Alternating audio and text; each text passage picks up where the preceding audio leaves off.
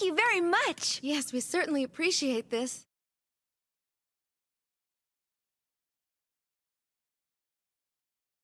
And we are live. No, thank you for the resub, Bailey, but also no shot.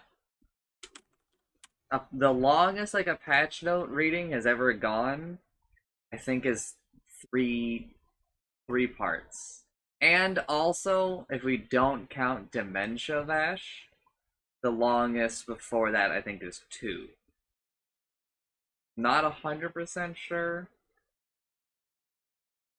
but I think so.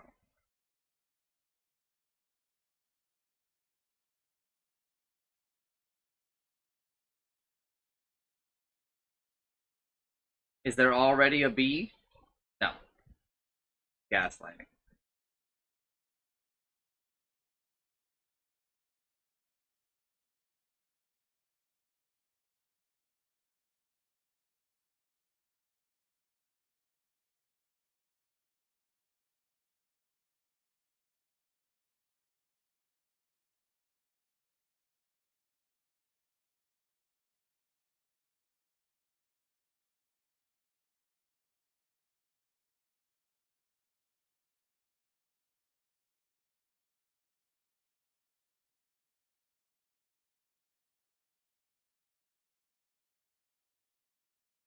Well, I mean, it's happened before, right? I've talked about it, but we have had some patches where like they just fucked up so bad on something that like we got like a B, or I think that we've even had an A patch almost instantly.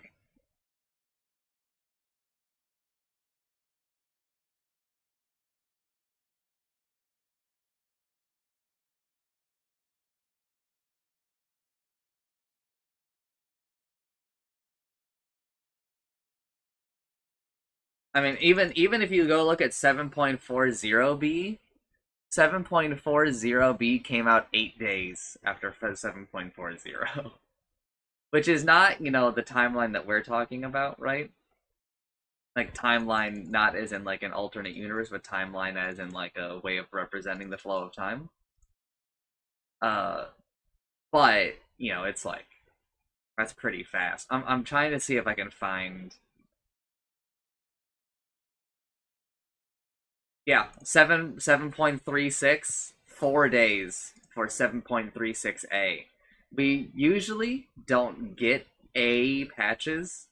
A patches, I think, are generally like reserved for oopsies that happen like basically instantly.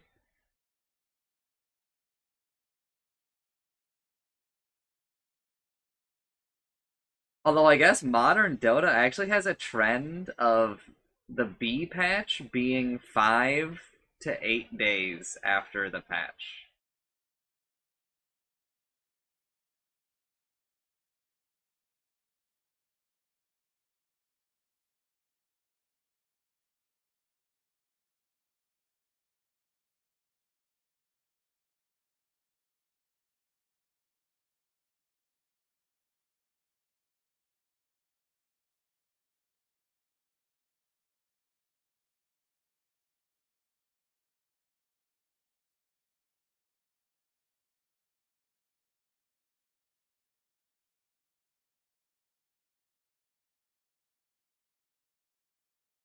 It's crazy to look at how long ago some heroes were.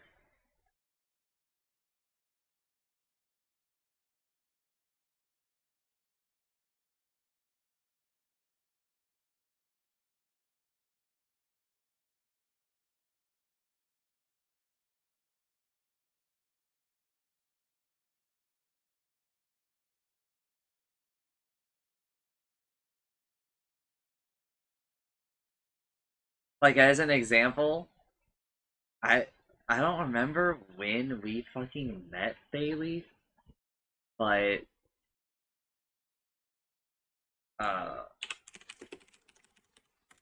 Grimstroke might have come out before we met. Oh wait, no, I think it's by Grimstroke came out like 2 months after we met. Isn't that like insane to think? Grimstroke, I know that like it's hard for you, right? But like from my perspective, Grimstroke is not that old.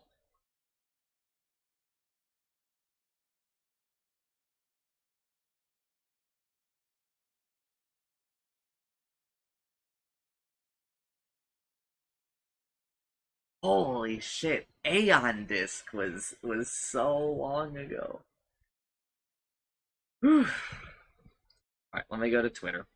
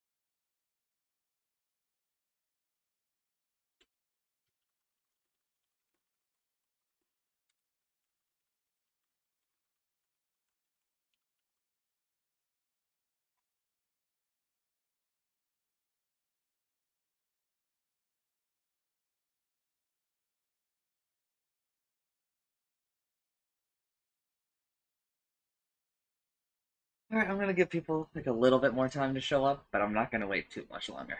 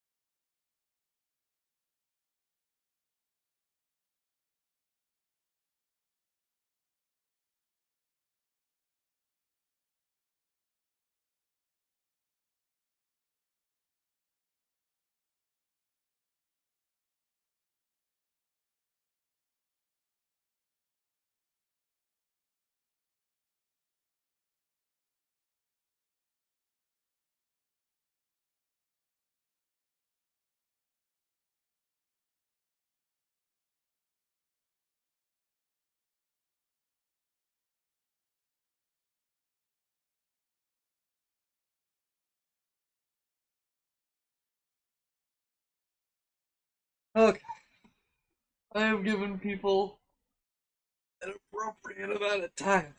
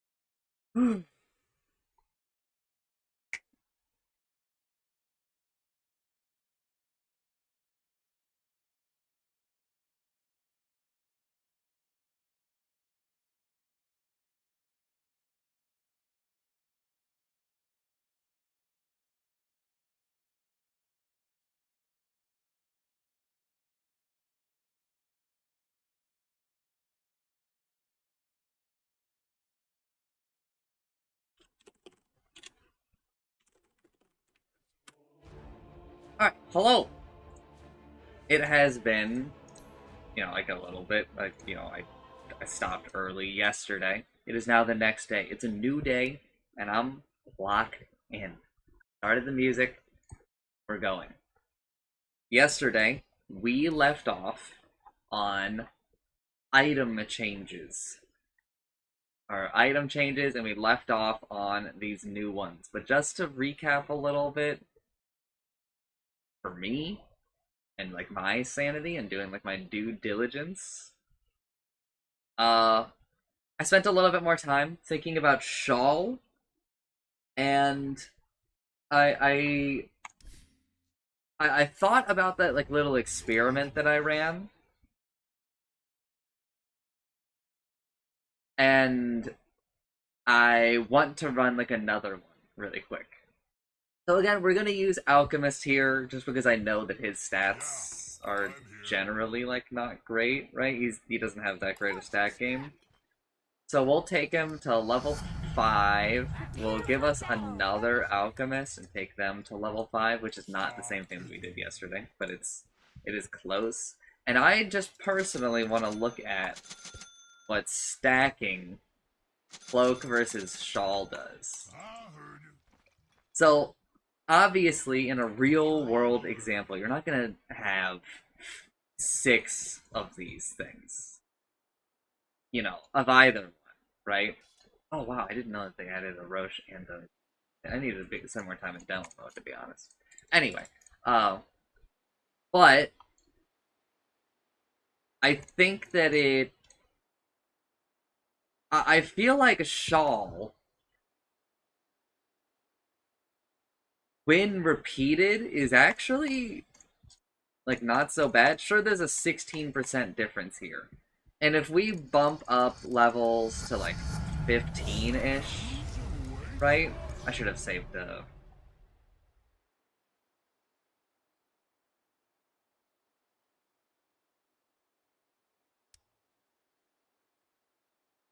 Is there still a way to save state? Save state? Yeah, save. Okay. So now we're looking at still a 16% difference. Wait, no, shouldn't that number change? Give me another alchemist and give him 6 shawls. And give me another alchemist with 6 cloaks. And as I level these guys up, the gap between it should increase because your additional magic resistance is a multiplicative times your base, I thought. Right? So 10% of your intelligence becomes base magic resistance, but shouldn't that. No, because it's all multiplication. It's all multiplication, right?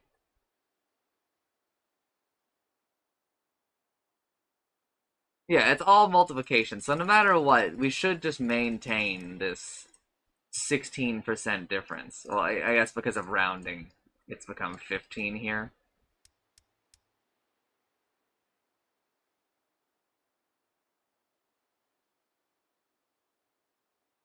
Did you notice that they lost a little bit? Or they stopped gaining, I should say?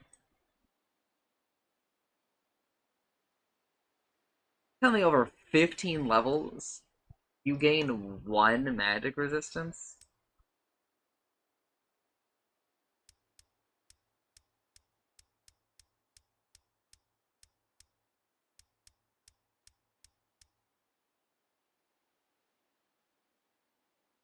Interesting.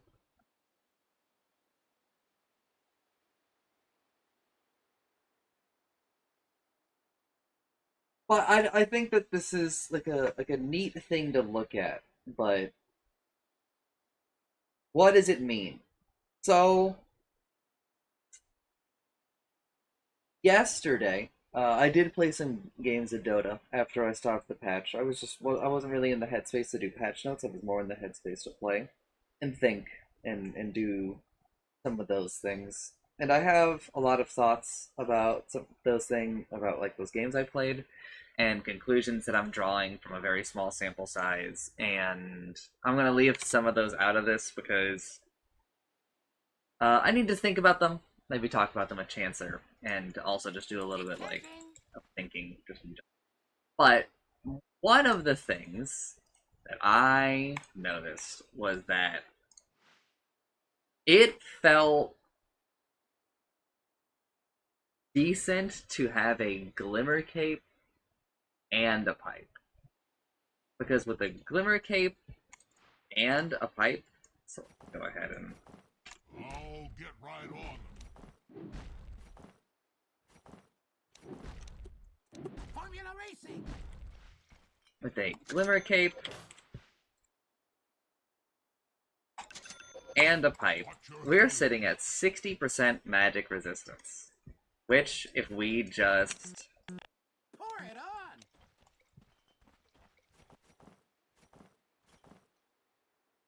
we'll just say that this guy has a cloak. Obviously, you're seeing like a 12% difference here. But I think that. Oh, actually, I'm dumb. Can't. You gotta be out of this aura. There's a 16% difference.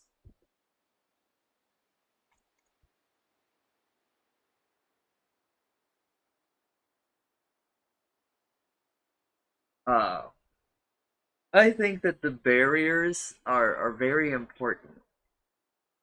Well, obviously, I mean, Glimmer Cape is just really good, right? Glimmer Cape offers like a ton of utility. It's movement speed, it's bursty movement speed, it's phase movement, it's invisibility, uh, and it's a barrier, right? And while I do think that Pipe is significantly worse Your middle tower is under attack. in as of this patch, largely because I think that pipe stacking before was very good. Your middle tower is under attack. I think that pipe stacking was a thing that a lot of Dota players just were not really respecting, Don't let your middle and they tower have fall. now removed pipe stacking, which is a little weird to me, considering how averse the community was to it. You know, you'd get made fun of if you were like, "Oh, you're building a second pipe. We already have a pipe." It's like, yeah, they have a Zeus.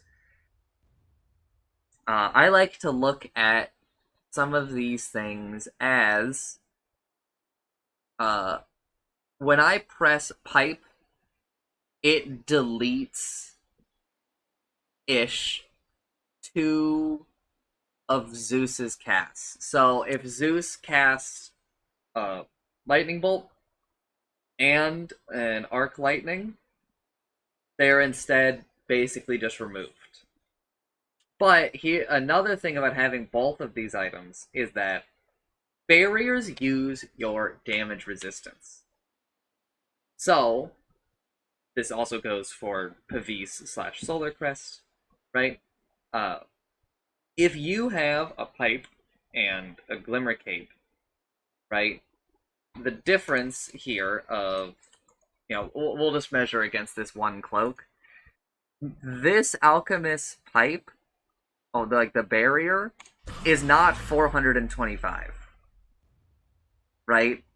In reality, it's 425 times 6, right?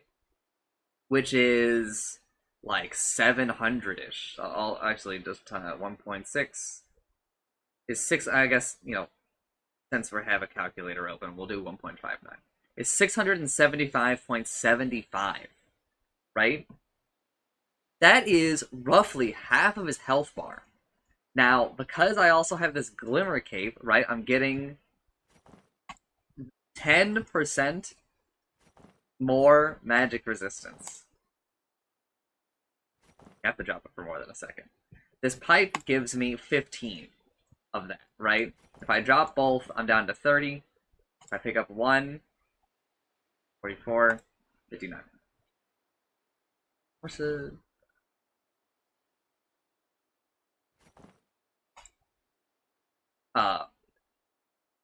And so that also then, by extension,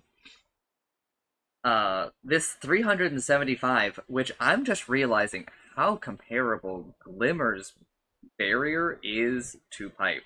There's no sickness for Glimmer, and there's no interactive sickness between Glimmer and Pipe. So here, this 375 times a 1.59 is 596.25. So, if we take that other number that we had, plus 675, that is 1,271 effective health for magic damage. So what was that? 1,200. Let me pull it up again. I already closed it, but let me put it into more realistic terms for people. 1,271 magic damage is 2 Finger of Deaths at level 1. Let's just do it. Let's just Tiptoe now. not You're this. shaking my broom. Give me a loin. Formula. Unless Finger got a new damage. Okay, no, it did. Nice that they do this for me. Mixing it up. Oh, I need free spells. You also need real. To hell and back.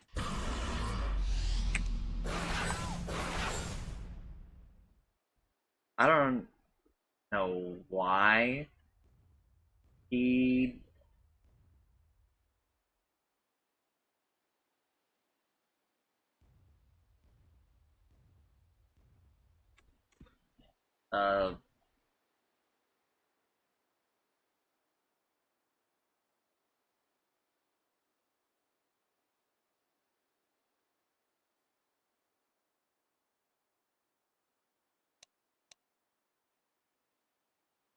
I don't know why I took damage there.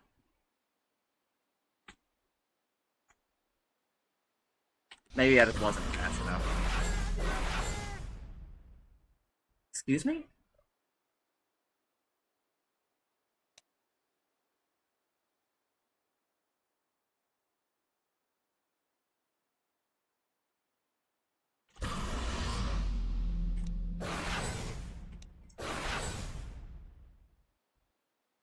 But I didn't take damage there.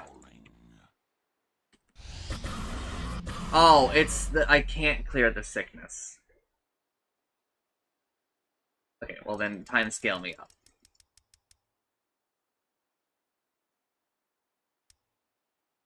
Okay. Now, save.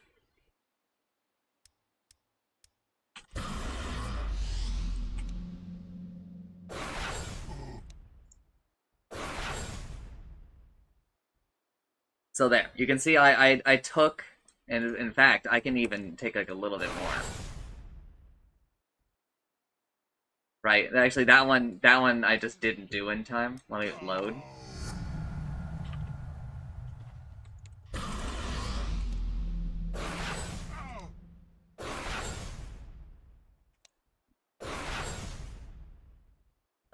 So I actually just took 3 fingers, which means that something's wrong here.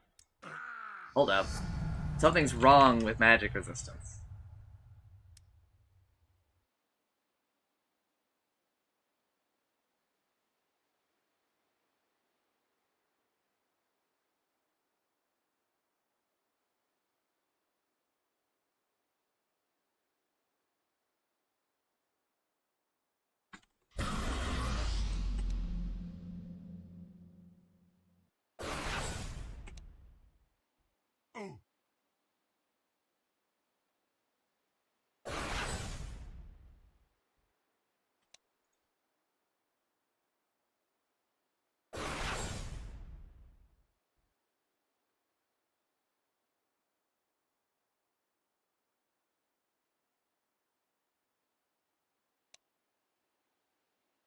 Where is the barrier?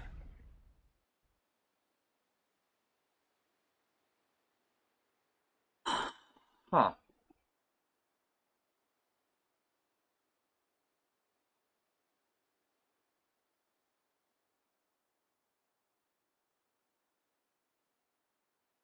Barriers, I guess, are not calculated correctly.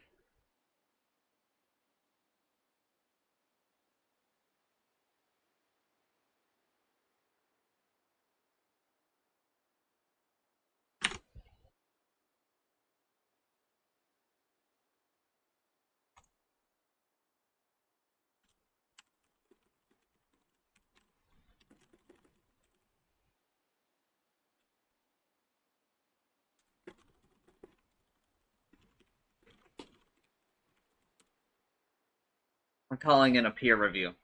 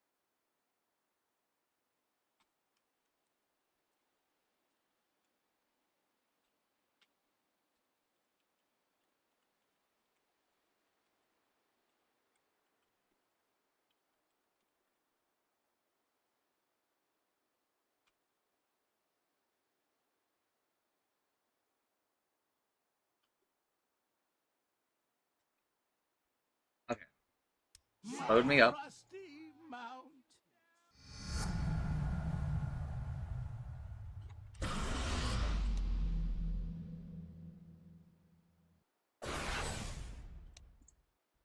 Ah.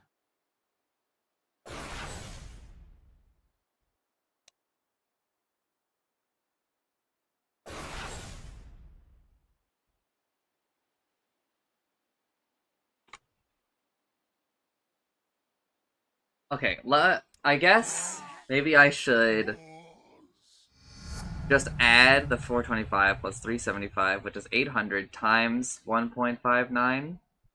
But even then, I'm taking more than that.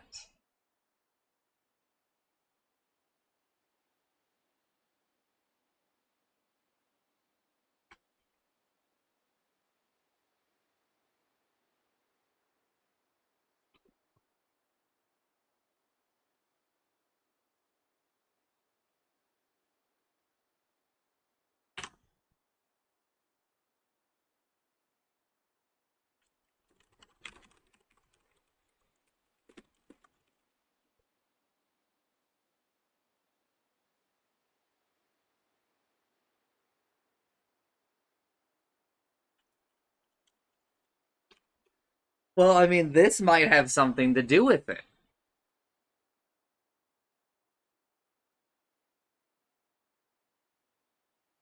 I'm getting so derailed right now.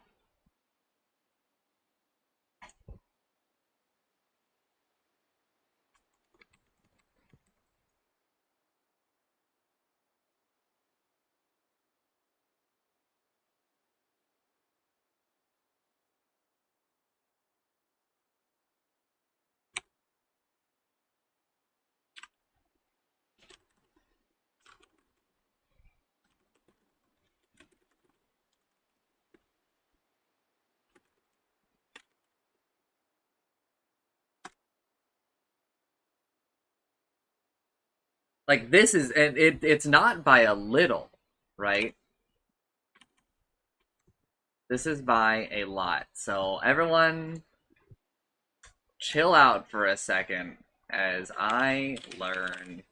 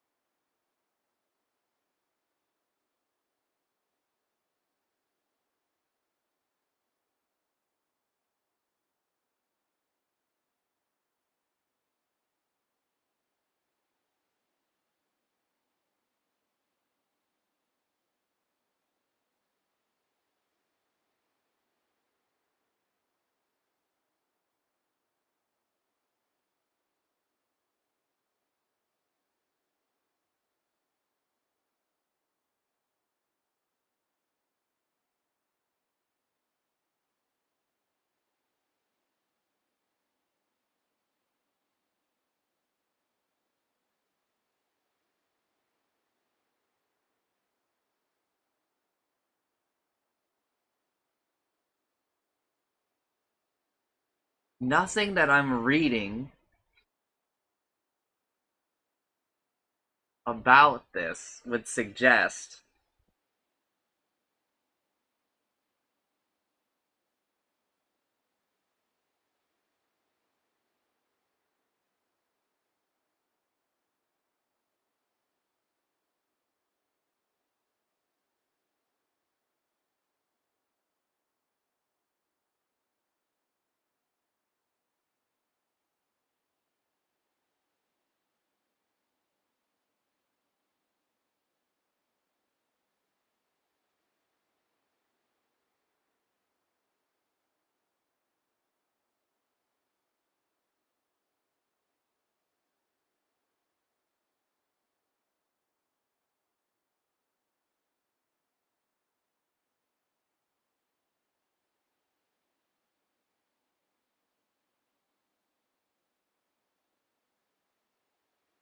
would suggest the outcome that I'm seeing.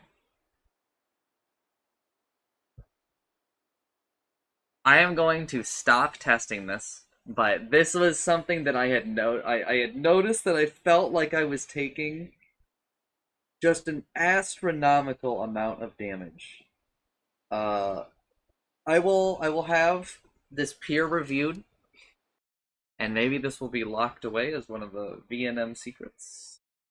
Because this is, I think, very dangerous knowledge. That stacking these things is as strong as it seems. Which is unfortunate that I tested this during a patch note reading, because it means that I cannot hide this as much as I want to.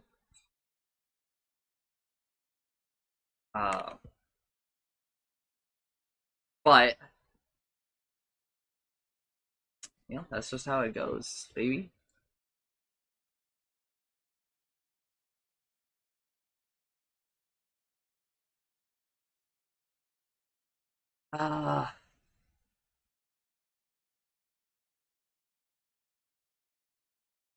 I think that's all I kind of wanted to say. I need more time to play around with Wizard Hat and its impact on mana boots here, for sure.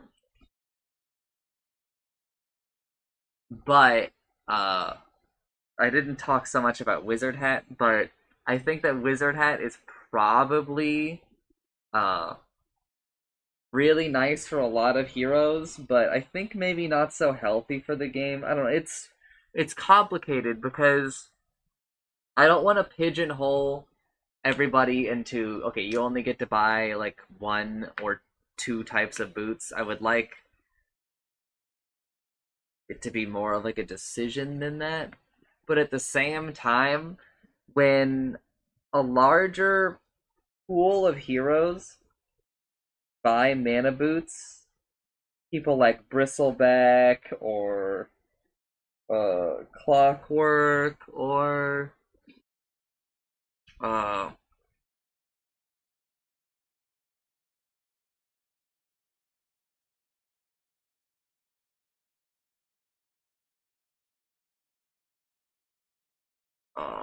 or I can't remember the other one, but there are like some heroes that when they buy mana boots, it's really oppressive, and it's a little reductive of like the game's mechanics. I already think that in general, mana and its management in the game is in a really bad spot. It feels like most heroes just stop having mana problems. But this could also just be a symptom of the way I play Dota.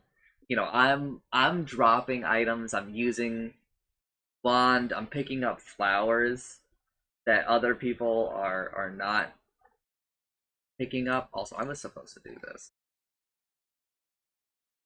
Uh, like a lot. And I'll drop items for like the flowers that I pick up as well.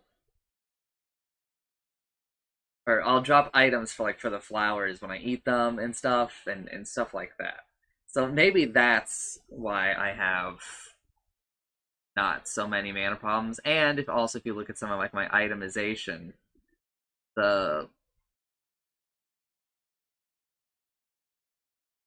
so I am a big believer, at least in 7.40, of Witchblade and Mage Slayer. I think that the combination of the two items before, the combination of damage, diversifying your damage portfolio because they both let you attach magic damage to your attack, armor from Witchblade, magic resistance from Mage Slayer, on top of the debuff,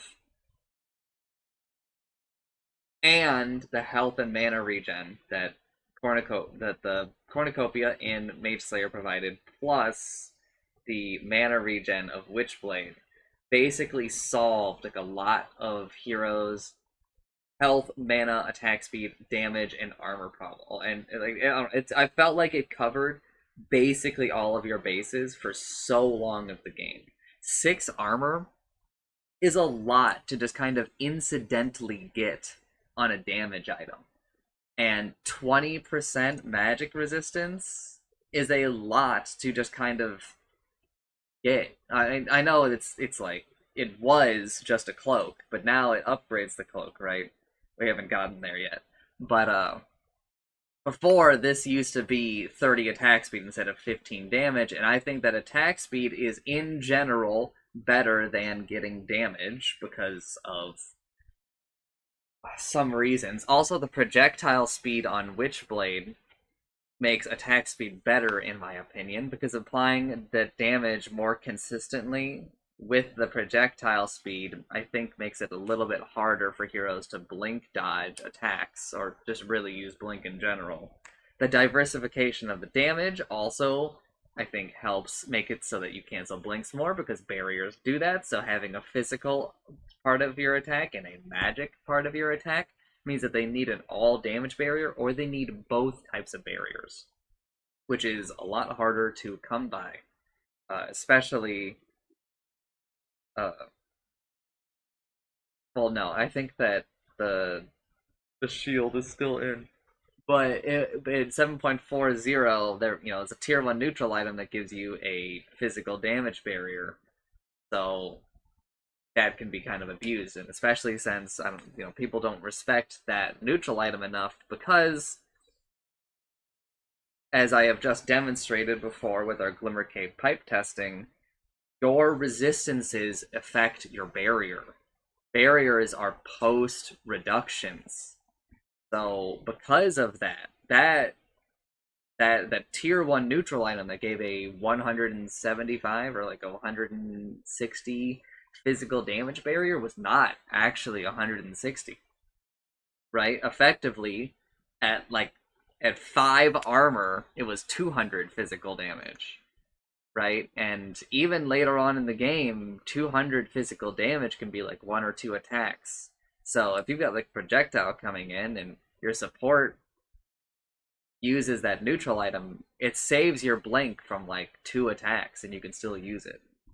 And I think that barriers are super, super good, which is really funny because if you like talk to me about buying Solar Crest, like 80% of the time I say no.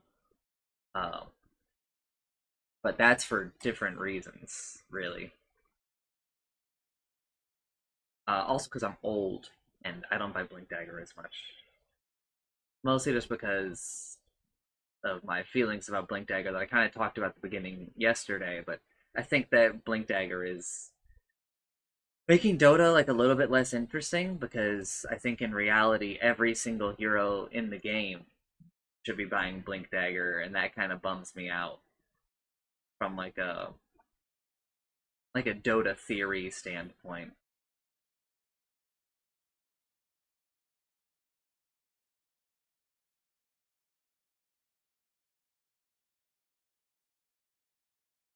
Anyway, and I still don't really have thoughts on Splint Mail. I just not too huge on.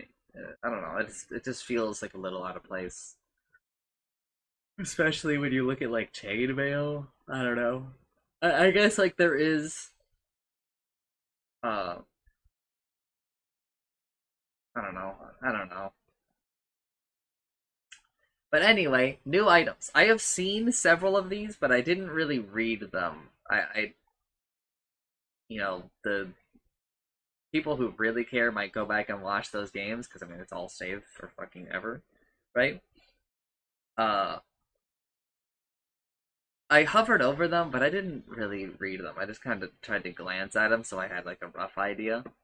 So Consecrated Wraps, which is made of a Vitality booster, a shawl, a crown, and a recipe for 2,600 gold. That puts it around the same price as like a Mage Slayer. Funny, so it's like 500 less. It is 175 less than a Witchblade. Just as some frames of reference. Less than a Dagon. More than a mech. like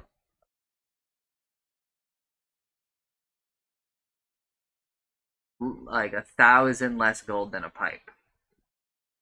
But it's 15% magic resistance, so it upgrades the shawl by 5%, so it's a 50% upgrade, so we can effectively view that as plus 225 value.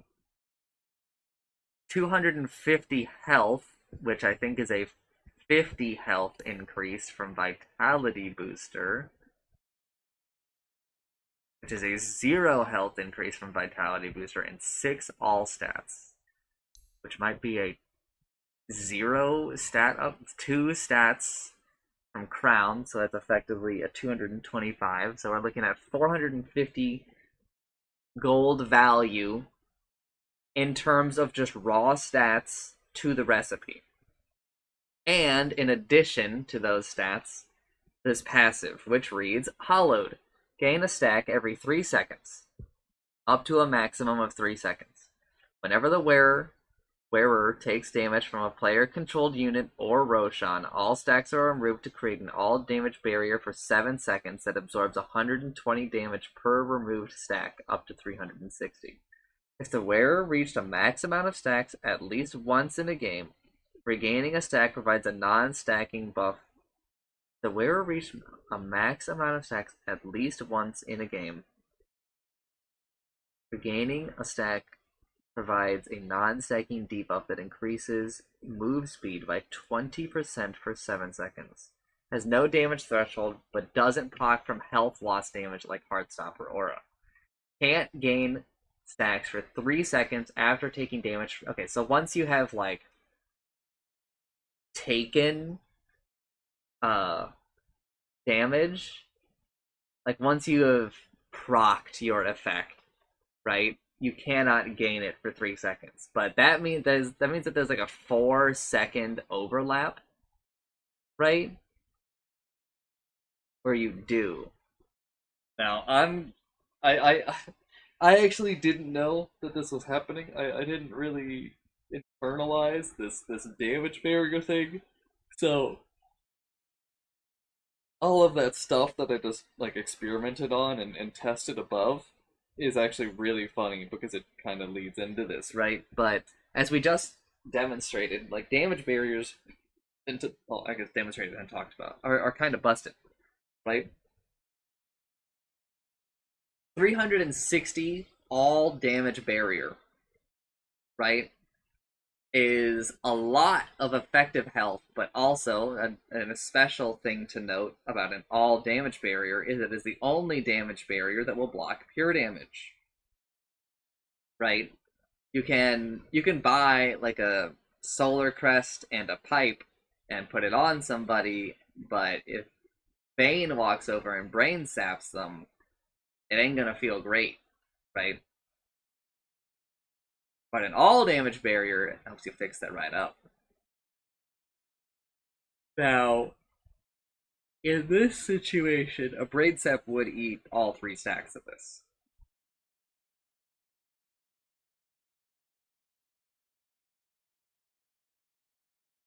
This item costs 2,600 gold, and I think it's pretty good, especially because it gives 15% magic resistance. 15% magic resistance is less than Glimmer Cape, it is less than Pipe, it is less than Mage Slayer. This is the only upgraded magic resistance item that, I'm gonna use these words, but they don't truly mean what I'm saying, that barely upgrades its magic resistance. Right? A Glimmer Cape upgrades it doubles the magic resistance, not including any of the bottom text. A Pipe, okay, I guess Pipe doesn't technically double it, because Pipe takes 28% and it turns it into 28%.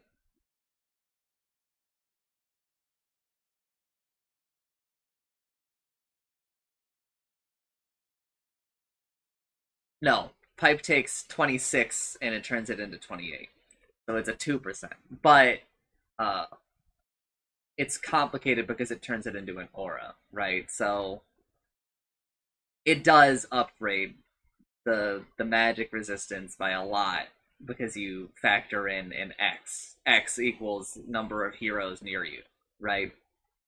It lets you turn your shawl into like a shared item, basically, which is obviously like a big, and also I mean you still get it, right? But I would say that consecrated wraps is the lowest upgrade for your magic resistance, just by looking at like kind of what you put in and what you get out. I guess maybe Mage Slayer's worse because Mage Slayer is a 2% in 2% if you minus 20 from 18, but it is a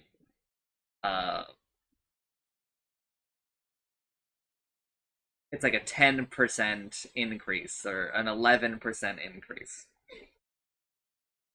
11% upgrade for this cloak to the Mage Slayer. But again, the passive part text of it kind of fixes that part. Whereas here, this does not say, like anything else to do with magic resistance. Like Pipe and Mage Slayer kind of do.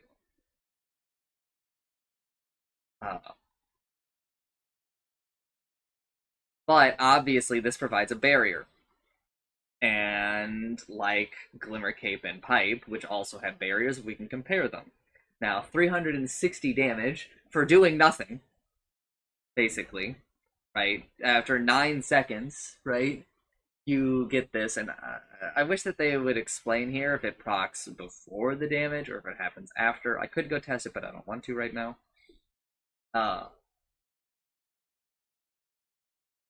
360 is obviously less than the 425 of the Pipe, and it is obviously less than the 375 of Glimmer Cape. So it loses out in those aspects, but obviously it gains in the fact that it's all damage. Actually, I do need to test something. This dramatically impacts the evaluation of this item.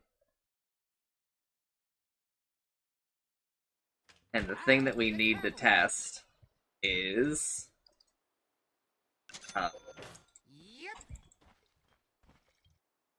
Prepare for battle. when is the damage block applied? Okay, so it is after this hit. This is not defense matrix.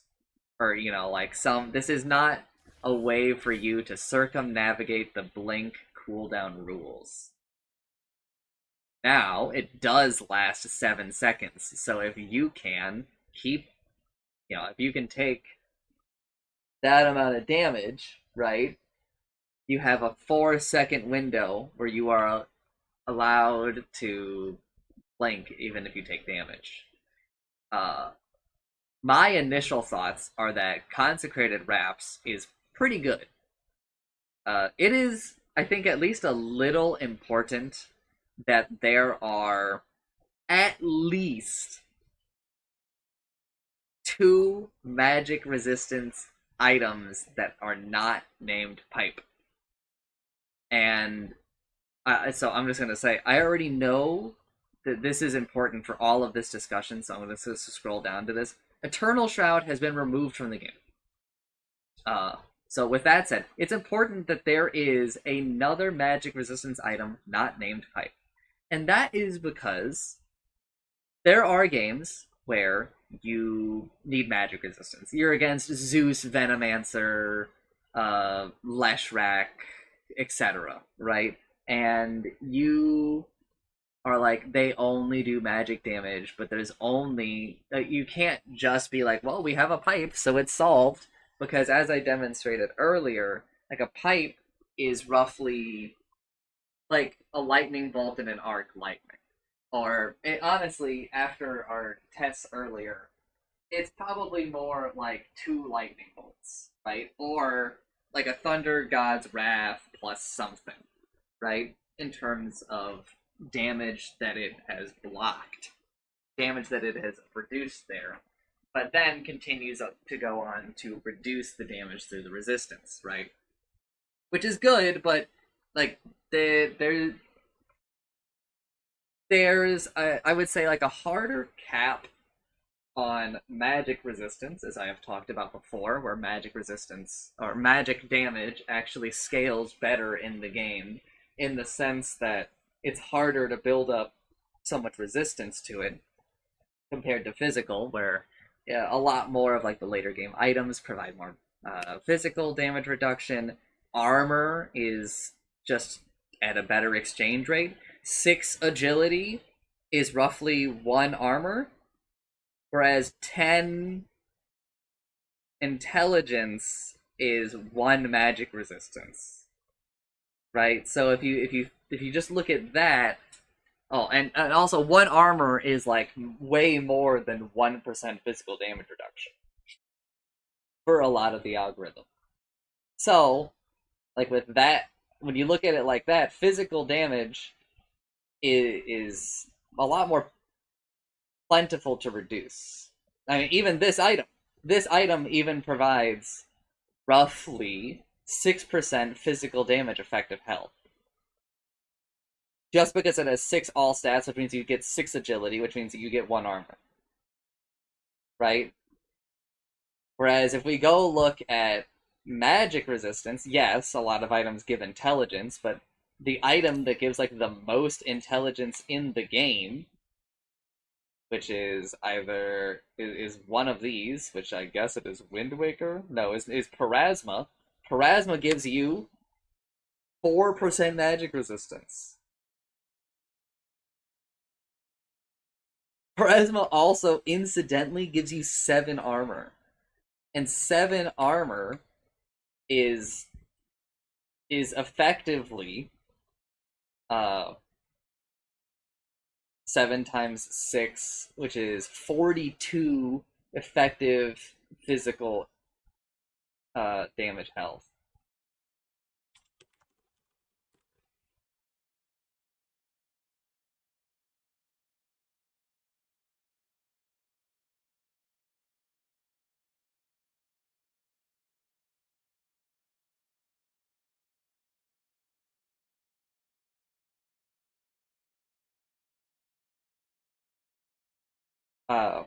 So I think it's really important that there are other items that provide magic resistance, because there are games where you're just going to need them.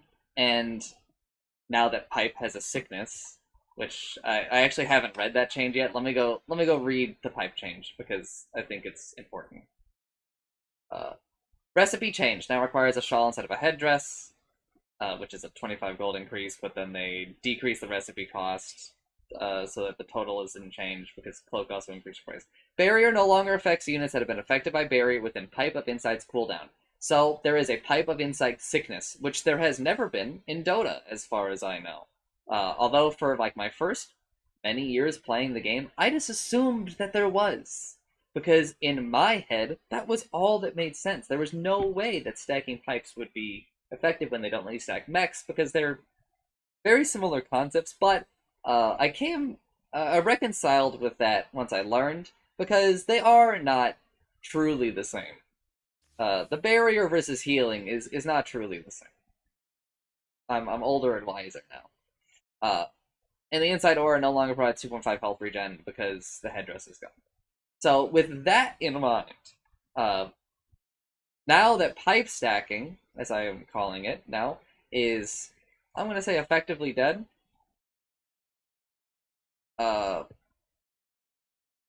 Even before, to be honest, because Dota players were so averse to having multiple pipes, I think it's important that people have more than one avenue to being like, I need to take less damage from magic, and I can't just increase my health. Because part of the problem, let's say we removed Glimmer Cape, we removed Consecrated Wraps, and I guess we just had Cloak, Shawl, and Pipe. Which is just an extreme way of demonstrating this, right? But it also scales to our current situation where we have these items, mind you. You buy a pipe. Someone on your team, you buy a pipe. You are against what are all those heroes I said before: Necro, Zeus, Leshrac, Venomancer, blah blah blah, right? And the pipe is just not enough. So, because you've already bought a pipe, you either buy a second pipe for 20% magic resistance, not even 28, because this is one of the big flaws of buying multiple pipes, is that the aura doesn't stack, right? So now your only options are buy these intermediaries or buy pipe. Or your other option, which is just buy more health. Right? In terms of just taking damage, obviously you could buy like an orchid and stop people from casting spells because most magic damage comes from spells, which is why theoretically magic damage is not supposed to. I guess I should. I'm going very deep into this consecrated wraps, but let's talk a little bit about like damage theory, I guess. So you guys have probably heard me talk about how I have been saying that magic damage is actually better scaling.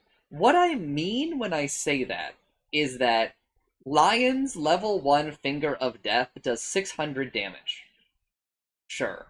And he also does 100 damage with, well, at level 6-ish when he is level, with his attack. Now, let's keep Lion the same. And let's put Lion against a level 6 whatever, right? They probably have... I guess... No, I'm not going to, because if I open up the demo, I'm going to go into this long form. And honestly, I should be paid to talk about like a little bit of this. And let's say he fingers and attacks like an equivalent enemy hero. Well, just like naturally speaking, because of everything I just told you about how armor and magic resistance increase by stats, right? Also, mind you, I've played the game for such a long time, and for most of that time, you didn't gain magic resistance by leveling up. You only got 25% or less, or more, depending on which hero you were. People used to have more base magic resistance, and techies used to have less, I think.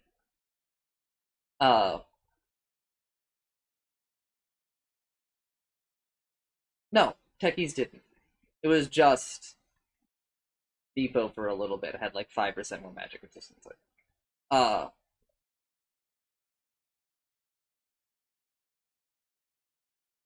if we just look at that, right, odds are that your magic resistance is going to be like lower than your physical damage resistance. In fact, let me just pull up the wiki, because I think that the wiki has the handy dandy armor table, which shows me a nice graph.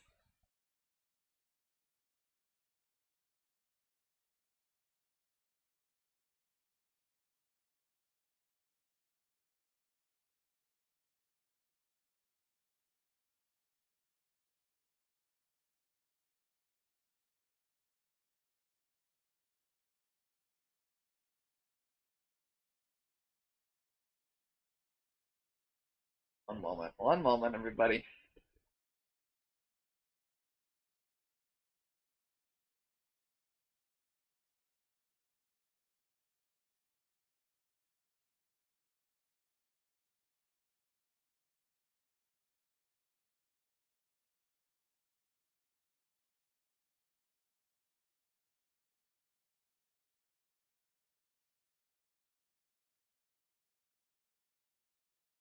At 7 armor, you are taking 70% physical damage. So you have 30% resistance, right?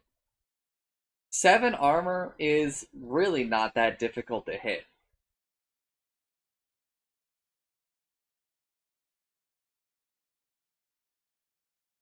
Obviously, at 45 armor, you are taking 72%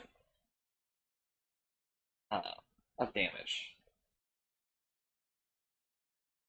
So, If we also, just to make sure,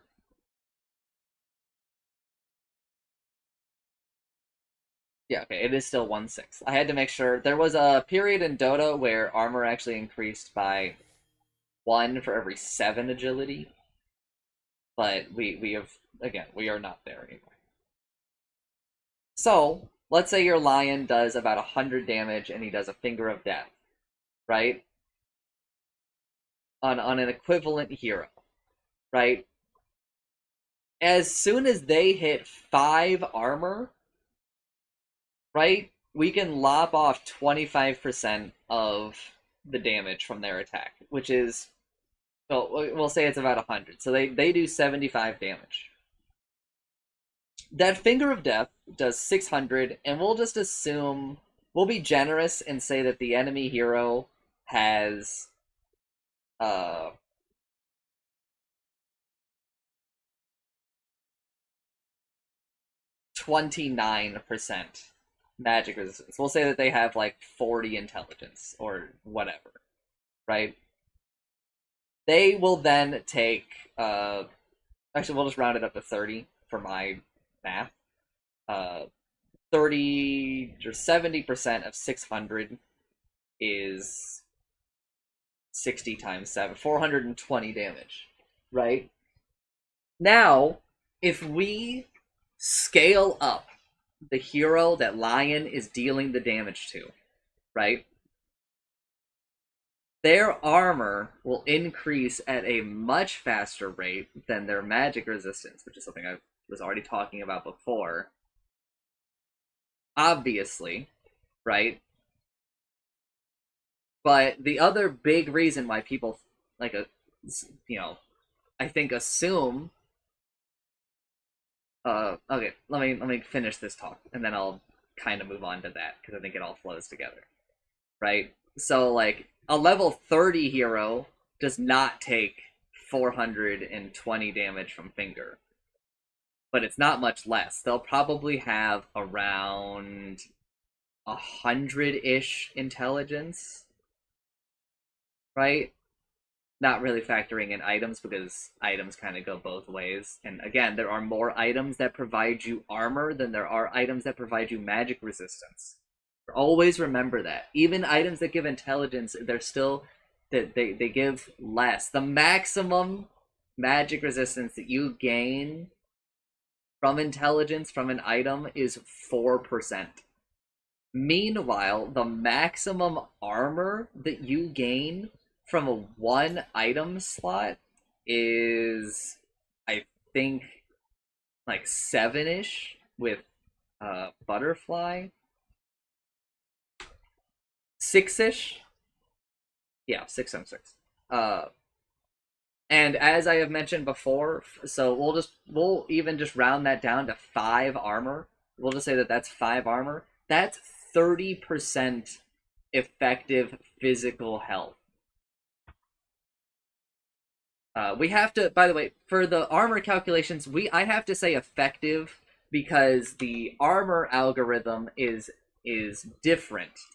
For anyone who is curious, every point of armor is less effective than the previous point of armor, and the way that it mostly scales, like if you normalize it out, is roughly a 6% decrease in damage from the previous point. This is done in such a way so that you never hit 100% physical damage reduction. Magic resistance does this by just being multiplicative and limiting the number of sources, but let's say we added, more and stronger forms of magic resistance. Magic resistance could also very well run into this. I mean, technically speaking, we might be able to achieve 100% magic resistance. Let's go ahead and investigate that, I guess. our most likely case for this is going to be Anti-Mage, because we can abuse the fact that he gets a bunch of magic resistance from Counterspell. Anti-mage. We'll just level him up to max. We're already at 56%. So then Prepare for battle. we're going to want a pipe for insight. Truth compels me. Aura. Now, I would love to see a quick little experiment about stacking Parasmas I go. versus just stacking, I guess, pipes.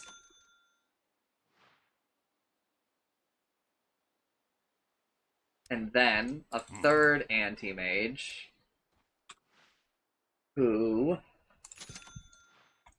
does like a mix of both.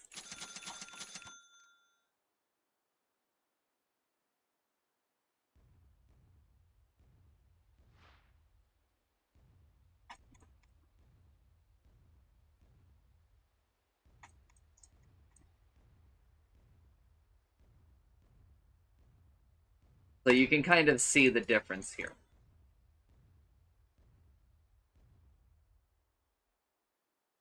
Obviously, pipe just gives you like a better return in terms of slot efficiency. Oh wait, we can do neutral item.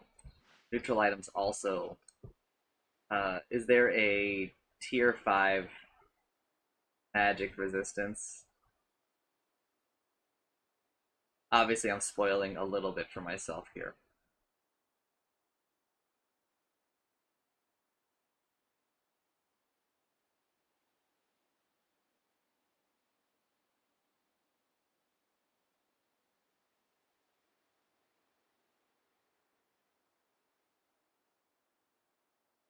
I have to make sure that there isn't a magic resistance neutral item. I don't think that there is.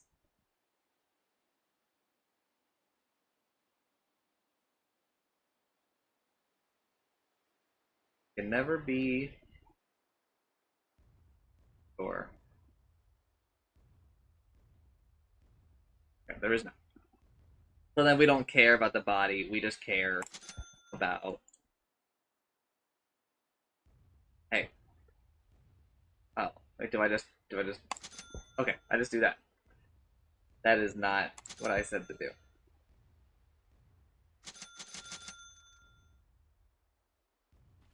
Out of my way. How do I get that? I want that.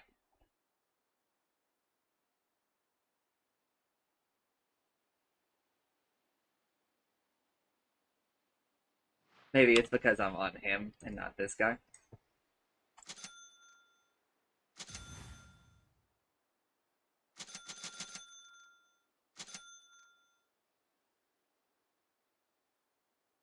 It's so annoying. The path is clear. Okay, do I just spawn?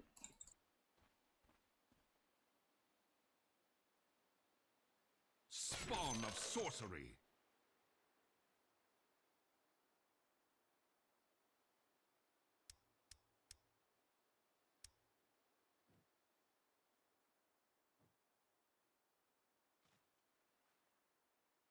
Yes.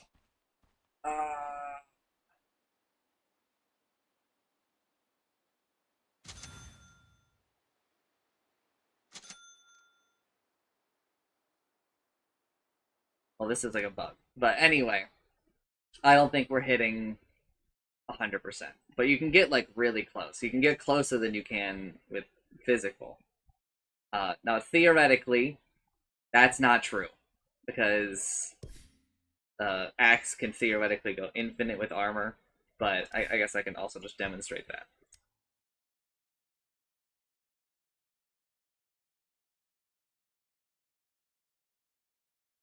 Physical is you know, sort of soft capped Forward. at the Prepare for battle. Enemies need killing. Give me like a condo. Axe will whittle them down. One bite. Double kill. Battle. This. Unstoppable. Cut and run. Rampage.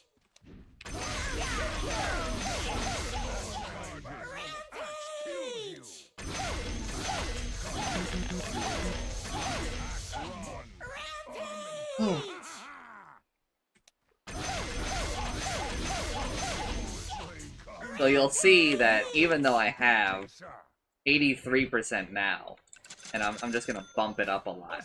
I just bought like 1,000,000 Karasses, which is actually not our most effective way anymore. Hold up. Rest is for the dead. We want 1 Karas and like 1,000,000 Shivas. Why are you doing that? Now we're up to 90. Okay, actually, it's still going up at like a rate that is not impossible. I mean, this is obviously just an insane amount of coals, right? But I really thought it was going to take longer for us to hit each percentage. But I'm pretty sure it will still not let us, Kills you.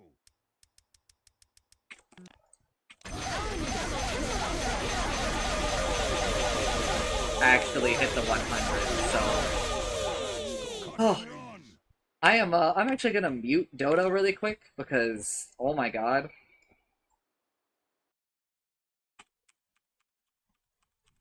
That's way better. But you're going to see that it takes longer and longer and longer to get these points of armor.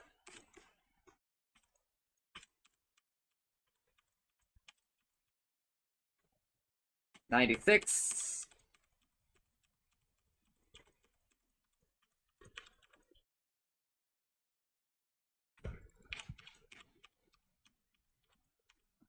We're currently at 400 or like 500-ish armor, right? And we're at 96%, right? 97.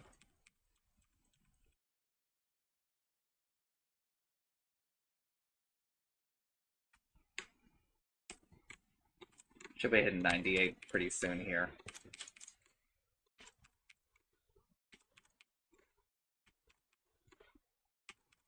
Now I'm actually like not sure how many decimals Dota does for armor. Like how I know that, you know, it kind of keeps track for what to display to you for when you gain like one of your armor points here. But I don't know how far in the decimals it will calculate damage on for like when it actually, you know, your health bar decreases or whatever.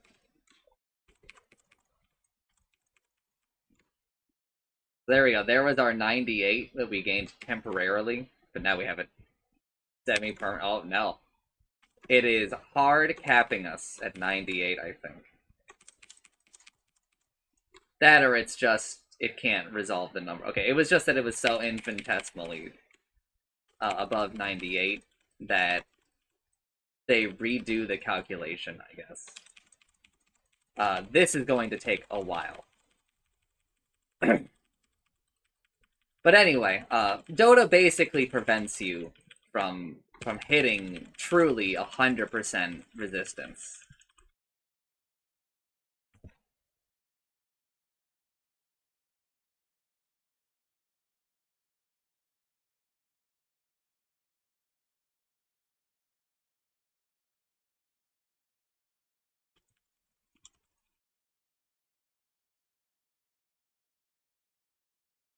Right, like, obviously this is an insane example, right?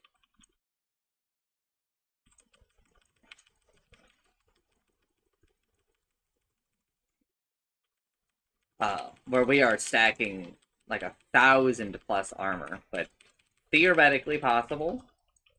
Axe just has to cull, several hundred times. But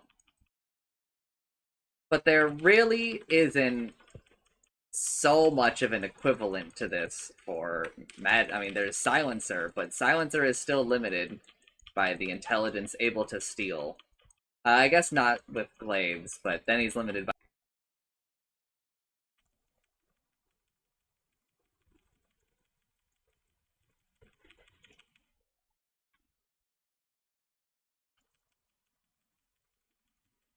Why does this work so weird? Like when I don't get something for every cull. Like it takes time.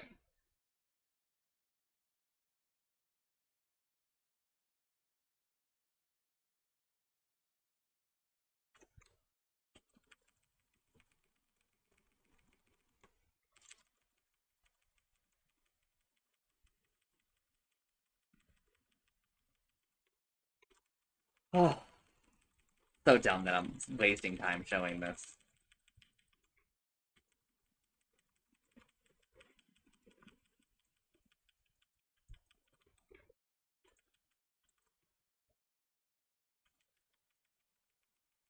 I'm gonna go to like 1,100. And after that, I mean, like, you can maybe get the UI to say 100, but you shouldn't ever truly hit it, just mathematically speaking. And obviously, this would, like, never happen in a game of Dota.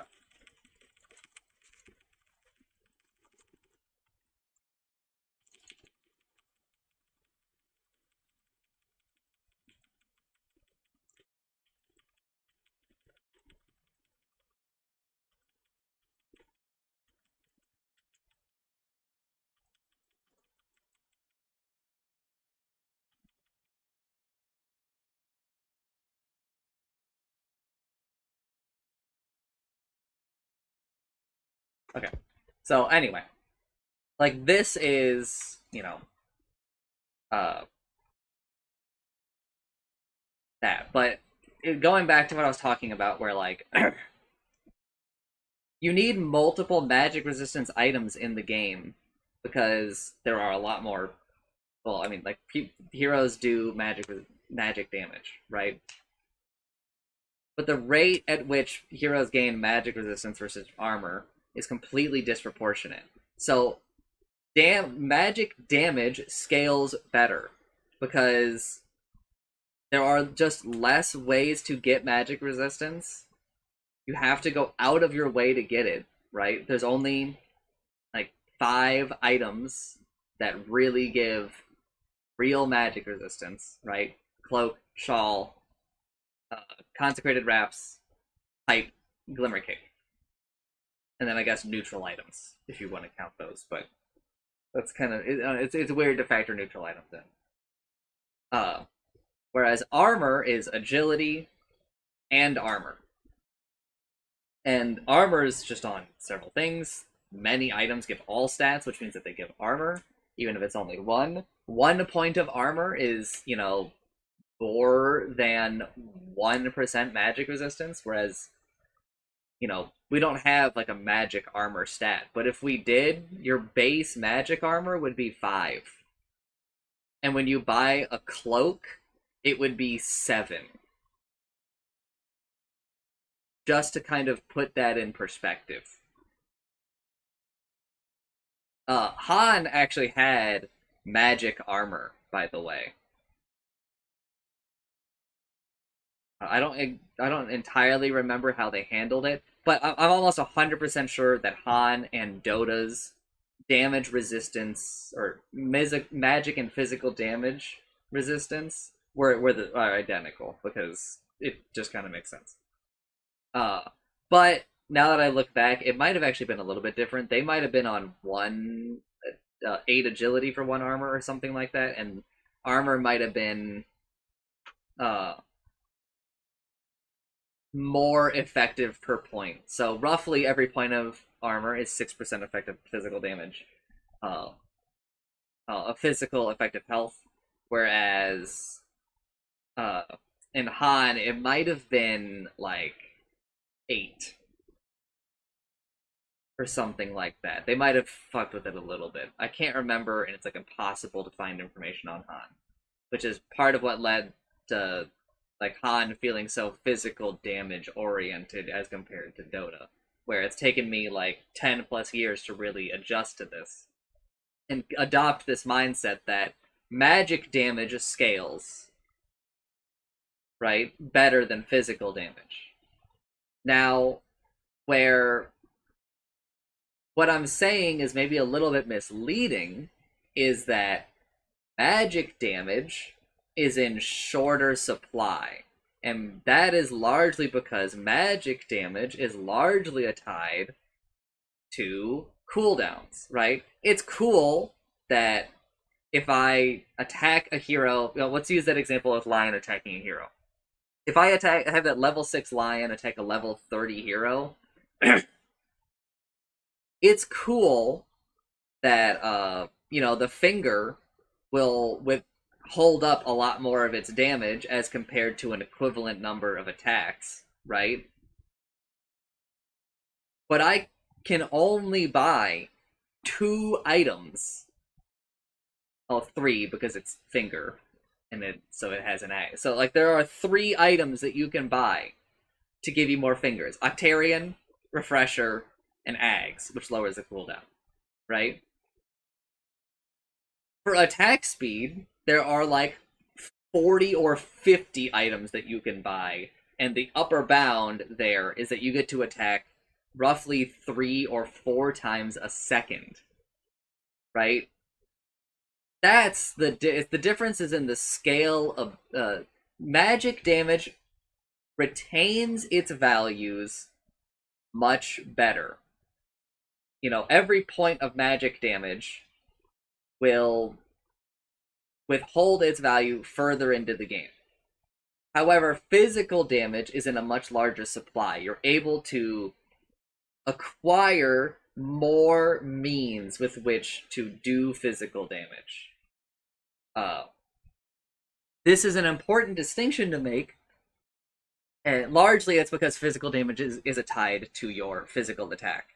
This is an important distinction to make for the exceptions. People like Muerta, who convert all of their physical damage on their attack into magic damage, which is really good. It's an insane diversification of their damage portfolio. I guess it's not necessarily a diversification because they, I guess I forgot the term for it, but they instead just convert it all to, right? So it's not really diversification. This is why I think Maelstrom, Witchblade, Mage Slayer are all very important items. And also MKB are very important because they allow you to convert your attack speed into magic damage. Witchblade less so, but still sort of. It allows you a shorter cooldown, like renewable supply that is not attached like to a spell or whatever into damage. It is scaling magic damage, but it is less scaling than some of the other ones. Mage Slayer doesn't really let you convert your attack speed into magic damage in the sense that, like, if you have 700 attack speed, it doesn't really change your magic damage output as compared to, having, like, 300, which is, making sure that you're always applying the Mage Slayer debuff so that you have the damage. Right? I think that these items are really important, and I think that they're very strong because of this. Heroes naturally gain less magic resistance than they do physical damage resistance. So, it is, I would say, vital to diversifying your damage portfolio, making sure that you have a good amount of both types of damage. And if you can put magic damage, also, Maelstrom also has a cooldown. You'll notice that all, and so does MKB. Like, all ways, except for, I guess like Muerta to a degree, but I mean it still has a cooldown. All ways of like turning your attack damage into magic, your like auto attack into magic damage, basically have cooldowns. There are maybe 3 exceptions. One, the tier 5 neutral item enchantment Audacious, which lets you add like 100 magic attack damage to your attacks, which I say is very, very good. B&M, I'll withhold a lot of what I say about that. That's just, you gotta come to me if you want to hear more expanded thoughts on that, right? MKB has a cooldown, but it is pretty short, so it's pretty hard to start really running into it. I think it's like a 0.6 or maybe even like a 0.08 or something along those lines of a cooldown. Let me go take a little look-see.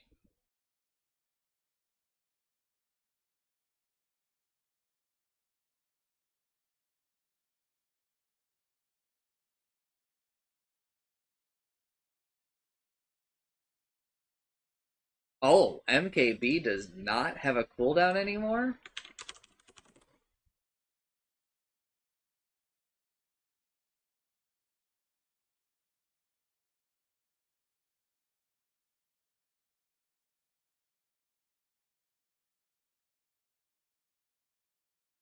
That doesn't seem right.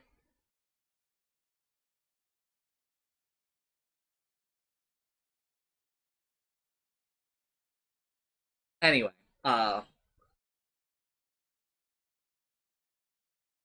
and I think that that's all like a bit intentional, but I also think that there are gaps that can be exploited by the player base. So it's important that we have other options so that, if a team is all magic damage, you are not just like, okay, well, I guess I'm just going to have a cloak in my inventory. There need to be options that you can pursue, because without those other options, you either just stack cloaks or you turn to the only other source of surviving this kind of damage. And sometimes surviving is like your best avenue. I know I already kind of talked about. You could also just prevent the damage. You have preventative and you have like I guess like responsive, where preventative is like you sheepstick the hero and you just kill them. Right? Doesn't matter if you have 1 health if you just never let them do any damage. Right? But that's not super realistic. But also neither is I will just buy so much that they can't possibly kill me, because, given enough time, they will kill you. Mostly the case. If we didn't have these other magic resistance items, well, I guess now that intelligence, we would stack intelligence, but that's also just not good. Again, the most that you're getting out of an item from intelligence in terms of magic resistance is like 4%. And that's if you buy the most expensive one. You're buying, Marillion Parasmas, which at that point, I mean, Parasma is good for stats. Parasmophobia, but I don't know. You would just buy health, which, 1, is also effective against the other 2 damage types, or I guess 3. But it doesn't really, 1, it's not as engaging. 2, that doesn't make it any different than buying, for physical, and obviously, as I've kind of explained before, you have to walk the fine balance of amping your raw health versus amping your effective health, right? You're always in the ever mathematical battle of choosing between the two. Do not buy 20% magic resistance if you only have 800 health. Just go. I mean, if you could spend 5,000 gold to gain 20% magic resistance, this is a made-up example, just to illustrate that you should be doing these kind of evaluations. like 5,000 gold for 20% magic resistance. Or I guess I should say 20% effective magic health is worth less than spending or 20% magic resistance when you have like 800 health is effectively adding 160 health to your hero. If you could, you should just instead buy a vitality booster and gain 250 health for 1,000 gold. You should be thinking about these things. Obviously, upgraded items have effects, right? You aren't just buying Consecrated Wrap for the 15% magic resistance. You're buying Consecrated Wrap and gaining this block of text. My time playing Hearthstone and listening to how like some people evaluate some things in Hearthstone, I think kind of helped me with the mindset of evaluating some of these things. Because in Arena, there are some cards like in Hearthstone, like he's like Ogre Maul Brute or something. It's like a 6 mana, 6/7, and it has no text. The way that some people phrase it is that his text, like his card effect, is that he has 1 more health. Like, that's his special effect. It's not that he has blank text at the bottom, right?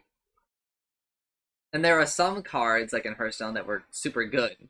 Because if you looked at them on this 1 mana equals 1 health / damage, with health being more favorable, so a 2 mana should have, like, at least 2/2. Or, like, a 2 mana should be a 3/1, right? Something like that. I think Magic probably does the same thing, but Magic was, like, harder for me to get into at that time, right? My first experience with this was Hearthstone. Some cards, if you cover up their bottom text, like the card effect, the card is good just based on cost to health mana, right? And then you add the text on, and it adds like a certain amount of value. Breaking things down like that, I think, is very conducive to exploring thought processes and for understanding like game mechanics and their interactions.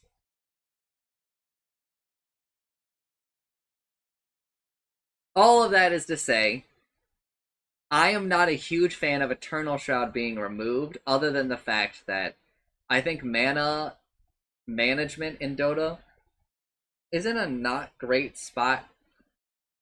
And there's like a lot of reasons for that. Some of which being Clarity and Mango's current position in the game, some of that being neutral items and the way that they allow a lot of heroes of circumventing like mana as a concept. Some of that is just flowers and a bunch of other things, but I think that in general Dota players are happier being able to cast their spells more, but I wish that we could go a little bit more in the direction of having more meaningful interactions with managing your mana. But it's important that we have these side items that are not named Pipe of Insight, because people need options. People need options for magic damage, and I especially think that now as compared to like 6 years ago. Am I a big fan of Consecrated Wraps? No, because I'm a little anti-barrier, not because of barriers per se, but because of Blink Dagger. Now, let's read the alt text on. Let me read the alt text on this really quick.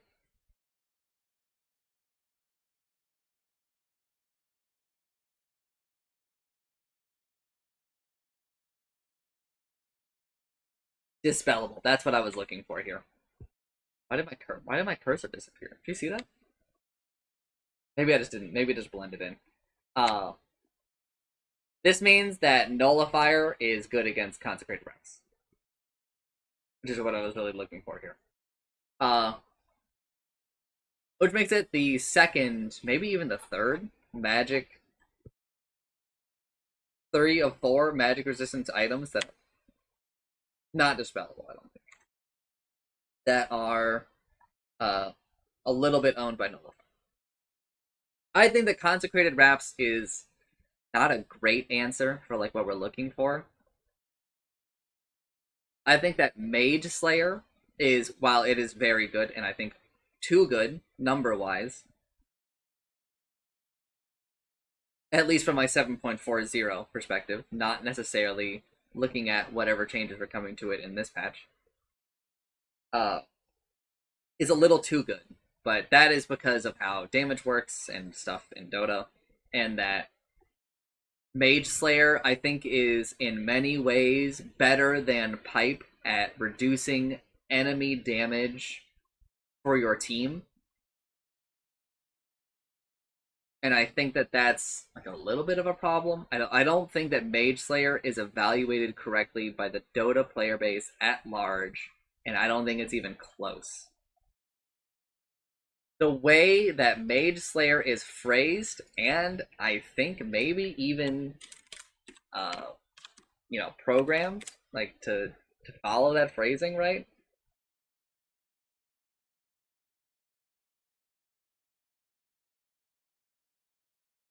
One moment.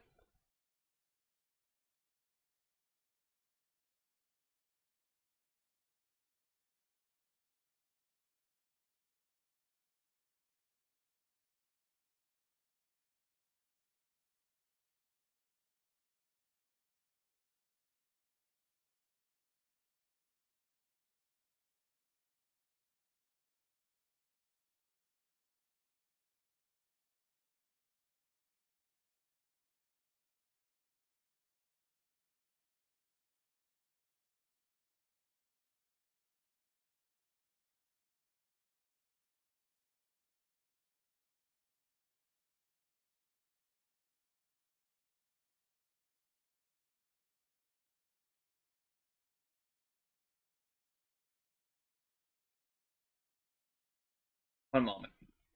Everyone just chill out.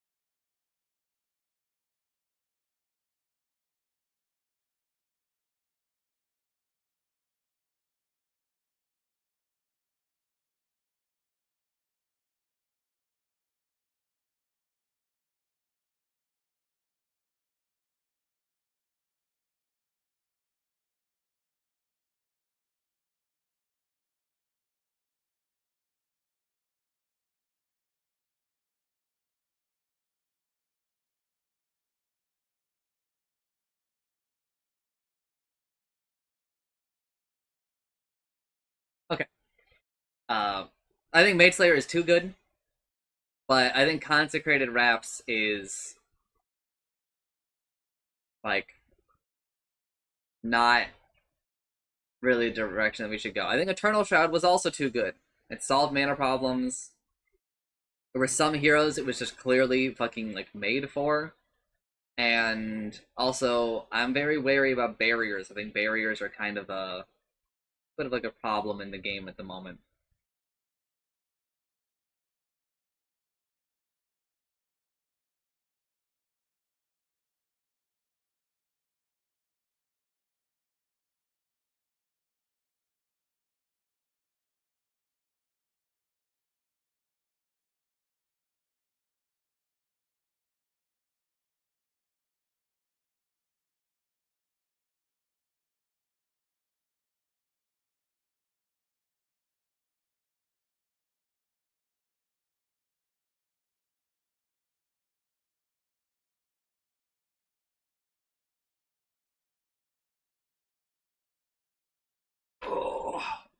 Okay.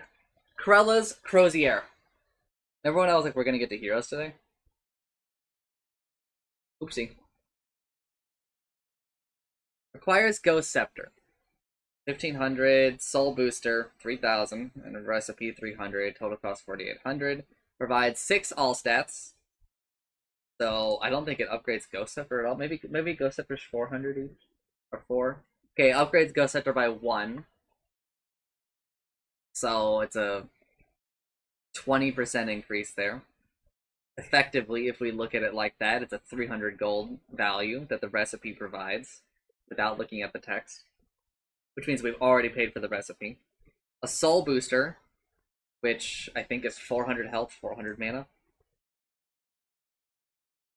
Okay, which gives us 25 more health, 25 more mana, which is like a 5% increase for both or something like that, right?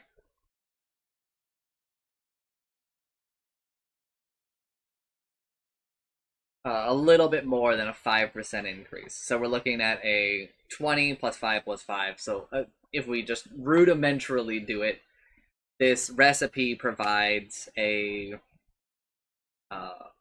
300 plus 300. So if this recipe is providing double the value that it costs, theoretically, right? It's really, we're splitting hairs, basically. It doesn't really upgrade the passive parts of this.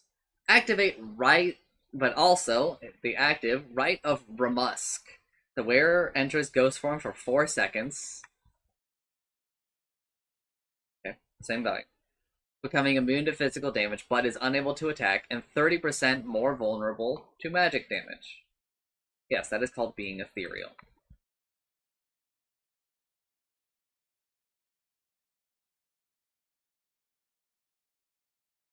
Steals 5% movement speed from enemy heroes in a 900 radius every second. Movement speed steal lasts 1.5 seconds. Bonuses stack and have duration refresh on gaining new stack. No mana cost, cooldown 20 seconds.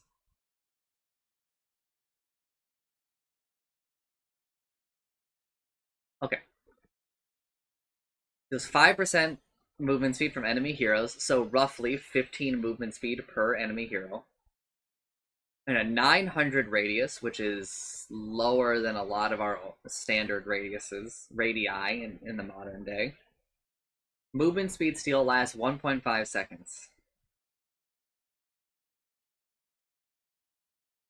It doesn't say whether bonuses stack. Does the debuff stack? I assume so. So, no cap, so theoretically, it could steal 20%.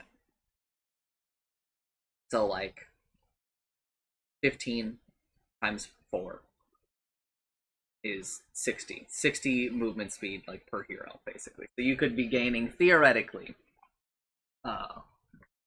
60 times 5, 300 movement speed, which would put you at the movement speed cap. And this doesn't say that it removes the movement speed cap. So 550. Roughly speaking. Assuming no slows or anything, right? And also, like, average, blah, blah, blah. Actually, it's way... You get way more than that, because people buy boots. So, 350-ish. 5% of 350 is...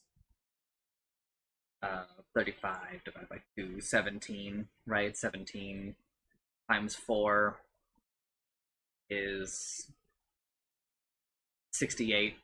68 times 5, 340.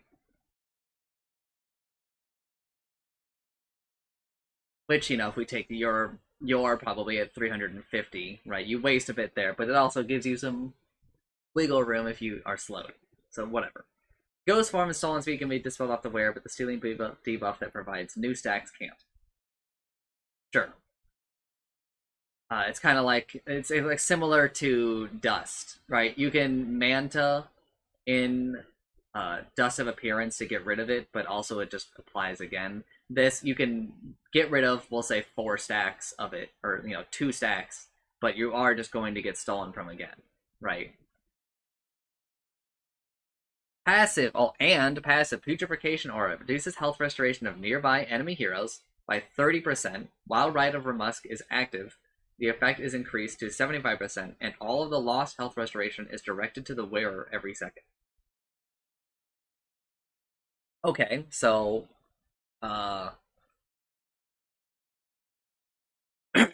this item is really good, I think. It's a tad expensive, but first and absolutely foremost, Ghost Scepter upgrade. So prior to this, Ghost Scepter upgraded into one item. Now it goes into 2 items. Huge. For honestly, like a little bit of the reason I talked about with Consecrated Wraps above, it's another source of ethereal. Now, it can still be dispelled, so this item is still countered by Nullifier. In fact, this probably increases the likelihood that Nullifier is fought, period. But Nullifier, I'll talk about it later and kind of go into more about why I hate it. Again, I think that the passive part of this item is pretty good. 30% health restoration reduction is just nice. General. Upping it to 75% for 4 seconds is not super broken. 4 seconds is not forever. And again, a 900 radius is big, but it's not as big, I think, as Dota players are probably used to these things affecting now in the modern age, now that we've increased the usual radius size up to 11 or 1200 or 1300.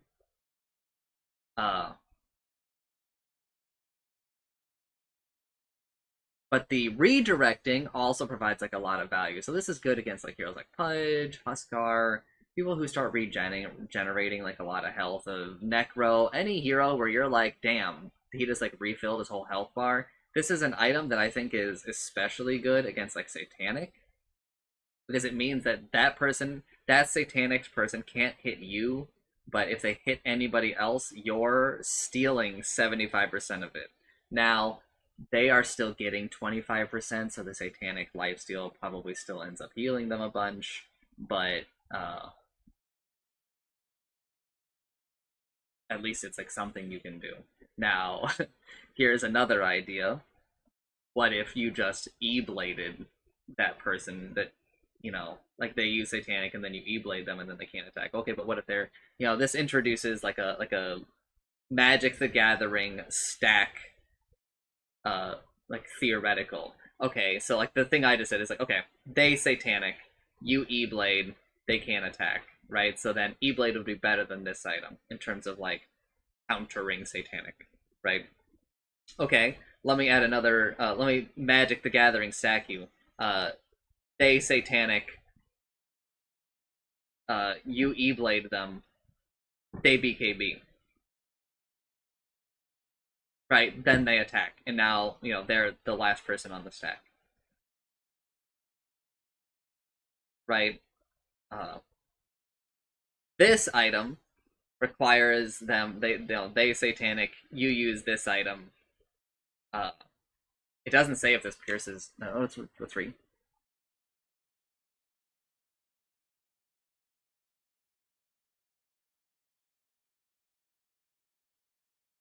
Does not say if it pierces, like, debuff immunity. I'm gonna assume, just, I don't know, it's weird to assume, and I don't want to go fast. I think the item is pretty good, but it is a pretty hefty price tag. It's also nice that Soul Booster is in another item. Alright, let's just go see if that's even true. Yeah, it's nice that Soul Booster's in another item. I think Soul Booster is kind of like a neat item, but I think it's also really dangerous when it's in more items, because 400 health and 400 mana is like a crazy stat to have. Effectively, that's like 20 strength, right? And like 25 int, I think, or something like that. No, it's like 18 int, like that. I think this item is good, but I kind of need to think on it a bit more. in general.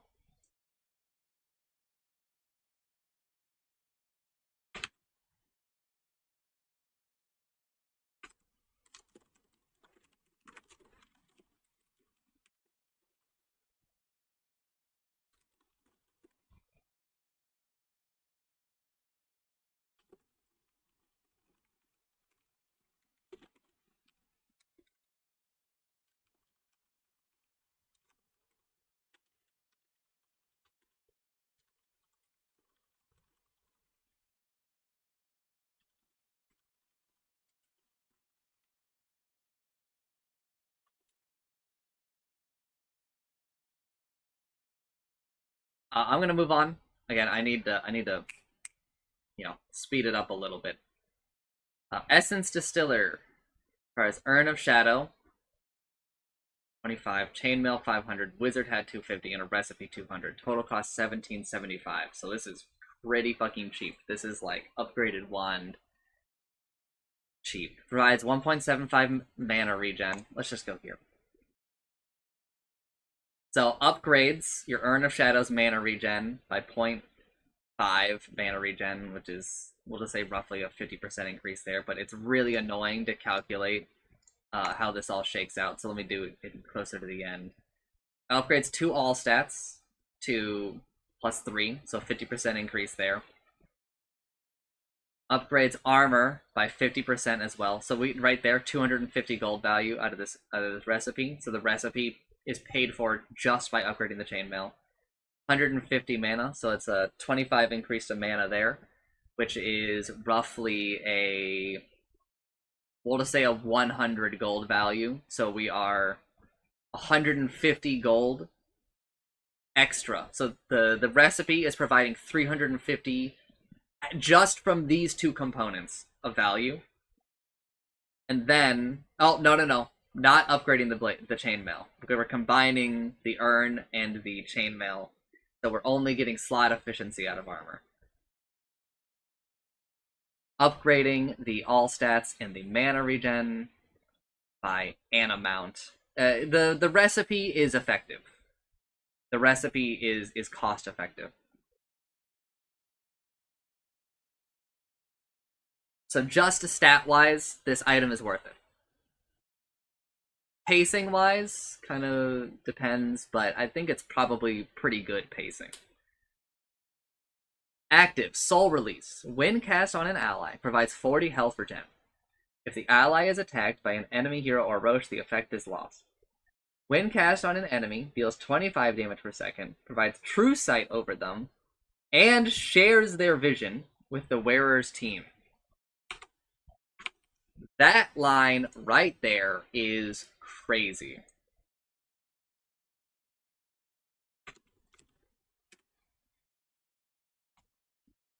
Both effects last 8 seconds. Can be cast on the ground to put a dormant effect that will latch to the first enemy hero that comes within 400 range from it. The effect waits for 15 seconds and provides 400 vision until it disappears. Gains charges every time an enemy hero dies within 1500 units. Cast range 1000. No mana cost. Cooldown of 10 seconds. So you can, there's overlap, so you can effectively keep it on somebody. When cast on an enemy, deals 25. So does not upgrade Urn's damage. Does upgrade the health regen. Upgrades Urn in terms of this True Sight, shared vision.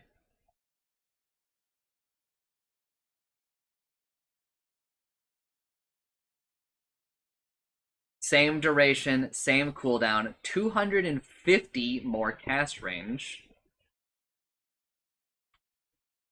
Same charges rules.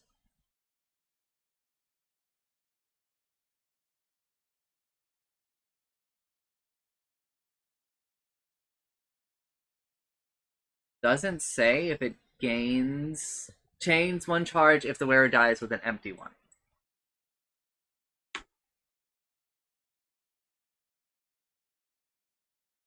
I guess Urn doesn't do that? I thought it did.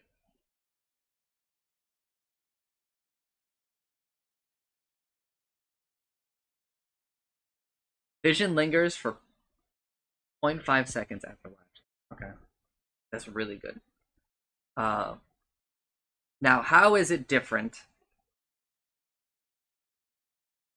from Spirit Vessel? Obviously, Spirit Vessel provides more all stats, but that's because it has a diadem in it. Same cooldown, different range.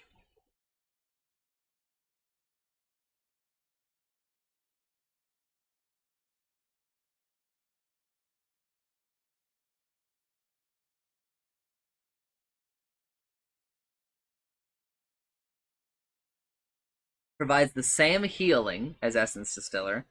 Oh, also, just as a note, Spirit Vessel is like also 1,000 more gold. So, but Spirit Vessel does a percent health damage on top of the 25. So let's say a hero has 2,000 health, 4% of 2,000 per second is like 80 damage a second times 8, 80 times 8, 640, right? As compared to, and plus 25 times 8, which is 200. So it does like almost 1,000 damage over its course, assuming no resistance. Whereas Essence Distiller will just do like 200 damage, right? Essence Distiller is more about the ability to apply it and vision. Also, Essence Distiller, they have the same health values. Spirit Vessel also has negative health restoration on it for enemies.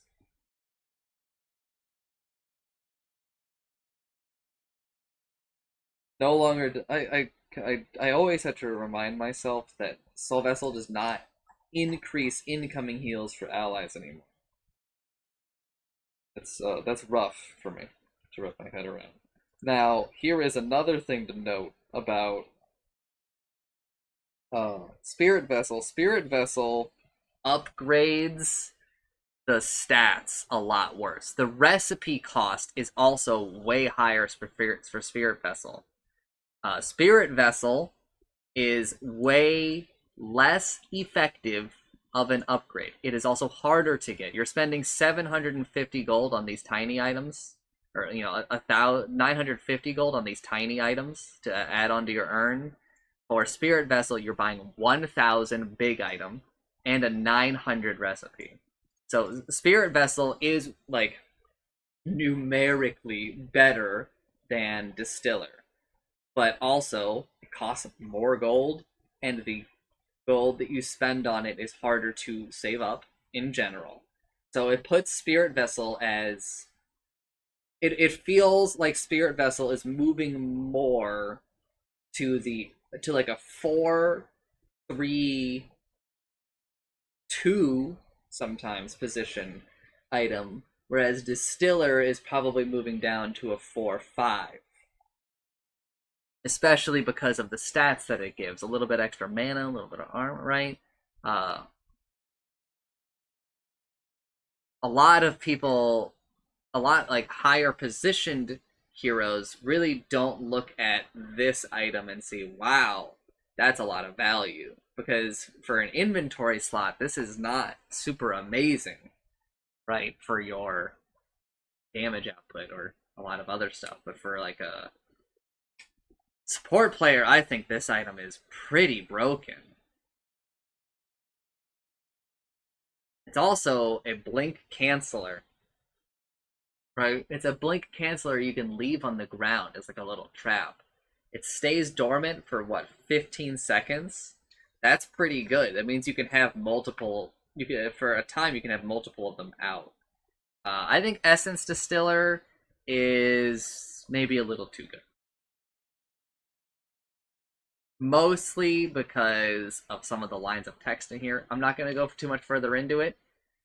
But also, like, at the same time, It's pretty niche. It feels like Release Super Wand, which is actually called...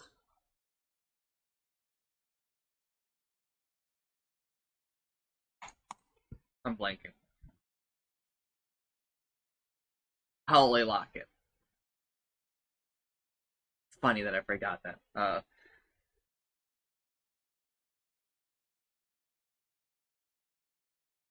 I'll keep an eye on it.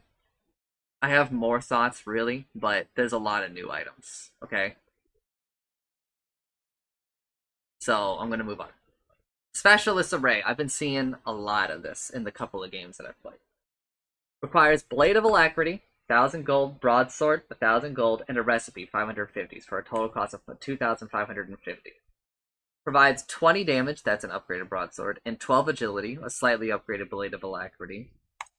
Let's go do the cost of, so that's a 200 gold value for the Alacrity, and a 333 gold value. So the recipe does not cover the effective upgrade here. With that, if you don't include the text, but obviously the text is going to boost it over. I should also mention, just because I say that does not mean the item is not worth buying. I'm just looking raw wise. Does the recipe pay for itself in terms of stats? All of them do. I'm pretty sure. I can't remember what I said for Consecrated Wraths. But the text obviously pushes some of these over. But I think a pretty easy tell for if an item is kind of broken is when it isn't even close. Right? If it isn't even close, the item is probably broken. And as an example of that,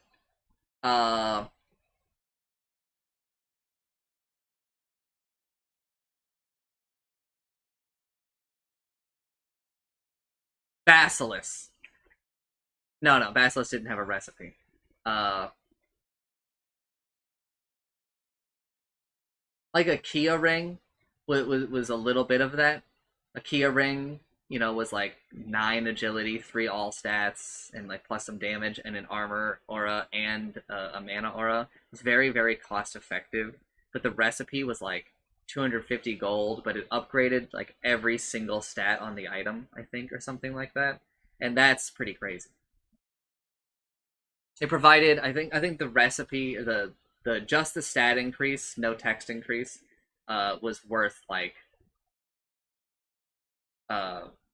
think was more than the recipe. And then the text increases put it way over. Specialist Array. Passive split shot. Ranged only. Ranged attacks have a 30% chance to fire additional projectiles at up to 2 nearby enemies that aren't the original attack target, within 120-degree angle in front of the wearer, and within attack range plus 150. The additional projectile deals 20 plus 70% of a normal attack, and do not trigger on-hit effects. The primary attack deals 20 plus full damage of a normal attack when the ability procs. So it adds 20 damage to whatever you're targeting, 2 more additional projectiles that do 20 plus 75%. Doesn't work with other sources of secondary projectiles from hero abilities, such as Gyrocopter's Flat Cannon, Medusa's Switch Shot, and Huerta's Gunslinger. One moment. Hey. I think you forgot to ask somebody.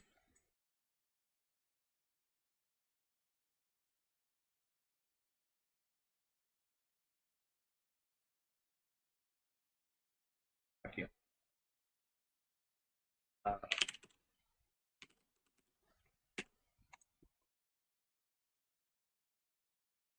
Kind of annoying that you can't search for items.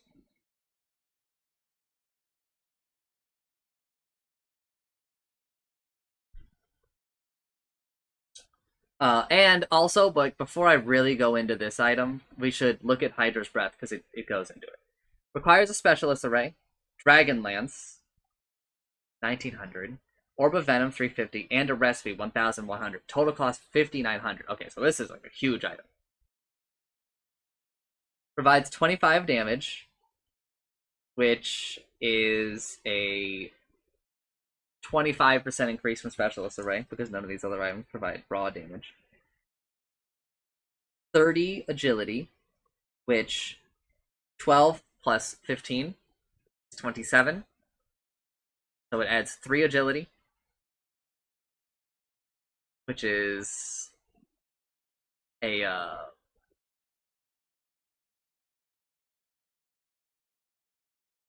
what is a like a 16% increase between like so that's roughly 16 times 40. No,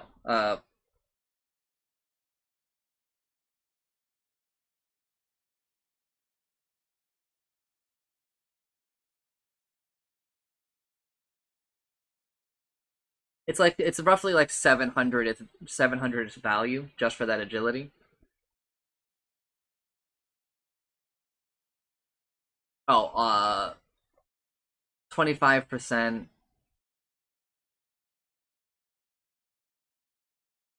This is not how you're supposed to do that calculation. But well, I'm just gonna keep doing it this way just for right now. So it's like 600 value. We're looking already at like 1200 value, by the way. Remember what I just said about like when it's really scary when these things dwarf the expected value. Upgrades the strength by 50%. Which, again, this is not how you're actually supposed to do this evaluation. I should be drilling down to how much it upgrades this belt of strength, the origin of the strength, I think. But if we just do that, then we'll say... Because you need to determine the value of the strength that goes into the Dragon Lance, right? Because I can't just look at Dragon Lance and say, oh, Dragon Lance gives 10 strength. So... And I made the same mistake for Urn, I'm realizing now.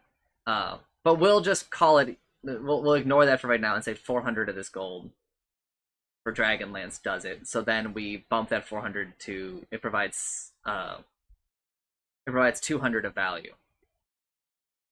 Right? And then, also, the attack range gets upgraded by 20. Which is like roughly 15% of an increase from Dragonlance, which we source to Dragonlance because Dragonlance is the originator of the attack range. So then 16% times 16% of this cost is roughly like 200. We'll say like 300 because honestly rounding up there because attack range is kind of a limited stat. So, and then the Orb of Venom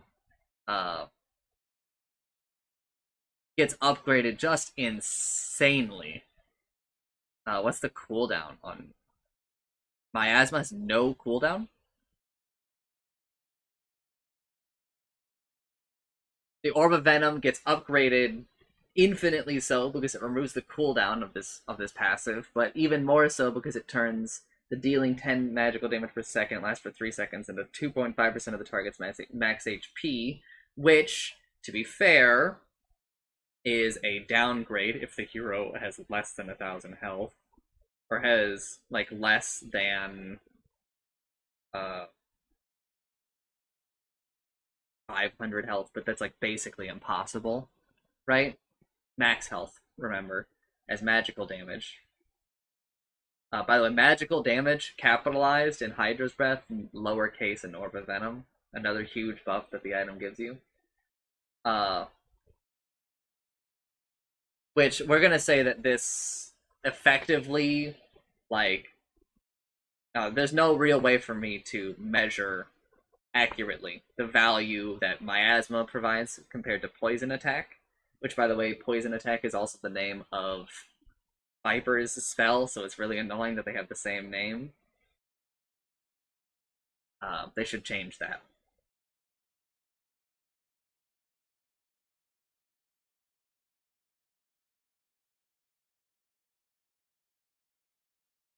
but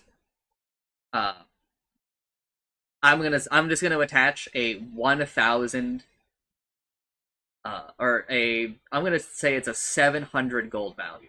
I'm going to say that Hydra's Breath upgrades this Orb of Venom by like 300%. Or, 200%. I'm just gonna say 700. This item, the recipe is undervalued, I think, for what it does to these items. Insanely so. Now, let's read the text associated. I think that this item is probably a little broken. Okay. Passive Miasma. Attacks poison the target for 3 seconds, dealing magical damage equal to 2.5% of the target's max health every second. If the debuff is reapplied, the duration is refreshed. Can't be applied to by illusions or to Roshan. There are several more things that you need to clarify in this. They need to explicitly state if it has a cooldown or not. They should really state the tick rate as well, I think, and something else, but I'm forgetting. I'm kind of blanking. Passive Polycephaly. Ranged attacks have a 30% chance to fire at up to 3 nearby enemies. That upgrades that number from Specialist Array by 50%. 30% chance is the same. Weirdly, this doesn't say ranged only. That aren't the original attack target within 120-degree angle in front of the wearer. And within attack range plus 150. Same numbers. The additional projectiles deal 20 plus 75% of a normal attack and do not trigger hit effects except for Miasma. Okay, that's pretty good. The primary attack deals... So that's the same except for the Miasma part. The primary attack deals 20 plus full damage of a normal attack when the ability procs. Same as Specialist Array. Similarly to Specialist Array, doesn't work with other sources of secondary projectiles from hero abilities. Now, I do want to point out that they did not mention Troll Warlord here either, so I am going to go test this. Troll Warlord is a bit of a weirdo. He's a little bit of a weirdo. Because he has a shard that creates additional projectiles. Now you might be saying, yeah, but does that while melee?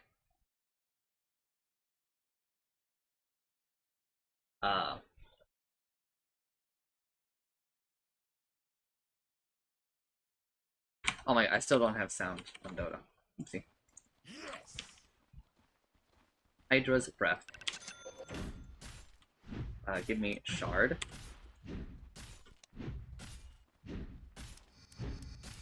Okay, let's just level max.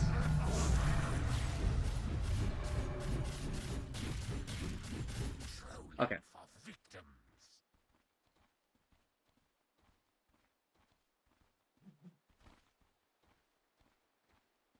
Grants Troll 16 plus. Is there a max for reverse stack? No. Okay.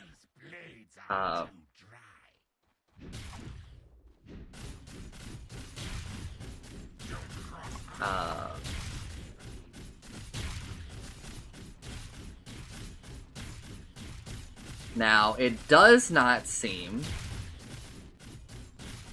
like it is doing it. First blood.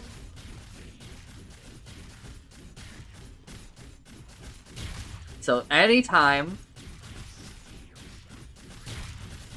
a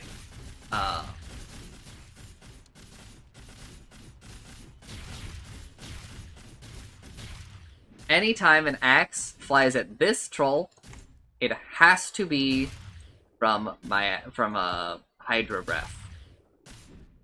Anytime an axe flies at this troll, it has to be from the shard. We know this because Hydra's Breath has an angle limit on it, and the shard does not. Shard will hit somebody even like behind him.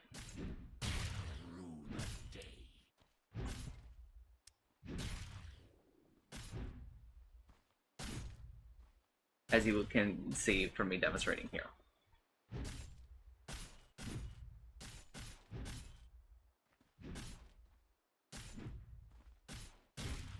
This should be eligible to be hit by Hydra.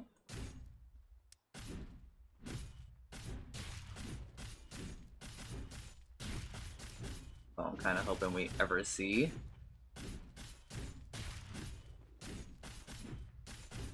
Hey, something weird's going on.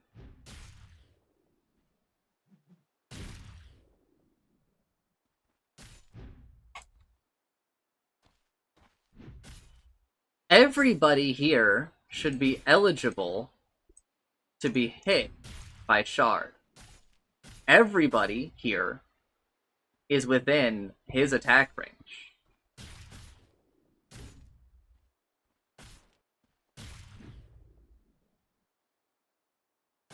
Plus 175, because if they're in this circle, they're in his attack range plus 175. However, we obviously have two trolls here that have just never been hit. Yes. Now let's try moving this troll up a little bit, changing the angle. Also, let's heal everybody. Let's give us a little speed just so we can... So those have to be Hydra's breath.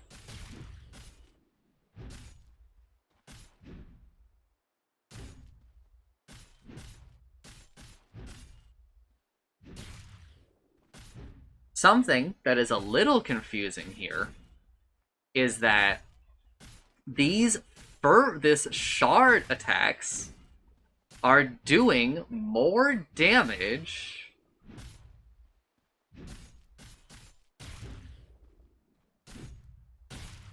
I guess that makes sense. I just didn't think that would be the case, given the fact that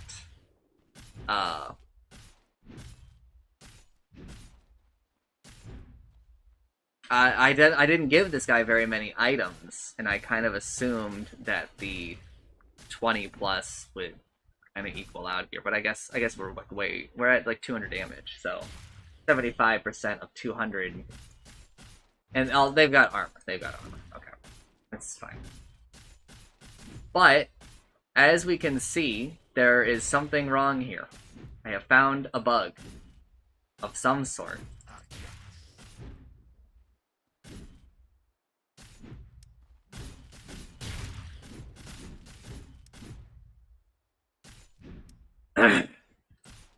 Unless they have changed something.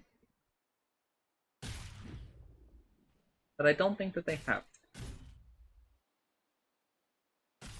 I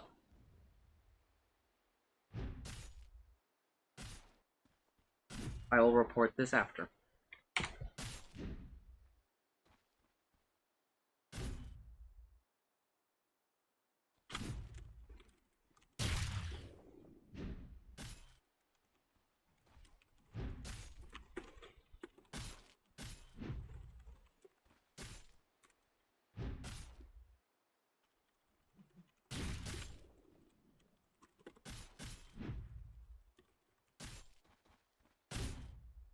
Because I'm pretty sure what's happening here is that Troll's Shard is only doing the closest target.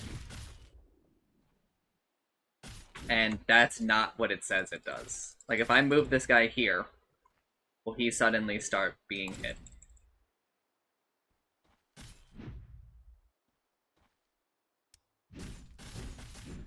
And then this other guy is just not. Move this to here. And now only this guy will ever be hit.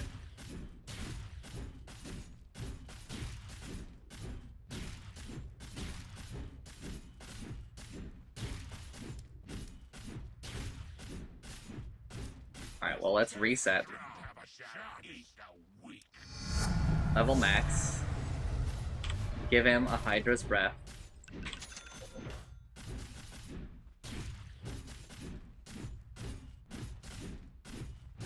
Also, as soon as I do this, I should no longer be throwing out any Hydras.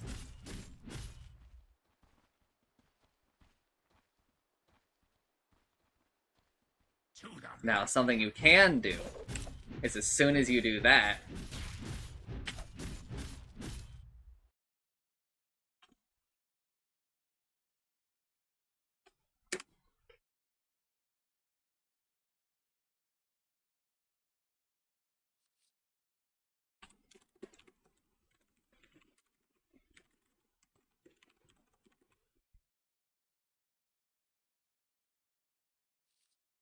but, you know, I'm being a little nitpicky with the phrasing here. They should also list this, but they kind of forgot him in the patch notes. But, you know, it's whatever. I think Hydra's Breath is good, but I think also very, very dependent on the hero. Now, a big thing to note is, one, it is 1,500 more gold than Hurricane Pike, because I really think that the big debate for a lot of people is Hurricane Pike or Hydra's Breath, which is cool that we have a decision between it now, because for, you know, obviously like a long time, we basically just always, if you bought Dragonlance, you upgraded to Hurricane Pike, because, I mean, it's just better stats, and it's a 4-staff, and 4-staff is like one of the best items in the game. So, with that out of the way, Hydra's Breath or Hurricane Pike? Obviously, the answer I'm going to tell you for almost every hero in the game is it depends.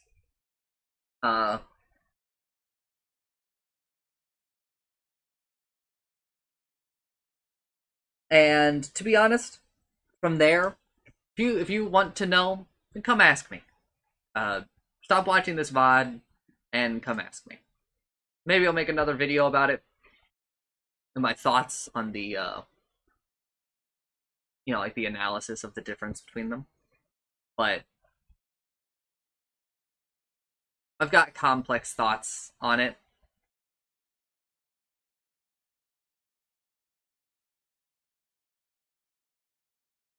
And obviously it sort of depends on the game.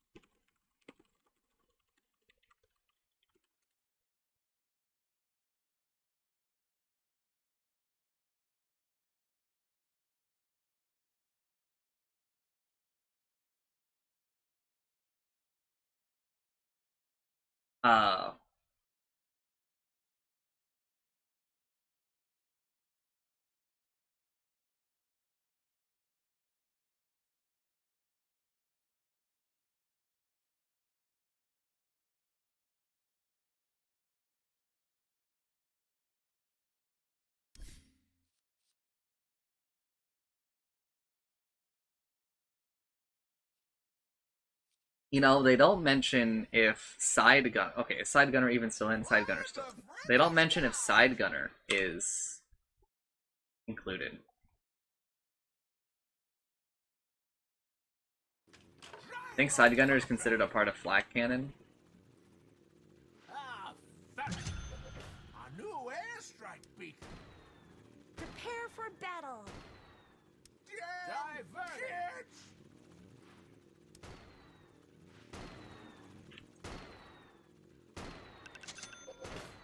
What's that?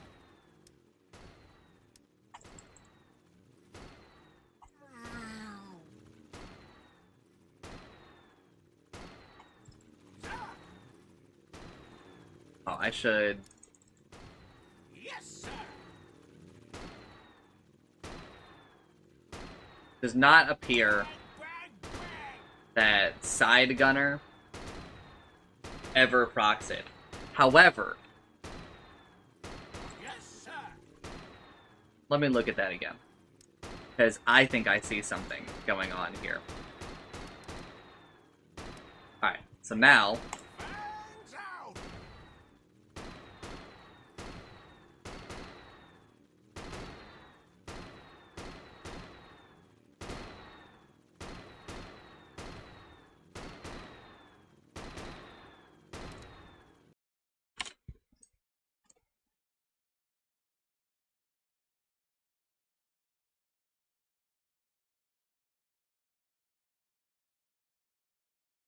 start the checklist.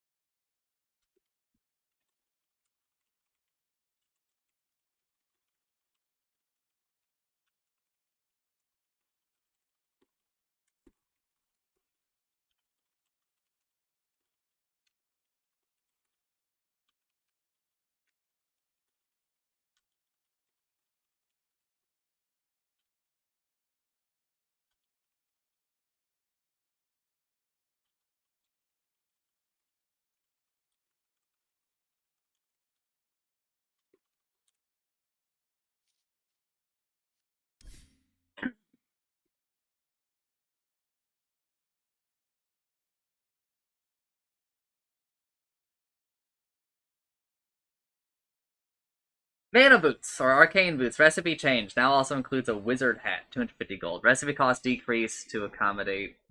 Oh, whoa. Recipe cost decreased by 150, which it still results in a 100 gold increase.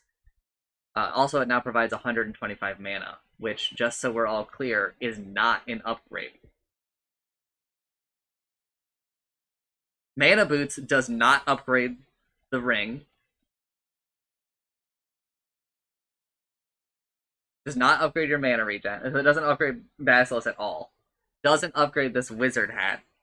Doesn't upgrade the movement speed. So when you pay this 325 gold recipe, you are purely buying the active for Mana Boots, which this is why I kind of make these distinctions when I do these, when I like look at these item changes, right? That is very weird. That is not normal. And honestly, that is like a very damning piece of information about Mana Boots. But Mana Boots is an intermediary, and it goes into Greaves, which is also changed. So I'm going to read the Greaves change. Recipe cost increased by 50 gold. And this is because Mana Boots cost was increased, but it is not the exact same amount. Technically, the disparity between the two has been lowered by 50 gold.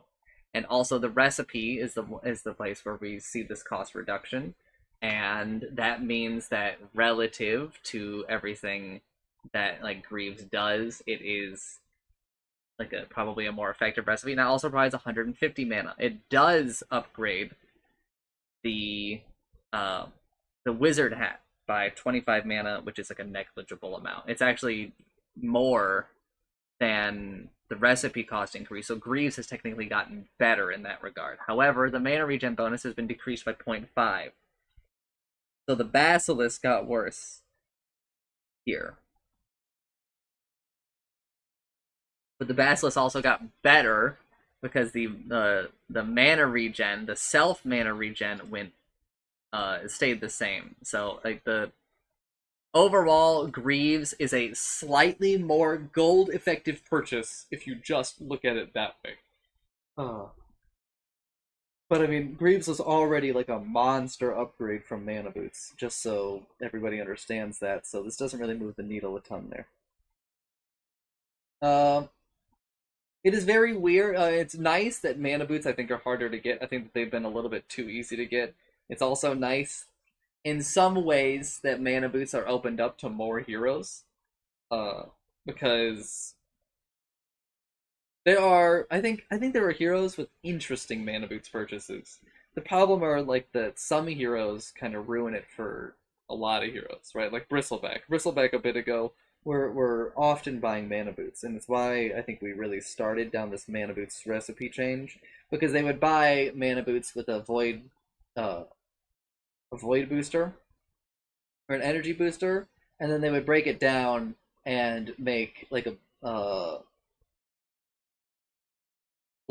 with it, and that was like a really big problem. So instead of solving the problem, which was like the efficacy of Bloodstone on the hero, we changed mana boots. Which, I mean, also to be fair, people were breaking down mana boots to buy Aether Lens, and that was kind of like a problem because it made Aether Lens too accessible and so on, right? Dota is a series of iterative development, as I talked about yesterday, right? And sometimes that's good, and sometimes it's bad. And sometimes, girl, you're driving me mad. Lots to think about.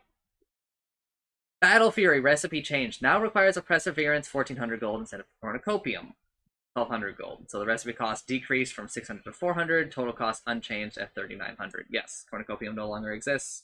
So Perseverance is back to being in the recipe. Perseverance, as compared to a Cornucopium, one is more expensive, which makes it a little bit harder to buy total, but is actually cheaper in terms of what you have to buy to get to it.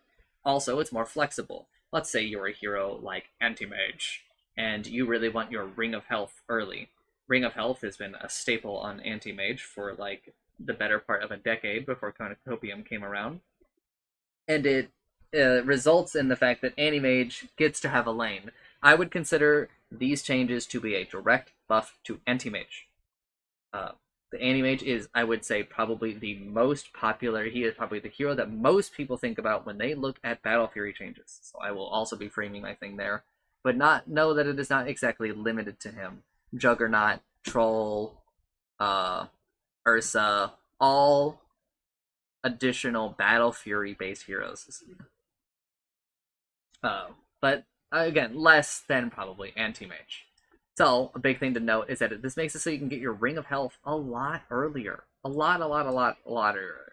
Which means that Anti-Mage, who is sort of a hero who can be bullied, but we've kind of remedied that through health regen and giving him a little bit of extra armor, now has the option, once again, of buying a Ring of Health a lot earlier, 500 gold earlier than Cornucopium, and using that, recycling it as part of Battle Fury, which he was probably going to buy.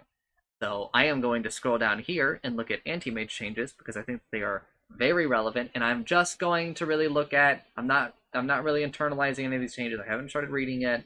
I'm just looking at how does this affect the way that we look at this shit, right?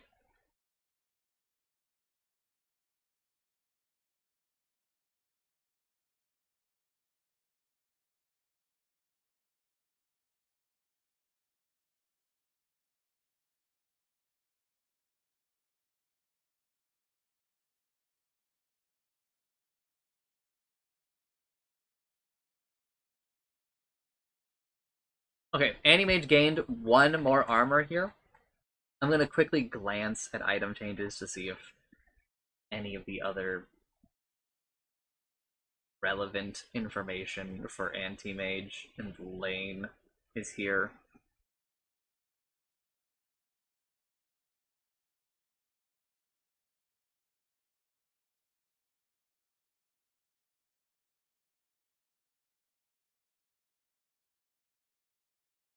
No, not really. Okay. I would say that this is a pretty big Anti-Mage buff in the form of once he has a Ring of Health, especially now with a +1 base armor, it is a lot easier for Anti-Mage to like get that Ring of Health, and from there on, he can do like a cost benefit of what if I just leave this lane? Like, what if I just leave and I just go start hitting jungle creeps? It will be slower. If like you zoom the game out, but zooming in, it could be faster in the sense that he could get more out of the jungle, less contested than the lane. Yes, there are trade-offs for that, and it is super risky because you are sacking your map by a lot. But well, maybe less than I kind of lead on. It depends on how much your opponents punish you. But I think this opens up a lot of doors again for Anti-Mage, and I don't think this is a good thing. I actually think that this is pretty bad. I think, for strictly speaking about Anti-Mage, I think Cornucopium was a weird item. It is weird. It was clearly made to be like a weird perseverance replacement side thing. Uh, but I'm not really sure, like,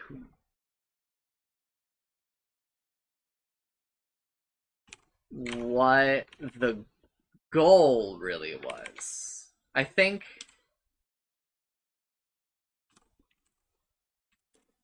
uh, that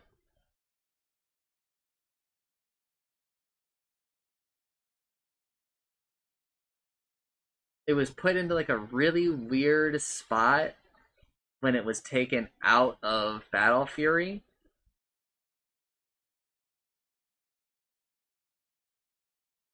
Which was like a while ago. I'm trying to look up when this happened.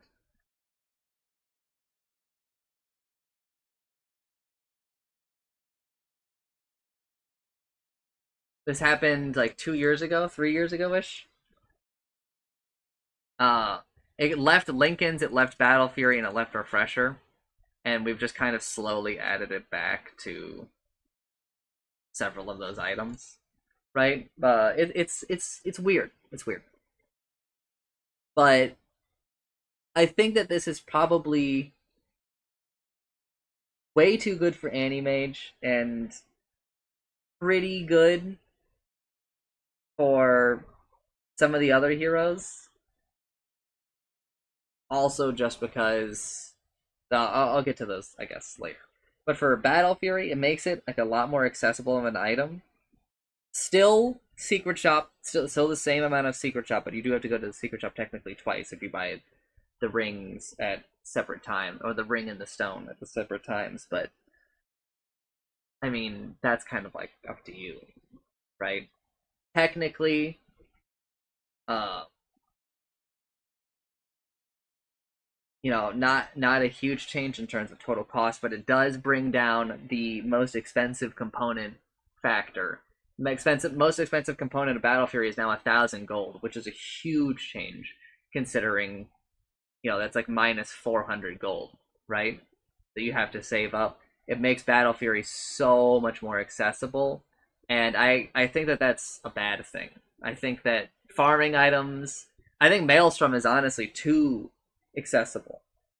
I think that's another reason why Maelstrom is so dominant these days. So it'll be interesting to see how this maybe helps Battle Fury, because Battle Fury is also, I mentioned this several times during the in-house. Now Battle Fury is a really high damage item.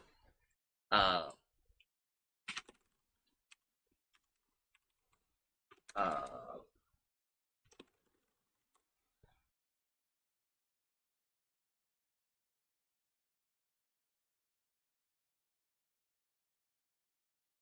like if I go to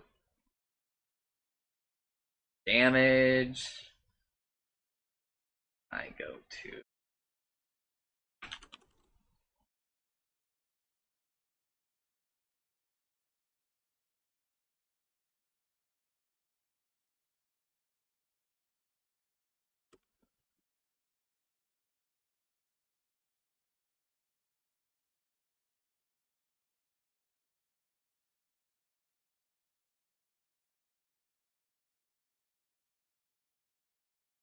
really wish that they just had a table of all of this.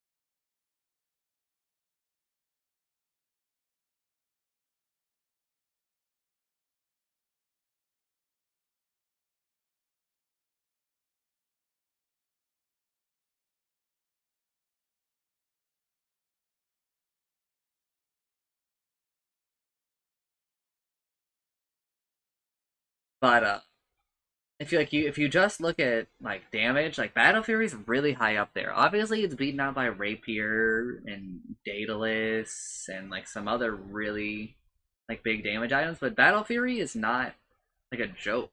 I don't think people recognize how much 50 damage is, especially at 4,000 gold.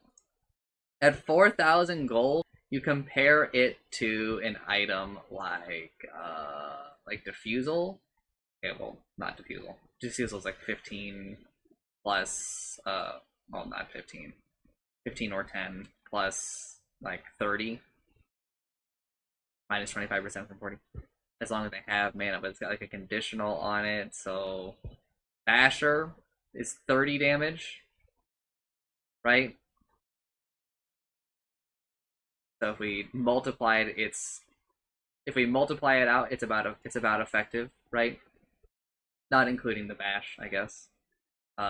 Monkey King Bar is 100 more gold, and it provides the same amount of damage. Obviously, it has attack speed and it has a proc, which gives it more damage. But Battle Fury also has Cleave, which is like an immeasurable thing because you can't really quantify how many units you're hitting, right? Battle Fury also gives you 60 damage against creeps, right? Where's Maelstrom? Maelstrom provides 25 damage, but also attack speed, right? Like, but if we look compared to Daedalus, it does less than Daedalus, but also it's 1,200 cheaper. It does less than Desolator. It's more expensive, but also I consider Desolator to be like in the top 5 damage items. It's complicated for me to explain, but Battle Fury does like a ton of damage. It's super, I wouldn't say slot efficient, but like timing wise in the game, Battle Fury is like a little bit of a monster. I'm not saying like go join fights when you buy your Battle Fury because you do so much damage, but I am saying you don't provide 0 to fights just because like your damage stat has increased by so much. Like once the Battle Fury enters your hands. Something that it does matter about this Perseverance versus Cornucopium. Cornucopium gave like 10 damage, and Perseverance does not. Where is Cornucopium being removed? Is it up here? Cornucopium removed. 7 damage was pretty good. I'm gonna move on from the Battle Fury. Black King Bar, I think that of this top section, this is maybe the second most important change in this patch. Again, I haven't read all of it, so I'm jumping ahead. The first most important change, I think, is the catapult change and how it impacts how we play Dota. And my hypothesis there has only been backed up by the games of Dota that I have played on the patch currently. I am actually maybe thinking about talking to Chancellor and maybe rewiring a little bit of how we play Dota.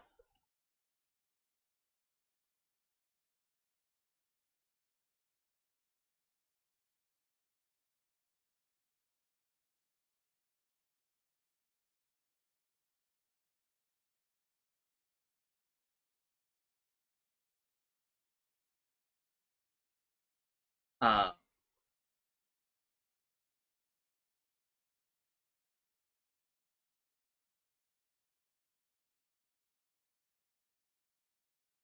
But Black King Bar avatar duration changed from 9876 seconds to 987 seconds. For people who don't understand what this means, every time you use Black King Bar after you purchase it, not every time, but you know, for an amount of time, every time you use it, the duration gets a little bit shorter.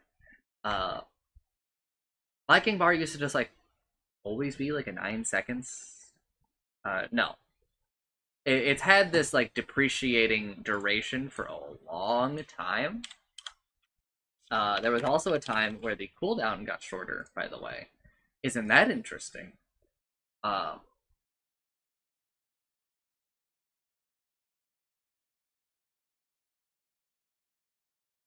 it has been a while since the...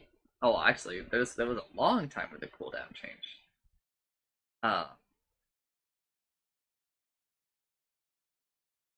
It has been a very, very long time since BKB did not have a scaling duration. Holy shit, dude.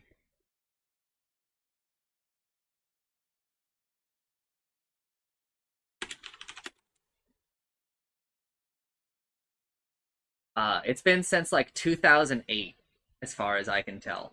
2008 is when BKB gained its scaling duration. It used to be even more ridiculous than it is now, by the way. BKB used to have just a 9-second, or actually it used to be a 10-second for a while. And then they brought it down to 9, and then they introduced this idea that it scales down, both on cooldown and on duration. Anyway, enough with the history lesson. From 987 6 seconds to 987 seconds. So now your worst BKB is 7 seconds. So every 95 seconds, 88, I guess, if you include the minimum duration, right?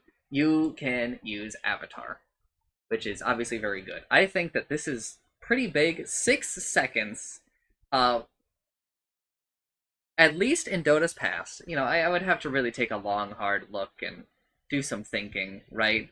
But it feels like there are a number of things in the game kind of balanced around BKB. Black King Bar kind of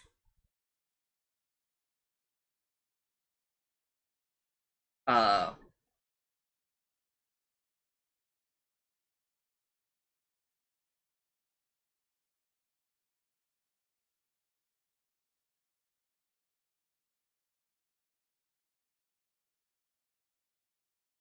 uh and that I think makes like a bit of sense. Blacking Bar I think largely has to exist in the game unless we do a lot more status resistance stuff. But honestly, status resistance based stuff is kind of annoying because Dota players are allergic to doing math. And there's like a lot of math and feeling if you switch to like a status resistance thing, and plus it makes like interactions between heroes I think like way more complicated. So I would personally not recommend switching like the whole game over to status resistance. So Black King Bar is like a good inclusion in the game because it means that you don't just like lose if the enemy team picks more stuns, basically. And it also gives like a little bit more power to reaction speed as regards to things, and there's a lot of interesting plays that can happen because Black King Bar exists, and it also stops a lot of super uninteresting things from happening if Black King Bar doesn't exist. Like, you know, Black King Bar allows us to have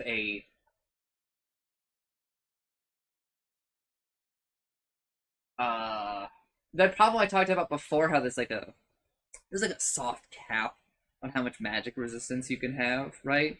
Black King Bar really bumps that up, right?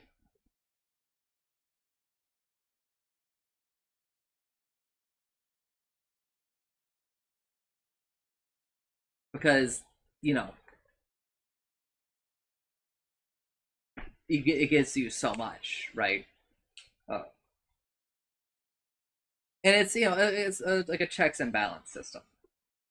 However, I will say that 7 second, just changing this without changing a lot of the rest of the game feels kind of bad. Now, 6 seconds, I agree, can be a bit short. Uh, Especially because like Black King Bar, the way that this scales down is is permanent. In the past, what a thing that you could do is you could buy a new Black King Bar, and it would be fresh. And by that I mean it would uh it would go back up to 9 seconds or 10 seconds or whatever, the maximum value is, and you would start this process over.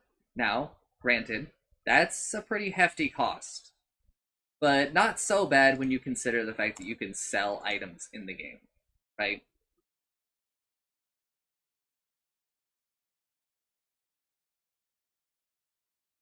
Which is neat, right? But uh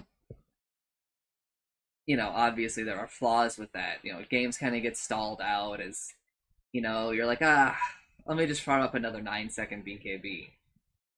But I will say, I will admit, I actually think that that was a little bit healthier for the game. It it gave some more stretch goals for heroes, and also it added like some more stuff. I just think that something we probably had to do was we had to make Black King Bar a little bit more expensive on repeat purchases or something.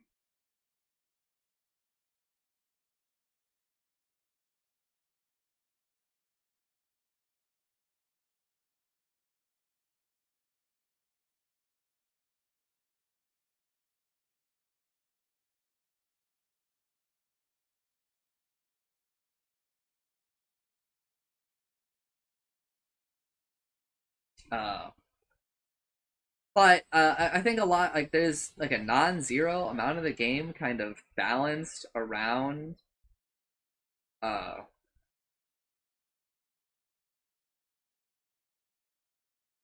like the like BKB, and so I don't think that they're going to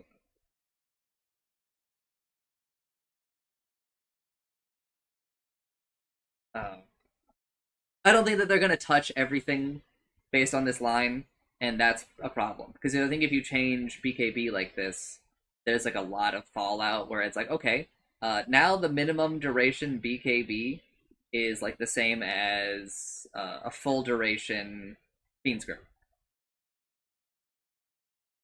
which has like some implications because before, if you know, later on in the game when your BKB is down to 6 seconds, there was at least a 1 second gap, right? Where if I Fiend's Grip you like in like that right after you BKB, there was 1 second where we could still like cast spells, but now it should last, roughly for almost all of it, right? And that's like complicated. There's a lot of nuance to that whole conversation and discussion about that I'm not going to do here because we are like 2.5 hours in, and I am still on I'm still on BKB, and I really want to be through items. I wanna touch heroes at least today, and I'd like to get really into them. Blade Mail. Recipe change now requires splint mail instead of a chain mail. By the way, isn't chainmail 50 gold cheaper? It is. That's a typo. Uh, Recipe cost decreased from 750 to 450. Total cost increased from 2300 to 2400. Armor bonus increased from 6 to 7. Okay. I think that the armor increase is not exactly proportional, but also I hate blade mail at the moment. I think blade mail needs changes. I think that it's better obviously than it was like a bit ago, because I think that we tuned down some of like the reflection shit and just made it like a little bit more reasonable. But at the same time, also, how far back does this go? Okay. Just as a fun little thing, when was 7.08? Does it even actually load? It does. 8 years ago, huh?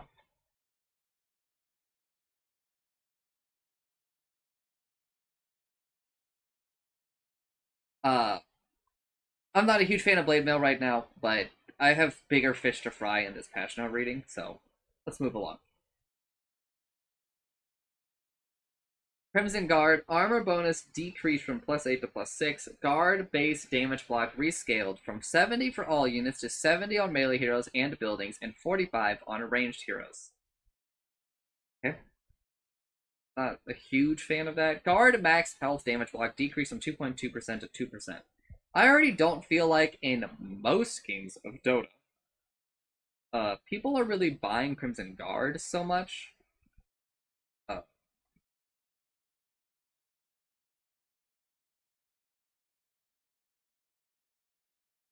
but I appreciate Crimson Guard because it's not a barrier, and I think it's kind of neat as an item, like the design space that it occupies, of reducing damage, like incoming damage on a that's like more effective on a per attack basis, right?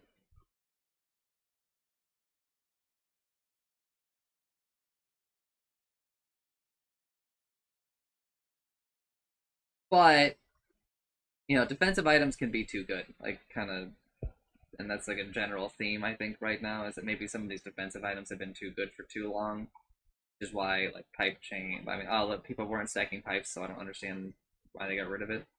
Maybe they just have a little bit of foresight, but I don't know. It's dangerous. It's dangerous. Uh, I kind of like Crimson Guard. I thought it was in an okay spot, but maybe I'm fucking stupid. I don't understand why it needs to be different for ranged heroes so much. I mean, obviously it doesn't make so much sense to me because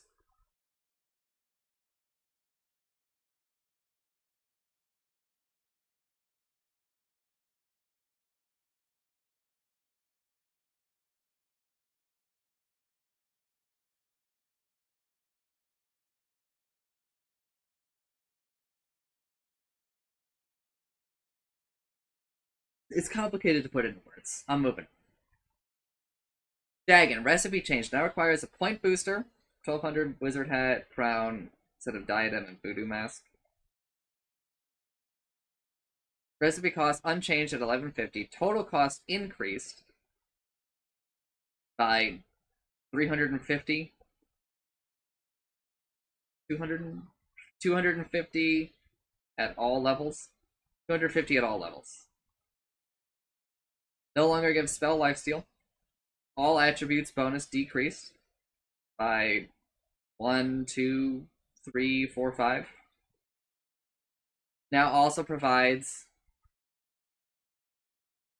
200 plus 10 per level health, 350 mana plus 25 per level mana, and 60, 90, 120, 150, 180 cast range. There is now a second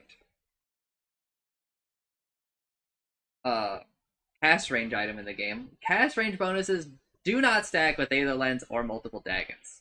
A very important note, which means that I was a little stupid yesterday. Now, let's go ahead and look at Aether Lens. This screen provides, even if you get a Dagon 5, it provides less cast range than additional cast range than Aether Lens. Something that is interesting to note, which they're probably about to talk about, is that it no longer, energy burst, which is the active cast range, decreased from 700, 750, 800, 850, 900 to 640, so minus 60, blah, blah, blah, blah. The effective cast range with items built in cast range bonus decreased. So it's minus 20, minus 40, minus 60, minus 80. Dagon used to have like a pretty high cast range at Dagon 5. People don't really understand how much better Dagon gets per level. But it gets like way better. Energy Burst no longer instantly kills 9-inch creeps. Energy Burst no longer heals for 70%, 75% of the damage dealt. Yeah, I think Dagon was actually really good. I still think that Dagon is really good, and I still believe in a bit of my Dagon theory that every additional Dagon makes other Dagons like more powerful.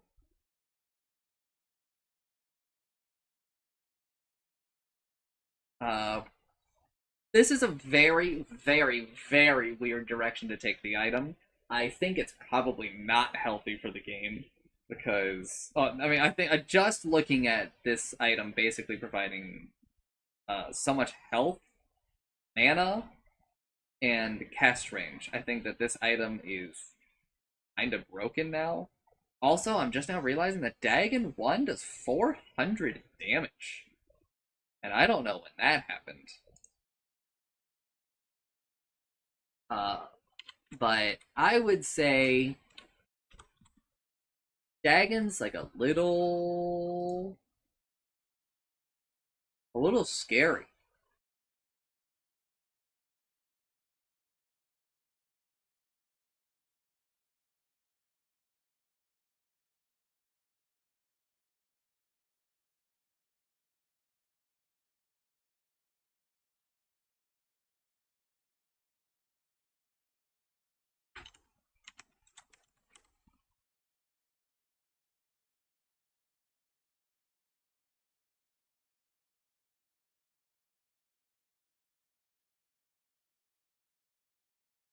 Wow, it's done this damage for like ever, dude.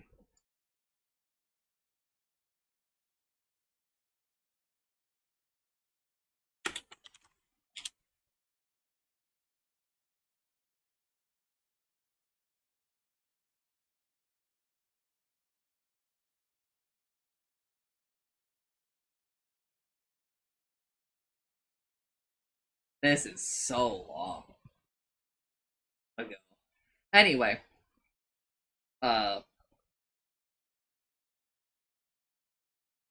but it's still less than Aether. So people who like really need that extra like cast range can't really just turn to Dagon. Now Dagon might be like a midway point for some people where they're willing to say, okay, I'm willing to sacrifice some cast range for all this other stats, right? But it's a pretty case by case.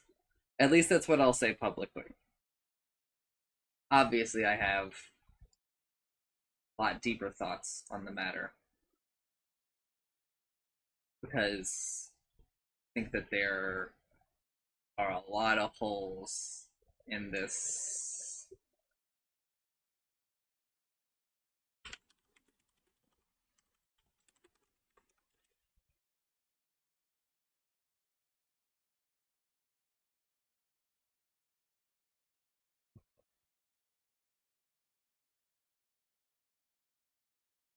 Dragonlance's bonus attack range decreased by 10.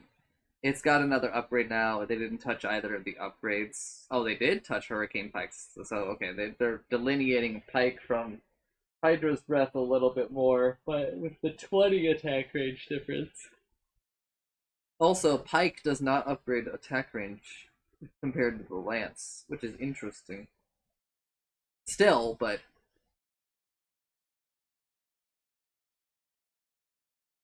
also, cast range and the push distance for enemies has been decreased a little bit.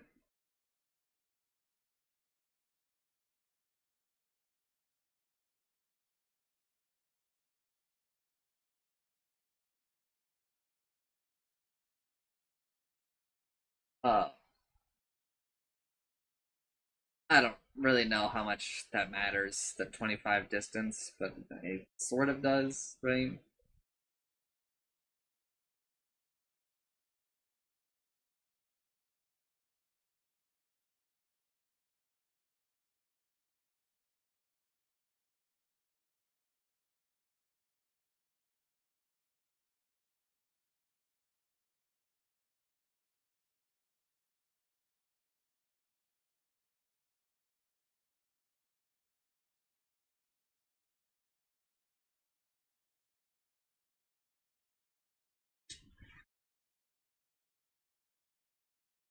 I think a little bit of a weird choice.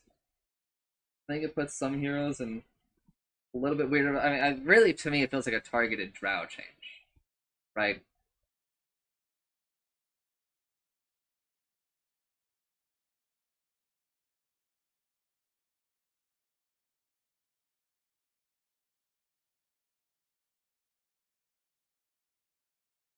But we'll see. I don't. It's really not worth diving super deep into. I don't think. Drum of Endurance recipe change now requires a headdress instead of Robe of the Magi, so 25 gold change, which cost increased by 25, total cost unchanged. No longer provides 7 in, strength bonus increased by 1, now provides 2.5 health regen aura. Endurance now shares cooldown with Boots of Berry.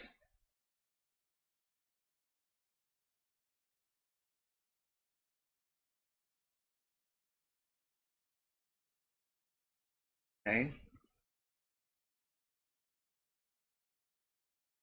Drums are a huge aura increase for headdress. You go from giving a 2 health regen aura and a 5 health regen to yourself to giving a 2.5. Right? So it stays like the same for you basically, but the aura gets like 20% more effective or 25% more effective. Pretty sick, right? Uh, drums is mostly about the aura, really. But the one extra strength here does kind of bump up the value for the recipe, right? Also, the recipe increased in price, so it's probably like about 5. Boots of Bearing no longer provides 8 intelligence. Swiftness aura now also provides 2.5 health regen, and now shares a cooldown with Drums of Endurance. Sure. Barely touched.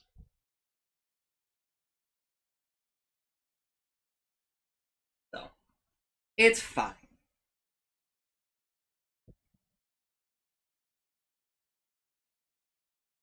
Eternal Shroud removed from the game. I think I've already kind of talked about this, but uh, I think that it was probably just too good on the heroes it was too good on. And also, but also it was nice that there was like a thing you could do about certain like mana burns in the game. The fact that like Nyx Assassin is probably back to being able to like kill pushes and shit just by burning like a fuck ton of mana over time, right? It really like forces the issue. For in a lot of situations. This is both good and bad. You know, it's a high expectations to place on players, I think. And Eternal Shroud kind of prevented some of those like I'm gonna call them like soft blocks that can happen. Uh, and it added like a dynamic to a lot of things, but also I understand a lot of the design problems that Eternal Shroud creates, where like stacking magic resistance like that is really annoying for players to keep track of. It's very powerful. Uh, the mana component was very good against certain things, right?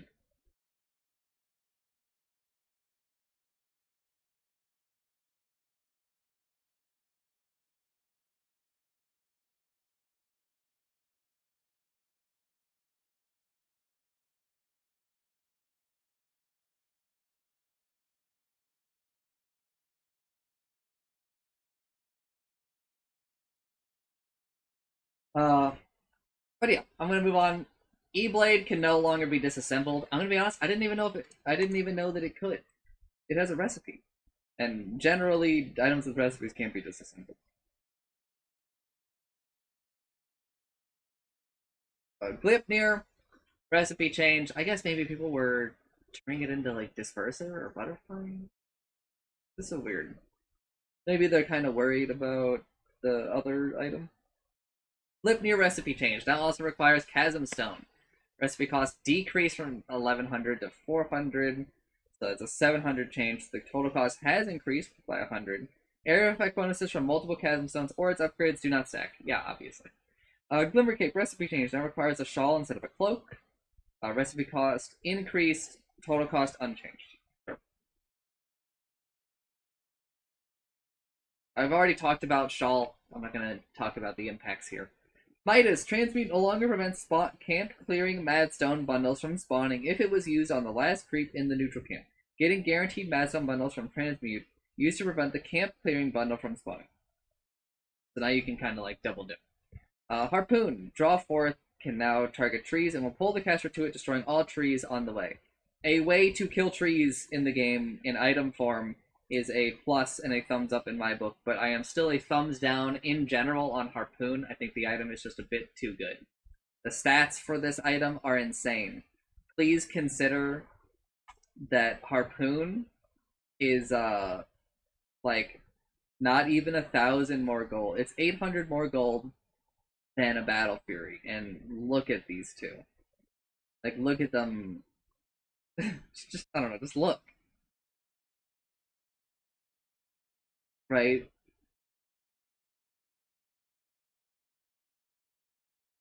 it's a little insane. Especially when you consider that like Echo Saber is kind of easy to buy, right? But I am for more ways to kill trees because I think that there is like an amount of it being necessary like in the game. Halberd recipe change now requires Talisman of Evasion, Splint Mail, Ring of Health, and a recipe. Total cost 3,400. It's 800 more gold, but it's really hard to kind of compare the before and after because of all these other changes. Can no longer be disassembled. No longer provides health. Now also provides 9 armor, 6 health regen, 25% evasion. Let's read it like that. No longer has a damage block passive. It doesn't have a Vanguard in it, so yeah.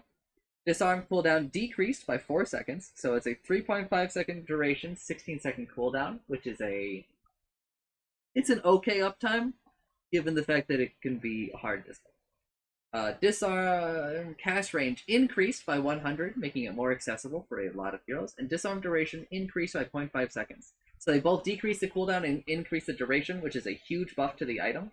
However, the item can still be dispelled, and its interactions with BKB, I believe, remain the same. Which means that the item is in a really, really, really weird spot, because the game is designed around BKB. It's just simple as. Alchemist. Mixing it up. Alright, so if I have you buy a Heaven's Halberd, which is here, Prepare and for battle. you place it on this guy, and then they BKB, they can attack.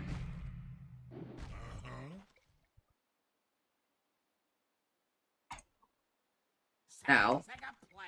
I refresh everything. If I BKB and I place it on this guy, he can still attack.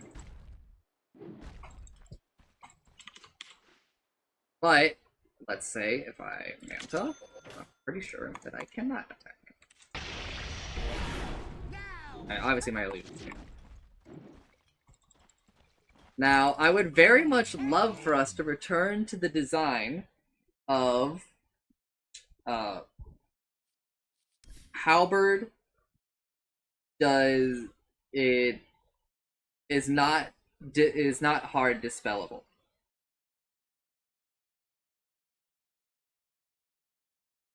But I also understand that maybe that's super fucking annoying for a lot of people. So I kind of get why maybe we aren't there. I think Halberd, active-wise, is a lot better here. But stat-wise, I have a really, really hard time placing who buys Halberd.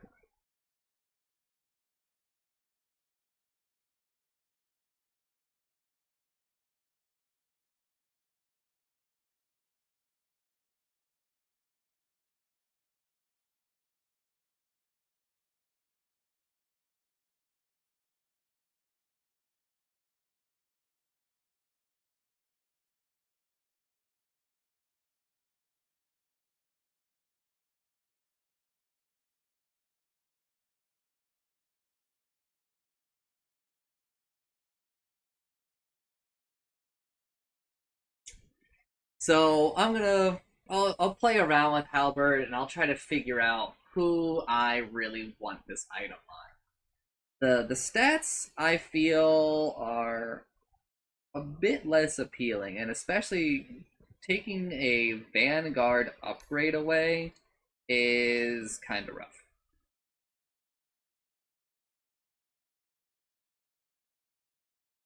But we'll see. The cast range increase is also super, super nice. 650 was kind of rough. 750 lets you do it from a bit more range compared to some of the ranged heroes, but also less than like some of the ranged heroes are able to do with items. Their attack range items in the game. Kaya, mana amplification bonus decreased by 10%. Kaya and Sanj, mana regen amplification bonus decreased by 10%. That also modifies incoming healing as a result of the health restoration changes. Meteor Hammer lost 5% mana regen. Yasha and Kaya lost 10% of the mana regen. I don't really care. Lotus Orb can no longer be disassembled. Okay. Mage Slayer, recipe changed. Now requires a Perseverance instead of Cornucopium. Now requires a Blade of Attack instead of a Gloves of Haste. Total cost increased by 300 gold. Change is bigger due to the cost increase. No longer gives 30 attack speed. So we are all aware. A Glove of Haste is, I believe, okay. So it used to upgrade the Glove of Haste by 50%. Now it is a... Let's just go look here.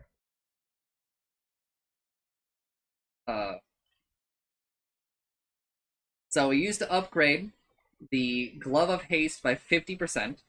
So that is a 225 gold value. Now we have a Blade of Attack, and we upgrade the Blade of Attack by 6, which is a 66 value, right? So we upgrade this item by 300, and they both cost the same. There's no recipe.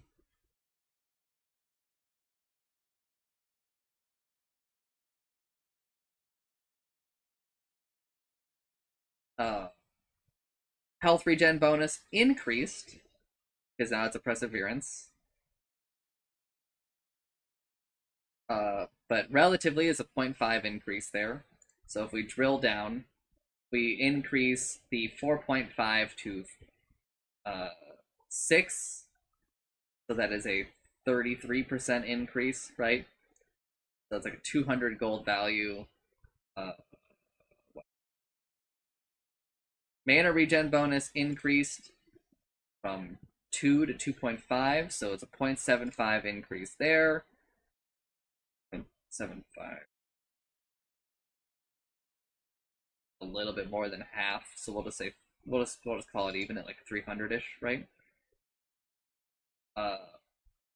Mage Slayer damage type change from magical to physical. Remember everything I said earlier about Mage Slayer being like a good addition to your magic damage, diversification of your damage portfolio? That's fucking gone, and really, really, really bad for the item. Mage Slayer damage per second increased from 20 to 40. That is okay, but still pretty bad for the item. I would say that Mage Slayer is weaker than before. I think it was better for the item for it to give you attack speed because it made it easier for you to apply the effect to one or multiple people.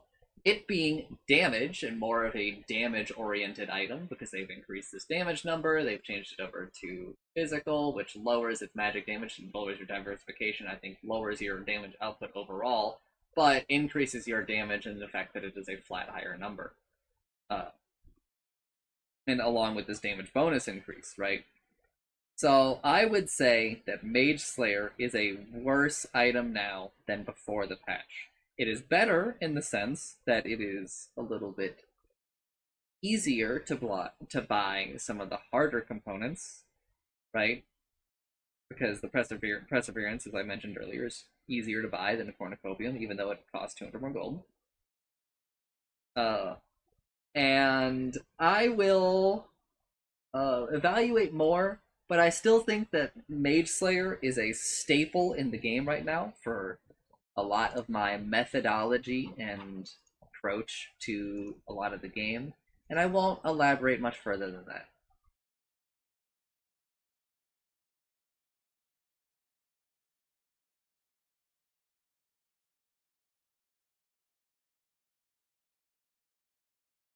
Mask of Madness. Berserk now also grants 30% slow resistance for the duration. I actually thought it already did.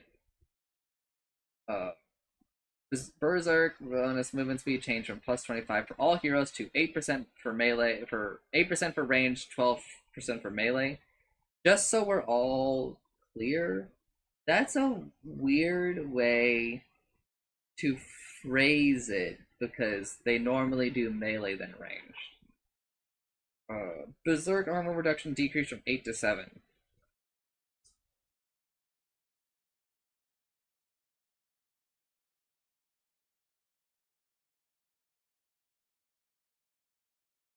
I have thoughts on Mask of Madness, but I'll keep them to myself for now.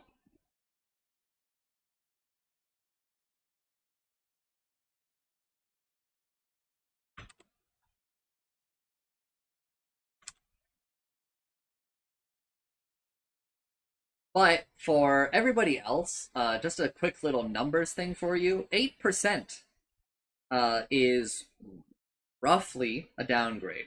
I'm pretty sure if we check, most ranged heroes are slower than most melee heroes. So we will say that the average ranged hero has 295 movement speed. What I was going to say, they're one notch down from the baseline. The average that I say is 300, even though that's not exactly true. And let's just throw boots in. And so we'll say that they move at like roughly 340. 8% of 340 is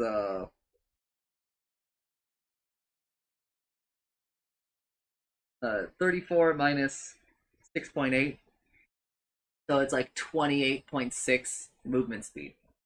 So you're still coming out like ahead from where you were before. This is just a buff for Mask of Madness. It's more of a buff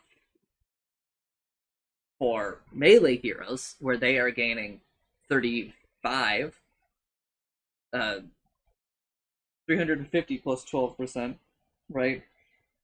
Which is like, 35 plus 7, so 42 movement speed. That's a lot. But that's where I'm going to stop talking about that. Mechansum. Recipe cost increased by 50, total cost unchanged. This is because chainmail changed, sure. Monkey King Bar, recipe cost increased by 300, total cost increased by 300. Now also provides 50 attack range to melee heroes only. That's funny, because this is also like a little bit of like a lore thing, right? Because the Monkey King Bar like extends, like it does extend reach. But also, it means that Monkey King, the hero, benefits from the range extending part of the Monkey King Bar twice. Because Monkey King, I believe, has slightly higher attack range as a melee hero, because he has his staff. So if he buys the Monkey King Bar, then it goes, he like double benefits from it.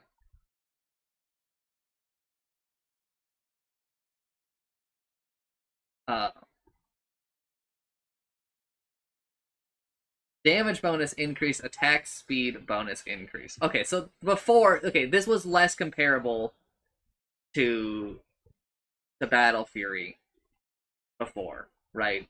It's 1,100 more gold, and Battle Fury used to provide more damage, right?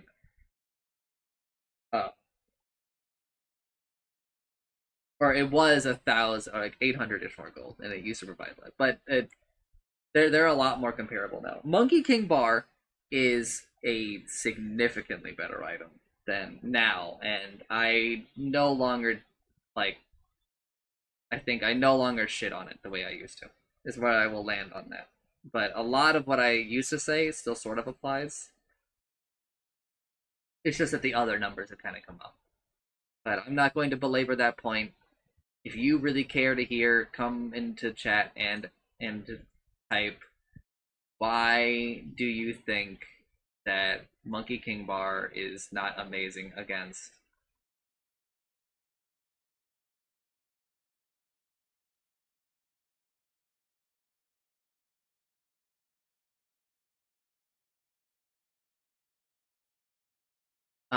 evasion?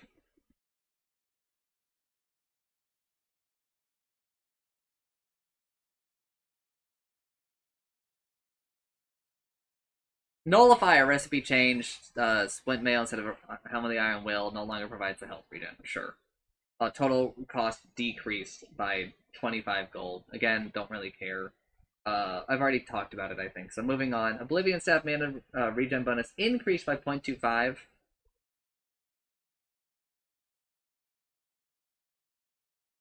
Item's just fucking sick, dude. Item is pretty sick. Oh, Orchid Malevolence recipe change now requires Claymore instead of Cornucopium, so minus plus 150 gold. Recipe cost decreased, total cost unchanged. No longer gives health regen. Good, because I think that Orchid is probably a little bit too versatile of an item. Damage bonus increased by 10 because it has a claymore in it now, but honestly, that's not proportional, right?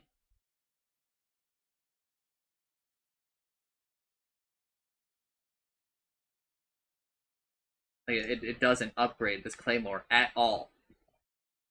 Mana regen bonus decreased by 1.5. Cornucopium used to provide like 1.5, I think, ish. So this it got to keep a fair bit of it. It got to keep, an amount of the regen, and the intelligence bonus increased for no reason, basically.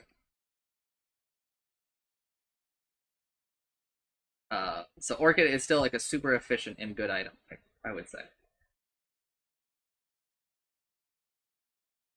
Bloodthorn now requires an Oblivion Staff instead of a Hyperstone. That is insanely cheaper. Total cost decreased by 225 gold. Recipe cost increased, though. No longer provides the the health regen. Int bonus has skyrocketed because there's an Oblivion Staff in it now. Attack speed bonus decreased because it lost a Hyperstone, but honestly, it lost 25 instead of what I kind of would have assumed.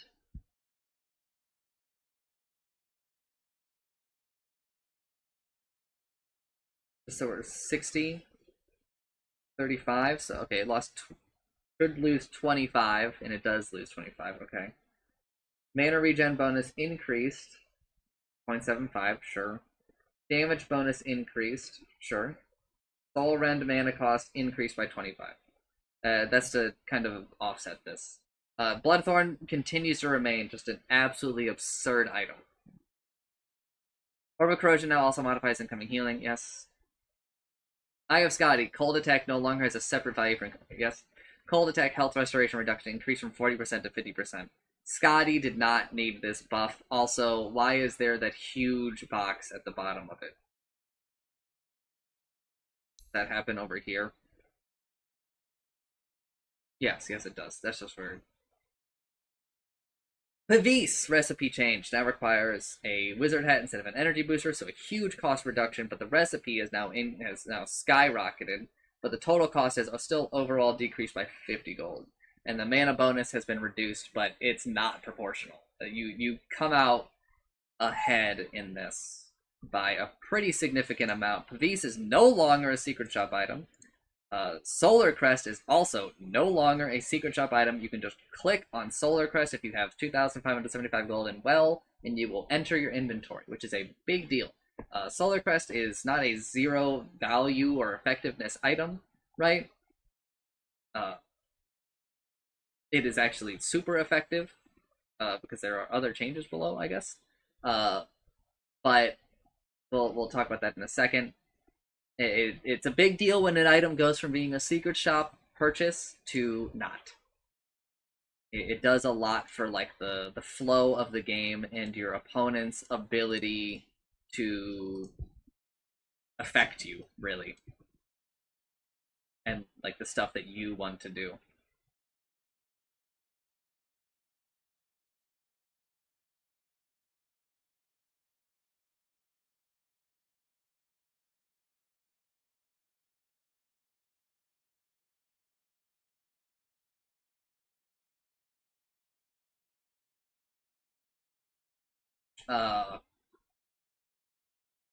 Solar Crest now requires a chainmail instead of a crown, so plus 50 gold. Recipe cost unchanged at 500. Total cost unchanged. This is because Pavis costs less. No longer provides plus 4 all stats. Armor bonus increased by 3. Mana bonus decreased by 100. Health bonus increased by 25. Sure. Solar Crest is, I think,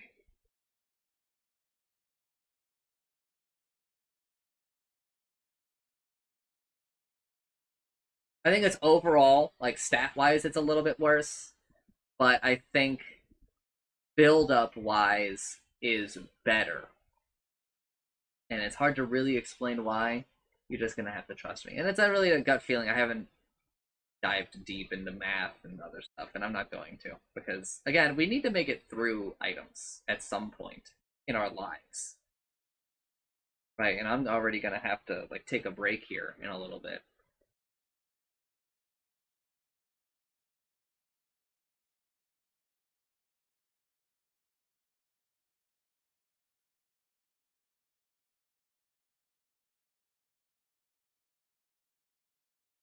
Perseverance, sorry.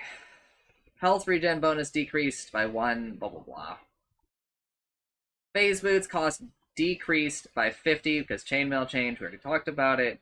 Phylactery, health regen bonus decreased, blah blah blah. Phylactery is still pretty fucking good, I think.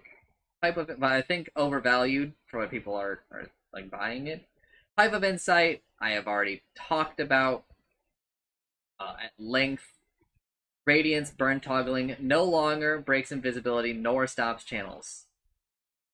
This is a like nerf to Chancer in the sense that people can turn it off and not get Carapace anymore without breaking their TP or invisibility. So that is a thing. But I don't know. I feel kind of weird about this one because I do think it matters in enough situations where I am not super comfortable with it. But sure, whatever. Refresher Orb, health regen bonus increased from 12 to 14. Mana regen bonus increased by 1. Reset cooldown decreased. No longer skills with uses, so it's always at 180 seconds. Mana cost decreased, no longer refreshes items. This means that you cannot use Refresher Orb to refresh your Black King bar, which is a huge change here. I just really wish they would just flat out say Black King bar cannot be refreshed as well. But there are other cases where this matters. This, if we hadn't done the pipe change, this would have mattered for pipe. This matters for cheap stick. It matters for abyssal. Many such cases, right? And this is probably, I think I'm fine with all these other changes, even though I'm not fine without this change, because it lets us revisit it from a clear head, right? Again, I don't think Refresher should be deleted like Chancer does, but I think Refresher needs to be like re-looked at. I think that we need to introduce like a higher stake to it, because we're seeing just so many refreshers, it feels like all the time.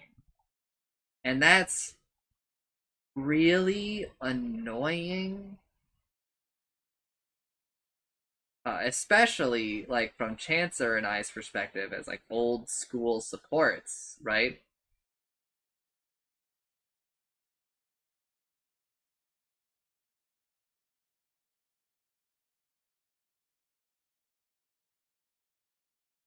But it's complicated because Refresher is so important to some people. But Refresher is like another one of those things that's kind of like Ags. I think maybe like the branch I went on, where like the value of like an Ags, hero to hero, is just so wildly different. It introduces like some problems for like how do you balance the game? Like who do you balance it? Do you balance it on the min and the max, right? Like if you take the worst hero with Refresher, right, and compare them to the best hero with Refresher, right? How does that really shake out?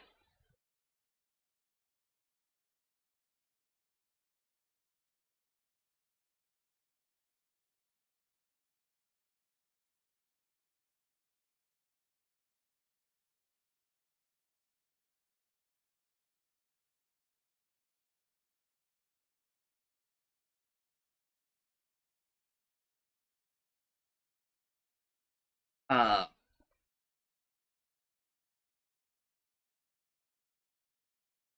but there's also things like like what Chancer bitches about, where like Ember Spirit ends up with 5 charges on Flame Remnant, and then he can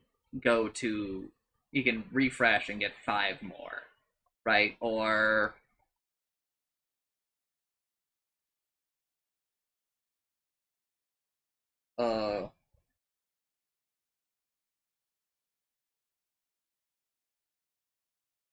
refreshing BKB, or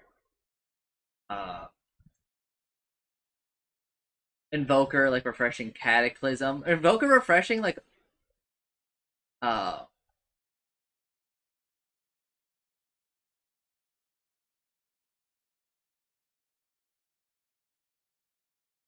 like the rest of Invoker's spells I think are fine to be refreshed, but then you get to like Cataclysm and you're like, fuck you. Speaking of which, I'm spoiling myself a little bit because I think it's a little bit relevant to the current conversation.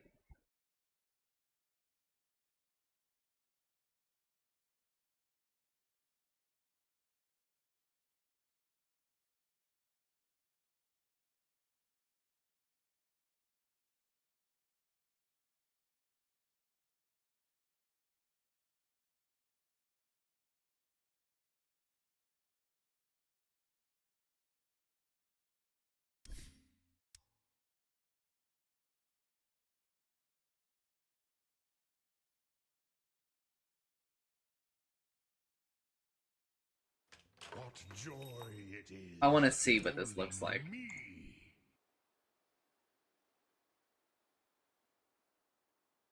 Prepare for battle.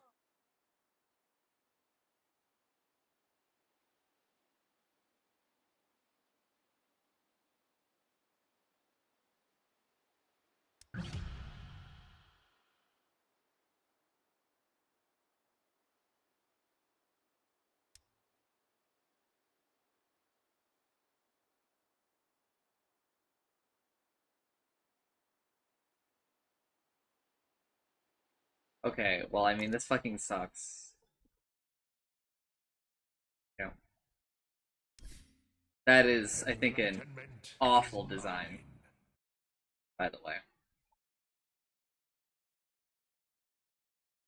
But I mean, I think it's okay for us to take another go at this, but I would like to see higher stakes added to Refresher. After Refresher, you take more damage. After Refresher, spells, like, you get like a debuff placed on you where spells are like a little bit less effective for a bit, or something, right?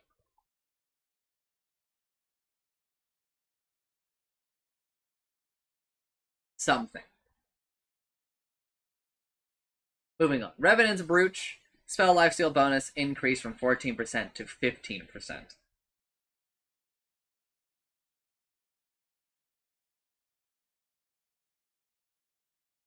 Sure. Sure. Sanj. Slow resistance bonus increased from 20% to plus 25%. Sure. Abyssal Blade. Slow resistance bonus increased by 5. Yeah, sure. Sanj and Yasha. Status resistance bonus increased by 1%. Wow. For every 1 second of stun, you'll get 0.01 seconds less stun. Wow. The resistance bonus increased by 5%.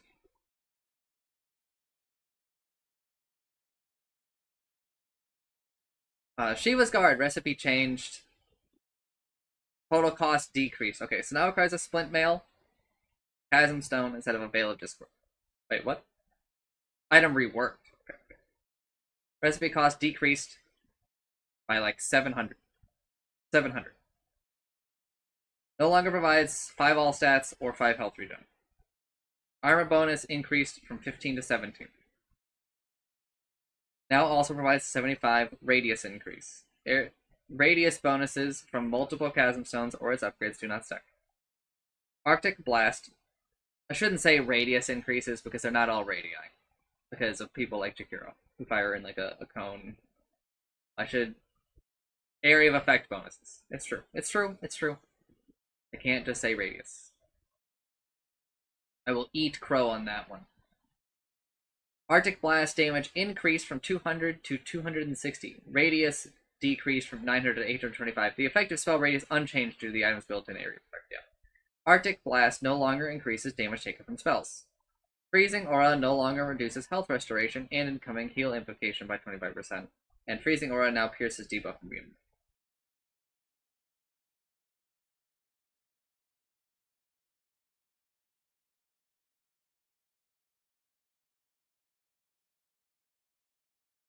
What a very weird item.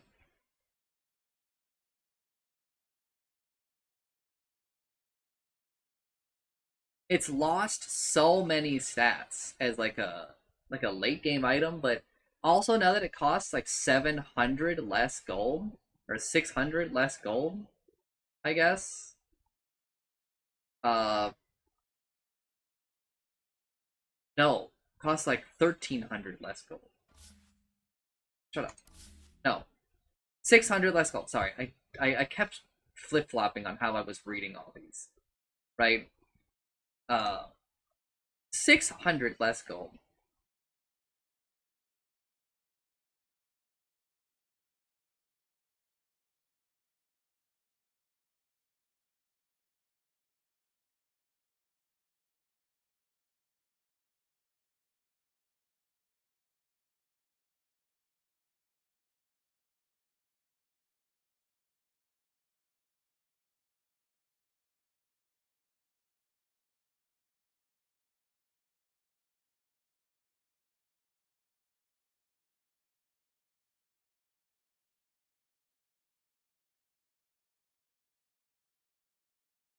I don't know. I gotta think more. That's your list.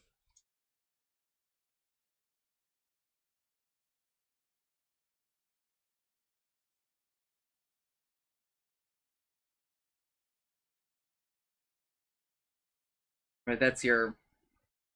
Those are my thoughts that you're gonna get. I'll think about it some.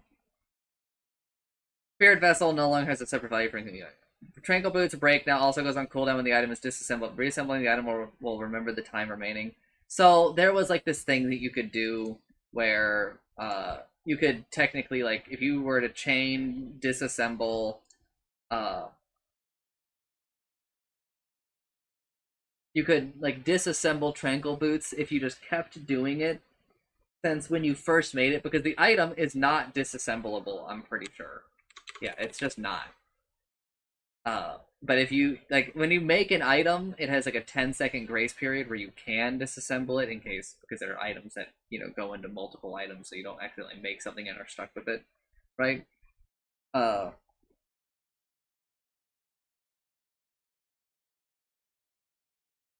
And so this was like kind of abusable if you had like really high APM and shit.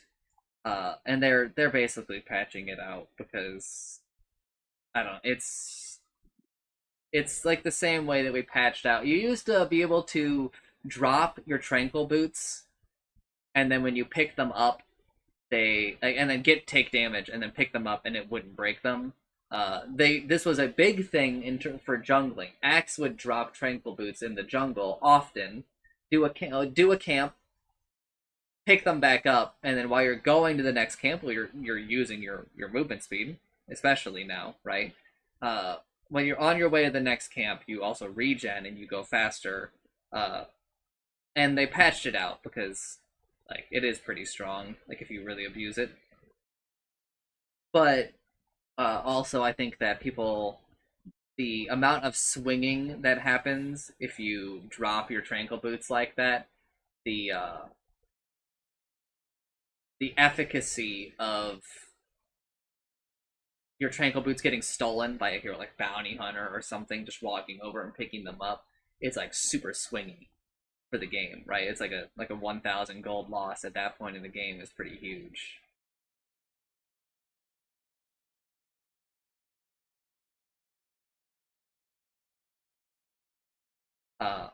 So there's that. Veil of Discord recipe changed. Now requires a voodoo mask over the magic fluffy hat and a recipe. Total costs 1,700. I hate the way that they phrase a lot of these things. They should just make it consistent. It costs 25 less gold. No longer provides those stats. Now provides 10 int instead of 4 all stats. Provides 175 health instead of the other stuff. Got a fluffy hat in it, so it's a fluffy hat upgrade. Gives spell lifesteal because it's got a voodoo mask in it. It's really bad upgrade for voodoo mask. It's only 3%.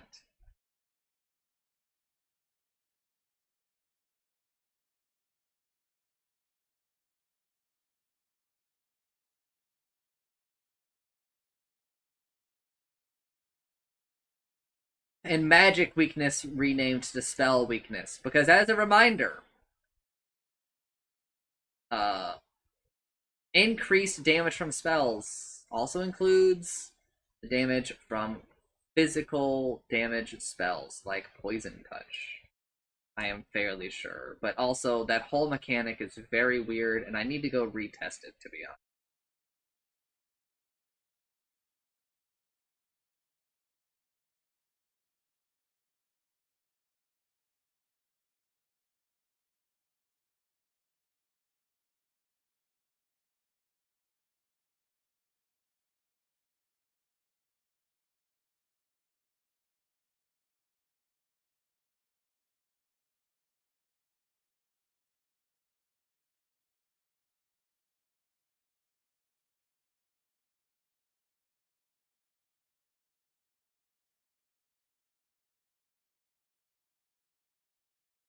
Uh, who is this item for? It no longer. Oh, it does upgrade into Bloodstone. Okay, keep reading. Recipe change now requires a Veil of Discord instead of a Void Stone and Voodoo Mask. Total cost increased by 350 gold. No longer gives 3 mana regen. Spell lifesteal bonus decreased by 5%, so Veil only upgrades spell lifesteal by 2%. Health bonus increased by 200. Now also provides 15 intelligence, upgrades the intelligence from Veil.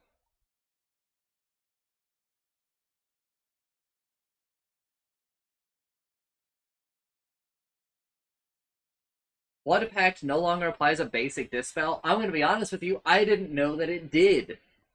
That would have changed my evaluation of Bloodstone, I think, by more than a little.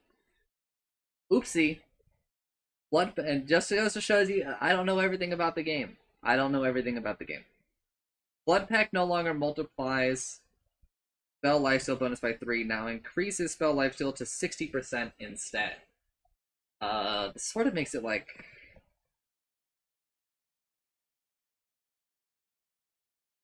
Okay.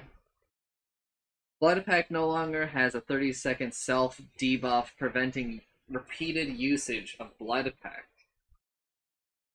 That also provides a passive spell weakness aura. Just an aura, not even an active. No, enemy units within 1200 radius take 12%. Radius increase, number increase. Increased damage from spells. Effect does not stack with Veil of Discord. Spell weakness. Also, an infinite increase to duration for the spell weakness aura, as compared to the spell weakness active.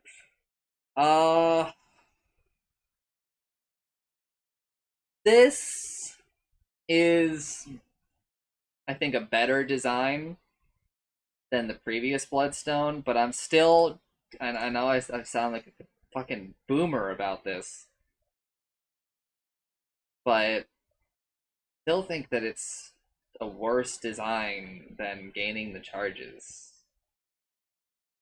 I don't know, just charges was cool and like unique, and I guess it's less unique in the modern Dota where we just start putting infinite scaling on like heroes and stuff, but I think that this is at least interesting, and I'm willing to hear it out. But also, I wish I had known that this applied to basic dispel. That would have changed a bit of the game, I think. Anyway, Witchblade recipe cost decreased from 250 to 300. Total cost unchanged at 2,775 gold. This is because chainmail has changed. I am now done with items. Items. But not neutral items. Alright, let me go read whatever the fuck is going. Enchantment changes.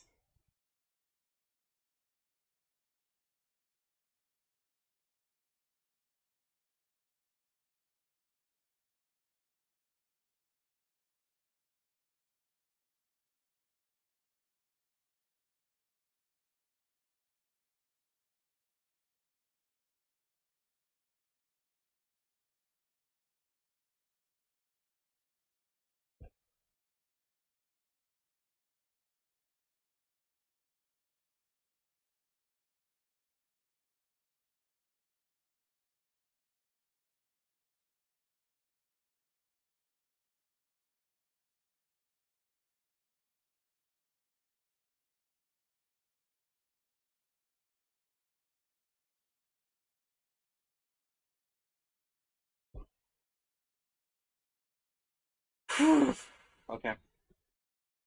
That's a lot to go over. I will be taking a small break for my voice, but also just because I did a lot there. When I come back, we will do neutral items, and I would not expect this section to be super long, but I also didn't expect items would take me 3.5 hours. So we will see, huh? Anyway, the usual, I will be back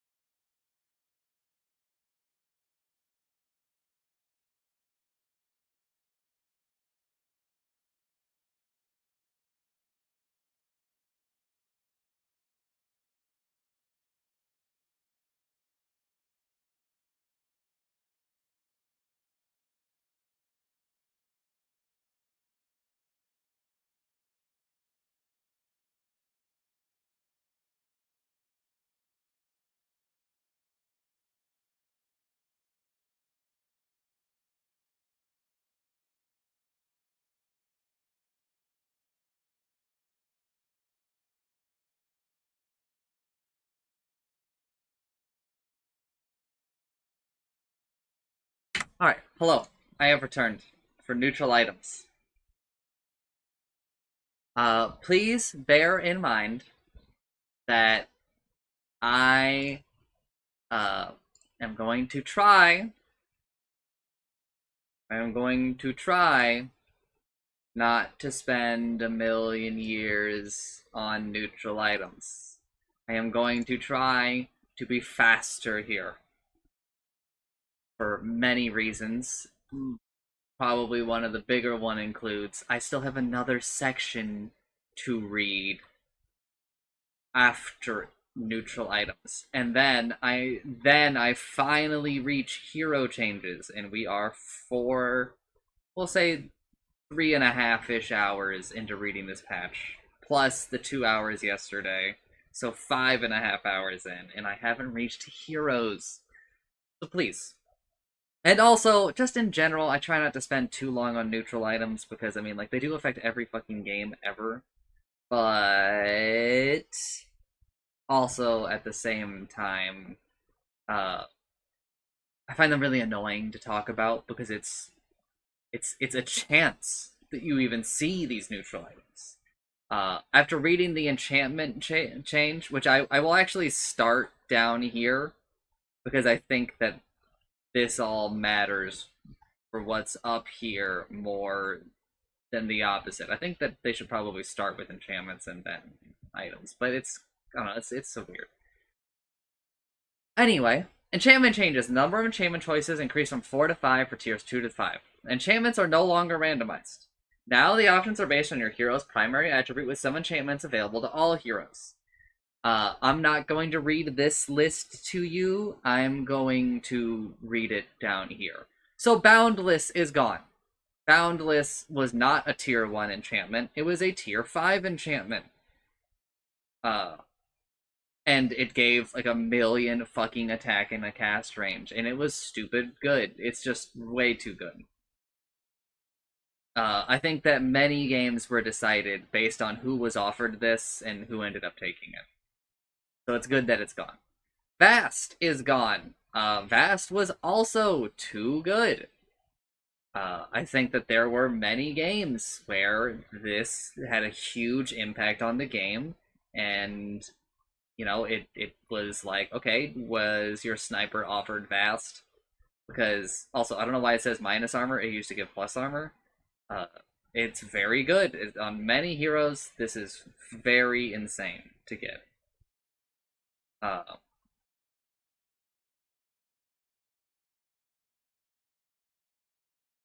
Quickened is now guaranteed tier 1 through 4 option for all heroes. I think that is probably like an okay standardization, because I do think that the difference between when a player is offered Quickened and when a player is not offered Quickened is a very, very unfair differential. Just because 15 movement speed at like 5 minutes in the game matters like a lot.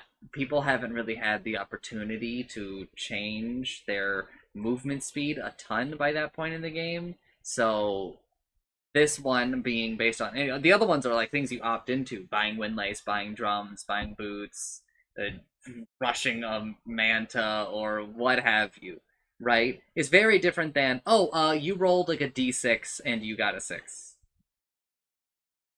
Or like you got a 1, right? It just kind of feels dumb to have something so impactful maybe not. Vital is a new guaranteed option for all heroes. It's a little bit of health regen. Health regen, I think, is actually like super impactful in the sense that at the early levels, it could have been the difference between you going to the jungle and not. Even Brawny at 100 health, what it was before, was kind of like the same energy.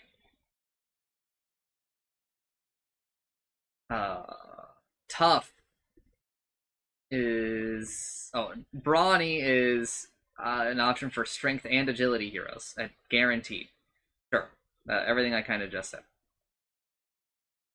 I don't really know why you would take Brawny over Or why you would take... Oh, okay, because Brawny 1 doesn't provide any help. Okay, I understand. Vital is only at tier 1. I understand.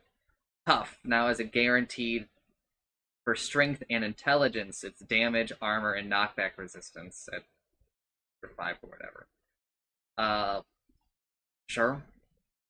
This is actually like a significant change for a lot of agility heroes, I think. The fact that they no longer can just take this bonus, because it puts more emphasis on them actually having to get agility.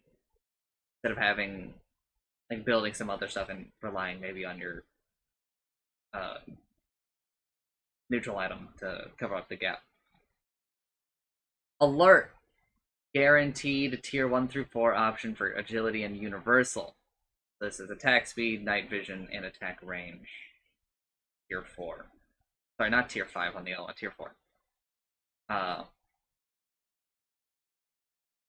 Alert is very good. I don't really know how I feel about universal heroes being included in this. I think that there are probably some problems in there. Mystical. Now for intelligence and universals, no longer provides cast range, but does provide mana cost of mana loss reduction at tier 4. I mean, that definitely makes it more balanced, because cast range on neutral items is a blight on society. Greedy is guaranteed for all things, for all people of all attributes. Yes, I think that is a necessity if you're going to keep this. But my real advice for all of this, as I'm reading this, here's my thoughts right now. Here's my feelings, my thoughts, both for as a health standpoint for the game and like a player who is, you know, engaging and analyzing these things for how I play. Just remove neutral items. Like, come on, man. If you read like all the knowledge that you're adding to the game, right? And like how many, it feels like they're jumping through so many hoops to keep this like in some way a mechanic that engages the player, but you know, in the sense that like there is some randomness, right? But we're removing more and more and more and more of the randomness with neutral items, right? Which I think defeats a big part of the design of them, because a big part of the design of them was that they are somewhat random. And by the randomness adds a little bit of flavor to the game. But the problem is that flavor feels really bad for the player because it isn't really like a choice. Now, they've made it a bit more of a choice by, you know, doing Slay the Spire, pick 3, you know, pick 5, whatever, right? But the problem with using that logic is that Slay the Spire and other such games with that amount of variance kind of solve this problem with like player engagement by increasing the volume of them, right? Sure, you can just blame like pure RNG for losing like an Isaac run. I mean, even though you can't really do Isaac because it's like a skill-based game. Right, you could win the game with no items at all. So we'll stick with Slay the Spire, especially since it's like recent in the minds for most of us. But with as many decisions as there are in Slay the Spire, there is like, it's harder for you to say like, oh, I lost because like of randomness, right? I got bad luck, as some people call it.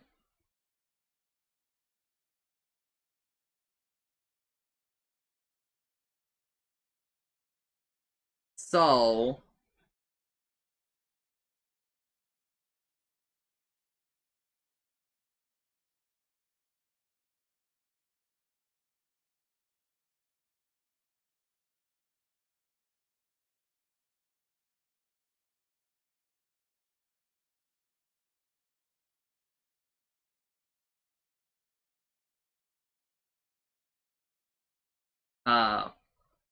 I don't know, it just feels weird how much we're bending over to like remove randomness piece by piece by piece by piece from this whole system.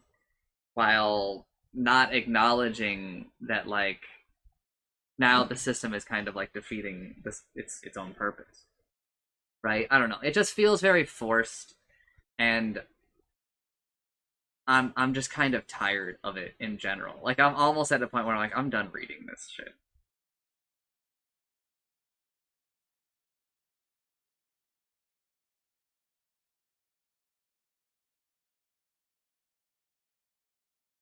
In fact, I'm done reading all of it. I'll pick some things out.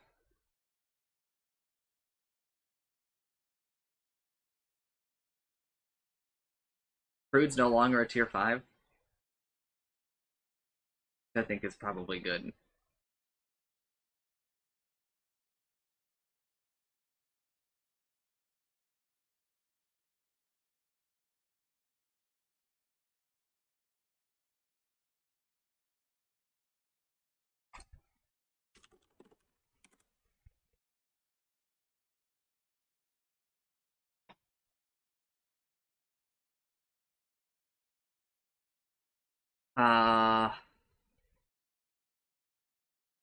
I have just been informed that 7.41A has been released, which is really really funny.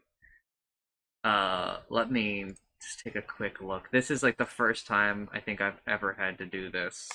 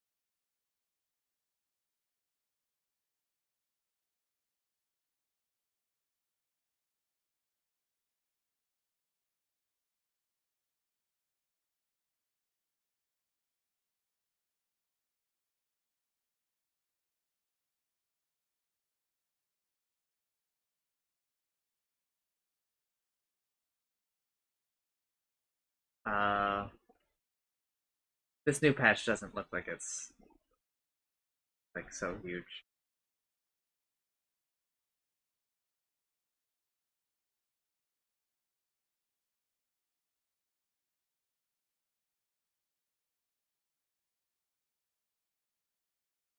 Sure.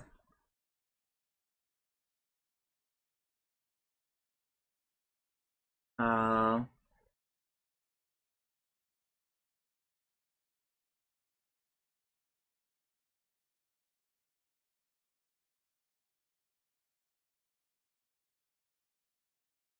Nimble seems really good.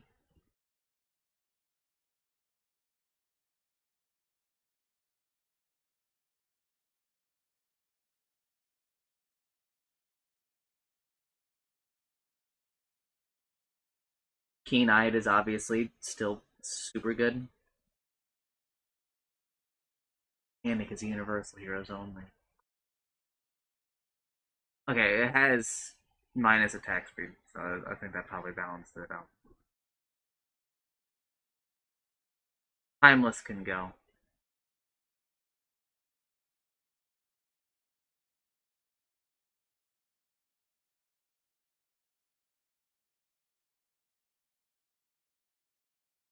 Vampiric gotten rid of for tiers 2 through 4, which I think is pretty huge.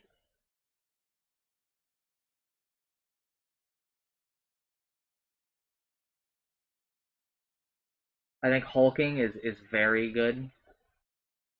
I think audacious, as I've mentioned before, is just absurd.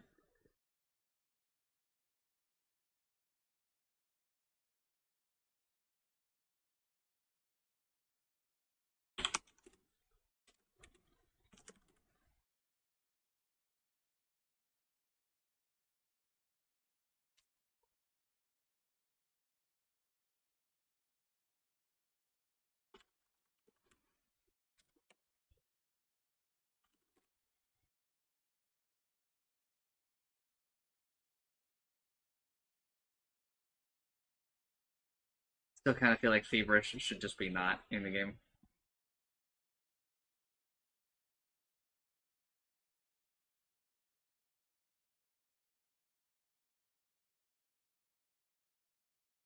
Manic is also just kind of like insane, but I don't know. I don't know. A lot of what I'm reading here, it just makes me like, man, just remove neutral items. Okay, neutral item changes. Here's probably the second most important change of the neutral items, not of the patch, just of neutral items. Tier 1 availability changed from 5 minutes to 0. 0, 0. So after the bounty runes spawn, from there on, you are technically able to get Mad Stone.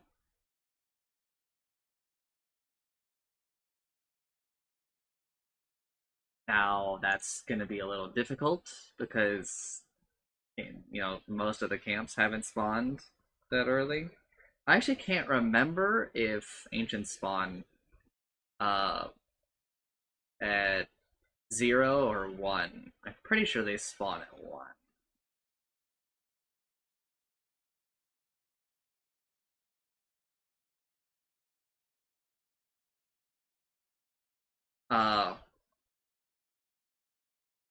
And Madstone crafting cost for tier 1 items increased from 5 to 6. I actually think this is a huge change for how we play Dota in like the first 10 to 15 minutes of the game. This, I think, adds a lot more value to blocking pulls. This adds a lot more value to pulling in general, pulling with the intent to kill the camp. I think that this is a big nerf to half pulls. An enormous buff to pull throughs. I think that this is going to lead to more fights in the lane over pulls and pull throughs and contesting camps if people really do this, because neutral items are effective. They are a sizable upgrade from going from nothing in that slot to something. As long as you don't take a neutral item that does nothing.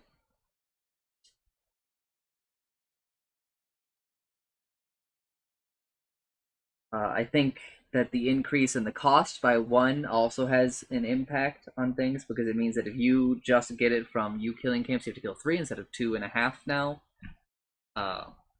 Which is like a weird distinction, but it means that if both lanes are pulling, right, with the intent to kill the camp, you should be getting your neutral items pretty quickly. Having a hero maybe even like leave the lane with the intent of killing camps, something like Arrow or Hook, something that instantly kills like a camp, or Coddle, I think is something that we are probably going to have to explore, because getting neutral items really fast has a lot of value. Especially because Quickened is always offered. Theoretically, you could give somebody else 1/3 of boots by killing camps. That is important for like a lot of evaluations of matchups and stuff. This does suck for heroes who are not necessarily good at killing camps at the beginning of the game, but it's really good for some heroes like Viper. Viper at like level 1 can kill like a hard camp. Just by putting down Nether Toxin and attacking them as they run in and out of the piss. And I think that there are a lot of interactions that this causes, and I'm not going to spend a million years on this, because again, I would like to get to heroes today. But I think that this changes a lot of the dynamic of how we lane. I have already talking with Chancer about several things, and I'm probably going to start teaching him some new methodologies for how we approach the game.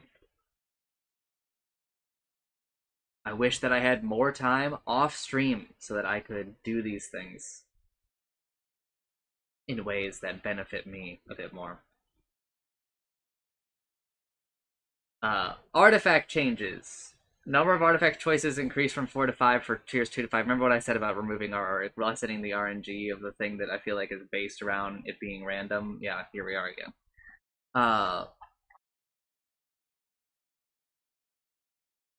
Ash Legion Shield. Shield wall damage barrier increased from 140 to 160. Shield wall movement speed reduction increased from 12 to 20. This is a sizable thing, but I've already kind of talked about barriers and how I think that this neutral item is super, super, super good. I still think it is like maybe one of the best neutral items that you can get on like a lot of positions. 106, 140 physical damage barrier is like impactful, especially in an area like on one unit. I think it would be balanced on it as an AOE is kind of crazy. 140 compared to 350, but like think about like the timing differences. Kind of crazy.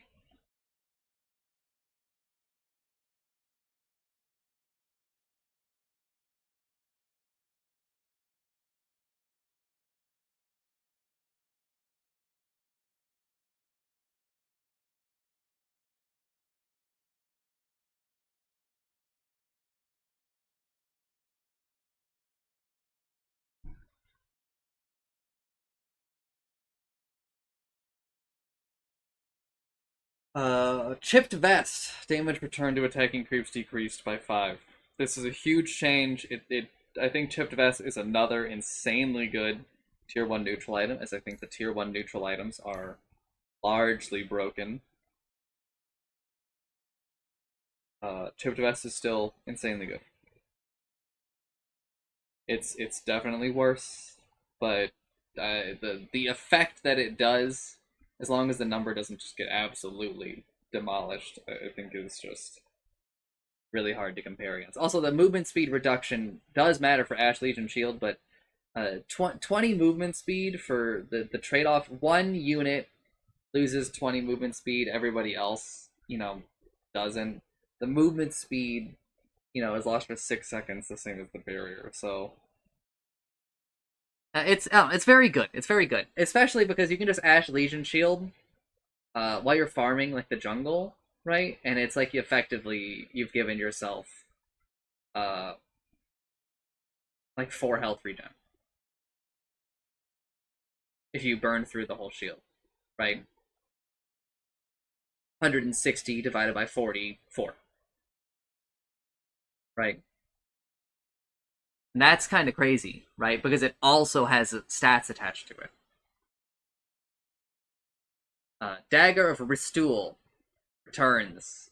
I'm actually not gonna read all of these because I don't know if I do in the past, but it's just not worth talking about. I'll just talk about the things I want to talk about. Forager's Kit is like a new shovel-esque type thing with like permanent scaling on it for one of them.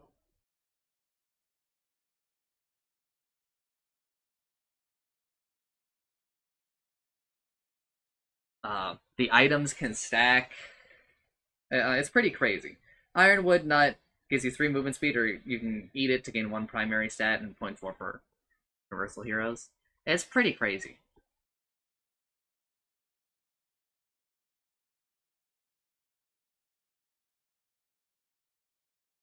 They're all really good.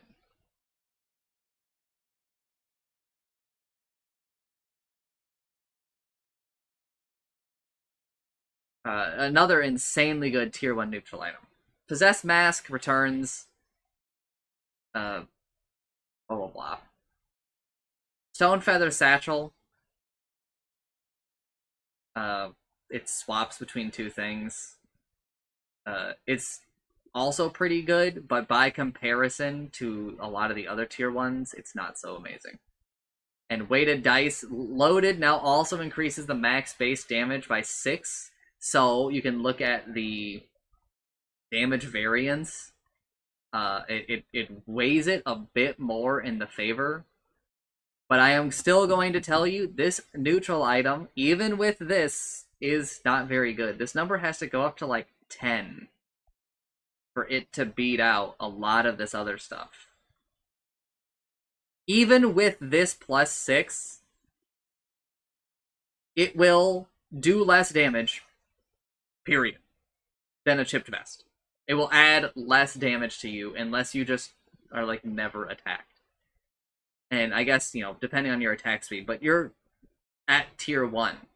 You shouldn't have enough attack speed to beat out chipped vest's AoE. Right, because again, as I've said before, chipped vest is a one-to-many, like, cost evaluate or benefit evaluation, whereas weighted dice is a 1.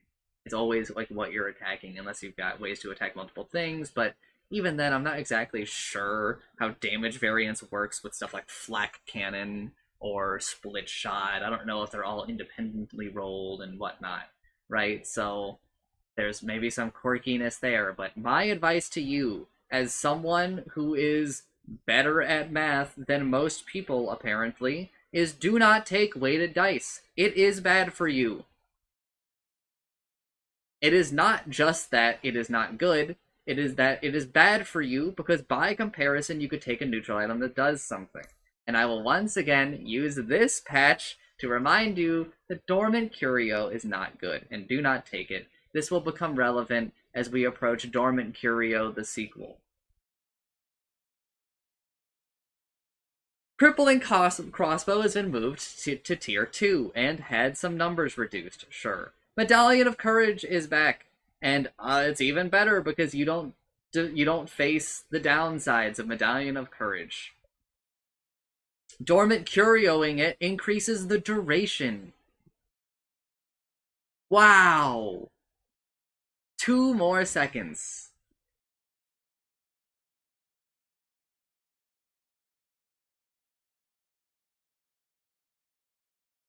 Searing Signet has been nerfed, both by increasing the threshold and decreasing the damage.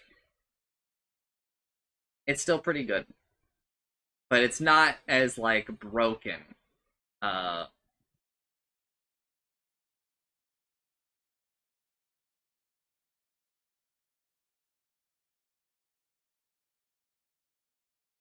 Now, how does Searing Signet compare to something like Whisper of the Dread, which is not in the game anymore, but also not stated that it was removed? Oh, there it is. Whisper of the Dread. It's item cycled out.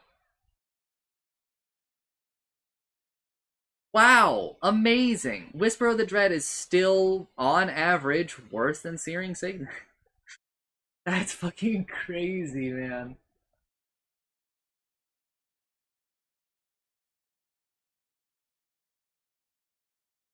That's bonkers.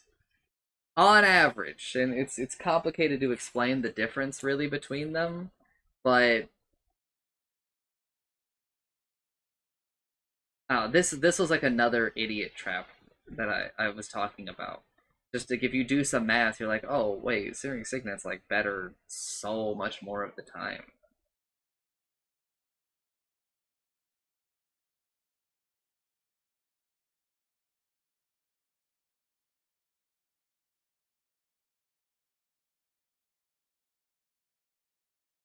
Medallion of Courage is very, very good. Highly recommend it to you. I won't belabor my point on how amazing Medallion of Courage is. It's like a neutral item, especially, but it's pretty good. Is it better than Ash Legion Shield? That's a tough question, brother.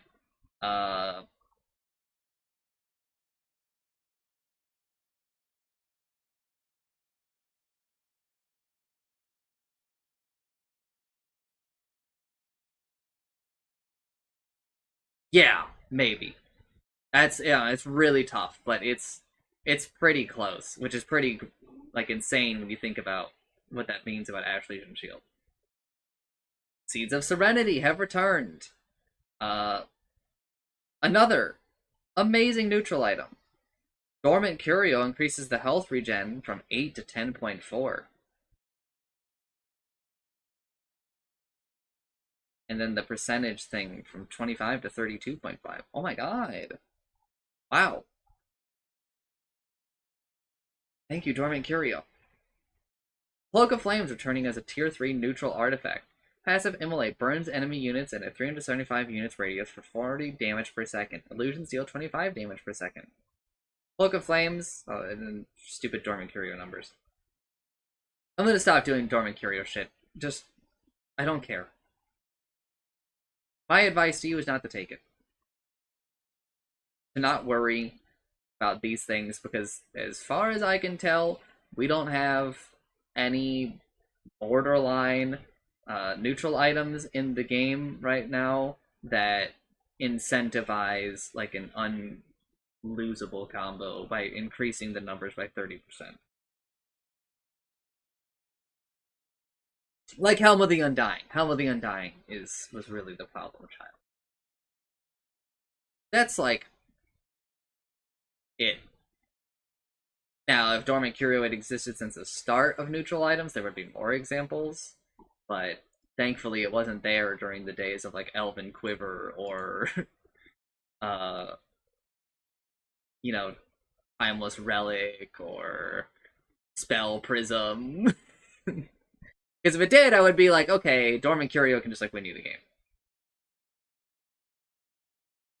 Anyway, Gunpowder Gauntlet, beat the crowd cooldown increase, so you get it less often. It's actually a pretty sizable increase, but I don't know. Gunpowder Gauntlet I think is really weird. I think it's fine in general, but it's complicated.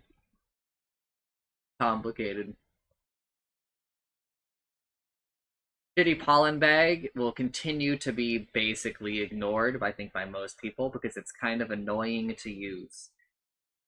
Artisan's Brand is a new one. Increases spell damage against player-controlled units by 9%. Okay, sure. Yeah, sure. That's neat, I guess. Shiv, cooldown increased, so you get it to proc it less often. That's good, because it's very strong. Spellslinger, passive salvo. Whenever you cast a spell, 20% of the spell's mana cost is restored over 10 seconds. Tick rate of 2 seconds. Dormant Curio increases the mana restored from 20% to 26%. Now that is a non-0% increase, but it does mean that you need to pass up all of your tier 2 options, which I don't think you should be doing. Especially because the heroes that I think really could use Spellslinger to go from 20% to 26%, I mean, maybe there is room there. Maybe this is a use case for Dormant Curio.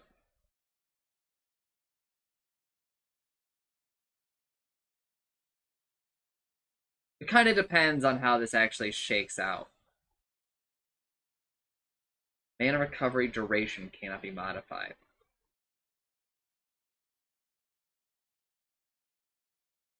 It depends on like how it stacks. Like if I blow all of my spells, does it total it all, or is it just like the first spell, right? Is it blah blah blah?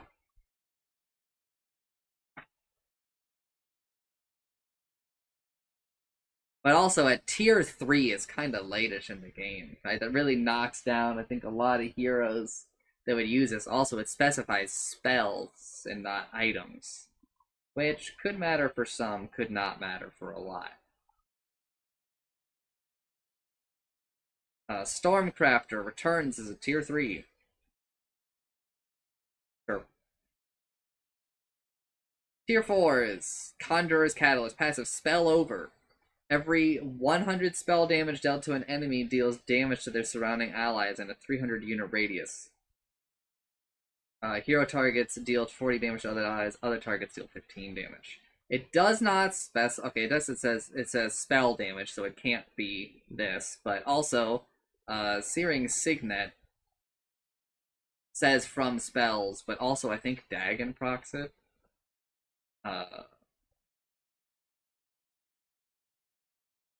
And I think items still proc Searing Signet, so pretty sure I've had it proc off my Mage Slayer or my Witchblade or something like that.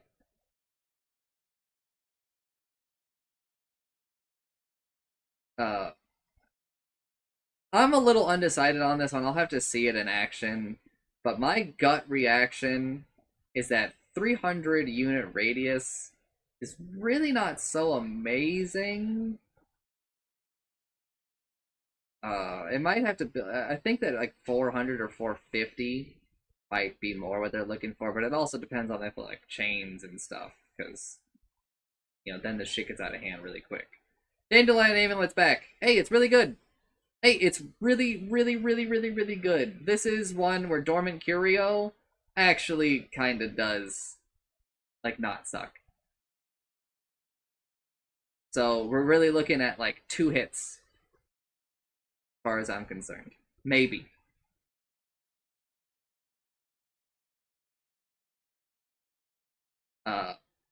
Now we're here at Enchanter's Bauble. Passive Enchant increases the bonuses of the item's neutral enchantment by 15%. Every time you craft this item again, the bonus is increased by 40%. Dormant Curio increases the recraft stat bonus from 40% to 52%. You can now select any enchantments during recraft. You can select any enchantments during recraft, and bonus will still keep increasing as long as you keep Enchanter's Bauble. Do not take Enchanter's Bauble. Please. I am begging you. In the same way that I am begging you not to take Dormant Curio because you are killing your tempo, do not fall for the idiot trap that is Enchanter's Bauble. Enchanter's Bauble, phrased differently, is add 15% to these numbers down here. So let's look at Keen-Eyed, which I would say is very good. 15% of 145 cast range is 14.5 plus 7.75.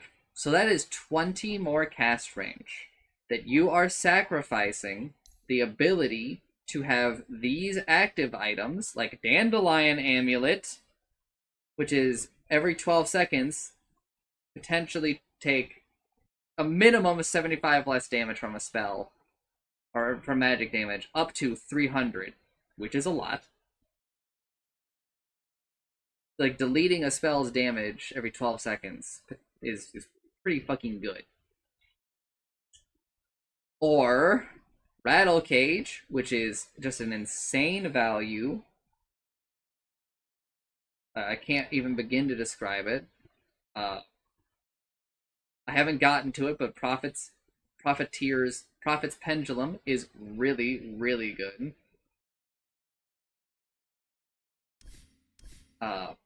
You're also sacrificing any of these better neutral items. I think tier 4 is Giant Small is also good.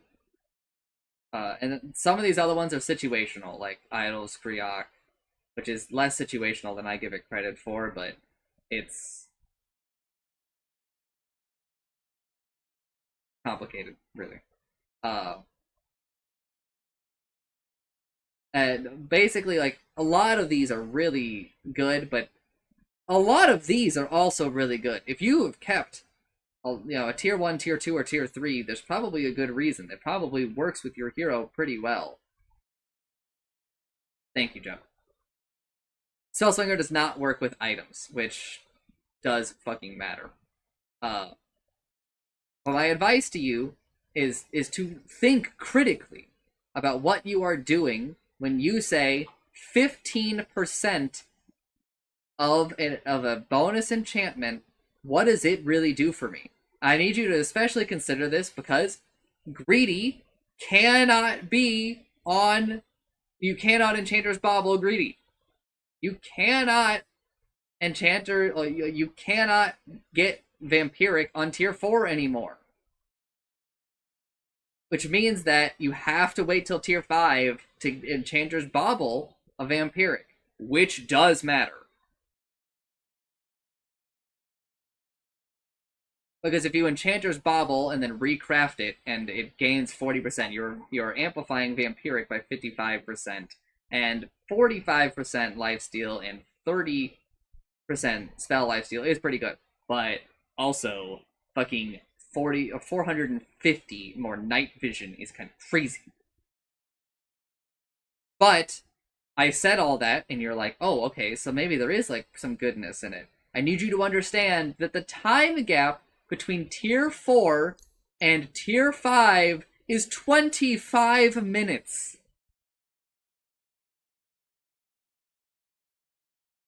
You are saying, you are confidently saying for a lot of these, like, cost-benefit analysis, hey, yeah, this game is going 60 plus minutes. And if your goal is to recraft Enchanter's Bauble, you are saying that increasing the efficacy of the enchantment by 40% is worth more than these tier 5s. And that is, I'm just going to say, borderline stupid. You are an idiot. Because most tier 5s, if there is no selection of 4 tier 5s, or I don't actually know if you get 5 new offers or 4 new offers, I can't remember, is not possible. I'm sorry to tell you, I don't think that you can give me like a hero where you choose a 4 combination here where I go, oh yeah, you won a Enchanter's Bauble. These enchantments are already pretty good. So to Enchanter's Bauble, really what you're saying is, I think this game is going to go to recrafting tier 5s at 70 minutes. And for you to make that decision at 35 minutes or around there is insanity.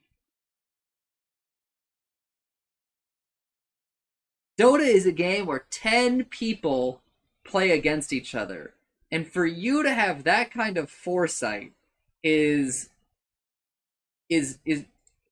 unlikely in a game where, you know, humans are not unpredictable, but, you know, they're not super consistently predictable, right? Like, we're bad actors all the time.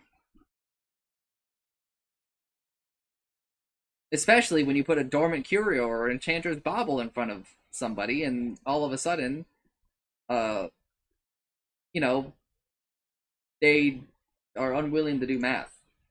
Now, if you're somebody who has taken these in my presence, like Jet or Theo, I am not, like, directly insulting you. I am more so just trying to get people to think before they do things. Think critically, if you care. If you don't care, then, you know, live your best life, brother. But also, I will make fun of you. I will make fun of everybody I run into that takes Enchanter's Bauble. I will make fun of everybody I run into that takes Dormant Curio, and I will make fun of everybody that I know that takes weighted dice. Everybody I run into, really. The items are, simply put, that they need a little more to sweeten the deal. Weighted dice, like, especially. I mean, they've definitely sweetened the deal a bit here, but it's mathematically, it's just not enough. Taking a neutral item that says, on average, increases your damage by, like, 3 is not a great value proposition, when instead I can take a neutral item that says, every time you attack, gain 5 health.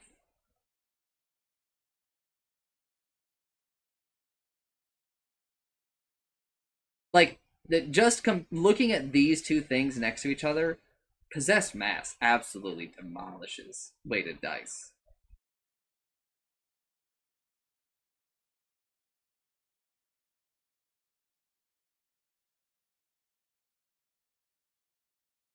It's crazy that I don't think a lot of people understand some of these things, like how effective these neutral items are, what kind of, like, value propositions they introduce to the game. And so, like, they look at 15% more of movement speed, 15% of a tier 4 quickened Wow, man. You really did all that for 4.5% 4.5 movement speed.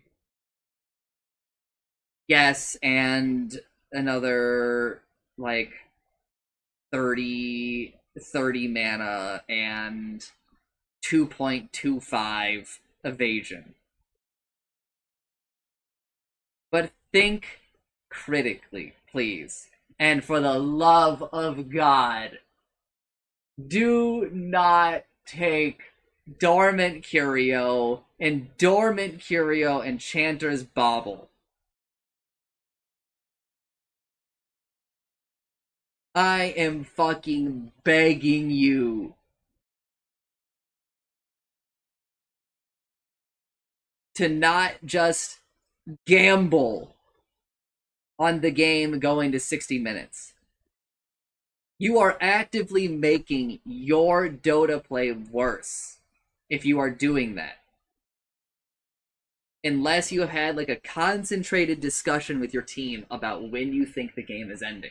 And if you all fucking agree that there's no shot you guys are winning the early and mid game in any way, shape, or capacity, and that you are confident this game is going to an hour long, one, I think that your guys' approach to Dota is probably not great. Because there are few, I will not say zero matchups where the tide turns at 60 plus minutes. Neutral items, as much as I fucking hate it, right, have a very much non-zero impact on the first 60 minutes of the game, right? Stuff like the Cobalt Cup can change fights at like 10, 15, 20, 30 minutes in the game because its effect is so universal. 10% more movement speed. Think about a Drum of Endurance. A Drum of Endurance provides 15 movement speed. 10% movement speed is more than drums. Because, on average, a hero has 300 movement speed, 10% of that is 30. And that's not even counting boots, where we get to throw in another, like 15.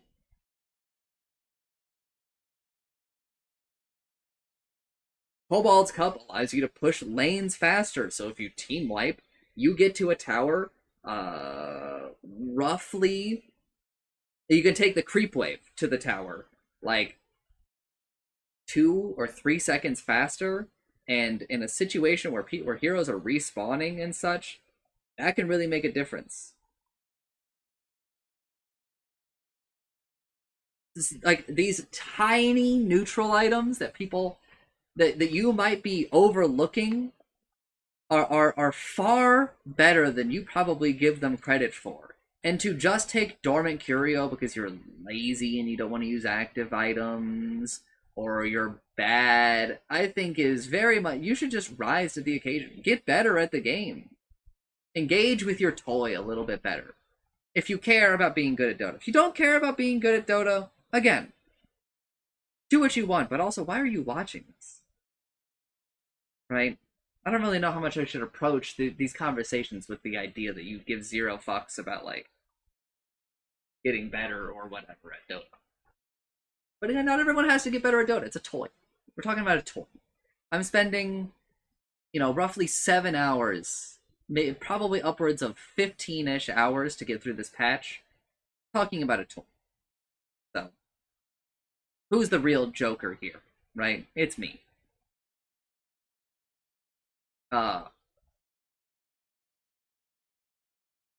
But my plea to you is do not sabotage most of your Dota game to benefit the possibility of the end of your Dota game. I hope that phrasing kind of helps paint like what you're doing, but it matters a lot, and I just don't think that people understand. It's like to compare some of it. It's like if you just took your 600 starting gold and you just deleted it. You bought 3 magic sticks, waited for the sell back period, sold them for one, so then you're at 300, buy another stick, buy 2, just buy out and then just delete all your money and see what that does for the rest of your Dota game. It's minus 600 gold, but you're minusing 600 gold. It's 100% of your gold at that time. And sure, like as the game goes on, right, that 600 shrinks and shrinks and shrinks in percentage wise, but they're not they're related. There is a correlation between like the gold that you start with and your ability to acquire more gold. And there's a correlation between like your gold experience and success. And now it's not 100% correlation, right? But I mean, if I gave a player unlimited gold and I gave another player 0 gold, I know that who I would bet on, like, most of the time, right? Like basically every time. Like even if I put I don't even know who the worst player we know is versus, any of like our better players, like me, Chancer, or like Udon, right? If I put like one of our newer or worse players against them, and we gave the newer player as much gold as they wanted, equal level, and then I put it against, Chancer, Udon, or and I gave us 0 gold, I would bet on the person with gold. Dota is a game of skill, but it's also a game of strategy, and also like a factor of your skill is understanding how numbers work and how they all impact each other. And so taking Dormant Curio or Enchanter's Bauble, again, I will say it, is an idiot trap. You are not investing in the future. You are not understanding the present and how it impacts the future. Especially if your Dormant Curio was up against like a fucking Ash Legion shield, then you're fucked. Because you passed up something so good. Tier 4 is not as amazing as Tier 1, to be honest, in terms of like impact on the game, but it is definitely not something I would just pass up Tier 4s in favor of getting like a modicum of a better enchantment.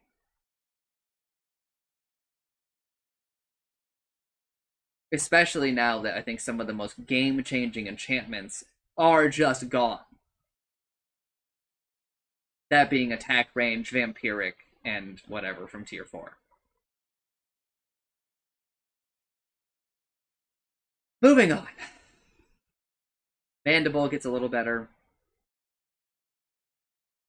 Prophet's Pendulum is really good. It's sort of like Rum, but it is lethal. But Prophet's Pendulum is super, super good. Prophet's Pendulum could maybe even is with a little bit of tweaking is a Tier 5 neutral item.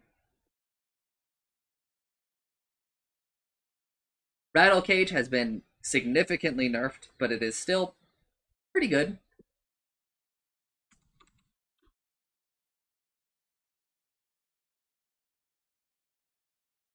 Yeah, it's pretty good. Pretty good.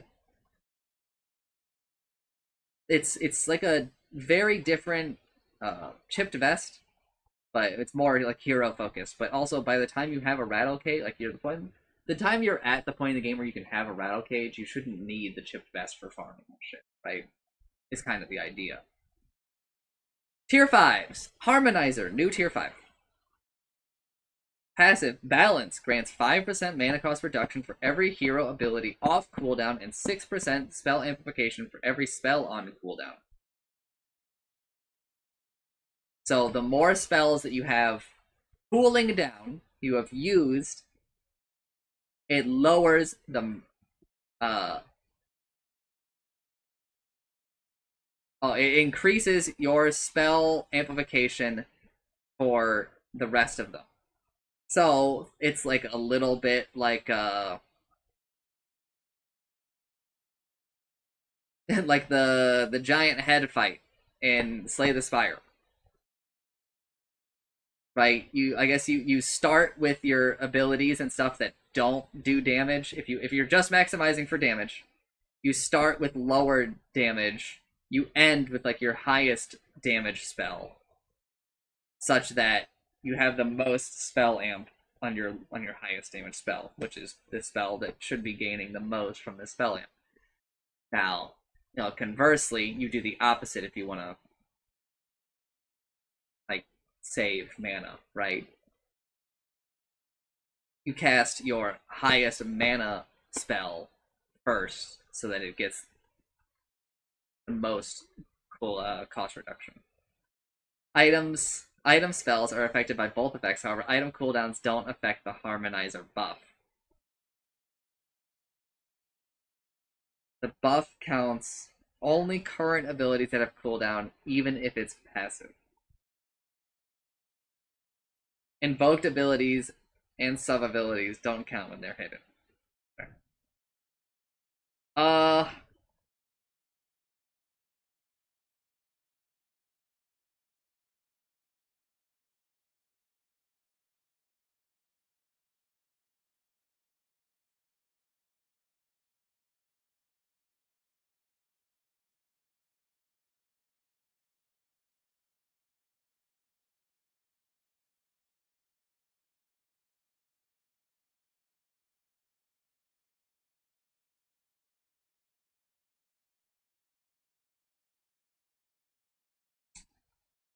Hmm.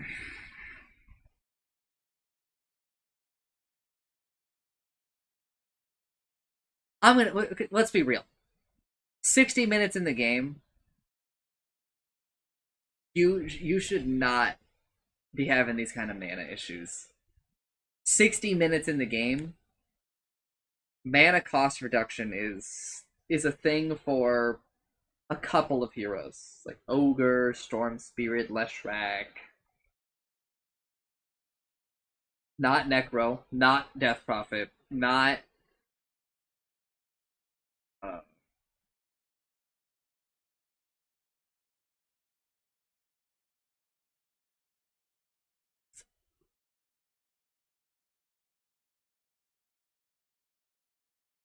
I don't know. It's so hard for me to even really entertain the idea of having these kind of mana issues this late in the game. Not saying it doesn't happen, but like tier 5 neutral items are so not all of them, but so many of them are so broken, right? That to take this with that in mind, like having that be a factor in the decision is kind of like insane. Now the spell amp, 6% for every spell on cooldown, it kind of depends on who you are, because, right, uh, that can be what feels like a bit more impactful, but even then, 6%, right, really look at what the numbers mean here. Let's say a level 3 Finger of Death, 900 damage, right? And let's say all of Lion's spells, except for Finger, are on cooldown. So that's Earth Spike, 6. I don't know if it stacks additively or multiplicatively, right? Let's say, best case scenario, additively, right? 6, 12, 18. Earth Spike, Hex, Mana Drain, right? And then you cast Finger of Death, level 3, right? And we'll just assume no stacks, because who cares, right? We have to draw the line somewhere with our simulation. 900 damage. I'm also going to assume that it's 18% and not 24, because I'm assuming it doesn't factor itself in. Although, actually, Finger of Death goes on cooldown before the damage. So we actually, we'll take it a step, we'll say 24%. 24% of 900. So 24 times 9, 240, minus 24, 216 damage is what you just took this for and made sure to cast Finger last, right? 240 damage. And obviously it'll be more, because you'll probably have Finger stacks by 60 minutes in the game, I would hope. 240 damage is not nothing. That is, an amount of additional damage. It's like you cast another Earth Spike, basically, or you cast like a mid-range damage spell, right? But compared to something like Book of the Dead, which allows you to globally push even a lane that is super creeps, not mega creeps, but it will stall mega creeps, right? Or Fallen Sky, which is one, an AoE stun that is also a blink, right? And it does damage, so we can recoup some of that 200 and... Oh, actually, I guess if we were really doing an optimum, you would Mana Burn, Hex, Earth Spike, then Finger. By the way, see, we get a little extra damage out of Earth Spike. But, Fallen Sky will end up doing damage as well. I think it's like 100, 200-ish over the course.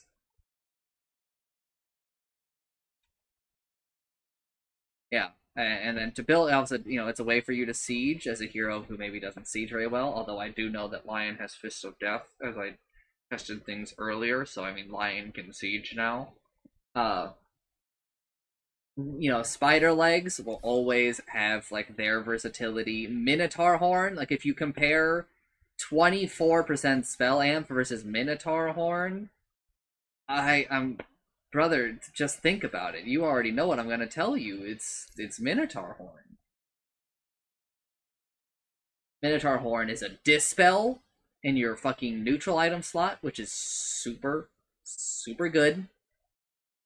It's, 50% magic resistance for those 2 seconds, which, again, 2 seconds is not a very long time, but it is a time that you choose, right?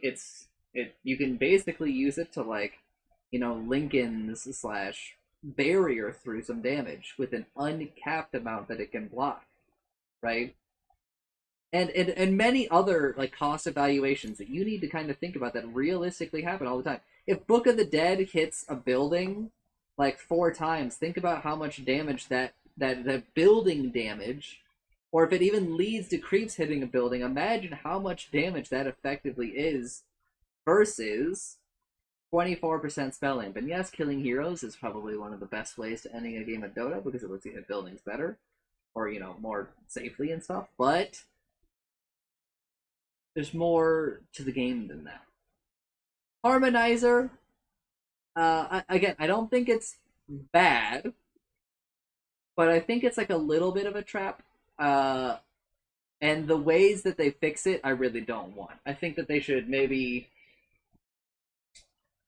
rethink the item, because really I think the way that they should fix it is that instead of mana cost reduction, it's like cooldown reduction, and that adds like a lot more to the evaluation, right?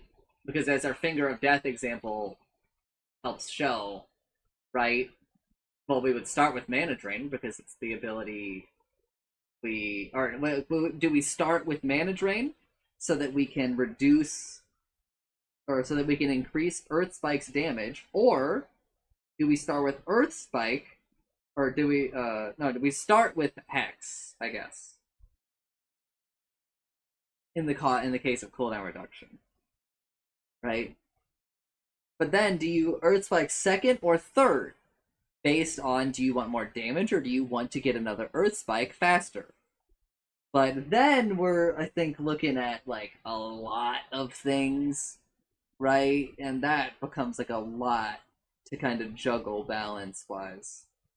And is difficult, especially since cooldown reduction is also a multiplicative thing, and I don't really know if mana cost reduction, how multiplicative it is, because there aren't that many sources of it, so they might just have it be additive. I'm gonna move on because I don't want to spend 10 million years on Harmonize It, but it's not turbo broken. I think that spell amp in general, if you've never heard me speak, this should be obvious. If you've heard me speak, this should be obvious. I think spell amp is overvalued. As soon as you start looking at the numbers and crunching them, right? 240 damage at 60 minutes in the game. Let's say a hero does like 200 damage, and let's say a hero has roughly like 15 armor. 15 armor is maybe like 50% damage reduction. So 200 damage per attack, we'll take it down to 100. 240 for that finger damage, right? It takes the person like 3 attacks to outdo it, right? And that late in the game, like attack speed is generally like pretty good, right?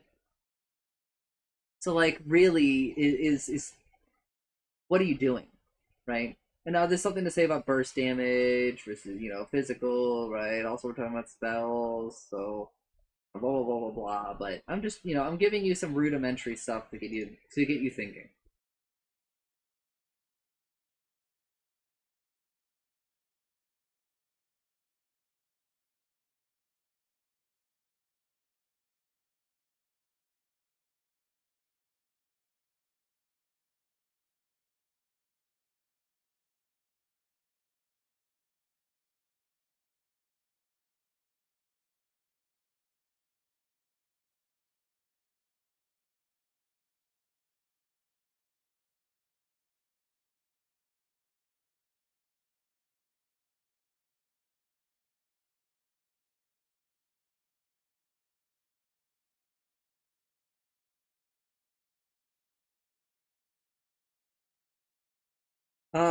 Rift Shadow Prism, sure, whatever. I mean, it's a late game illusion creator, so that's its value, is that you can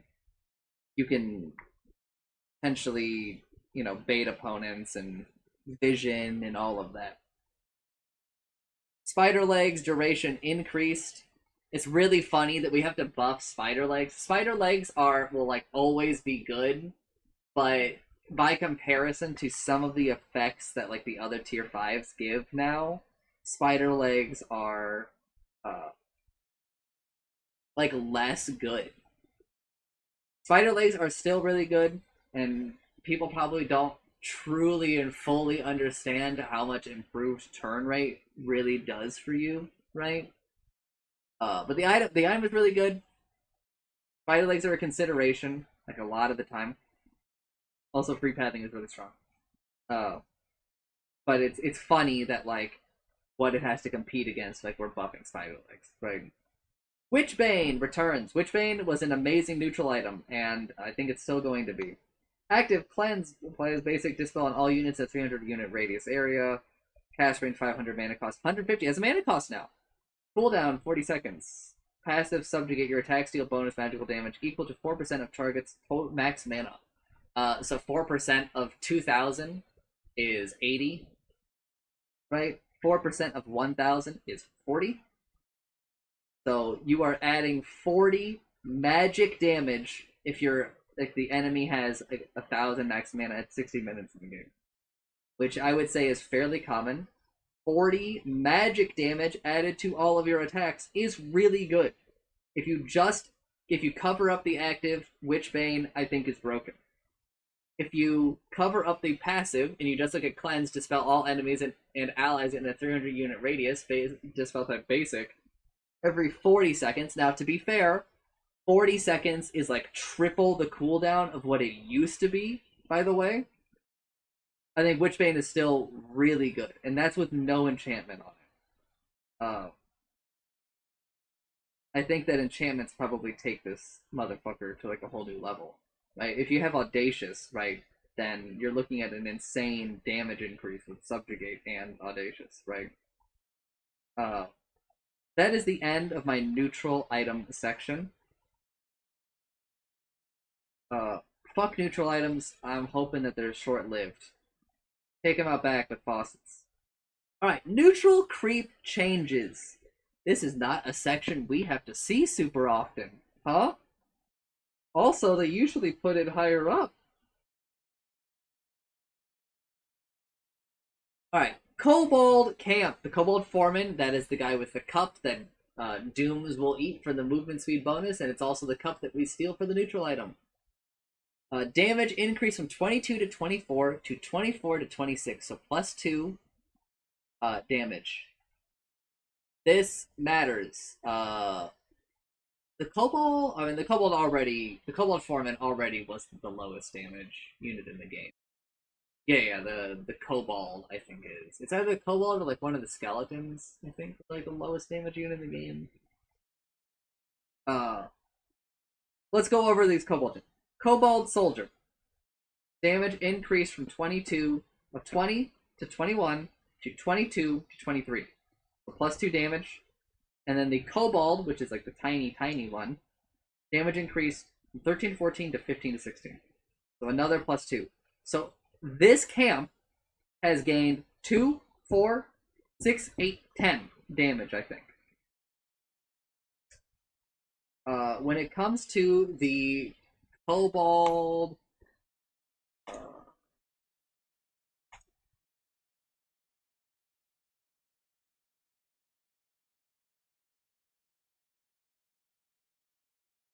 when it comes to...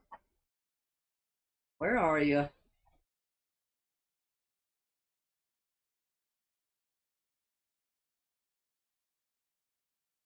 Yeah, okay. So, the camp does significantly more damage. Now, here's the big reason why I think they're doing this. And it's something I have been complaining about for a long time. Right? And I have said before, I've said it all the time. The Kobold camp is so ass. One, it's like an annoying deterrence from farming the easy camp because you have to kill this stupid soldier. Like, you actually have to look at the camp. You can't just like use that time to look around the map, right? Because if this guy disarms you, it adds like 3 seconds to the camp's farm time.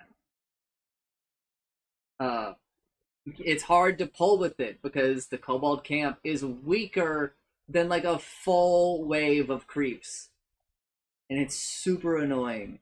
If you half pull it, there's still a chance that they don't kill either of the 2 creeps that you pull. And that's craziness, dude. So, by adding roughly 10 damage to this camp, it really ups its killability and it makes it a bit more useful. Now, it doesn't make it any less annoying to farm, but it does make it a lot less useful, a lot more useful in terms of pulling. And I think that really matters. Now, I already think pulling is a lot better because of the way the Madstone drops now.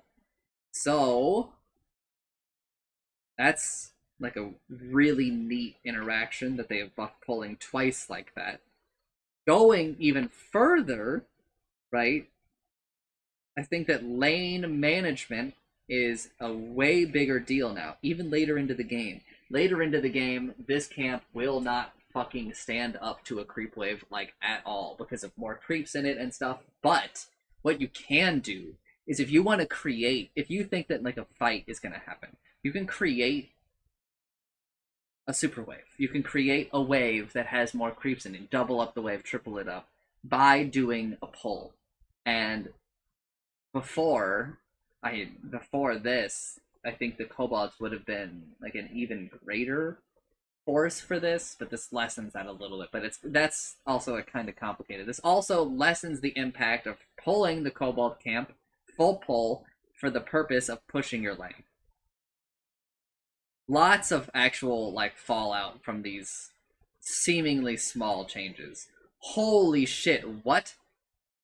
Fool Assassin, these are the guys that throw the spears and reduce your like HP restoration. Damage decreased from 30 to 32 to 25 to 27. So that's a -5, -5. Craziness. Absolutely crazy. Because that's actually minusing roughly 15 damage from that camp. There's 3 of them in there. Stacking the easy camp is normalized a lot more now. Okay, harpies are also touched.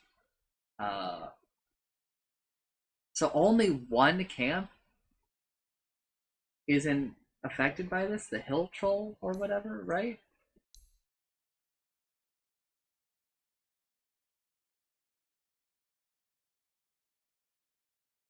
Right? No change to hill trolls? No change to hill trolls. Okay. Oh, my voice is starting to give out a little bit.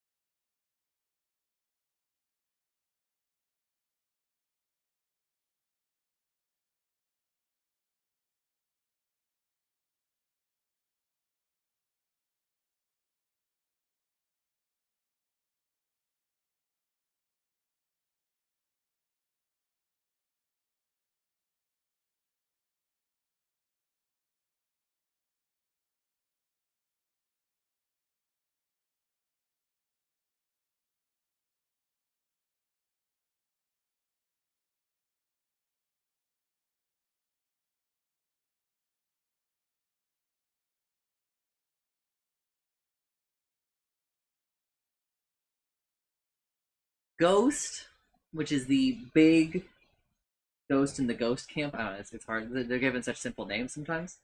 Damage decreased from 45 to 50 to 38 to 43. So -7, -7.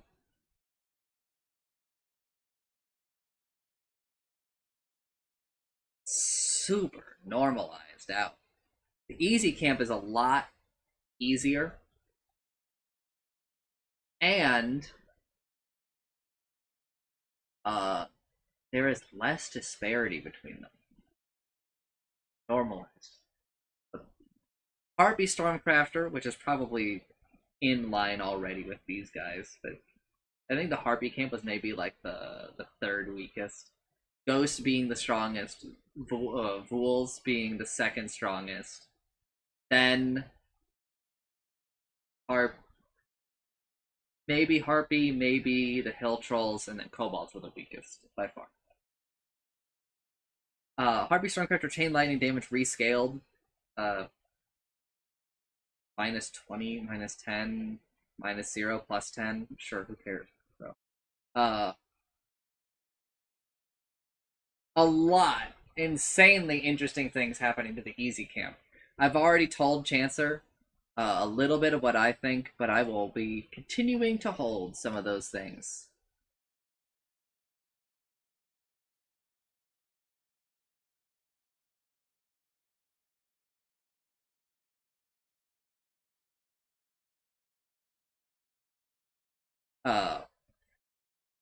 I've already given, I think, a lot of food for thought and advice. Satyr's Tormentor. Shockwave damage rescaled from 160 to 140, 160, 180, 120, or 180, 200. Yeah, I think that makes sense. Warpine Raider Siege Shot damage rescaled. I literally don't care. Boglet.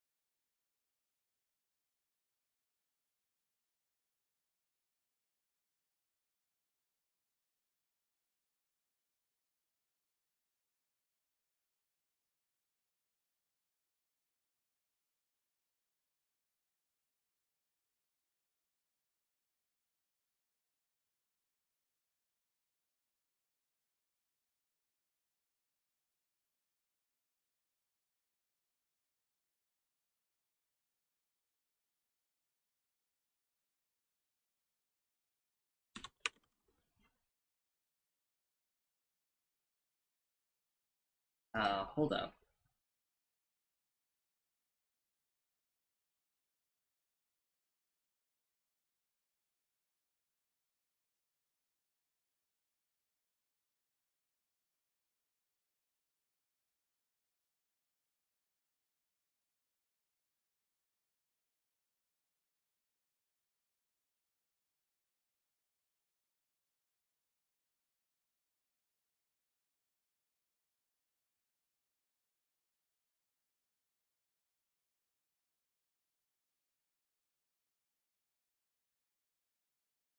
Uh,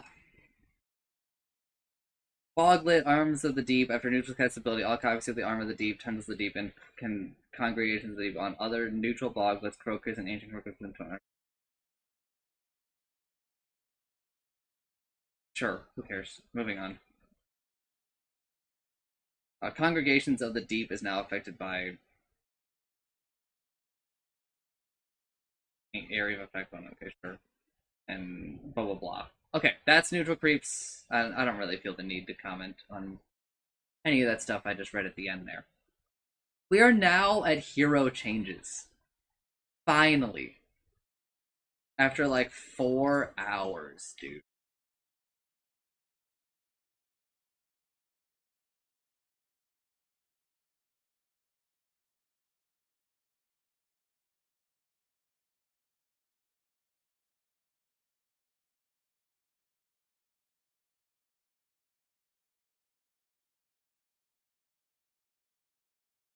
Uh,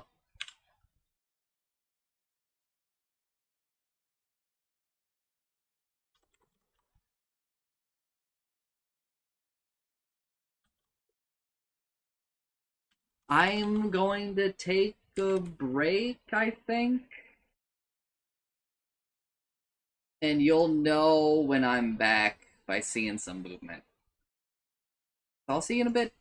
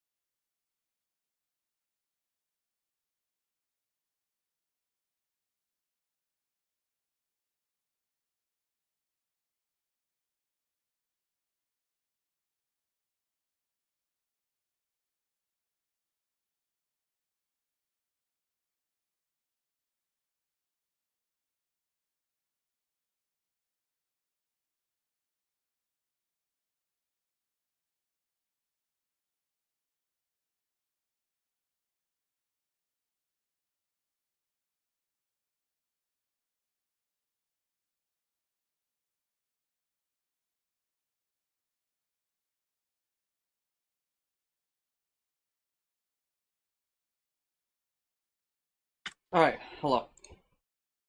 We're back. I'm gonna go a bit longer because, again, I would like to probably finish this tomorrow.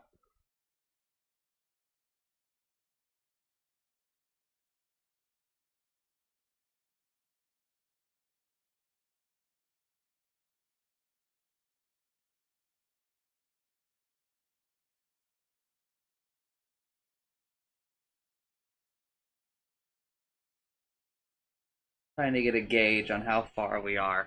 So items and all those other changes are probably like 25%. So I'm maybe like 25% done with this patch. But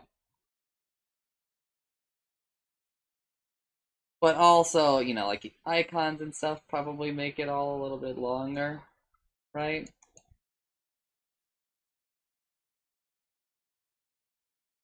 Uh,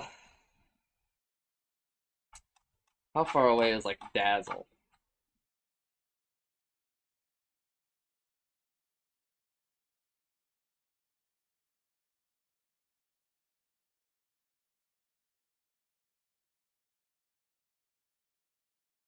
Man, I really wish I had gone a little bit faster today, but I don't really regret like a lot and any of what I kind of talked about or went over.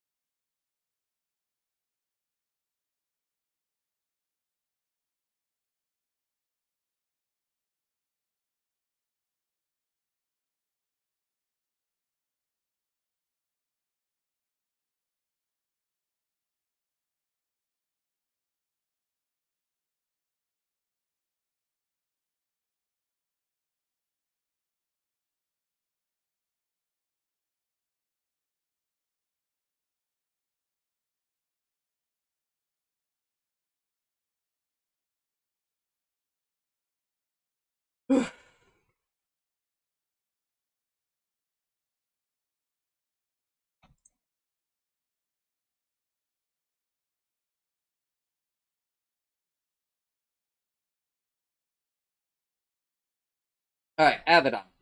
Withering Mist health restoration reduction changed from 35 to 24.5% plus 5% per level. So it takes like 20 levels to get back? Hold up, no. Yeah, 21 levels to get back to where it was. Sure. Oh, if they're even...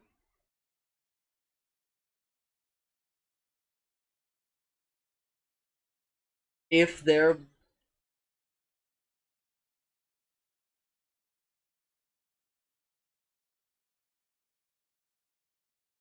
If they're below 40%, who cares, bro? Moving on. I thought this shit was just... I didn't know there was a condition on it. What a joke. Death Coil. Damage slash heal increased. Plus 0, plus 10, plus 20, plus 30. Death Coil's broken again. Spam it in lane. Borrowed time. Cooldown decreased by 5 seconds. Oh, 5, 10, 15 seconds. Holy shit. Abaddon's, like, broken again? I don't really understand why.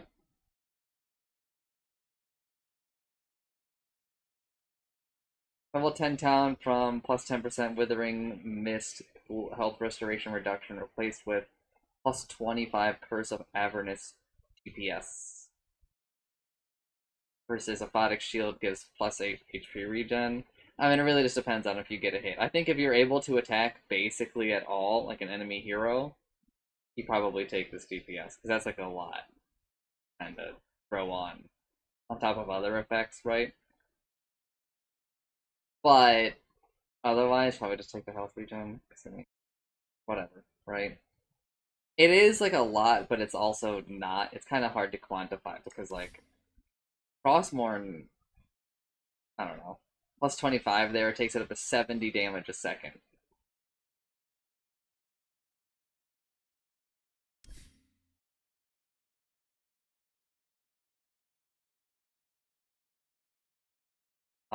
Level 15 talent from the Frostmourne DPS replaced with minus 10-second borrowed time cooldown. So it goes down to 55 seconds. That's like the value it was at a long time ago, and that's really good. I think that level 15 is highly competitive now. I would probably still take the Death Coil damage slash heal just because I think that there's a lot to play around that. Uh, but obviously, like if you're a more core Abaddon, probably just take the borrowed time cooldown and be very, very happy. Harpoon change doesn't really impact Abaddon, and there's probably like a bunch of other changes up here, like Bloodthorn, Orchid changes that impact him. But nothing that I think really needs like in-depth discussion. Al the Chemist. Uh, because of the faucets being all the faucets are gone for Abaddon, and like basically nothing happened as a result. His faucets were actually he didn't have any in the previous patch. Never mind. I think we got rid of them for him. Al the Chemist, Goblin's Greed. Aghanim Scepter now also increases the base bonus gold and max bonus gold per kill by 6 per melted Aghanim's Scepter. So this is, I think, to kind of make up the gap of now there is no, I've already forgotten the name of it. The faucet that made it so that when you gifted Ags, you got 75 GPM.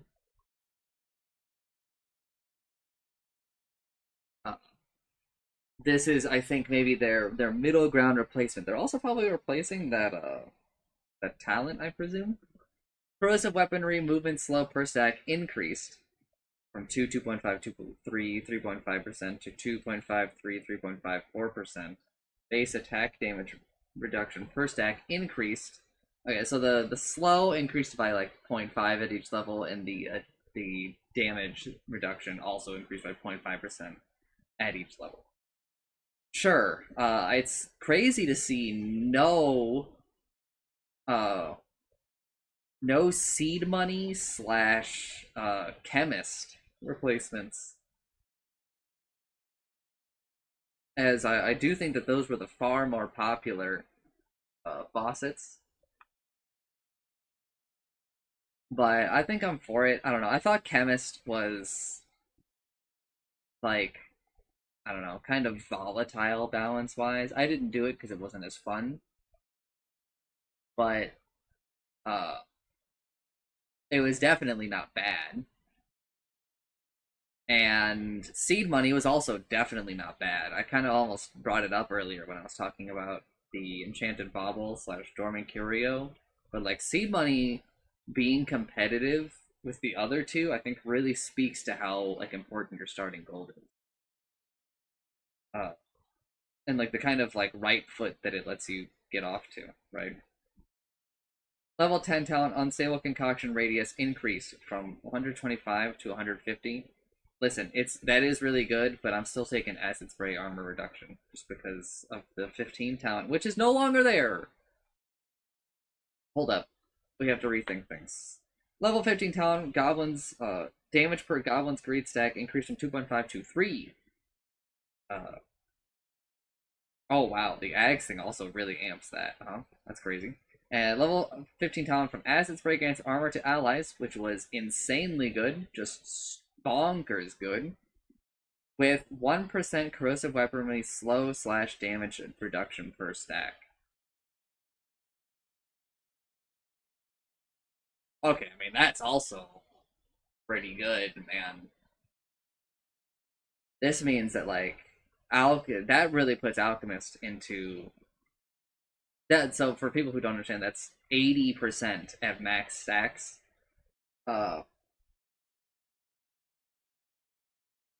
And that is a lot of movement slow. It's a lot of base attack damage reduction as well. That makes it so it's really hard for a lot of heroes to fight Alchemists, and even some heroes that are good against them, like Ursa or Lifestealer. I mean, it does not, it evens the gap a bit, but I don't think it really tilts it, impossibly into Alchemist's favor. They don't mention that Acid Spray applies corrosive weapon. Easy now. This stuff is explosive.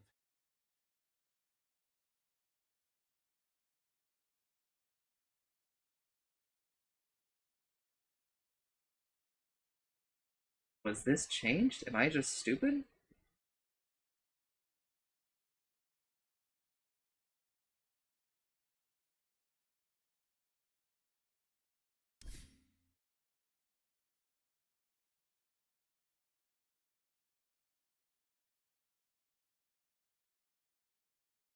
Neat changes to Alchemist.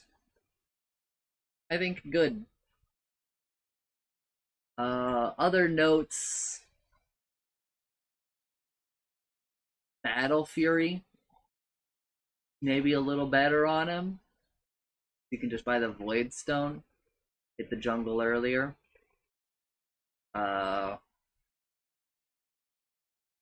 On-hit effect stuff. Made better. Not too much. Not really too much going on, I don't think. Santa Alchemist is definitely, I think, quite a bit worse. But, we'll see. Obviously, I'll try it out because I like it.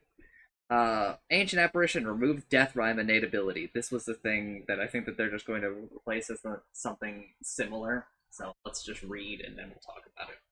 Bone Chill. New innate ability. Passive improves with Ancient Apparition's level. When Ancient Apparition deals magic damage with his abilities, affected enemies are chilled for 4 seconds, reducing their movement speed by 2% per stack. If the target is an enemy hero, debuff also reduces their strength by 0.1 plus 0.1 per 3 levels. Each instance stacks and has independent duration. So this is like a mix of Death Rhyme and Bone Chill, but they've removed the damage component from this at all, and this is where movement slow is now. And also the only scaling here is on the strength reduction. So Bone Chill is just baked into the hero now. Well, obviously it's named that, but Death Rhyme is also a large part of this. Cold Feet, Ice Vortex, and Chilling Touch. Oh, and Cold Feet and Ice Vortex now deal damage again directly. So this might be a little confusing for people. Cold Feet, Ice Vortex did not actually deal damage directly before. Instead, they had dealt damage by applying Death Rhymes. So same for Ice Blast, by the way. I mean, the Ice Blast, the explosion did, but the, dot did not, because there wasn't a dot. It was all on Death Rhyme. So now we're moving those back. I'm pretty sure this Ice Blast damage per second is, way lower, though.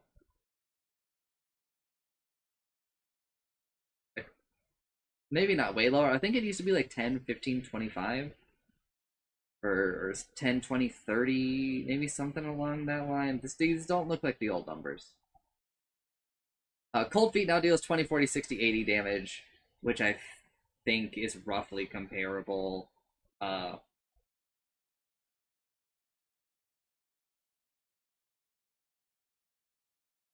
Also, Cold Feet will slow for 2%. Right? Because... Oh, no, a stacking slow. Because it's whenever he deals magic damage. Right? And Cold Feet does it in pulses. Right?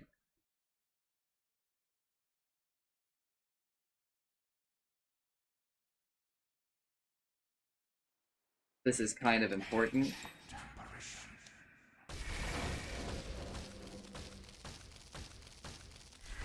Wow. Prepare for battle.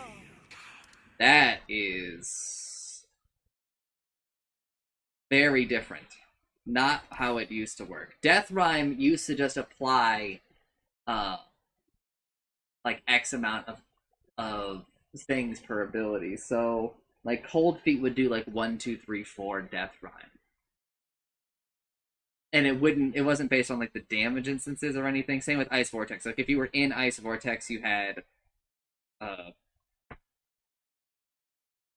some amount of Death Rhyme applied, I'm pretty sure. So the fact now that they can apply a lot more, although and they've also like normalized the movement speed slow as well.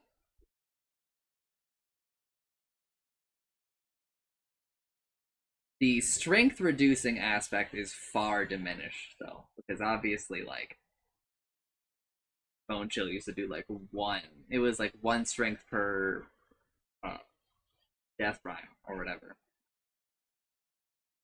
The Cold Feet slows a lot more.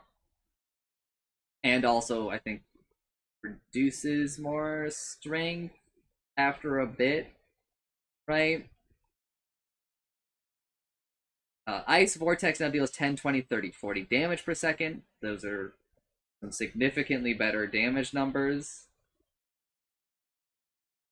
Now slows movement by 8%, but also remember that because they're in Ice Vortex, they are getting Bone Chilled for 4 seconds, right? For every, however the tick rate of Ice Vortex is. Chilling Touch mana cost decreased from those numbers to just 35, which is significantly cheaper. Probably need significantly less mana in terms of Chilling Touch, but Aghanim Scepter no longer reduces the mana cost. Okay, well, that's a big blow to the Ags, in my opinion. Also, the Ags increases the strength reduction. Ice Blast now does damage again, but I'm pretty sure it's more than what it was a bit ago. Level 10 talent plus 2 Cold Feet Death Rhyme stacks replaced with plus 30 Cold Feet damage per second.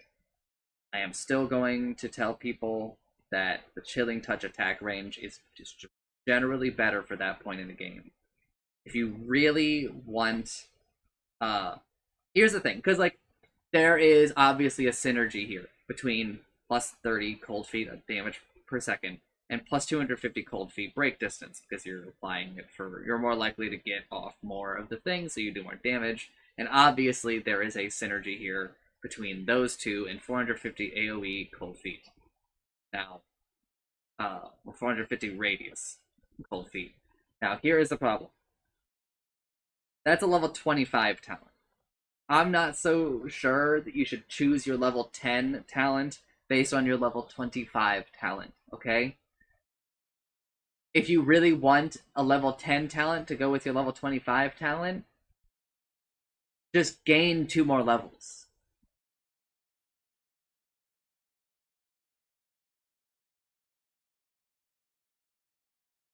The Chilling Touch attack range does a lot for the hero. It's hard to truly cover all of it, but it gives your hero a lot more versatility and allows you to contribute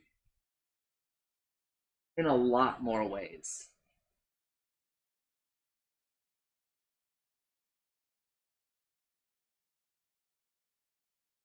Level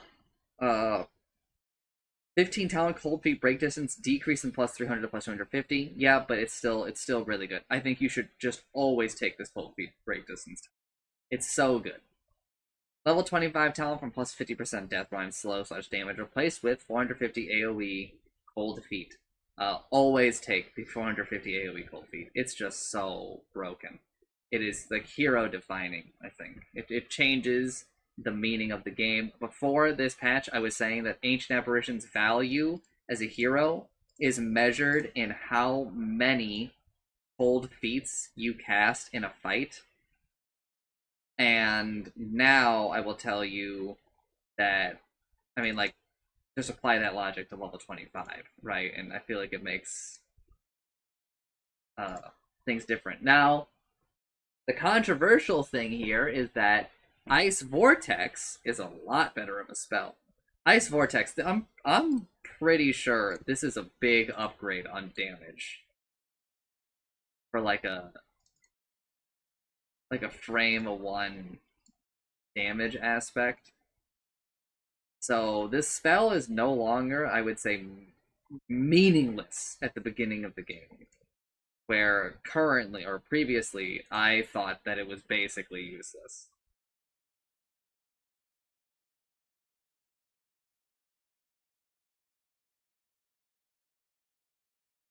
Death Rhyme used to do uh, 5 damage per stack. Let me take a little look-see.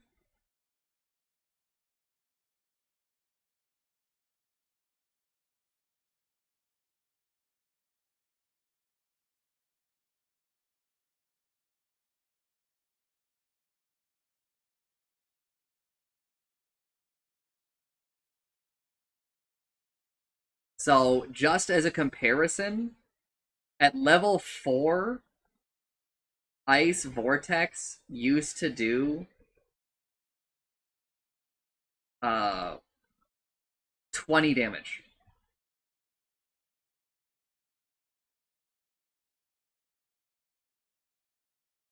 $20 damage per second.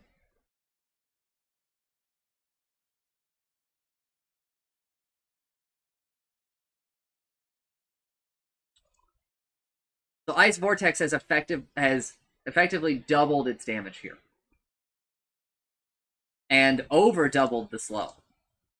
Especially considering that Death Rhyme stacks have a real duration now.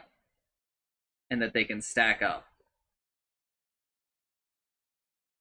This is a very large change to Ancient Apparition. Cold Feet used to apply, I think, like 1, 2, 3, 4. No, the Ice Vortex was 1, 2, 3, 4.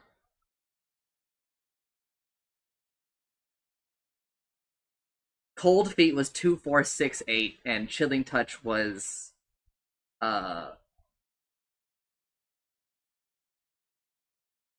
Okay, no, Death Rhyme was 3 seconds.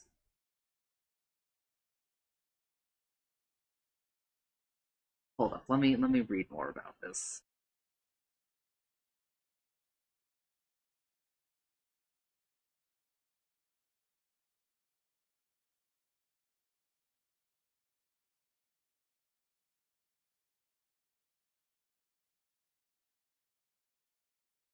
No, all of your Death Rhyme stacks were cleared as soon as you left the Ice Vortex.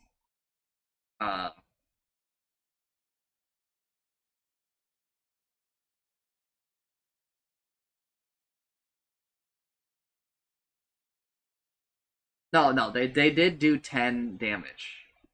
No, they didn't, because there is a change here that says. Hold up, let me look. Okay, they did do 10. So now Ice Vortex does 10, 20, 30, 40, and now it does 10, 20, 30, 40. Okay. But now the damage lingers after you leave it. Right, so if I load up in this demo,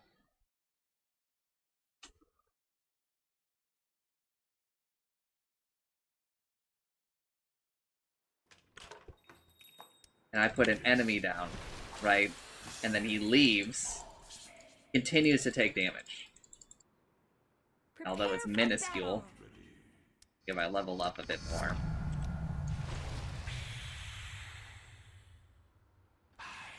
And I leave, I continue to take damage. No? Yes, because Ice Vortex. Okay, yeah.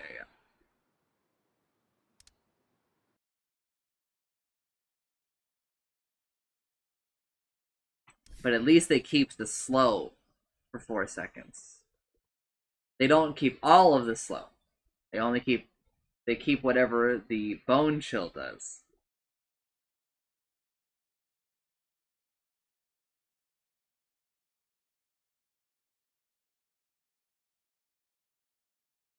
Ice Vortex is better now, but And it's I still think it's a lot better.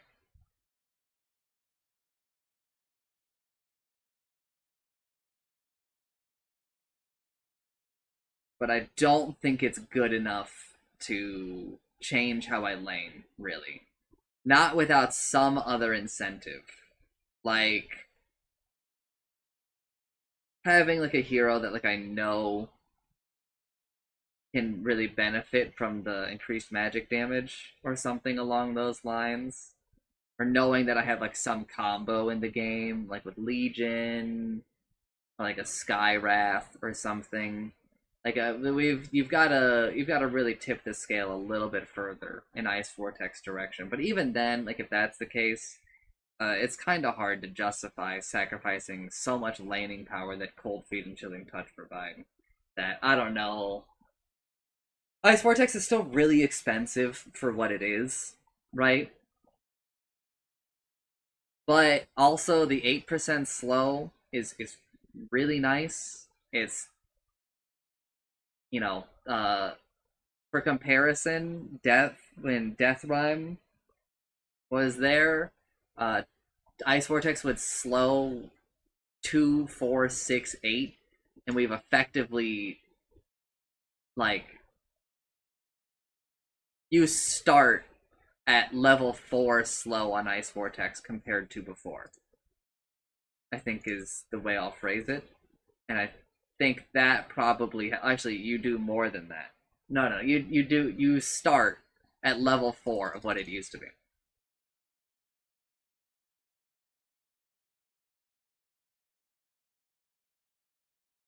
In terms of the slow. Also the slow lingers for the additional slow that you apply, right?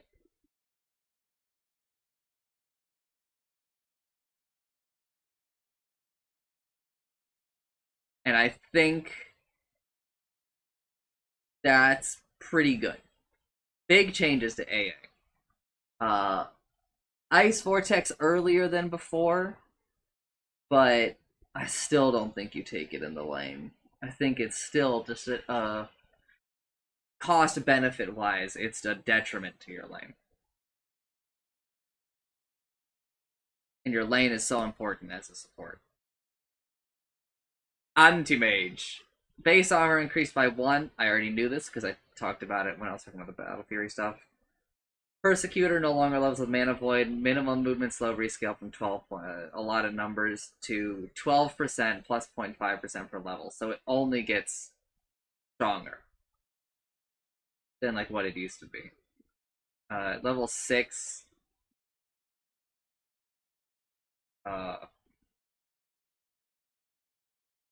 It's even no, it's like the same basically, except you go higher than 20% now by the end. Maximum movement slow rescale from numbers to 24% plus 1% per level, uh, which is like the same. Yeah, it's the same logic as the thing above it.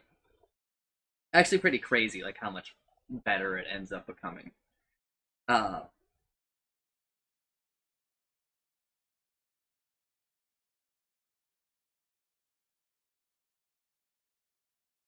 Mana Break effectiveness when applied by illusions decreased from 50% to 25%. Now upgraded with Aghanim Scepter. Increases max mana burned per hit by an additional 1.5%. Okay. Let's read all of it because I assume that there's more going on. Blink cast range rescaled from those to those, so it's plus 125, 150, 25, or minus 25, minus 100. So no longer blink dagger distance? That seems kind of crazy. Cooldown decreased by holy shit by 1.5, 1.50. Insane level 1 blink buff, which is like a I think he might be broken. Mana cost increased from 50 to 65, 60, 55, 50, so plus 15, plus 10, plus 5, plus 0. Not nothing, especially because I was complaining that the other day. I think that Animage doesn't really have like the mana managing that people think that he does anymore. Like, we used to have to tread toggle, and now it doesn't feel like we do.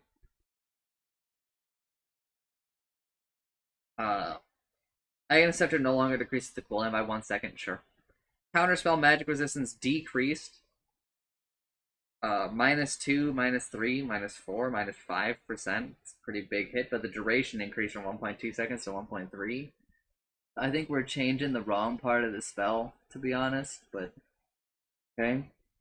It kind of pisses me off. I really think Counterspell is too good. I think the duration should go down to like 0.8 seconds. Mana Void cooldown increased from 70 seconds to 185, 70. Radius decreased from 500 to 400, 450, 500. So, plus 30, plus 15, plus 0.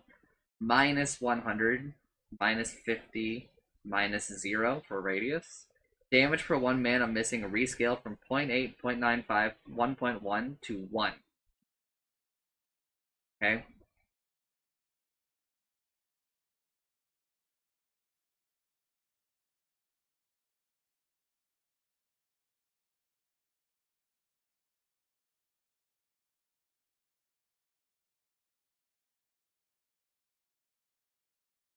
It really feels like they're forcing Animage out of the early game. Or no, the mid game. Like, they're actually like, Animage, fuck off, go farm.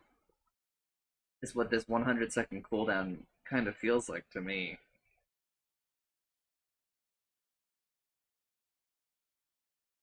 And then there's a blink and then counterspell changes. They scream, put more points into counterspell so that you're more insulated while you farm. Like, in safer in general, right? Level 15 talent, plus 1% max mana burn, replaced with 0.2 mana void damage multiplier. Level 20 talent from 0.2 mana void damage multiplier, replaced with plus 150 blink range. So just so we're all clear, this level 15 talent, this level 20 talent became a level 15 talent. We deleted the idea of this max mana burn talent at level 15. We gave it to the Ags.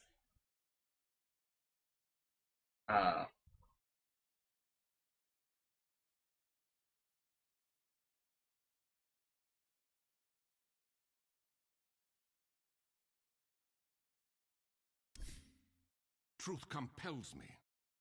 Yeah, okay. Level 20, and then we've moved this level 25 blink talent. We've made it a little bit worse. We moved it down to 20.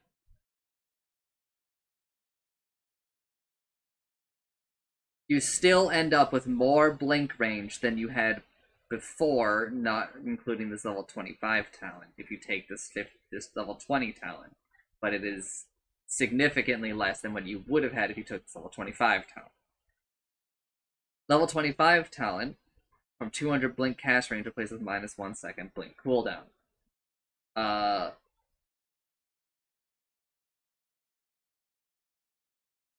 I really don't think anything has changed for me talent-wise. I think it's no-brainers all the way down.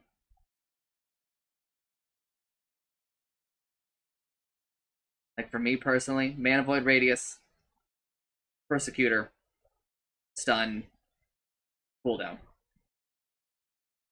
The Mana Void cooldown thing is so powerful. It's hard to even truly explain how much power it kind of gives in like the average game of Dota. In some games of Dota, maybe you skip these Mana Void things because, you know, maybe there's just no one on the enemy team with any amount of mana. Sure. But it's still like a 1 second stun if you take the talent. And that's not bad for a spell that you can make into a 700 radius.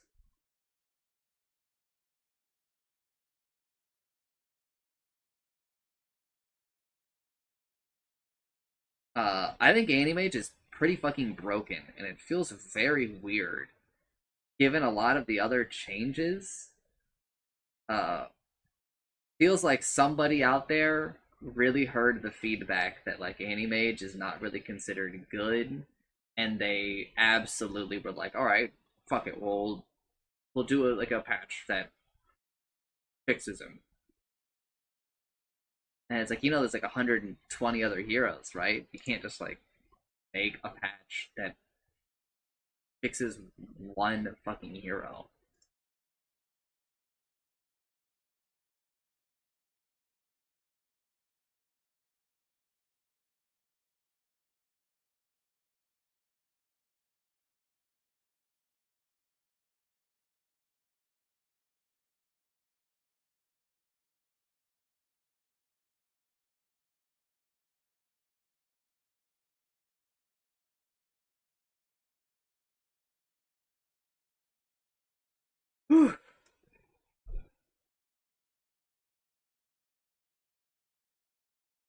Zet.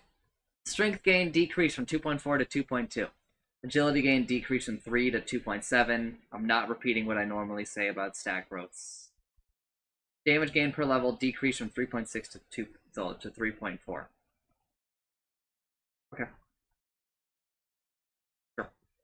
Base movement speed increased from 285 to 300. Okay, that means that we've got like a big change coming, I think. Runic Infusion no longer grants the regeneration rune buff upon activating any rune. Now provides Zet with 1.5 all attributes permanently whenever Zet or the Tempest Double activates a power. Okay, sure. I think that this is like more interesting and honestly like a bit more fun. But because like the regen rune thing was really strong.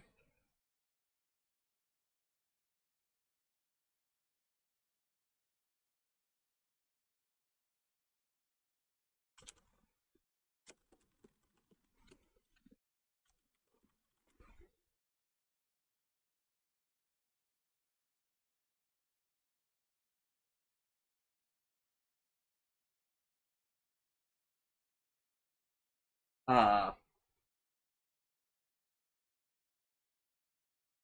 Magnetic Field. The field now also pulls runes and automatically activates ones that are inside. Rune pull force 100, rune pull radius 800, 1200, 6000. Okay, we're moving a fair bit of that fast. Just how the hero works. Uh,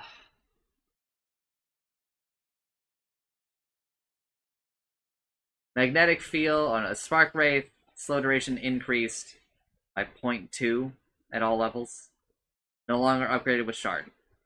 Okay. Tempest Double Gold and XP bounty rescaled from 180 to 4300 to 70 plus 10 per level.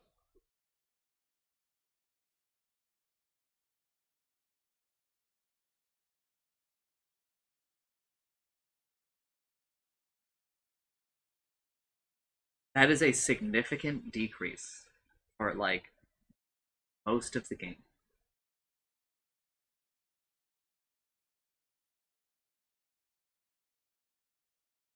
For anyone who wants a shorthand way of doing the math, just take that left number minus 70 and divide by 10, and that's the level he has to be. So at level 6, it gives 130.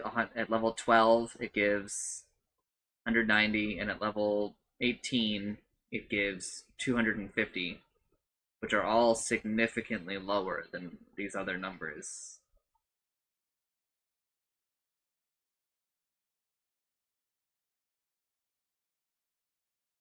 I'm really not a big fan of that.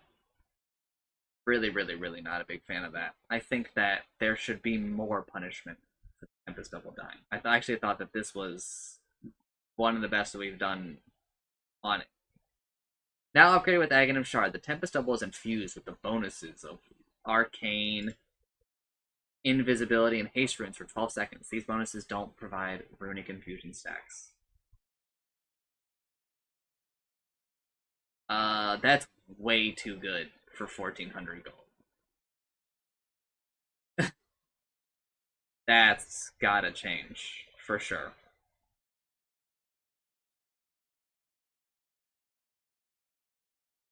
Level 20 talent. Plus 50% spark wraith damage replaced with plus 200 spark wraith damage. That's crazy. What's it against? Minus 5-second magnetic field cooldown. Okay, that's competitive, I think. Highly competitive, even. Level 25 talent, minus 1.1 Spark Wraith activation delay, replaced with plus 30 Spark Wraith duration. Is really long time. Super annoying, though. I really don't like that. Level 25 talent, Tempest Double has no penalties, replaced with plus 1.5 Runic Infusion, all attributes bonus, applies retroactively. These 25 talents are way more fun for... Okay, well, 25, the Runic Infusion one is, like, not good. In, like, your average game of Dota. That shit is not good. But it is definitely a lot more fair and fun to the enemy team. However, this old one was way better for Zet, and way more fun for Zet, but way less fun for everybody. This plus 30 Spark Wraith duration is way more fun for Zet, and like absolutely miserable for the enemy team. It adds such a high skill ceiling to Zet, because like Spark Wraiths give vision, if you don't know. They give like a little bit of vision, and so like the idea that you can just place like a million of these things around and just have like a fucking wall and every 4 seconds, and then obviously since this thing gets an arcane rune when you buy the shard, and you're gonna buy the shard, because I mean this is just too much to not buy the shard. It's no stats, but it's stats in the form of a haste rune or an arcane rune on a thing that you can like abuse. So I really think that they should relook at these 25 talents, because if we go this late against a Zet, I don't know, it just sounds so miserable. Zet's Ags is oh okay, old flux. Thanks for showing up, Zet. Axe removed Code of Blood innate ability. One-man army is now Axe's innate ability. Increases Axe's strength by 50% of his armor, as long as there are no allied heroes within a 700 radius of him. The effect fades over 3 seconds after an ally walks within range. Infinite scaling on strength as well for Axe, theoretically, because he can infinitely scale his armor, so he can infinitely scale his strength. This is, I think, not great. It's back a little bit to encouraging armor stacking. I don't know. I'd kind of a miss. Colding Blade. Now each hero kill made with Colding Blade provides a permanent stack which provides 1.5, 2 armor depending on the current level of Colding Blade.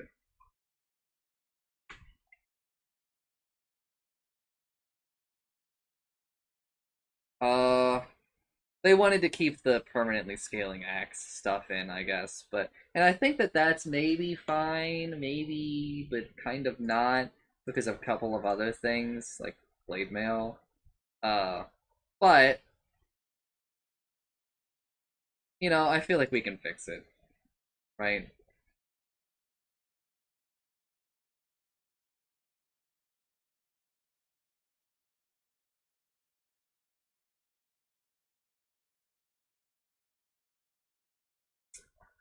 But thanks for showing up, X. Also, X kind of taking some other L's with, like,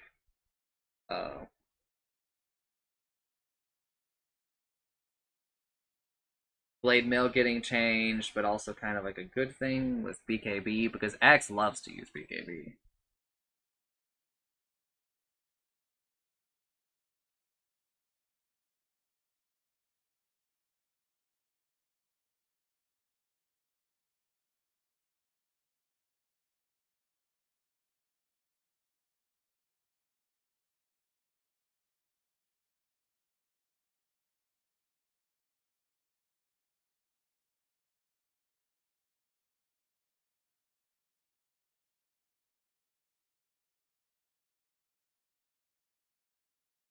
Bane, strength, agility, and intelligence gain decreased by 0.2. Damage gain per level decreased by 0.2. Attack range increased by 25. Weird. Iker of Niktasha ability reworked. This was the innate before. And the old innate was just that all of his stats were equalized. And now, Bane is allowed to have differently numbered stats. Every time Bane kills an enemy hero, or they die under the effect of any debuff applied by Bane, they receive a terror for the rest of the game. Each terror stack decreases the enemy's status resistance to all Bane's debuffs by 5%.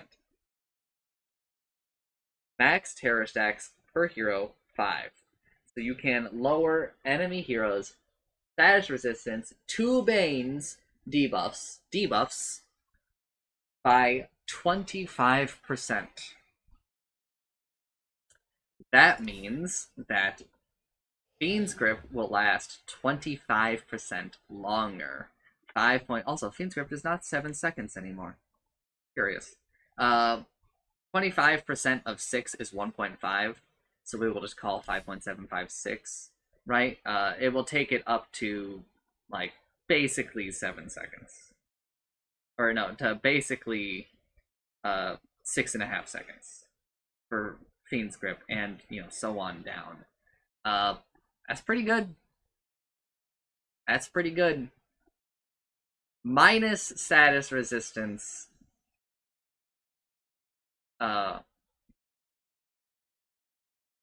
Is good. I mean, especially since, like, all of his stuff kind of works around it.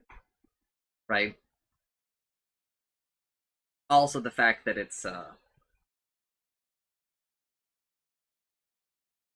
like, a high cap. I mean, honestly, it's nice extra, and I think it really encourages, like, the enfeeble gaming that I kind of do early, because, like, an early death that Bane is involved in, I think has a nice payoff, right? Bane's got really meaty numbers to his debuffs.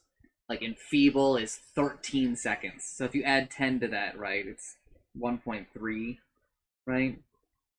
Which is another, like, 2 ticks of damage. And it's pure damage. Nightmare is 6.5, right? So if you add 10% to that, it's another, like, half second. If you add 25% to that, it's another second and a half.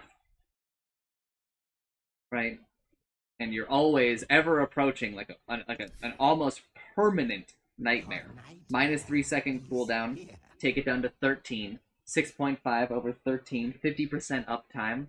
Increase the duration by, we'll just be generous and say 1.5. Takes it up to 8 seconds. 8-second duration. 13-second cooldown.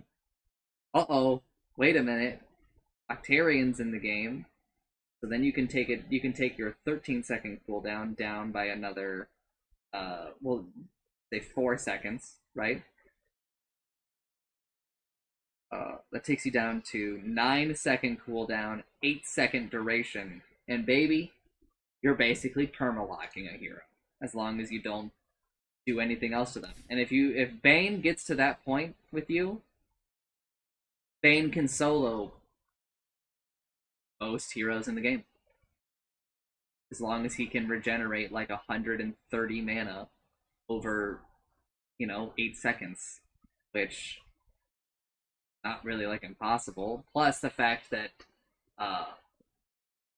once he gets Ags, he can drain your mana and supplement mana regen with that. Obviously, Fiend's Grip costs, like, a ton of mana, but, it's also time he doesn't have to Nightmare, right? Bane's kind of like a monster. Nightmare is now a unit vector target spell. Sleeping units walk in Bane's chosen direction at a speed of 110, can be put on an alt cast to disable the sleepwalking behavior.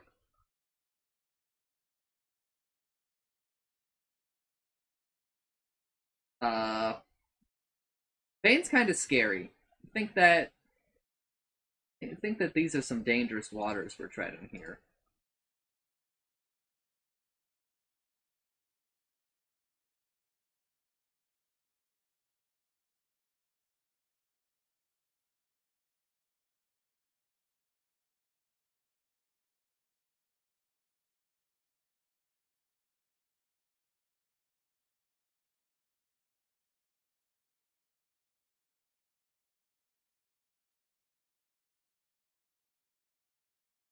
Bat Rider. Firefly now also provides an increasing movement speed bonus that reaches its maximum of 12, 18, 24, 30% at the end of Firefly's duration. I honestly don't even remember what Bat Rider's faucets were. By the way, Night Terror, which is his name, but I'm pretty sure it's called Night Terror. The faucet is just gone. There's no more getting more attack speed for hitting Nightmare units, which is a little sad. Bat Rider, Firefly, the thing I just said, bonus that reaches a maximum of 12, 18, 24, 30% at the end of Firefly's duration. Yippee! Sure. Why not? Level 10 talent. 50 flame break knockback. This place with +1. Ugh, so many things here. Okay, level 10 talent is now more Firefly max movement speed bonus.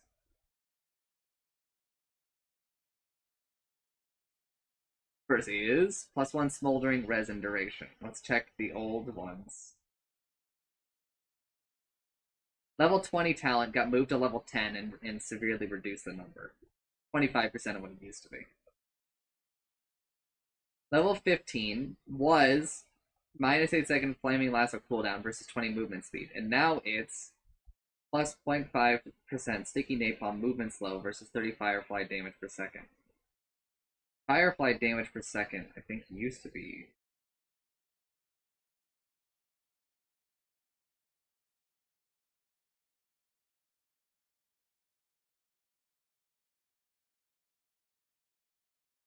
Alright, so what's gone is sticky napalm radius. Sticky napalm radius is just gone. The old thing, there was one of these where attacks applied one stack of sticky napalm, so that's now a talent.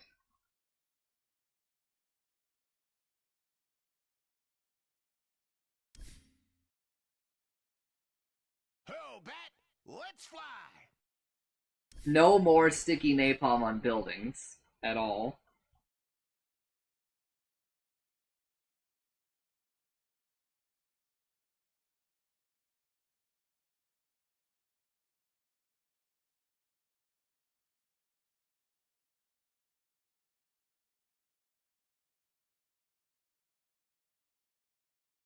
Level 20 is level smoldering resin duration, which was level 10, is now sticky napalm on attack.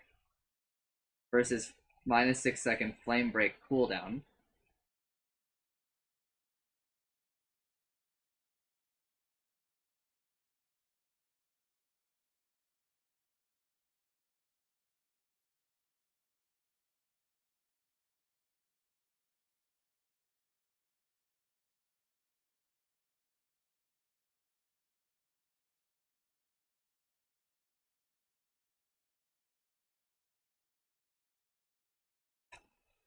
Kind of depends on the game. Some games you're attacking, sometimes you're not, though. And level 25 of +10 sticky napalm damage replaced with plus 0.75 seconds of flaming lasso duration.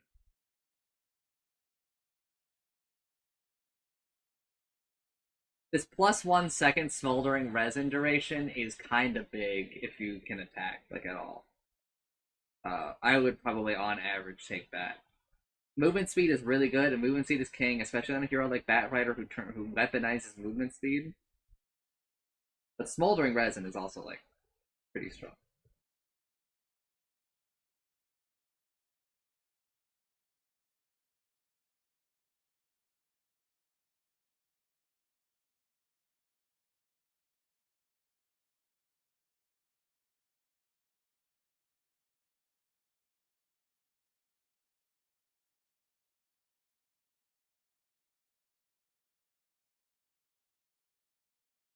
Neat talents. Neat talents, but I still get the feeling the Bat Rider's worse off.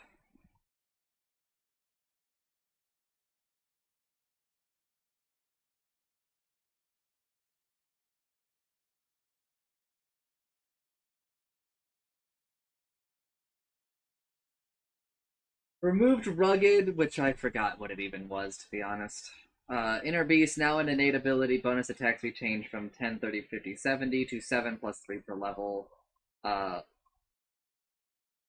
It's better, but it takes a lot longer. But it was complicated anyway. Wild axes. Damage per X increased by 10, 15, 20, 25. Damage amp per stack decreased by 1, 3, 4, 5. 1, 3, 4, 5. Kind of crazy. Now upgraded with Shard, Beastmaster's attacks on enemy heroes can also apply the Wild Axe debuff if it's a corresponding level. Illusions of Beastmaster don't apply to stacks. Razorback. Call the Wild Boar, renamed to summon Razorback. Boar's armor increased by 1. Boar's attack damage increased by 5 at all levels. Crazy. Summon Raptors. Call the Wild Hawk, renamed to summon Rappers, is a separate ability. You have to spend different points on them. Hawk's armor increased by 1. Cooldown decreased 45, 40, 35, 30 to 30. Okay. Dive damage increased by 10, 15, 20, 25. Root duration increased by numbers, into real numbers, not just tiny ones.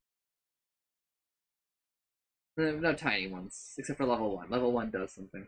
Hawks are now invisible whenever Beastmaster is invisible or affected by smoke at deceit. They do not attack while invisible.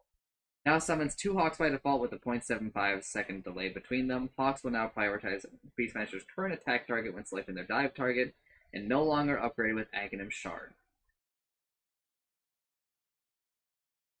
I like that the abilities, the 2 summons are separate. I still really, really, really don't like the Hawks. I just can't believe that we've landed on this as, like, the concept. Would love if we got some more microing that he could really do on the hero. Really feels like the microing and the skill representation of this hero has been greatly diminished over the years, and now it's just a, like, play your drums really loud, do 1,000,000 damage, throw some axes guy. Really doesn't feel like he's a Beastmaster. And he's more just like a dude that yells at shit. Level 10 talent from -5 second call the Wild cooldown, replaced with +5 armor. That's a temporary thing. There's no shot that that's. Level 15 talent from +15 inner beast attack speed, replaced with +200 primal roar cast range. Brother, that is a level 20 talent that is somehow priced at level 15. I guess both his level 15s are just bonkers, but I think kind of a miss on Beastmaster. I do think that this is super broken. We played against a Beastmaster like literally yesterday, and I didn't know about this, and this would explain why he was just doing just the obscene amount of damage that he was doing. I think it was kind of lame the way it was happening, but it's whatever. Bloodseeker, Sanguvor, max health heal chain from 1.5% to 1.5% per level up to 1.5% per level. The effective values have not changed. Oh, okay, yeah, so true. I understand. Blood Rage, now a no target ability that affects only Bloodseeker. Pure damage based on target's max health with Aghanim Shard, now pierces debuff immunity. Lame, a little bit, but sure. Level 25 talent, Blood Rite silence duration increased by 0.5 seconds. Okay. Thanks for showing up, Bloodseeker. I don't know. Lame. Bounty Hunter. Big Game Hunter. Ability reworked. Bounty Hunter receives 15% more kill and assist gold if the dying enemy hero is big game. An enemy hero is considered big game if they are one of the top 3 net worth heroes on the enemy team. Bounty Hunter has a list of heroes that are currently considered a big game, accessible by pressing the special button over the innate. These heroes will also have a debuff that points out that they are among these 3 heroes. Debuff is visible only to Bounty Hunter and his allies. Janata. Gold Steel increased from 12, 20, 28, 36 to 15, 22, 29, 36. So +3, +2, +1, +0. Sure. Like, literally doesn't fucking matter. Shadow Walk now grants 8, 12, 16, 20% bonus movement speed when active. That also applies to friendly Shadow. Sure, but I already know what's coming. Track no longer grants 12, 16, 20% bonus movement speed to bounty hunters. Yeah, I don't know. I think it's a little lame to do this to track. I kind of thought that the movement speed part was good. It was very good when it gave it to the whole team, right? But I kind of understand why we've landed here, right?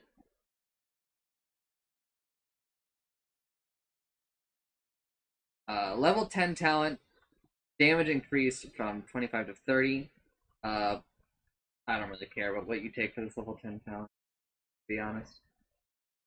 30 damage is not nothing, but I don't think it's a huge deal. This big game hunter thing is kind of neat and cool. I'm not sure how I feel about these changes. Bounty Hunter's in a weird spot anyway. I don't know. Tough calls. It'll probably make more sense to me when I take like a step back and I'm playing more games of Dota, and I can look at like the new items and stuff, right? And their kind of interaction with all of this.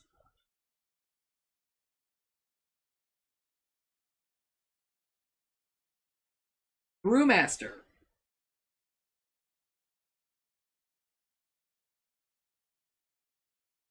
How far?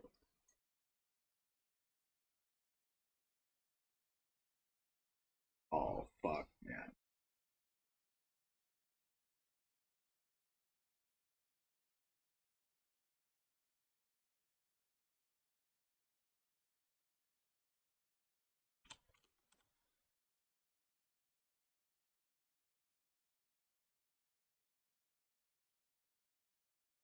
I think we're about a third of the way done now, if we do a little rounding. Okay.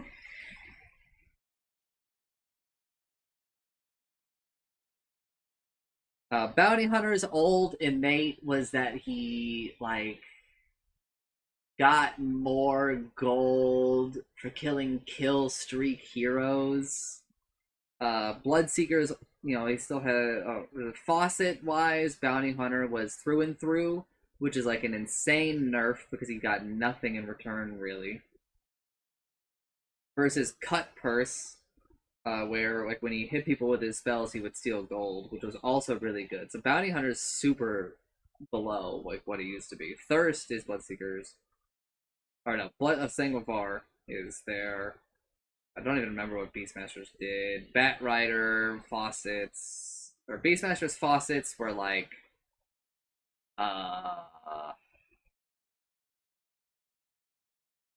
he could activate Inner Beast and do a thing versus something. Axe Faucets were different. Berserk Cry or Berserker's Call versus One Man Army. He just kind of gained One Man Army now, and it merged with the Code of Blood. That I already talked about this. Okay, I think I'm caught up on the faucets. Oh, AA kind of came out super far behind in terms of Bone Chill became like a better here more, but it's way worse for like a part of the game where it matters the most, I think. And Exposure got moved to level 25, so it's like way later, which means he has like a way lower impact at the game. Anyway, Brewmaster. Brewmaster didn't have any faucets at the moment. He was a hero that did the head. Liquid Courage max status resist change from 10.5% plus 5.5% per level up to 10% plus 0.5% per level. This is effectively the same. Primal Split, Earth Brewling's Hurl Boulder stun duration decreased by 0.2 seconds when he has Ags. Storm Brewling's Cyclone duration decreased by 0.75 seconds when he has Ags. Oh, and 0.25 seconds at level 2, 0.5 seconds at level 3, and 0.75 seconds at level 4. level 4 is with Axe. Level 10 talent plus 1 second Drunken Brawler brewed up extend duration replaced with 2/1 second Drunken Brawler brewed up / extend duration. Yeah. I think that's a better way of doing it. That makes sense. Fun changes for Brewmaster, but pretty boring. Bristleback, Seeing Red, Snot Rocket, and another one that I think got removed.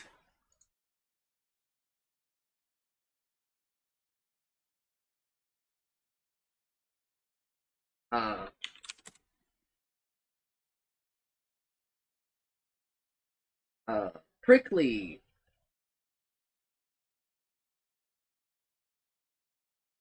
Damage and debuff duration amplification change from 10 plus to 4.5% plus 0.5% per level.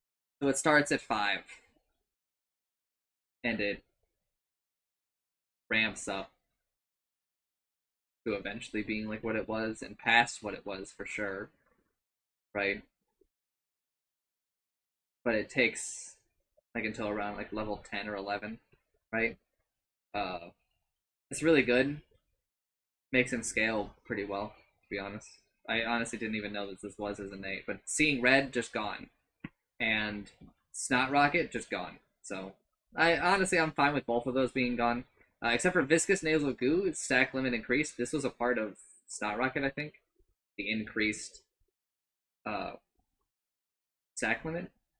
Now it has the same duration on all units. Used to have double duration. Level 25 talent from Spell Lifesteal replaced with minus 25 Bristleback damage threshold. That's a really cool and fun level 25. I think you should take that more often than not. Especially because this Warpath one doesn't touch the other insanely critical value from the Warpath ability, which is the movement speed. So, yeah. Broodmother. Raw Spider's Milk, Hero Health, as heal changed from 2% to 1.9% plus 0.1% per level. So it just grows. It's just better than what it was before. Broodmother, the faucets, necrotic webs, gone, it would seem. Yeah, just gone, and I don't even remember what the other one was.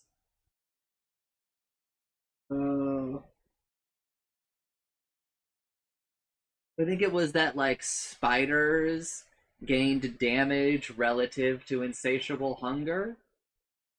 Now, insatiable hunger now applies lifesteal to spiderlings within 800 range of Broodmother. Oh, there you go. But it doesn't do any of the damage, which I think the faucet did.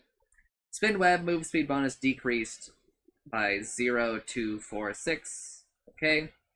It doesn't seem like necrotic webs is back at all. Level 15 spiderlings health increased from 150 to 175.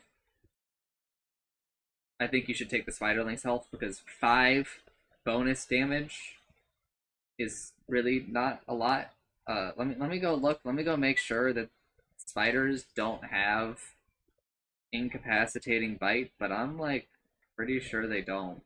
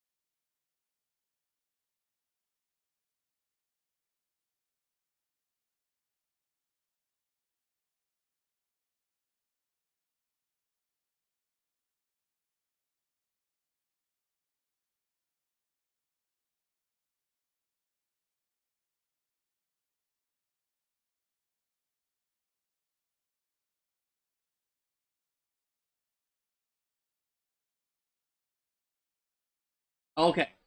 Spiders do get it. Okay, okay, okay. I misunderstood this. I missed when that happened. Okay, that makes this 15 competitive. Healthy spiders versus damaging spiders, but the incapacitating bite doesn't work on buildings, so you kind of have to make the distinction of what you do. Level 15 incapacitating bite bonus attack decrease from 6 to 5. Yeah, I think it's competitive. Level 25 minus 0.15 second base attack time during insatiable hunger now also affects spiderlings within 800 range. That's pretty crazy. So that part of the faucet has kind of made it over to the hero now.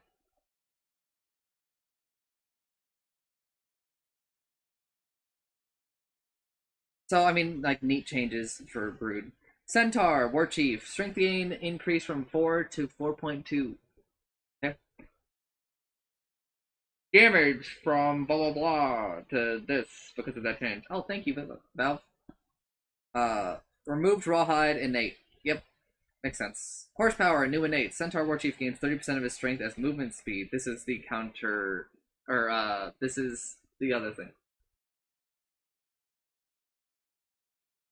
Centaur War Chief gains 30% of his strength as bonus movement speed. This movement speed bonus does not stack with bonuses from boots.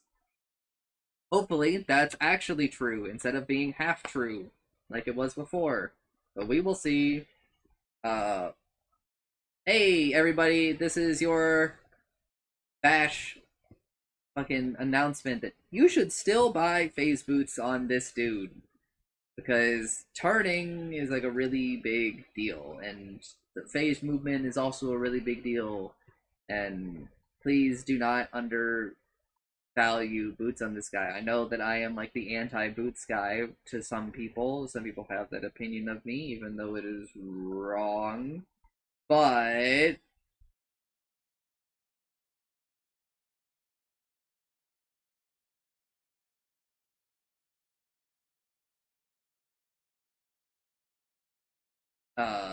it's not actually the case.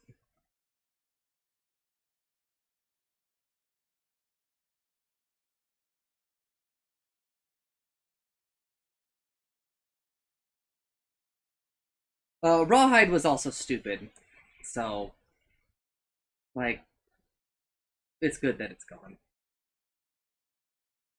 Chaos Knight removed Reigns of Chaos Innate, which was like weird RNG manip, I think.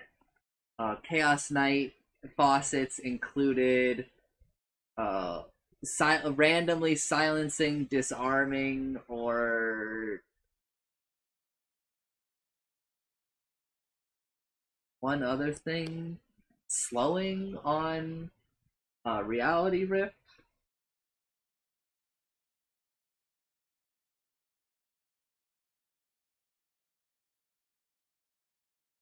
Versus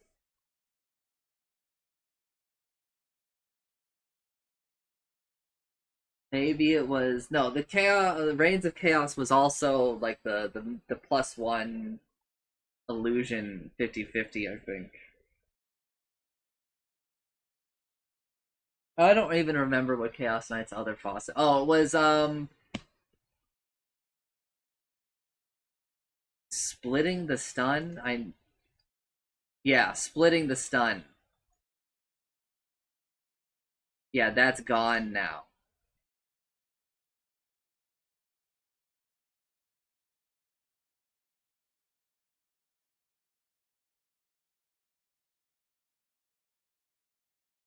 Now we have fundamental foraging. When Chaos Knight crafts a neutral item, it gets an additional random enchantment that doesn't provide negative stats.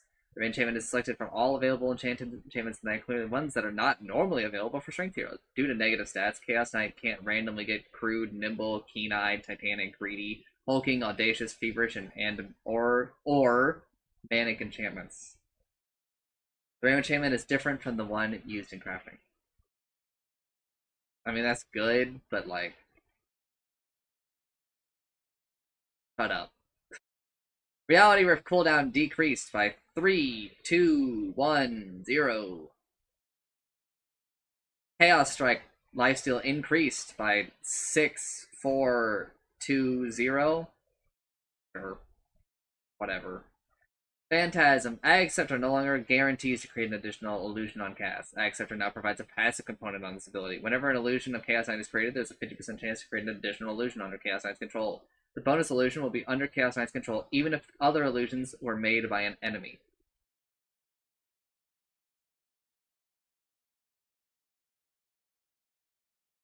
Okay. Sure. Weird. But sure, let's go on. Chen removed Summon, Convert, Innate. Yeah, so he lost all of the, like, having the weird hero unit thing. Zealot is a new innate ability as well passive and active components improves with game's time. When Chen respawns, he is joined in battle by a Zealot, a melee creep warrior with a Martyrdom ability, which allows him to sacrifice himself to deal damage or heal an ally. Zealot has the same stats as the current melee creeps on his team, including Super or Mega form, but has 125 attack range, base damage increased by 2 per Chen's level, base health regen increased by 0.5 to 2.5, and doesn't have Runty attack type. Okay, not having Runty attack type matters. Zealot respawns after 60 seconds dead. Martyrdom ability, 500 range, unit targeted ability on the Zealot group, targeting either an enemy or ally unit. When cast, the creep sacrifices itself, firing a projectile at 1,000 speed at the target unit. Healing damage if it's an enemy or healing if it's an ally. Damage is 25 plus 20% of the Zealot's health at the moment of the cast, and healing is 50% of these values. This ability can be cast on a controlled unit to teleport it to Chen after a 6-second delay. Self-targeting will teleport all controlled units. Mana cost 50, cooldown 10 seconds. Mechanics moved from Divine Favor without any change. Okay, thank you. Sure, this is all neat and cool. It provides, I think, Chen more versatility in the early part for dumbos like me, and probably opens up like a whole bunch of skill ceiling for better people too. It opens up, I think, more dynamic choices than what the. I mean, this fucking was a little bit of a disaster, I think. Holy Persuasion. Zealots receive the benefit from Holy Persuasion. Now may be cast on existing persuaded units that have not been damaged in the last 3 seconds to unsummon them. Unsummoning a unit has a global cast range, costs no mana, and sets ability to a 3-second cooldown. Now increases all of creatures' outgoing damage by 0, 6, 12, 18%, instead of only increasing attack damage by 4, 8, 12, 16. Okay, so it also affects the abilities of the creep. That's neat. Divine Favor, self-casting no longer teleports Chen's creeps to him. Still applies the Divine Favor buff to all of them. Okay. Level 10 talent, 150 convert attack speed replaces plus 25% Zealot health / damage, which also impacts its Martyrdom. Level 15 talent from plus 14 Holy Persuasion damage with plus 12% Holy Persuasion damage. I think that they may have messed up some words there. I think that they mean attack damage. But now it's on this new thing of all outgoing damage, which is super neat because it means like a 32% increase to some of these abilities, which means that like the Harpy Stormcrafter can be like a real menace, right? I think Chen's in a way cooler spot. Good work. But also leaving the identity that like maybe you have to control more than one unit. Ooh, scary. Playing space movement speed decreased from 290 to 285. -5. Sure. Strafe, skeleton walk, while skeleton attack speed multiplier decreased from 50% to 40%. Skeletons attack slower now.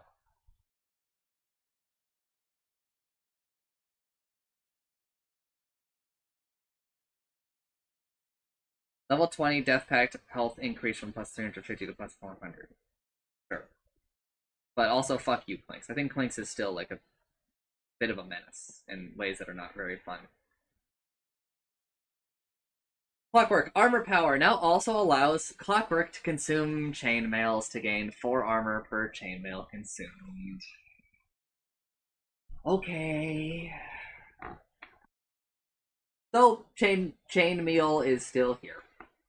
Battery Assault. Mana cost decreased from 90 to 75, 80, 85, 90. So -15, -10, -5, -0. Clockwork's faucets were Hookup, which is where you hook an ally and it decreases the cooldown and does a bunch of other stuff. Chained Meal, where he eats chainmails. And Expanded Armature, which makes the cogs larger and blah blah blah. Expanded Armature is what 90% of people were taking. Like 1% of people, no, probably like 98%. And 1% of people were taking Chain Meal for memes, and 1% were taking Hookup. Power Cogs. Clockwork can now move freely through the cogs, sinking them down while walking over them. Other units can also walk over sunken power cogs. Mana cost rescale from 70 to 60, 65, 70, 75, so minus 10, minus 5, minus 0, plus 5. Mana burn increased from 35, 70, 105, 140 to 35, 75, 115, 155. So that's plus 0, plus 5, plus 10, plus 15. Really not a huge deal. Big deal that Expanded Armature is gone, because that shit was fucking awful. Overclocking. Duration increased from 13 seconds to 18 seconds. Now also increases battery assault radius to 330. Now also increases power cogs radius to 330 and provides 25% bonus armor to Clockwork while he is near cogs. No longer increases Clockwork's attack speed alongside power cogs. Now increases rocket flare damage, vision, and slow duration by 35%. No longer decreases rocket flare cooldown to 3.5 seconds. Okay. So part of the reason why they're doing this is because you could just like buy ags and then like globally push. You can still globally push, but it's like a bit less annoying.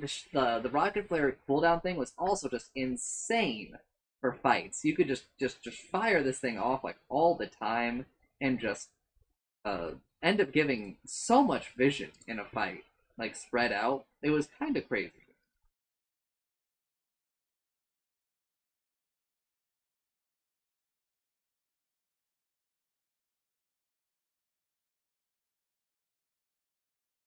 But it is super crazy still that they give you the additional rockets. I think overclocking is too good, and I don't like it. I think it's pretty cringe, even. Level 10 talent, 0.4 second rocket flare, slow duration replaced with 1.5 mana regen. Okay, so they moved that to the Ags. Level 15 talent from plus 2 power cogs hits to kill, replaced with minus 10 second hookshot cooldown.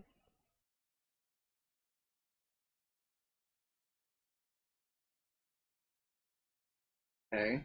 Level 25 talent from debuff immunity while inside power cogs, replaced with 3 rocket flare charges.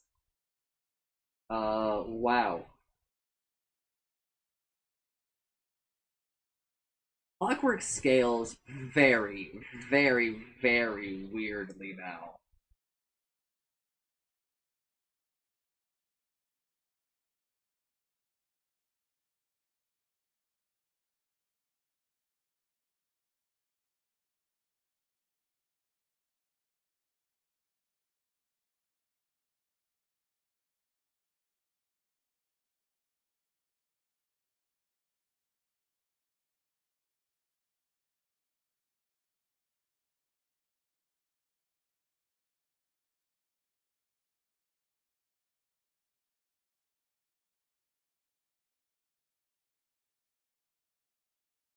Uh, I don't know. Very, very weird that we decided to give him so much of his faucets. And I bet that they're probably just like, let's see what sticks. And if people eat a chainmail or two, that's pog. But also, chainmail did become cheaper. Chainmail became cheaper, which is the thing I said needed to happen.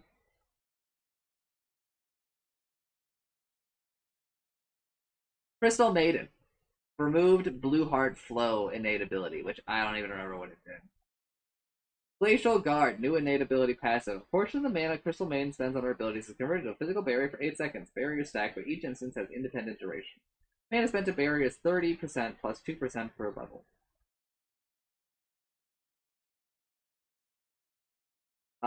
It's pretty good.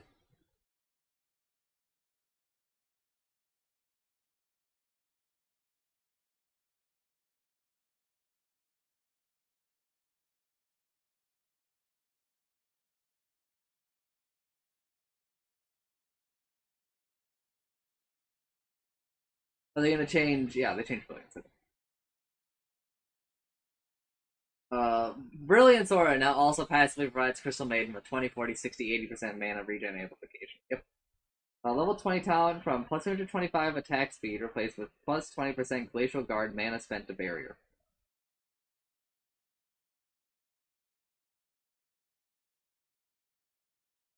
I consider it a huge loss for humanity that we've lost this attack speed talent, but I get it. I get it.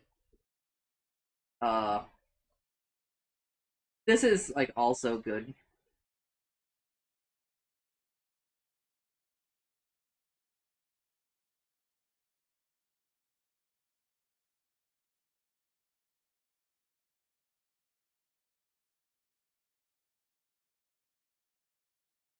They kind of gave her like a bit of both of her faucets, and she got to keep her innate, so sure. Dorkseer, Quick Wit.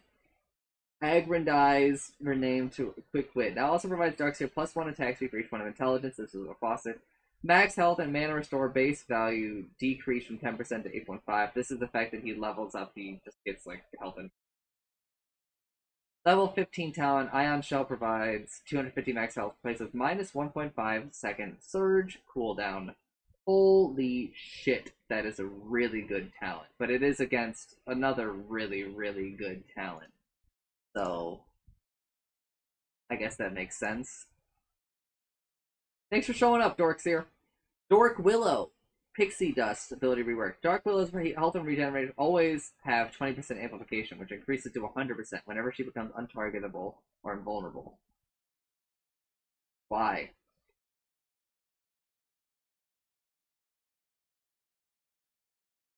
I don't even remember what Willow's faucets were. Probably like Shadow Realm does a million billion damage versus she farts sometimes. Parentheses, no effect.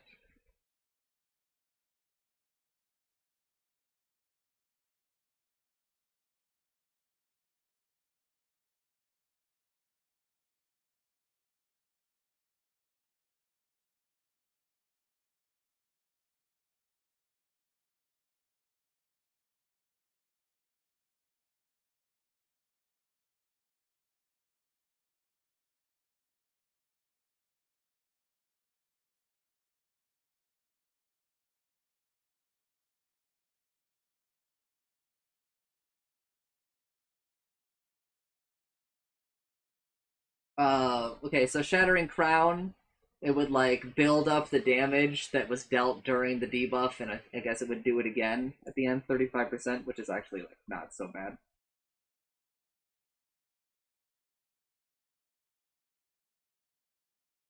Versus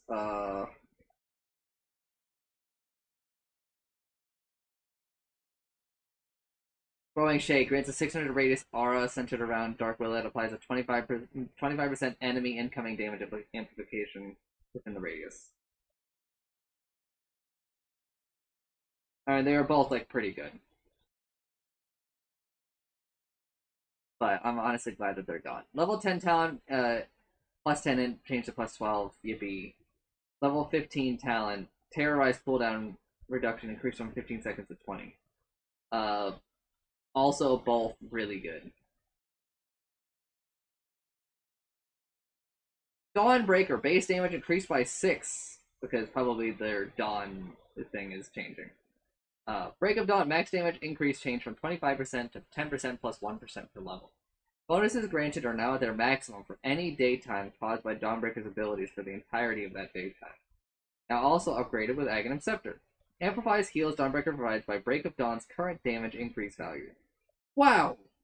Solar Guardian, cooldown decreased by 10, 5, 0. Now causes a 6-second temporary daytime when the cast starts. Aghanim Scepter no longer increases the heal per pulse.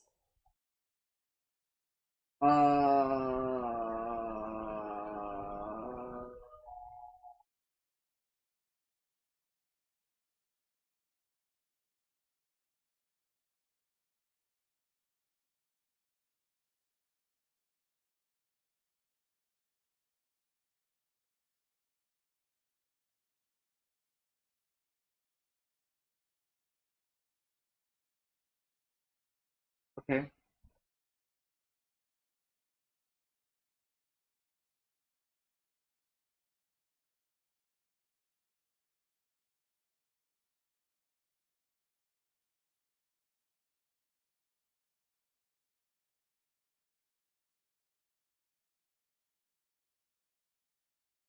I think Dawnbreaker's broken again, man. I don't think she was fine before, but I feel like we were closer. I feel like we're further. This seems pretty good. Obviously, it's worse than what it was, but she got like a, like a pick me up. Level 10 talent, blah blah blah, replaced with Special Hammer Trail grants movement speed to allies. That's really good. Level 10 talent, Break of Dawn, blah blah blah, replaced with Luminosity critical strike damage. It used to be a 15 talent, but we reduced the number and moved it up. Level 15 talent, the Solar Guardian cooldown reduction increase. So Solar Guardian is kind of back to what it was, to being like the 70-second menace by the end of the game. You should always take this left talent. Versus plus 20% Celestial Hammer Trail / Hammer damage.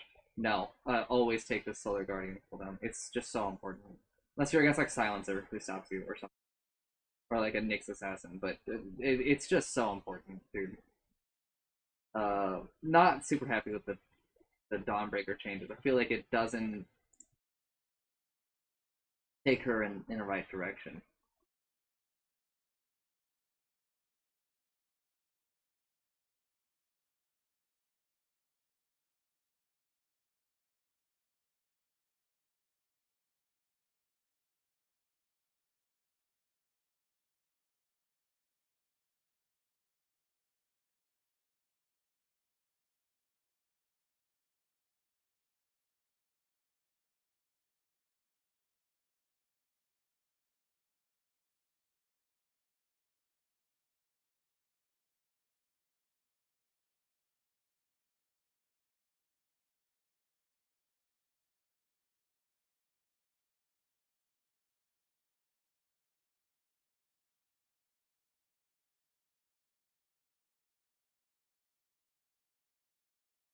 Dazzle! Weave no longer levels with novel projection. Armor change per sec, rescale from 0.5, 0.75 to 1, 1.25 to 1. Duration change from 8 seconds to 6.9, plus 0.1 second per level. That's crazy. Now upgraded with Shard. Applying a stack of Weave on an ally heals them for 60 per stack of Weave, including the stack that was just applied. That's crazy. Novel Projection no longer does a hard dispel on Dazzle when projection ends, no longer upgraded with Aghanim Shard. Yeah. Way better direction. However, sad to see the faucets go. Also, Dawnbreaker's faucets, like lowered cooldowns of stuff for everyone hit by the hammer or something, or gave her damage for every hit with the hammer, and another one that I don't remember. Boohoo. Dazzle, Nothel Boon, which people really warmed up to, where like you got more healing amp, but also it let you like overheal people with a barrier. Versus Poison Bloom, which was the 4 attacks Poison Touch spreads thing, which I really liked, and it's just gone. Both of those are basically just gone. Death Prophet. We're gonna stop soon.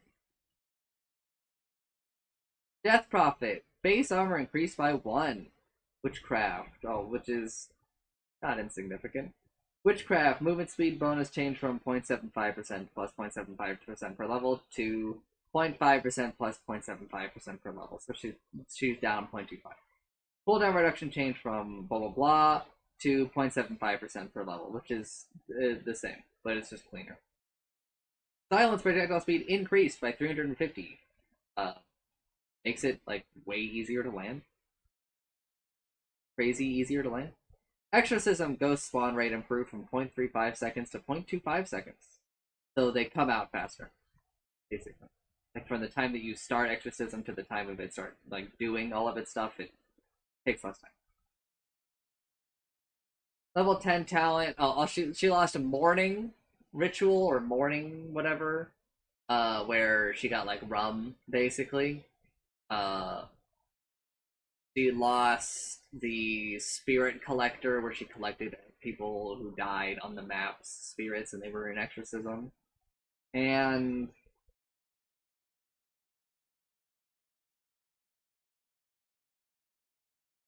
something else I think, but I don't remember. Level 10 talent, 12% magic resistance replaced with 200 health. Okay. I do think that the 12% magic resistance was very good. Level 10 talent, plus 30 attack to replace with plus 75 silence AoE. Okay. Level 15 talent, plus 100 silence AoE replaced with plus 50 attack speed. So these kind of swapped and had their numbers changed. 50 attack speed is crazy. I think it's very, very, very good. I would probably take the 50 attack speed. Level 20 talent, 400 health replaced. Okay, this got moved up. Halved its values, which is pretty good. Level 20 talent from 400 health to plus 6 exorcism spirits. Really good. It's versus spirit siphon heal / damage, which is also really good. Level 25 talent plus 8 exorcism spirits, which got moved down 1, but only lost 2 spirits, which is a huge plus. Placed with deaths during exorcism, extend duration by 8 seconds. Both allied and enemy heroes count. Holy, that's actually pretty crazy, dude. I think you should probably take that one if, like, people die at all during it. Kind of depends on the radius of it, but that's a lot.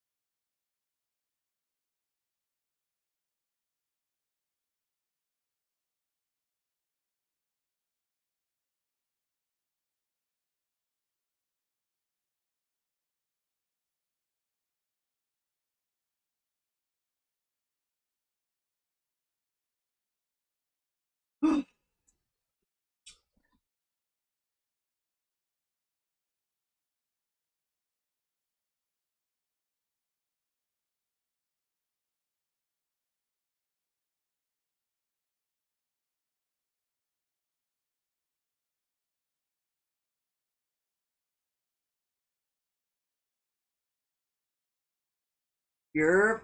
I'm waiting to see what your next game looks like. I've had your stream open like all day. Naylor.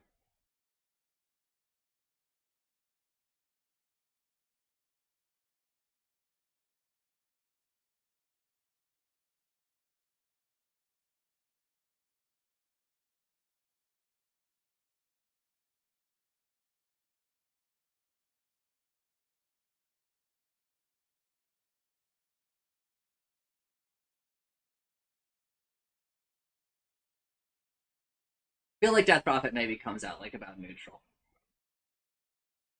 I'm gonna stop at Doom, I think. Yeah. I'm getting hungry, and I feel like I've made really good progress, even though I did get stun locked by like 3 things for like 20 minutes each. But I've been going a hot minute. We will be going to a day 3. I don't think we're going to a day 4. Heroes seem to be kind of going, but I have to stop because like I am just running out of voice.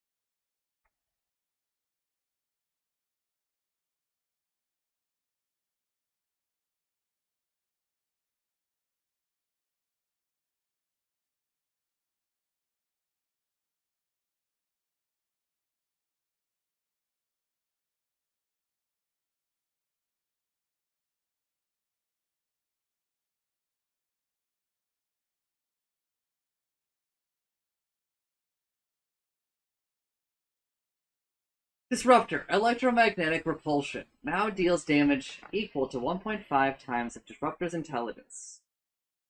Okay. Sure. Thunderstrike, strike damage increase. I think this is like one of the faucets. Thunderstrike damage increased from 25, 55, 85, 115 to 30, 60, 90, 120. So plus 5 to all levels. No longer upgraded with Aghanim Shard. Kinetic Fence, now granted by Aghanim Shard. No longer a part of Kinetic Field, now it has only one level. Cast range increased to 1200, cooldown decreased to 14 seconds, duration increased to 4.4 seconds, could be increased with Kinetic Field duration talent. Formation delay increased from 0.4 to 1 second. 1 second. Holy. Level 15 talent from plus 10% plus 300 glimpse distance to, per 300 glimpse distance, to damage slash max increase to plus 15% slash 300. Sure.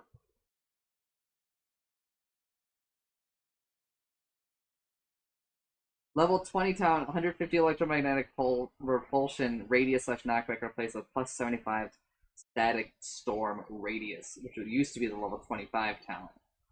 But it's lower values now. Level 25 talent from static storm radius replaced with plus 6 thunderstrike strikes. Also decreases the strike interval by 50%. As a result, increases the overall duration by 3 seconds.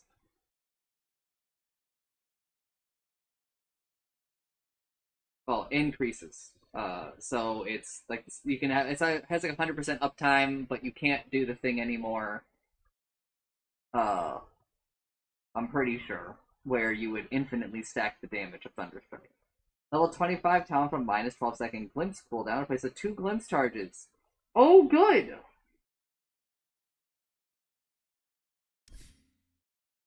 I'll ride you down.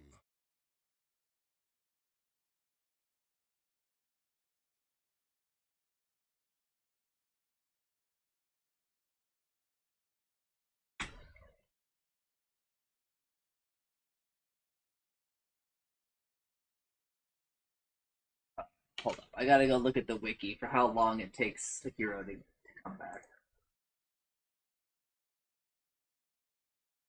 As a function of the distance that they will travel, it's really not what I'm looking for. Because I think it's like basically normalized to be about like the same time.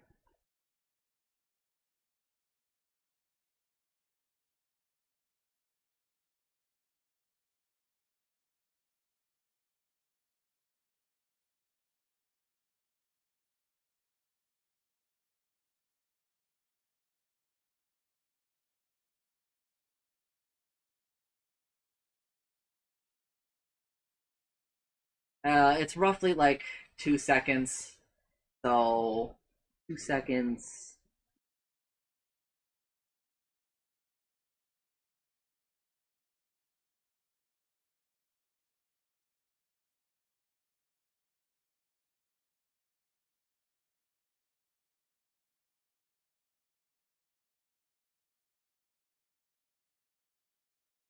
You can't like permanently keep a hero in a spot anymore. But it's still pretty close. I'm just gonna go ahead and tell you, take 2 glimpse charges.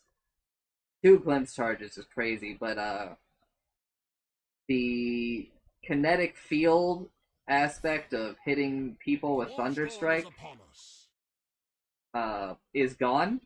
That is just not in the game anymore. Checking to make sure. That didn't sneak. Okay, it's just gone. And the other faucet was the repulsion thing that's sort of in still. I think that this is roughly fine. I think Kinetic Fence is interesting, and I think that there's definitely like room to explore it.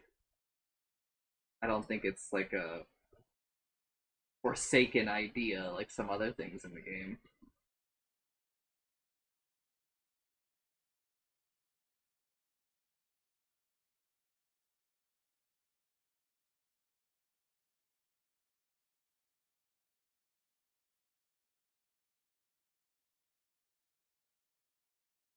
But sure.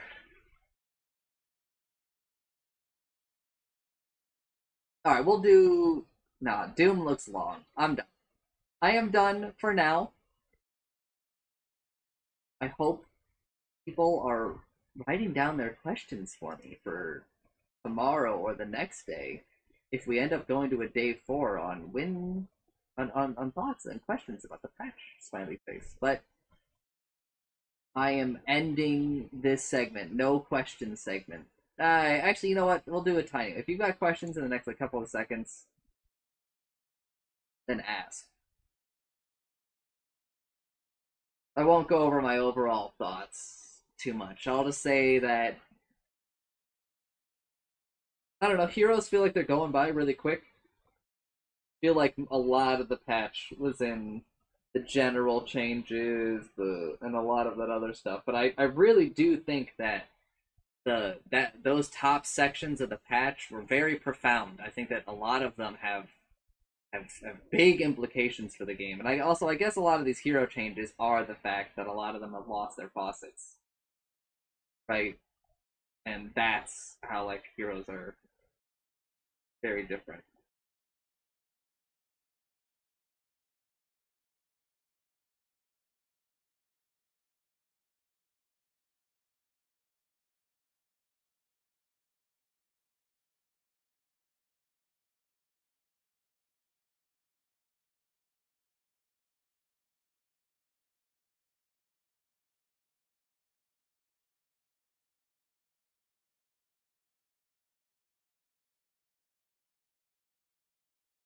But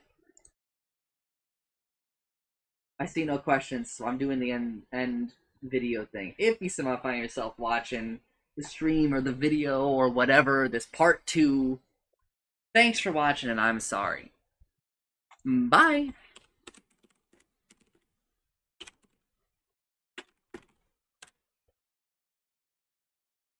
Okay, we're out.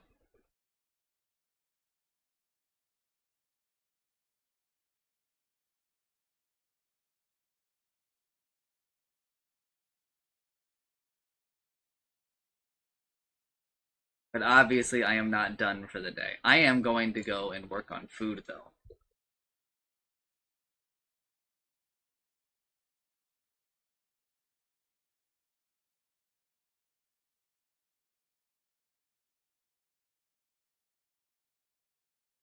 So I will be back in a little bit.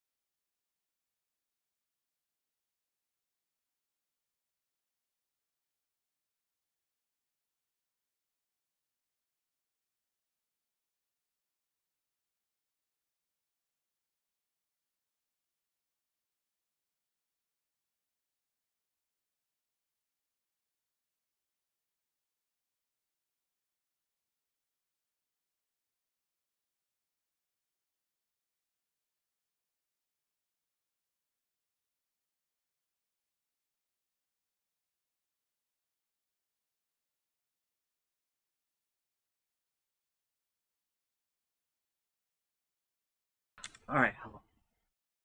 Hello, hello, hello to the gamers.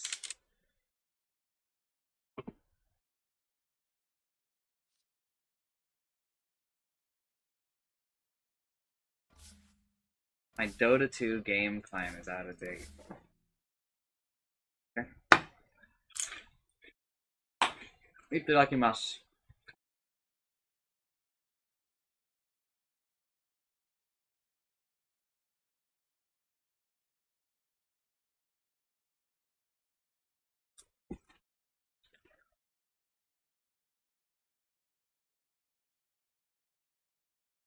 Oh!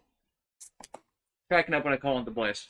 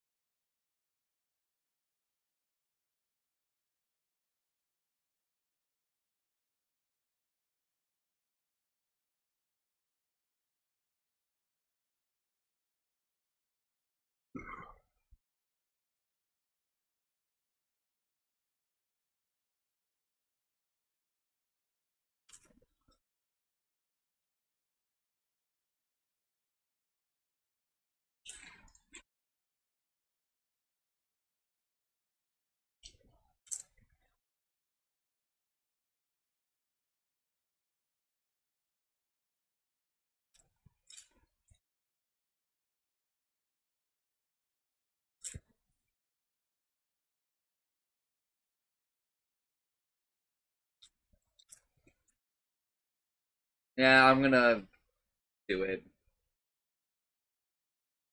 But I need to go check today's patch notes. Bug fix wise.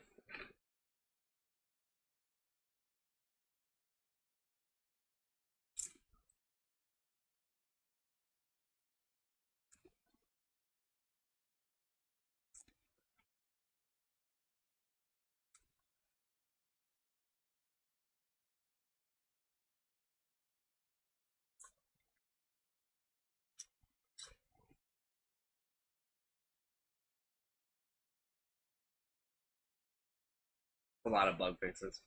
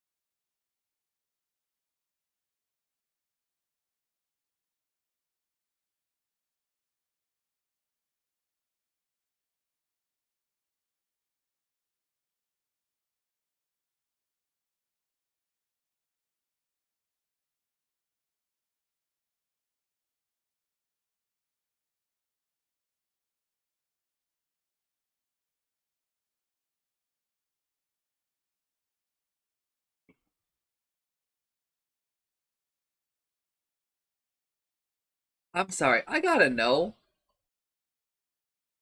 I gotta know? These bug fixes I'm reading?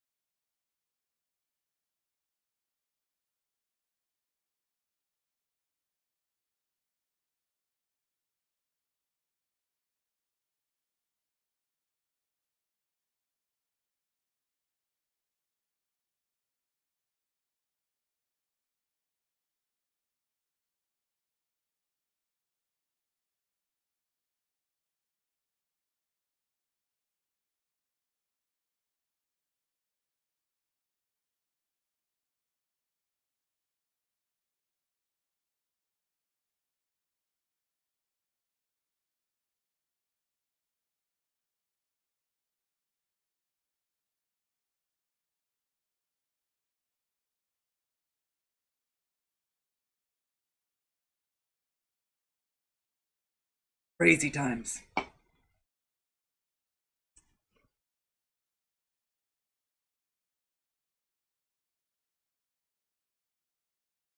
Ladies and gentlemen, a Jensen. I sent some stuff over to Nameless to lab. He doesn't have Dota installed anymore. I know, but I gotta work up the motivation to send you over the list. But it's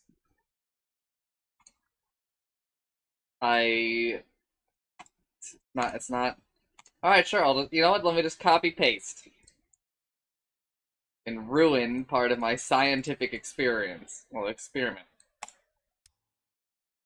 I have my results spoilered so that he could. There you go, there's your copy paste.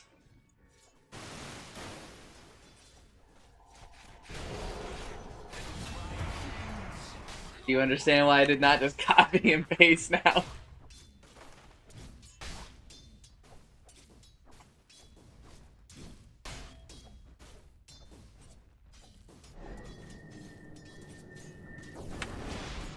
Yes. It's a lot. I think not. They merged them because of recency, I think.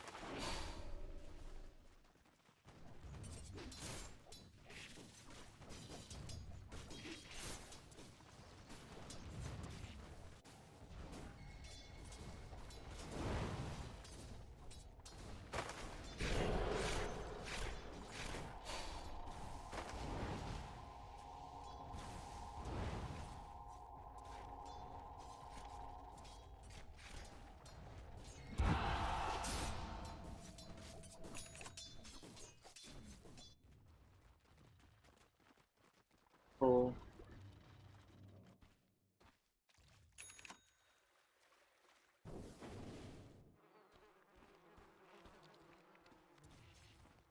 Once I'm out of, like, Patch Notes jail, I'm gonna start recording videos of response to Jorbs.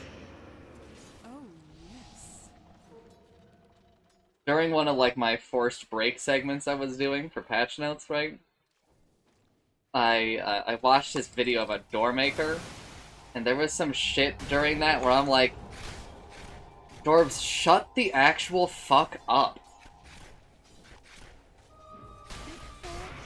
Radiant's top tower deserves just as much help as Claw. He's lost the sight of the common man, and I think is only interested in, like, what feels like his perspective.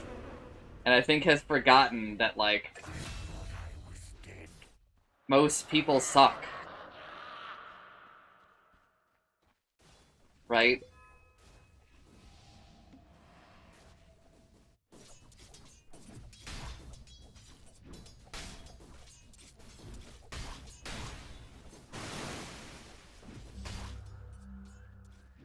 You get nothing.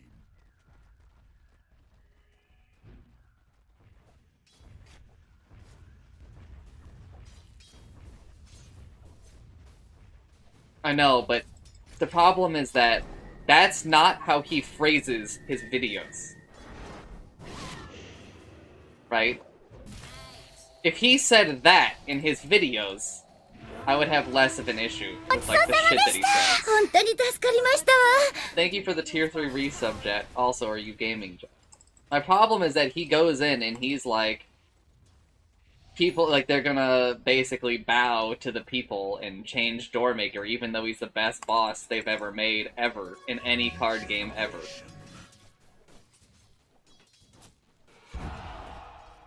And it's like, okay, motherfucker, like no one agrees with you. Because it feels like shit.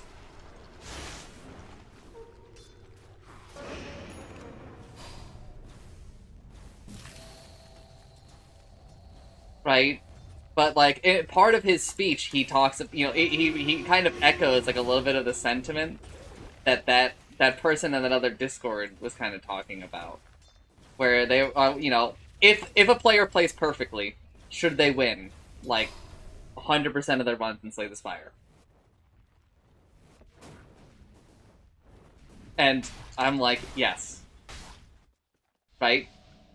Now, should that be the requirement? Obviously, and obviously no, to, like, in order to win, right? That would be, like, insane. But Dorbs takes it a step further, and he's like, well, anything below optimal, right, is like leeway. And for every optimal thing, it creates... For everything that doesn't require optimal, it creates, like, a cascading amount of leeway. Like, variance that you are allowed to be and still win. And he brings up a great point with this, where it's like, you know, depending on card draw, right, like, you could theoretically leave a fight that would have normally, we'll say, done 60 damage to you, and you could technically leave a fight just by variance, where instead you only take, like, 20. Right? And, like, because of that, like, how the fuck do you balance the game? Because, like, the game is, you know, 3 acts of that, right, repeated. Right? There's no real way to, like, account for that. Which, by the way, Jorbs, there fucking is! Because you heal at the end of acts! Dyer's middle tower isn't going to last long.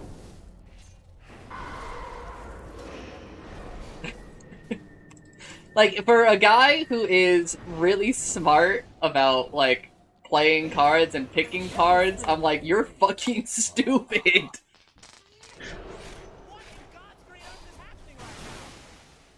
And I don't know, like, a lot more stuff, I'm like, brother, regular people also play the game. What your ass needs is more Ascensions. I assure you that what you need is more Ascensions, and not all this other shit that you're saying.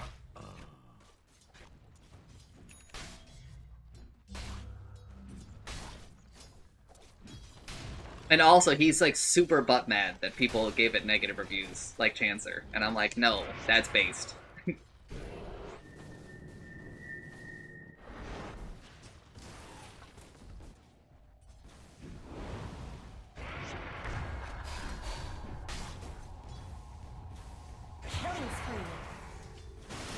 I think a way more productive thing to tell Mega Crit is, hey, you should put somewhere on the screen at all times that if you press F2, you can leave feedback. Instead of a one-time message and a button at the bottom of the settings menu.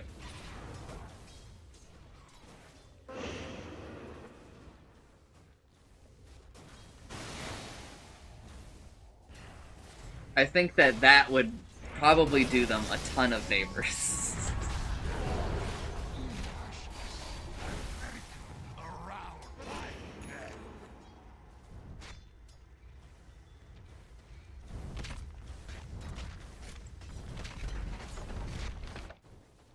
Also, a lot of the reason why Jorbs thinks that Doormaker is like the best designed boss of any card game ever is it boils down to you need more than one win condition. Because theoretically, Doormaker could just eat your win condition. Dyer's courier has been killed. That's animal cruelty in my book. It takes him 20 minutes to say that.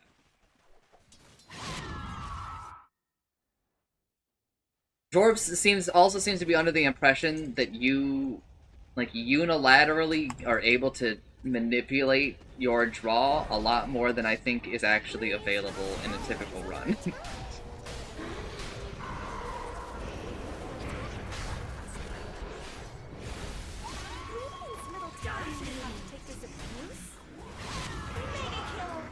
Double kill.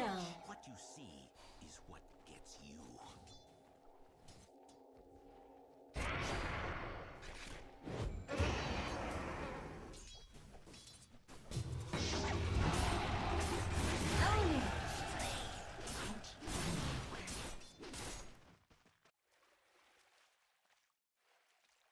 Radiant's bottom tower's got problems. Someone better help Dyer's middle tower. Radiant's bottom tower is under attack. Cracking up with a call on the boys.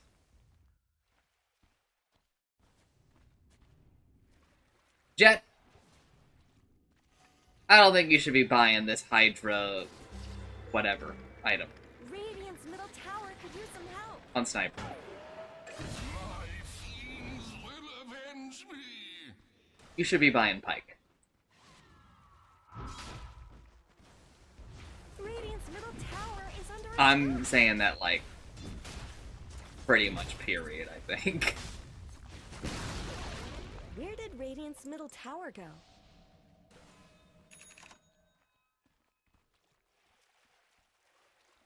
No.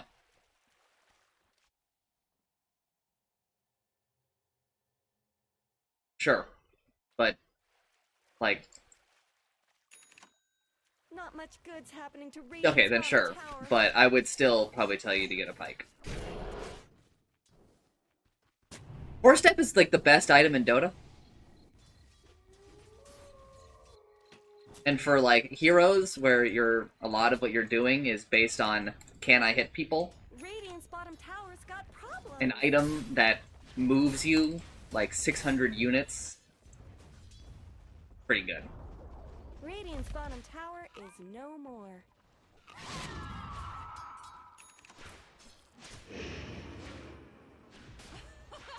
But also, like, you know, it kind of depends on where you are in the game. Like, obviously, if you're buying Ags on Medusa, you're probably at a point where you can spend that $6 grand, right?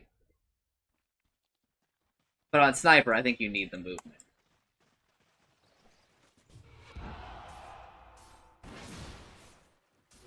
Worthy tribute. Yep. Radiant's bottom tower is under attack.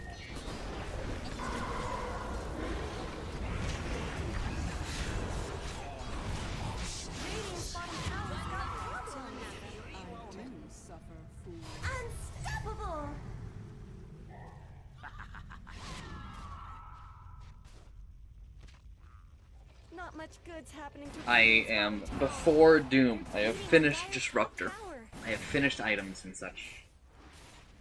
Radiant's bottom tower is under attack. Removing pipe stacking is so funny. Radiant's middle tower could use It's a change that like literally only nerfs me. Dire's top tower is under attack. No, and I don't think that Bailey and Matt. I don't know. Their game could go like another 20 minutes, so it's up to you. That's what happens.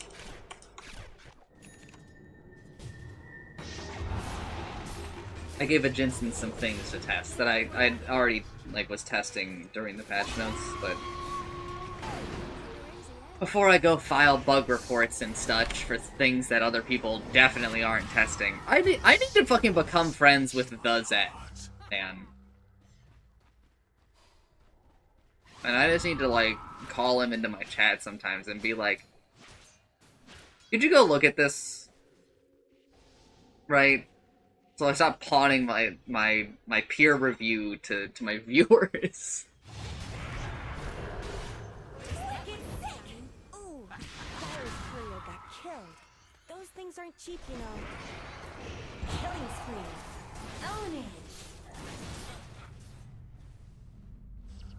Hello, Utsumi. Ladies and gentlemen, my wife, Utsumi.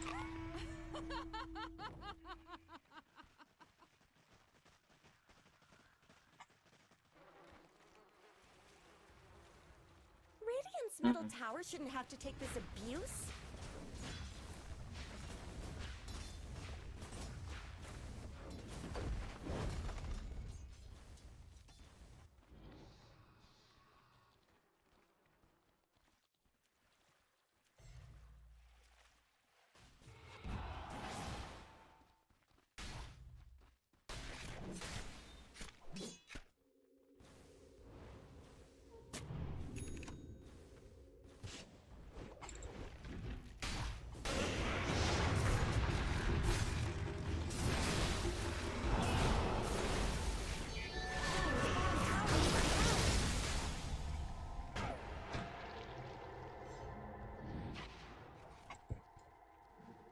Dire's bottom tower is under attack.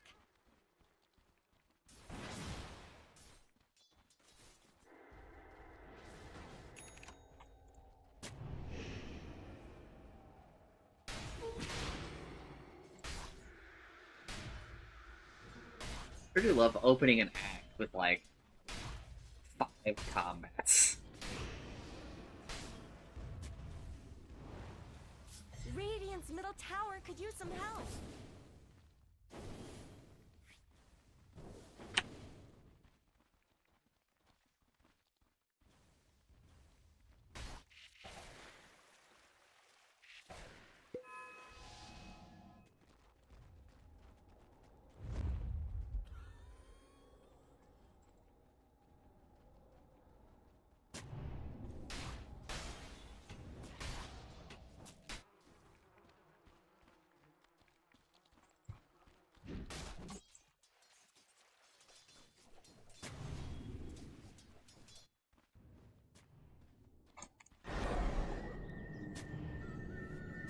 Let's try out this new Spoils of Battle.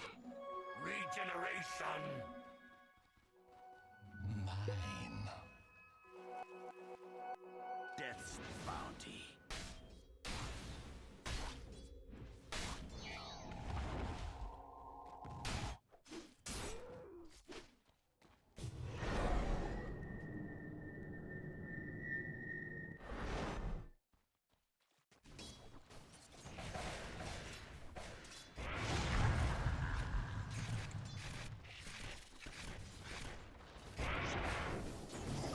Monster kill!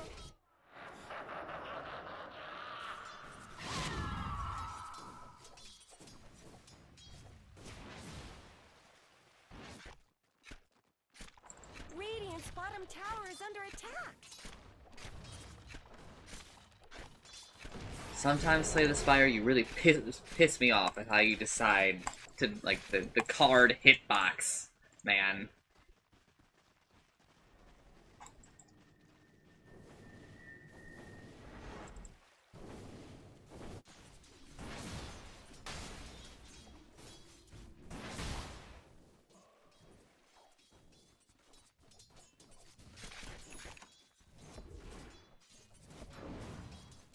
How? Radiant's top Seen someone tower is bleed under out in the attack. mix? No? Let's get started. Yes.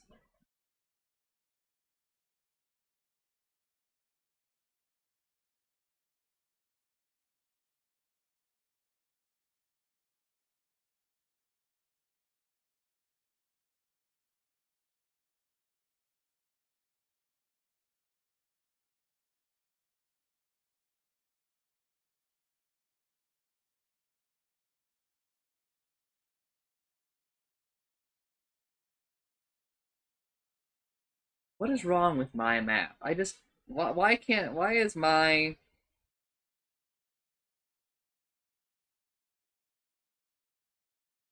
right? Because I'm doing it in reverse, right?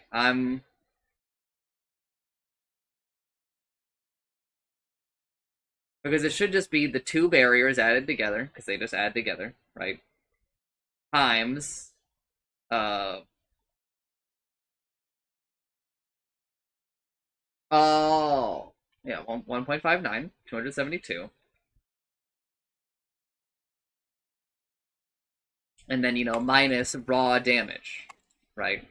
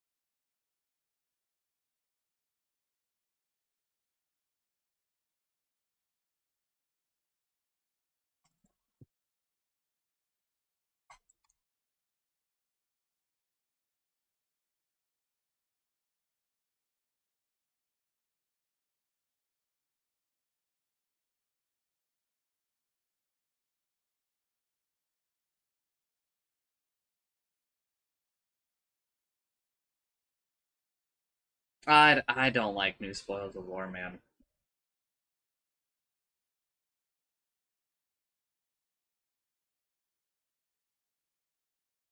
Probably does need like another draw card, right? But does it need to be another common?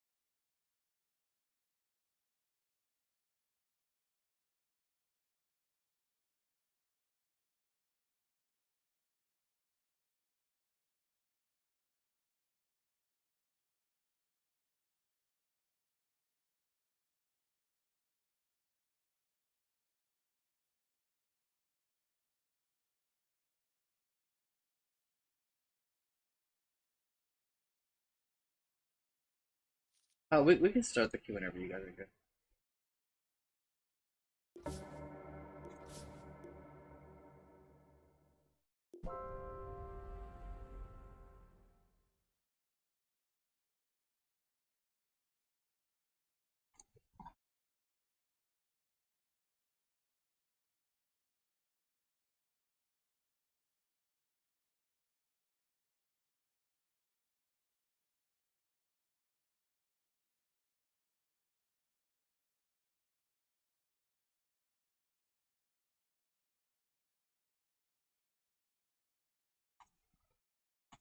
Just fucking use the damn fire pot, man.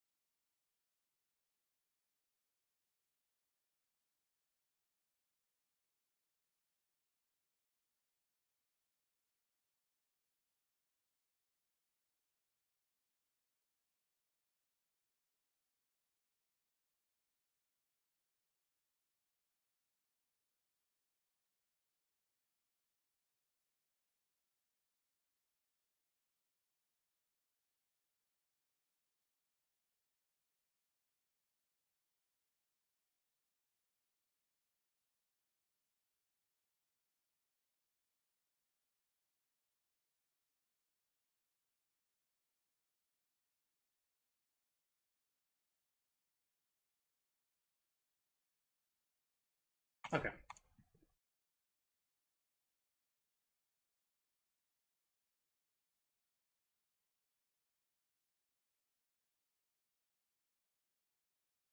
Okay.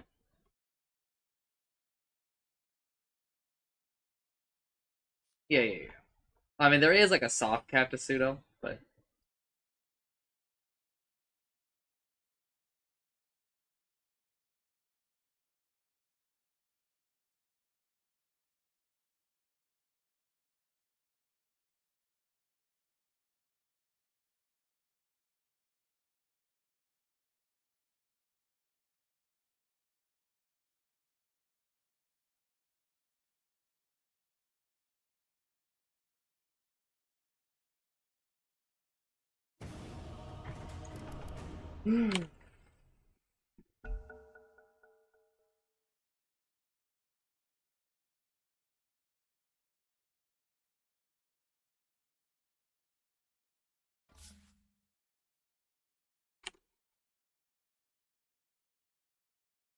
I could not connect to the server.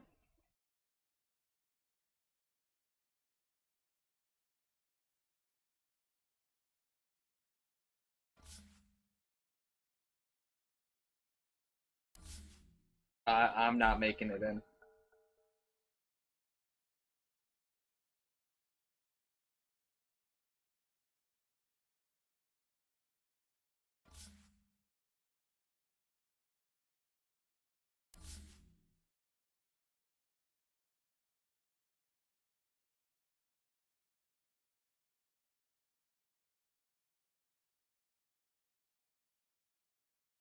I don't think it's gonna punish us.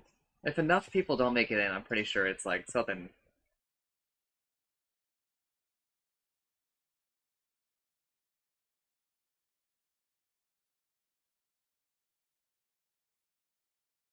Simi, how did your stream go yesterday? Also, how was Inscription?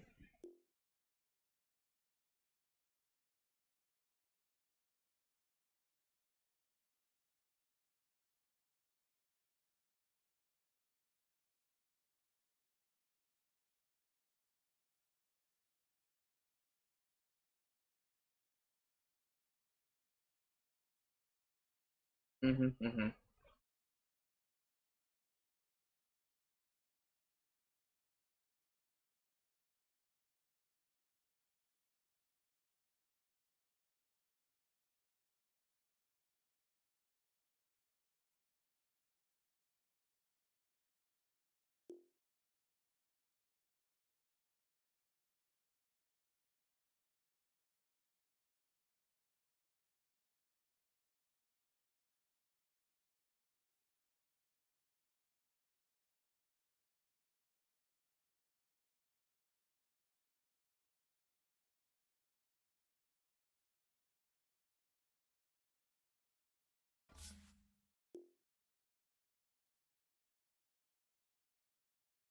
Ocarina of Time is already open world, and you can do the adult dungeons in any order you want. That is not true, motherfucker. Like,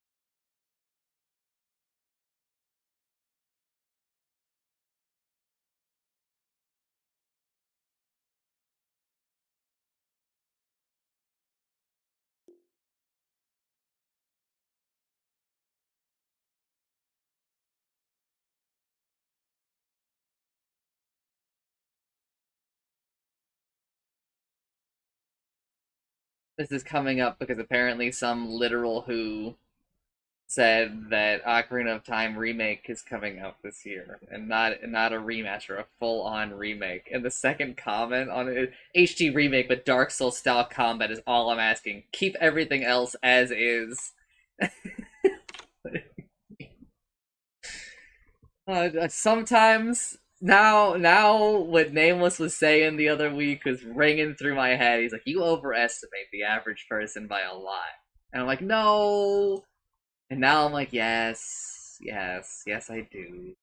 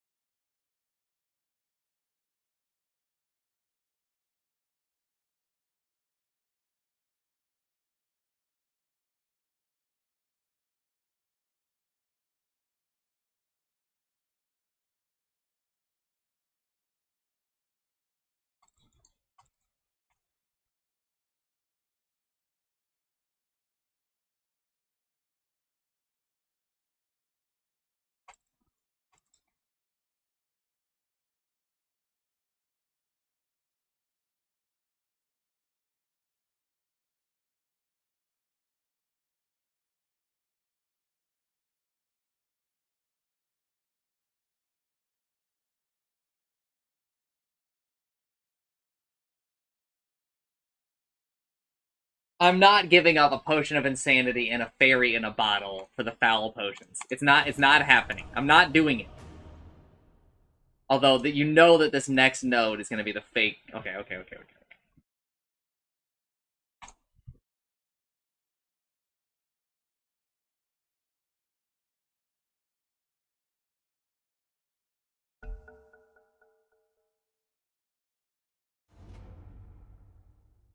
Alright, can I be allowed into the Dota game?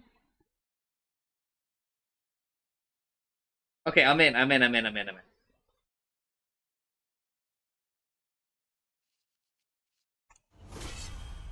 God bless you, my child. Earlier today, during the patch notes, I likened taking Dormant Curio to getting rid of your 600 starting gold.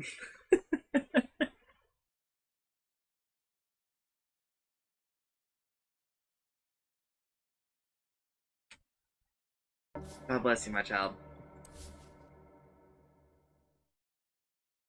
I knew it wasn't happening. I didn't buy starting items. 10 seconds remaining. 5 seconds remaining. I don't know if that means... I need this motherfucker to tell me if he's 1 or 5. Pretty sure it's your turn to pick. There's no way he's playing 1, dude.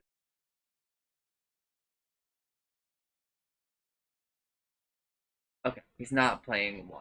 What do you want to do with this? Remaining. 5 seconds remaining. What's with that sigh? What the fuck? She hates me?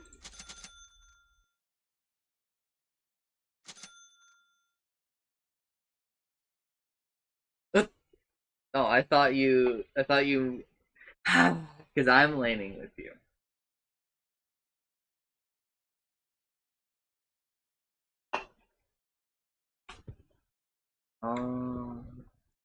That it.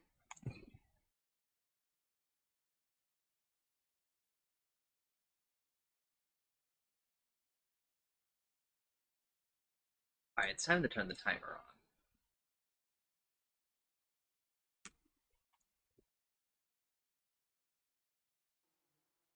The next time I do the patch notes, which might not be tomorrow, friend might be coming over. Brother, you can say sorry, but you're a 6. Okay.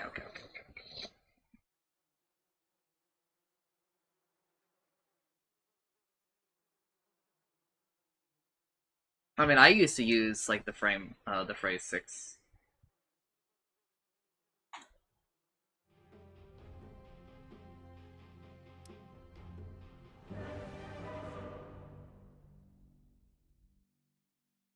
Not necessarily. There's a lot of other ways to invest your gold into other people now.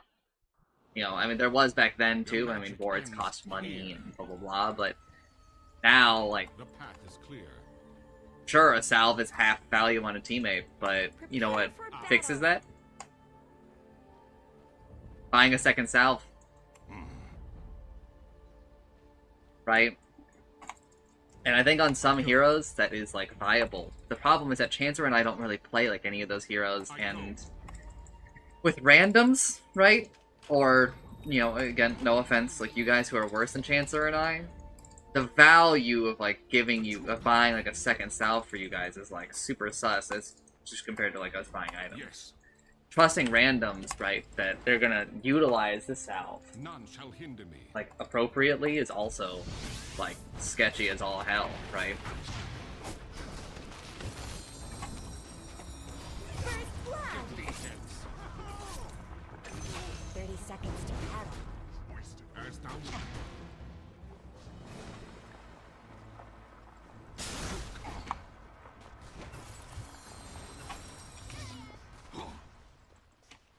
Onward. All pass my way. Sorcery cleaves me.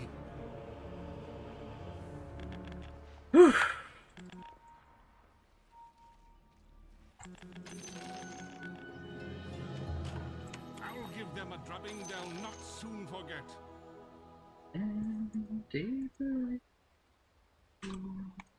Yes.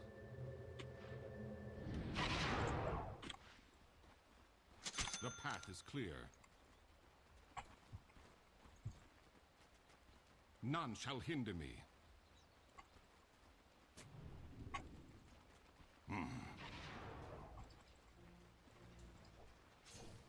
I go. The true path.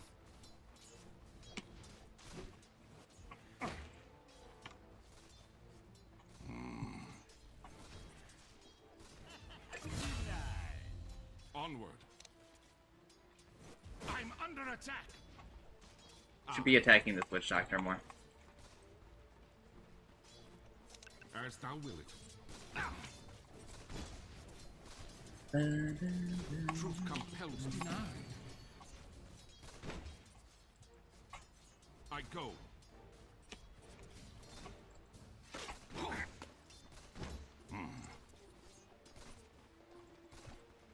What's thine is mine. As thou will it.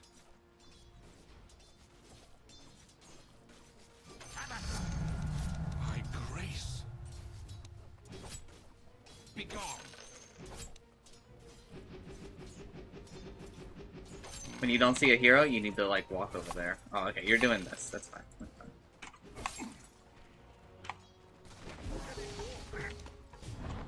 Onward. Yes. I. Vile creatures. None shall hinder me. The true path.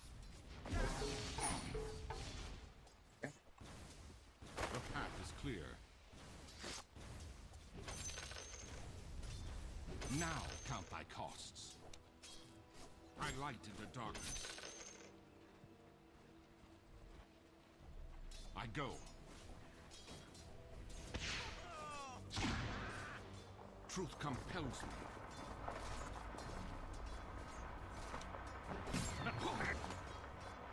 I go.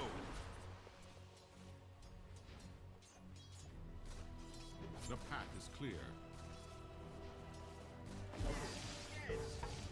The true path.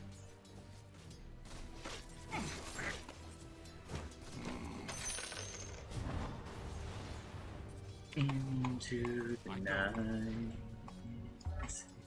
Oh no, sir.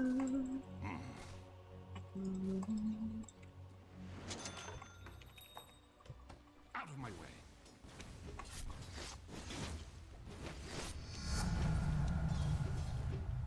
Spawn of sorcery. Thou art mine. I'll strike thee down.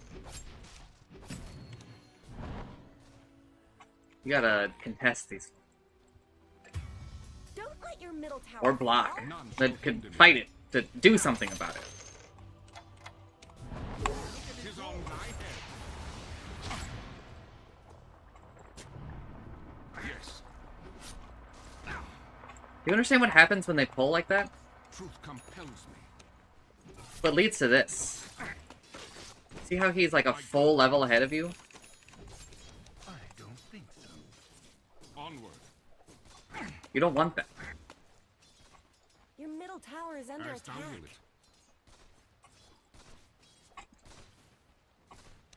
I vow thy ruin. I'm under attack. Radiant's courier just got killed. Dire's courier has been killed.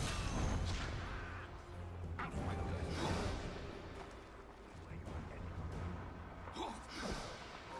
As thou will it. Onward. Your bottom tower is under attack. Yes.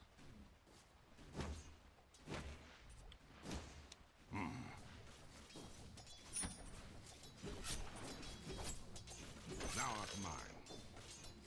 Get thee hence. Have at thee. The path path is clear.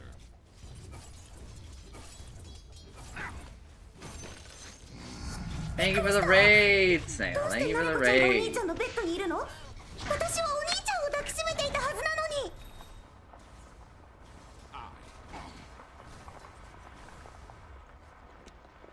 Truth compels me.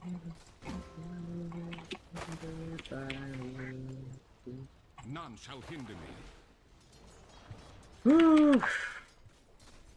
I go. Yes. I mean, if that's what you're saying about Jet, wait until you hear about most of the other subs. I vow I will. Truth compels me. In the future, when it gets really low, like close like that, Utsumi, go ahead and decrepify me.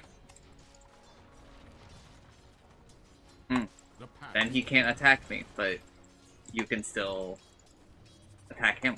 As thou wilt. You're not in danger. I go. Official? Tis most rewarding. Out of my way. Are you even trying? You can't hear Pugna? None shall hinder. Excuse me, I turn magic aside. I still got hit by Cat. Oh, because, yeah, okay. Yeah, also I put the second point into the wrong thing. You're messed up for that, bro. But you should have been able to hear Pugna. Timmy, speak again? Is on thy head. Oh, yeah, they can't, actually. Okay.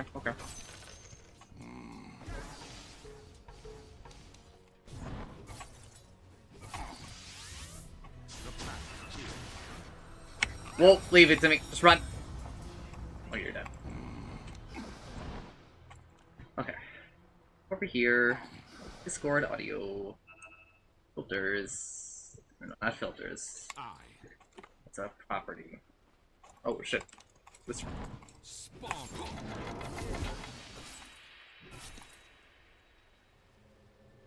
As thou wilt.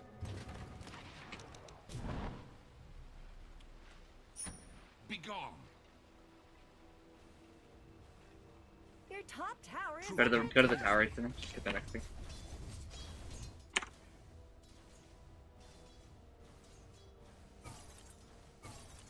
Ill-gotten gains.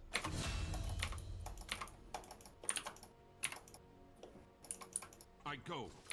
I'm Alright, under I think that attack. they can hear you. Your middle tower is under attack. Go.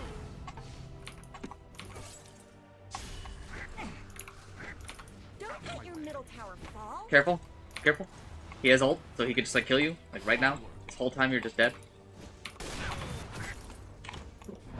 Not dead.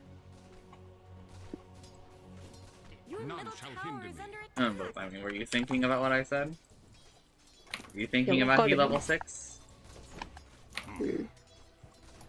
Okay. Yes.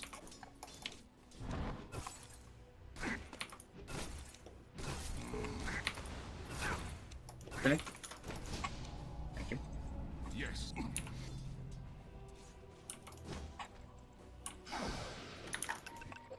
I. Can you stop feeding me tangos? マレディクトだから少しでも減らした方がいいと思って。 I know, but like, you should not be spending this much on tangos, I don't think. わかっ I go. Is that like your 3rd or 4th set, girl? I light in the darkness. It just feels like I've gotten like 8 tangos. And that's okay, like in some lanes, but I don't really feel like we've done enough.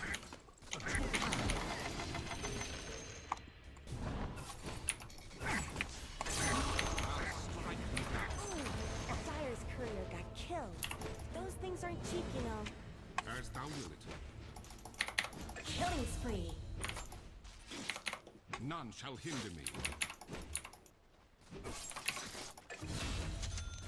Your Onward. bottom tower is under attack. We're winning this lane, Sammy. Good job. We should not be winning this lane. Just so you know. Like, our lane is kind of super fucking weird, and I don't think should work. Vile creatures. Virtue. I. Out of my way.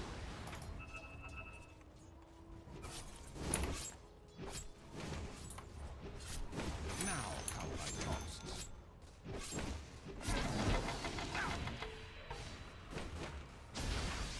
Onward.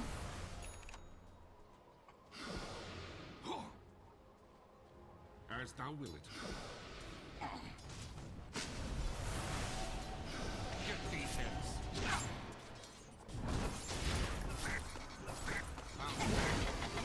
Own it. Goodbye, Utsumi. We'll get to it, not it. You lived... Oh, did you crepify yourself? Okay. I was gonna say, like, what the fuck? What happened? Why'd you live so long? There was, like, nothing you could do there, Utsumi. And it was worth it. We killed something. Forced Puck up here. None shall hinder me.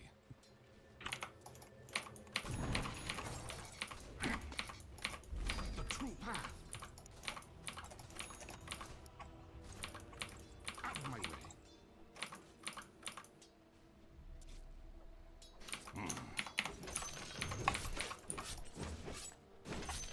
I like it. Yeah. ごめんこれ。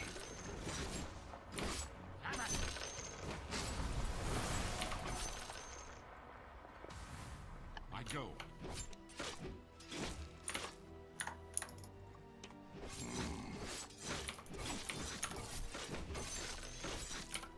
Woo!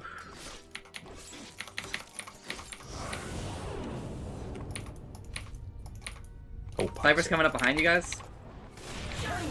Compels Double kill. the path is clear.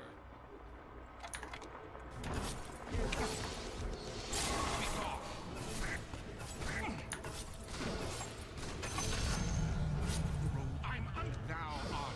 'Tis on thy Looks head. like Dire fortified their structures. Killing spree.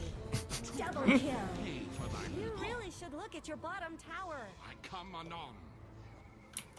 I go. Dominating. Triple Here's kill. thy reckoning. As thou wilt.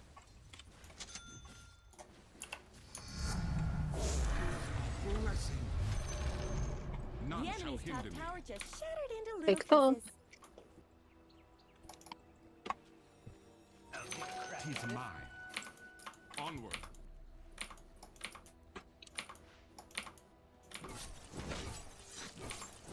Spawn of sorcery.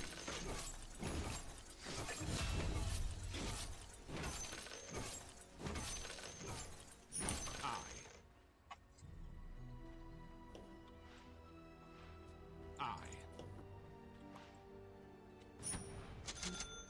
None shall hinder me.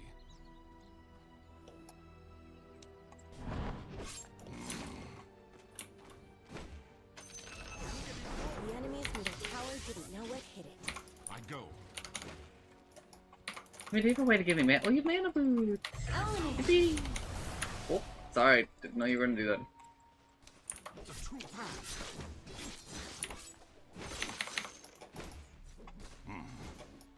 Oh, Puck's here. I go. Double kill. Radiant's courier has been killed. Truth compels me.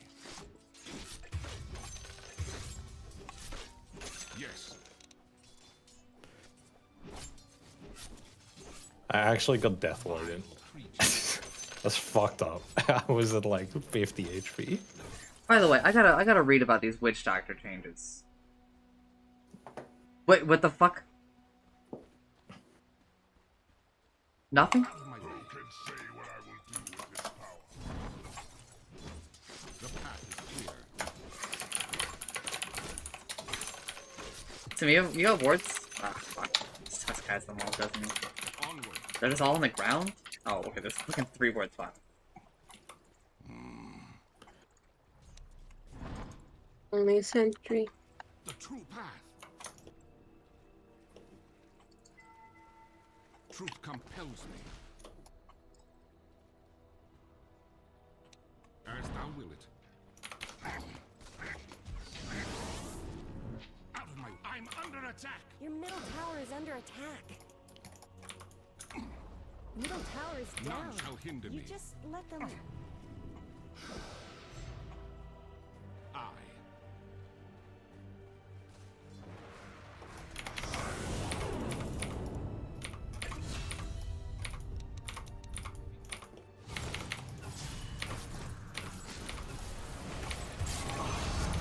God, it's me. Grace. I vow I...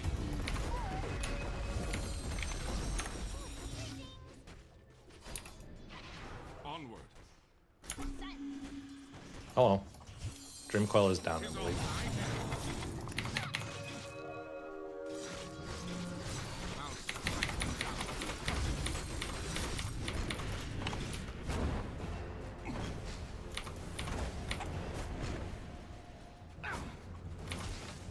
I go.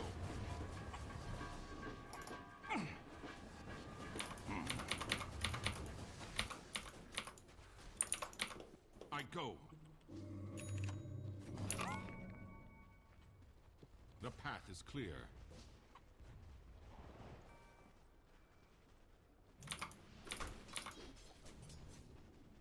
Come on, sniper, show, show. As thou wilt.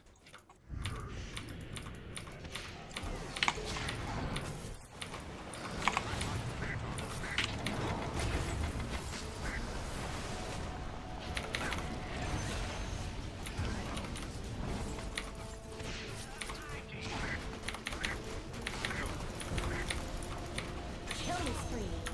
Double kill. I go. The true path. A second. I need.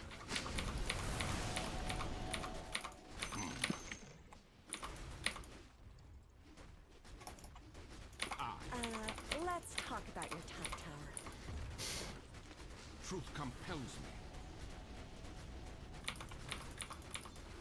Your top Onward. tower is under attack.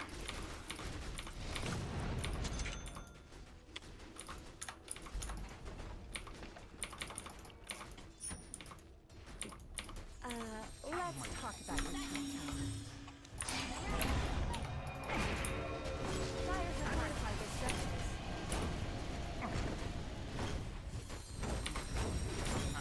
I'm under attack. The enemy's bottom tower has fallen. None shall... Lame.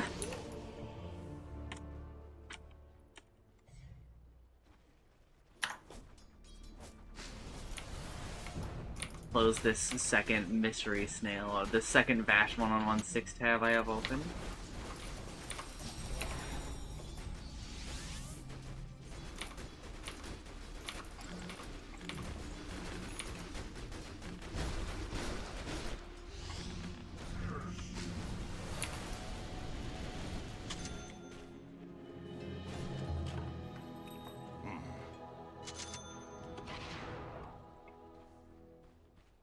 Yes. Both of you come with me. Jet TV bottom. My way. There you are. Oh, oh, this is a little tempting. What the fuck with this guy? Aid my cause. None shall hinder me.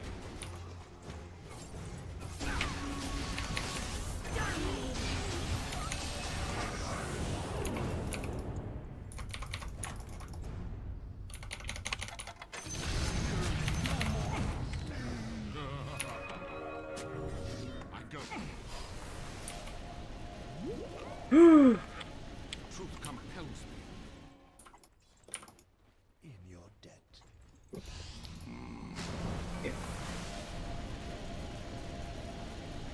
Onward. I.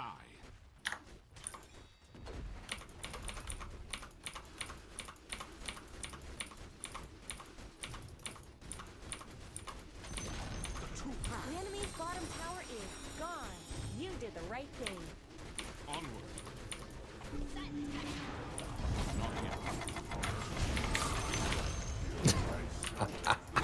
Liberty unto death. Somebody be moved. Somebody be moved. I. Alright, I'm going mid. Yes. I'm gonna take their wisdom rune. Well-gotten gains.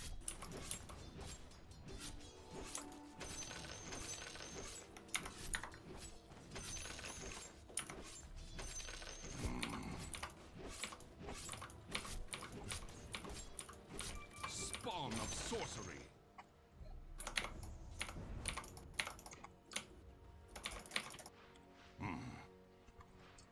Well,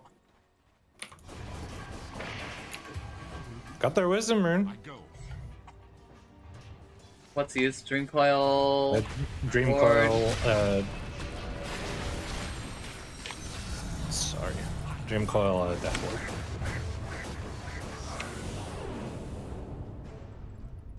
Didn't realize he had his shot. Killing spree. Killing spree. Double kill. Dominating. Double kill. You should probably get the axe to it. Mega kill. Triple kill. He's dead. Triple kill. Nether Zephyrs. Oh, I need more health. Let's talk about your top tower.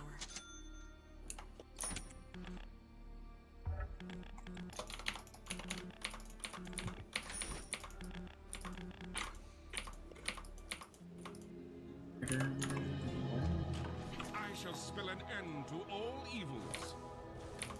Truth compels me. The true path. Thou art mine. Begone. 'Tis on thy head. Out of my way.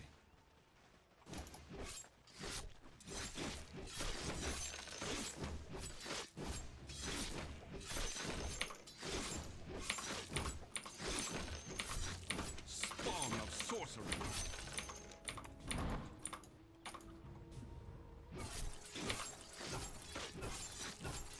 I go.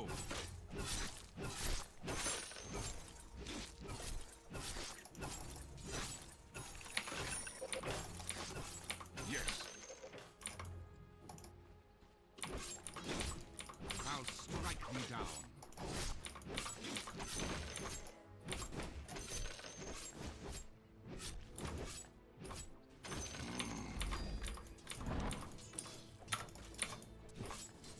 I like the darkness.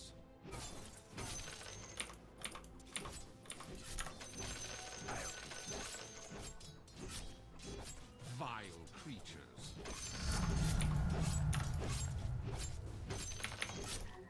I go.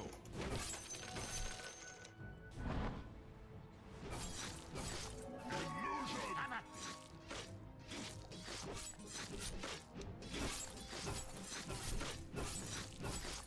Get thee hence. As thou will it.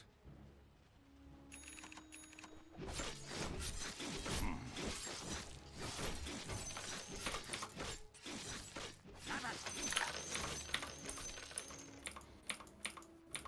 Onward. I'm going up this hill. None shall hinder me. But my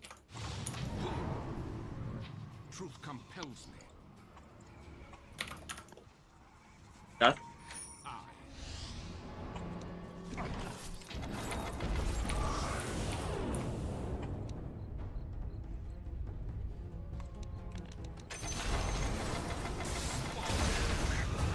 silence.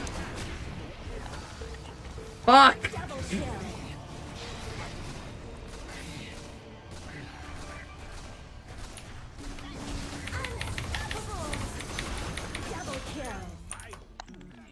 Wink. Strength in numbers. What did you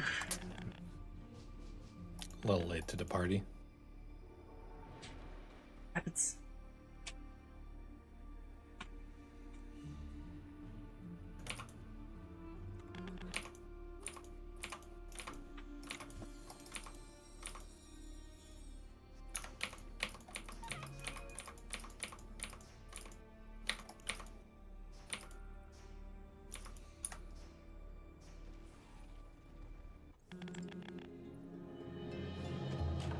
I persevere in the face of evil. The path is clear. Double damage! Magically dashed. The true path. I'll strike thee down. Anybody go top to clear out that catapult? I light the Yeah, darkness. I can go. Begone! Okay, I guess Judge is going. I vow thy doom.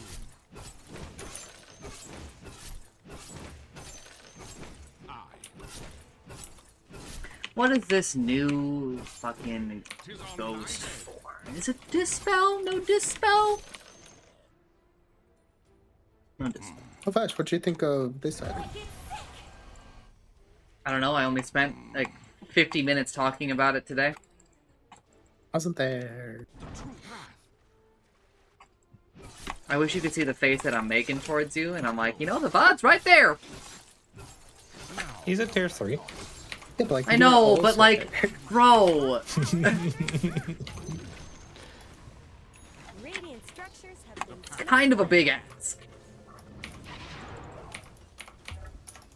Onward. Several people, like after a patch, and after I do like the first impressions, will Steam message me and be like, what did you think about it? And I'm like, fuck you. Compels me. let's talk. You don't fucking actually care. If you cared, Yes. you would, I don't know, just skip to the end of the fucking thing. I summarize all of it, bro. As thou wilt. You just want me to tell you what's fucking Nicholas broken and shit. Sentry here. I'm under attack. I go. Is that Dreamfoil used? The path is clear. Yeah, I didn't see a dream coil. Dead? I didn't see him. Okay. It was just an illusion orb I go. flying through mid.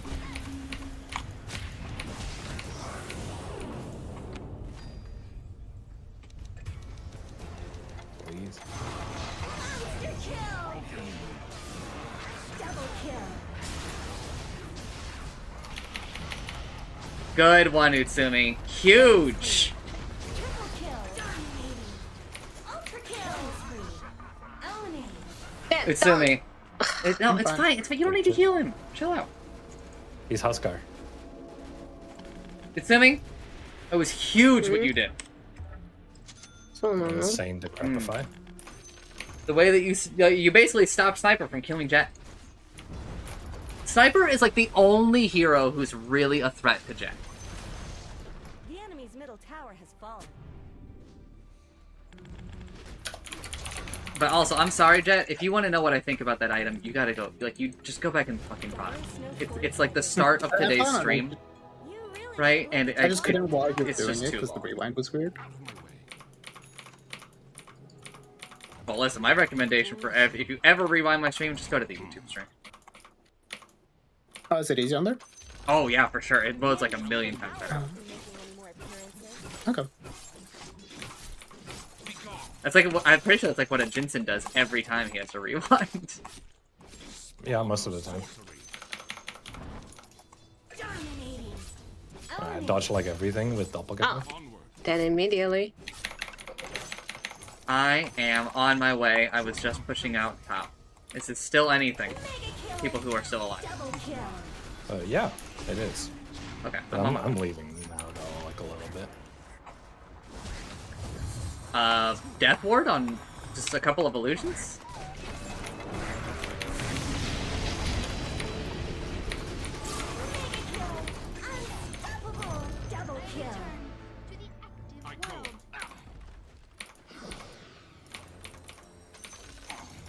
The enemy's middle barracks have fallen.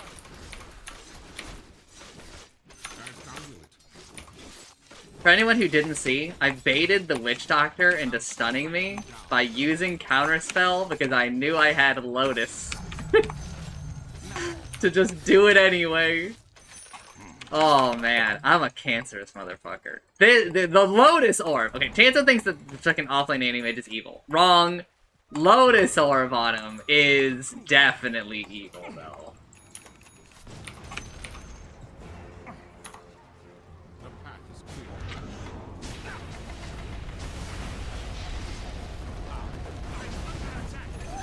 That's a substantial buff to Bloodborne. What the hell? No, having to go to the super shop for any items for Bloodborne.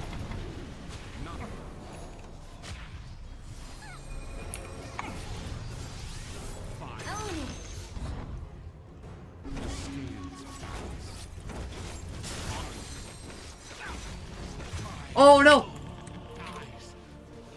Oh, I just blundered, man. I hit the keys to the damn kingdom.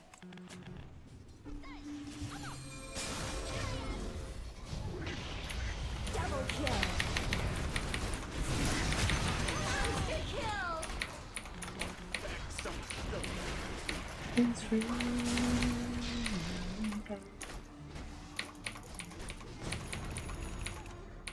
Oh.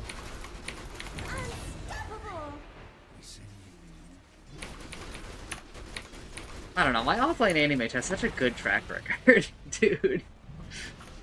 It's a lot closer to 50, but I think it's more like 60s or 70-ish%. The enemy's top tower has fallen. Do you think the halberd change nerfs the build though? Yes, for sure. Because I know you bought that a lot on that hero. Yes. Structures are fortified. Well, I was thinking about buying it this game, but like, I don't know, it just feels so out of the way, and no strength is like a really hard thing to swing. Evasion's cool, Tells me. but it isn't strength. The enemy's top tower just shattered into little pieces. Thou Oh. art purified. Enemy's top barracks drop like some stupid hot thing.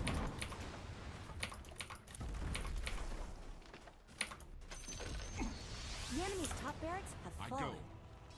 You'll be at the ancient in no time.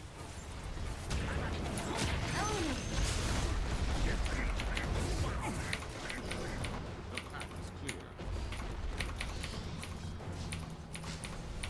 Thank you, thank you. Onward. The enemy's bottom tower is down. I like you right now. The enemy's bottom barracks have fallen. Oh. Killing spree. Double kill.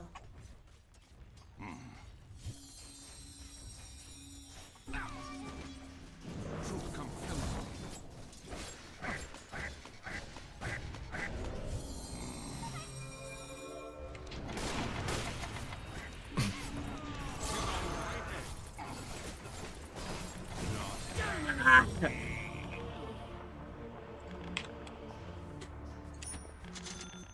Dude, he's getting Dormant Curio as Enchanter's ball.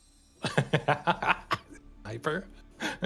Hey, Tuskar, I don't know if you care about being good at Dota, but here's a little piece of advice for you from a divine/immortal. You see this neutral item?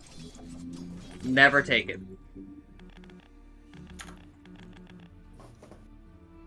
It's gonna be so funny.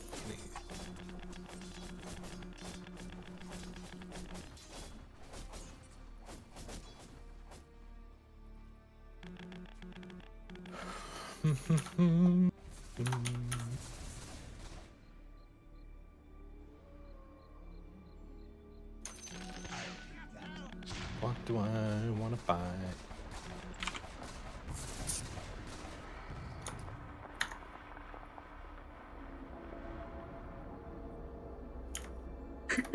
I wish I had an emoto to spoil. All I got was a shitty ototo who my entire family hates. If you couldn't bond with your ototo, you couldn't handle an emoto. The What do you know? None shall hinder me. And then you'd be like, I don't know, I'm just some random guy. So true. It's not time yet. I go. It's not time yet. Bottom lever. Thou wilt. Regeneration zone. No, there isn't. Jet just killed it. Whoever. Yes. Got denied. Oh. I mean, no global. Be gone. Onward. Nope, go up. With the illusions too. Yeah. I mean the illusions first. Okay. The path is clear. Uh-oh, I'm just dead. Pumpkin eggs? Yeah, okay. Never mind, that's my bad. Didn't know puck eggs. No, I didn't either. So I just went in. I was like, I'll be coiled like I have juxtapose, but that's not okay. We were unaware. I gotta go farm for a little bit. I need this. Then I need like a little bit more too, but I don't really know what I buy. Figuring that out. What should I buy?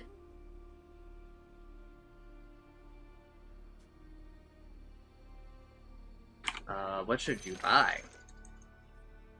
You should buy the new Ghost Scepter upgrade or E-Blade. Your middle tower is under attack.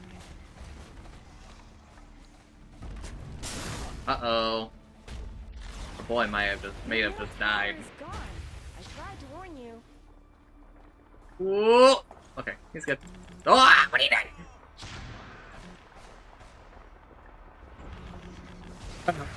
Jet?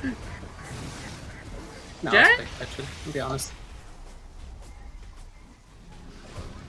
I'm gonna be honest, I wasn't paying attention. I was messaging someone. Beset on all sides. Bro, what a way to do it. What the fuck? Path. Here. Your bottom tower is None under shall attack. hinder me. Truth compels me.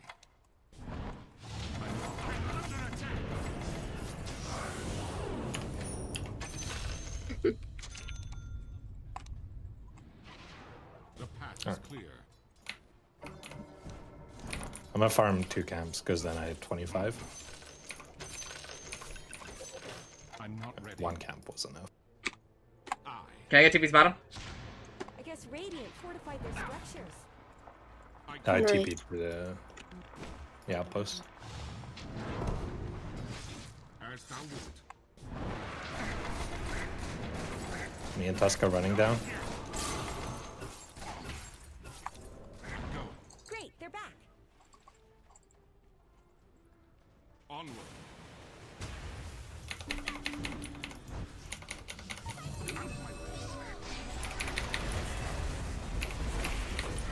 I can't help you, I'm sorry. Mega kill. Nah. Yeah, I just Yes. thought maybe you guys could get there like a little bit faster. Not yet. Also, Tusk didn't press the right button for sure. My bad. Too greedy. Prepare thyself. Truth compels me. I.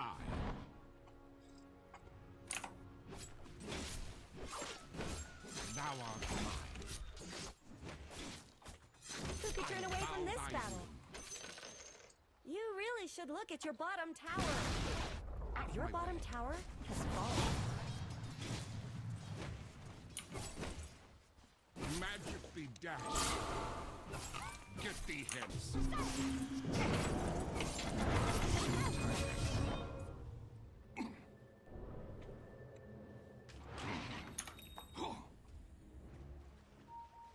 Get thee gone. Your bottom tower is under attack. Oh, listen, I got great news for you if you like my voice. I go. Stream every day over on twitch.tv/bash1116. I like the dark. Yes. I'm under attack. None shall hinder me. Truth.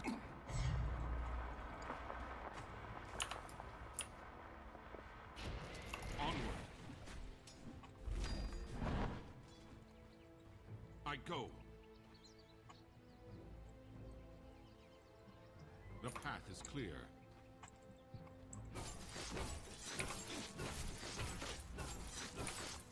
Vile creatures.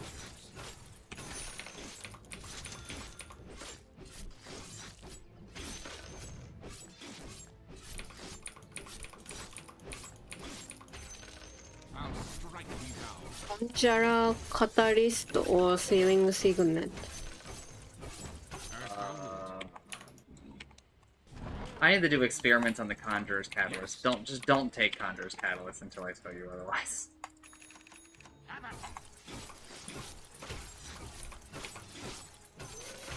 Tis on thy head. It's a pretty good item on Huskar, huh? Or neutral. The true path. Out of my way. As thou will it. Tis on thy head. By grace, such sorcery shall not. I see you found Silencer again. Just man and bombed his ass. Haste. Bomba. Yes, I have Scotty on the courier. the path is clear. I'm under attack. Get thee hence.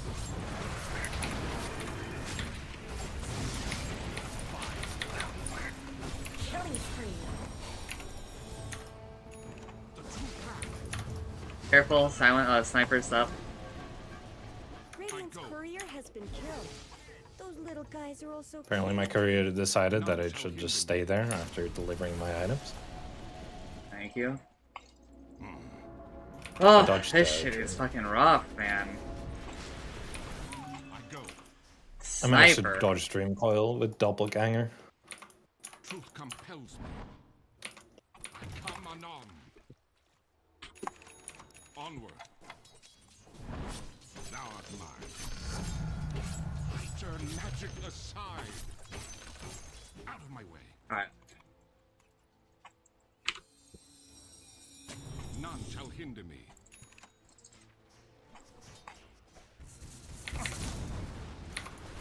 The path is clear.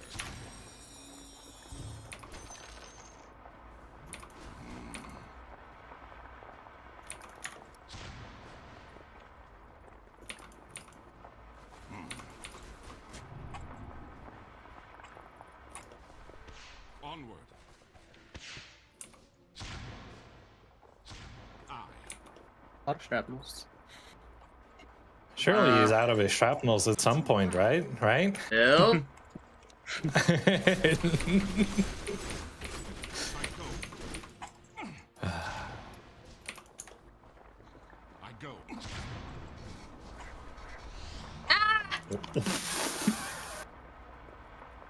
As thou wilt. Why? Yes. I don't know what to do, man. I mean, we can go Roach, I but Compels me. I think... I. Yeah. I just don't know how much it moves the needle. Gains. I'll strike thee down.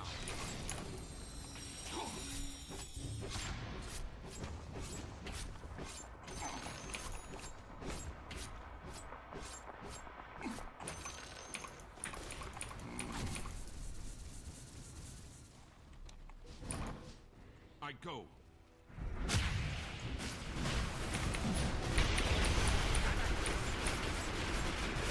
Who should grab it?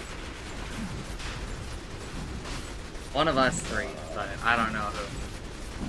Probably just a Jensen. Radiant took down Trust there was a good reason. Path is clear. The true path. That's an Aether lens. As thou wilt. Not yet. Truth compels me.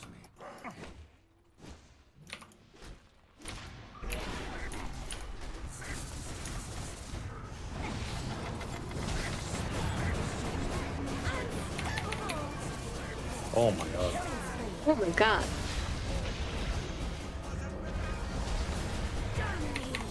Okay, I think we just lose, bros.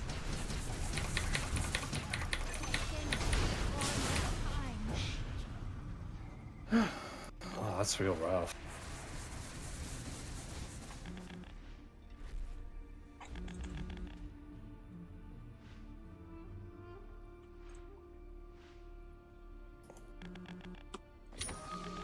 It just feels so hard to get to them.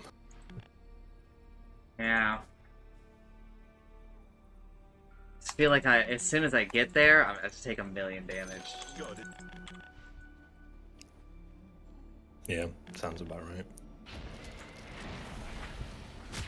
I'm only taking 35% of physical, so I probably need a butterfly. No, I need more health.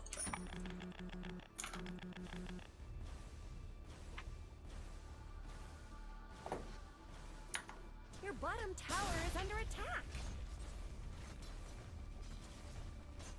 I guess Radiant fortified their structures. Your bottom tower is under 30クリスタルです。ちょっと待っていただすか。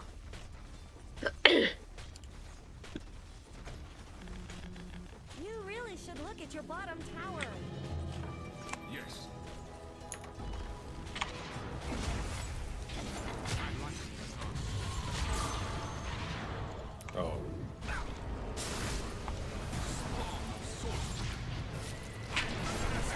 Oh, okay. Your bottom tower is under attack. やばすぎるな。If they threaten the hill here at all, I'm buying back, I guess. I guess we just lose? I don't know. I don't know really what's going wrong.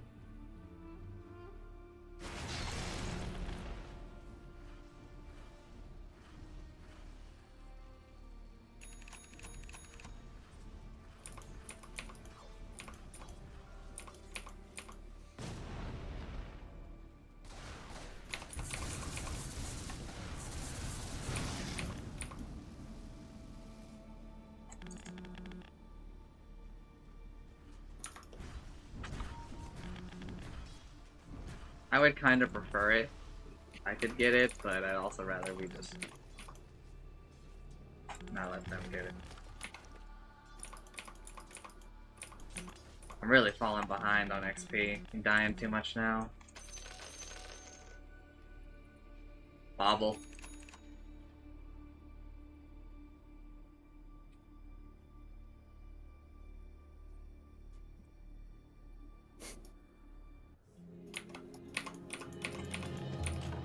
I fear no vile sorcery.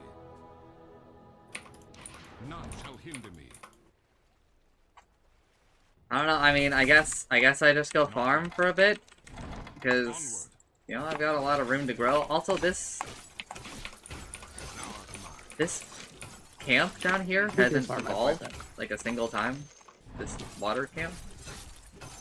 This one. No, yeah, this one. Oh, I don't know. Maybe that one doesn't evolve anymore, but I didn't read like the full list of like what evolves now. But I feel like that one should, because I don't know. No, maybe it has, and I'm just overestimating how much it should have evolved by now, but... None shall hinder me. What did that flip some meaning to me?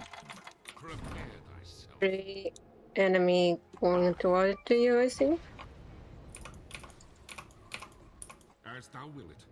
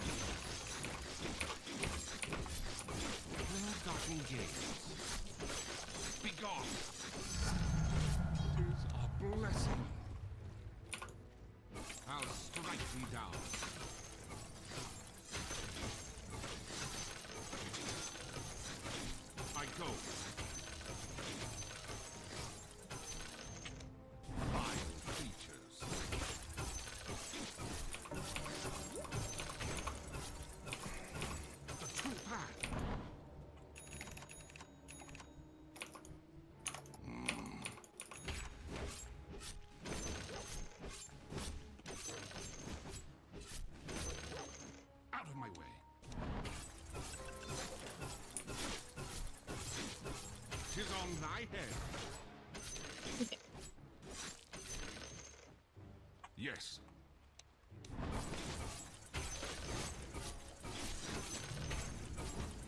I light the darkness.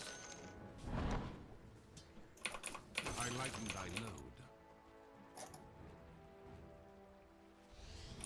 Spawn of sorcery.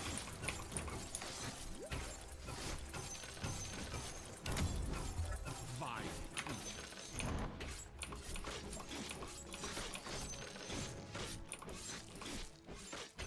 I'll strike thee.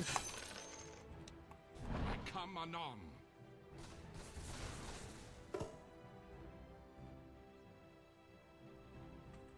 I go.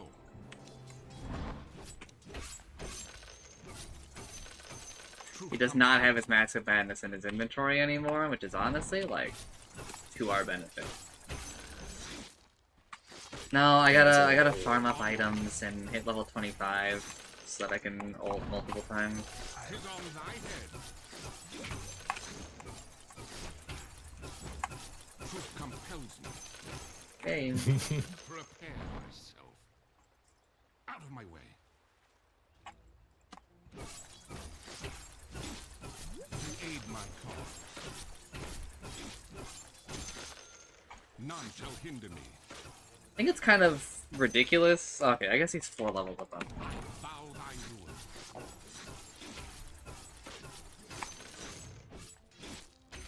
I go. Yes. I. The path is clear.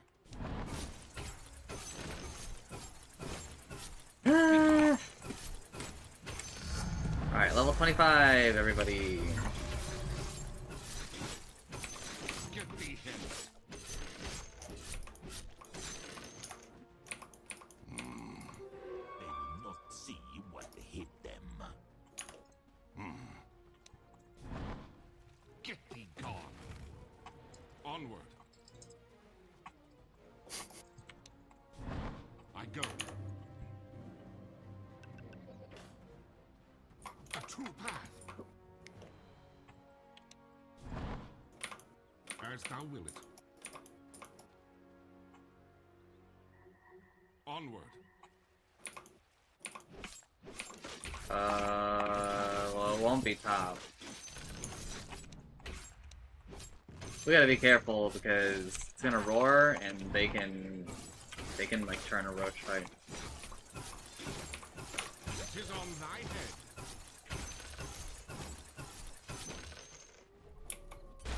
As thou wilt. Begone. I bow thy rule. What if we have it roar and bait them out? Like I'm the only one in the pit. Do you know what roar does? Spawn of sorcery. Yeah, it disarms me. Do you know what roar does? Apparently not then. I go. It plays More like a damage. 30% damage amp to all of the people on the team that he roars. Oh Globally. no. I was unaware. Vile creature. So Tis most that's why, like, I'm like, we never ever want him to roar for us. You'd always rather snatch, right?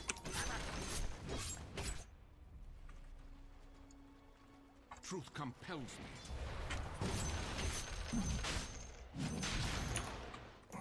I go. Tusk is playing games. It's gonna get him fucking killed, bro. Out of my way. I have 2 items The true that path. I can buy that like really do a lot. It's fuck. It's this heart that I just finished.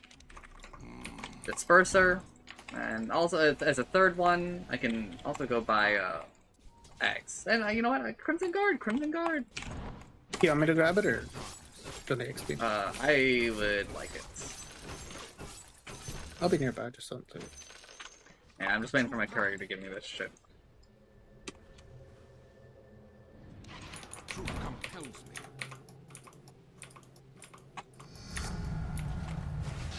Oh shit. Well, you two are just dead. Yes.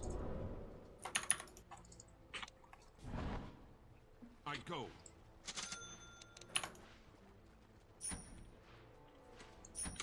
Onward.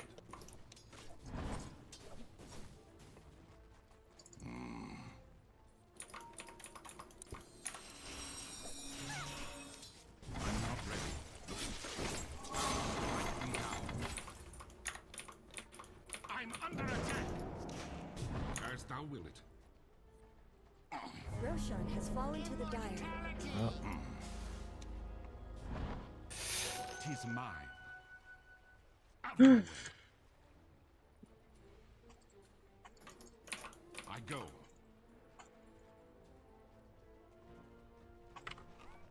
The path is clear. Truth compels me.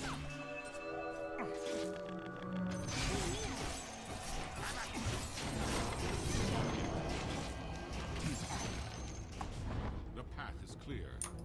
Your middle tower is under attack. Do we play all down? Radiant fortified their structures. Out of my way. The middle tower has fallen. That's the opposite. Barracks have fallen. Yes.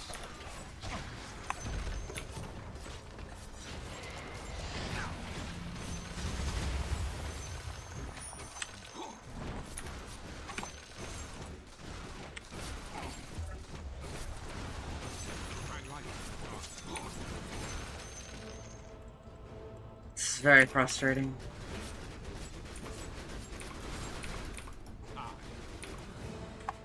Listen to one hero, man. Tis on thy head. Yep.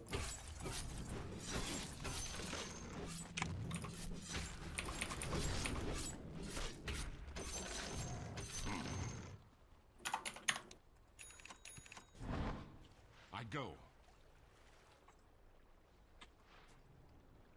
I go. Alright, tier 5s. Vile truth. None shall hinder me. Thou art mine.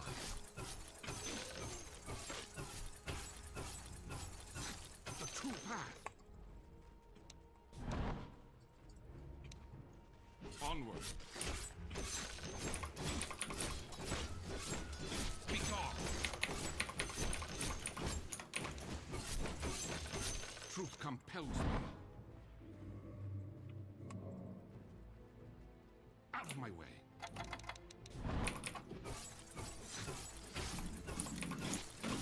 I go.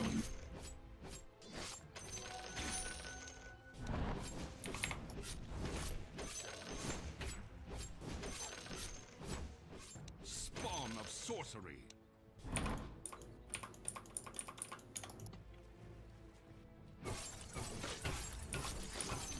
I bow thy rule. I'll strike thee down. Thou hast paid the price.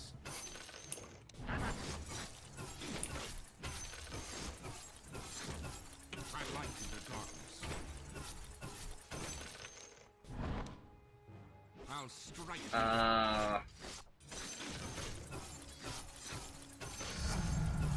Fighter magic.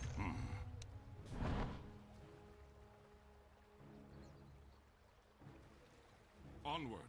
いや、むず。わからん。 'Tis on thy head. I'm like not sure I can take 10% additional damage. I mean, you definitely don't. Not as Peel. Get thee gone. That's a no-go for sure. Fallen Sky Harmonizer I'm not ready. です。 Not Harmonizer. Not Dessa. It's not time yet. Fallen Sky ね。 None shall hinder me. Vash, is the hulking better or primary attribute better for me? Hulking. It's like not even close. Hulking is broken. I think pretty much if you're offered hulking, just take it. I think The path is clear. we can just start itemizing around hulking. As thou wilt. But Prepare thyself.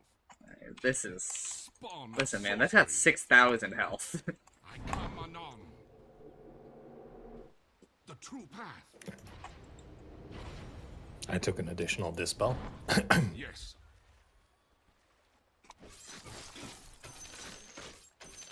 All 40 attribute, life steal, more debuff time. I go. What's the other one? I come anon. All 40 attribute, life steal, movement speed, or more debuff time. Movement And speed. 16 Movement is the speed. one. Movement speed. The true path. Truth compels me. I need to memorize all of them. As thou wilt. So only one of them ever changes. Does make it easier when you guys ask me. Get thee.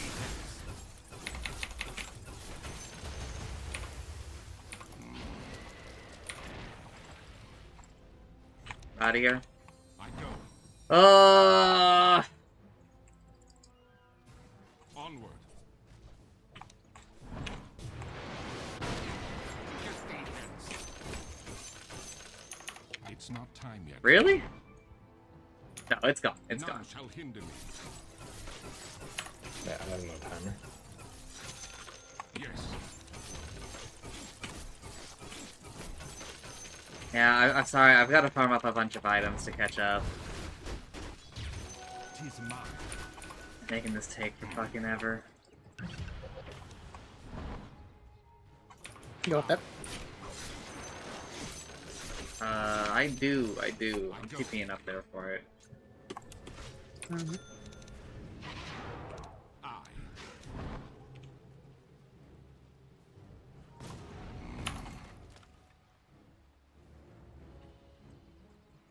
I go.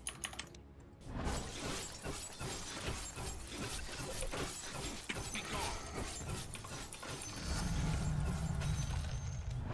I'll strike thee down. Getting there. I'm getting there. None shall hinder me. Yes.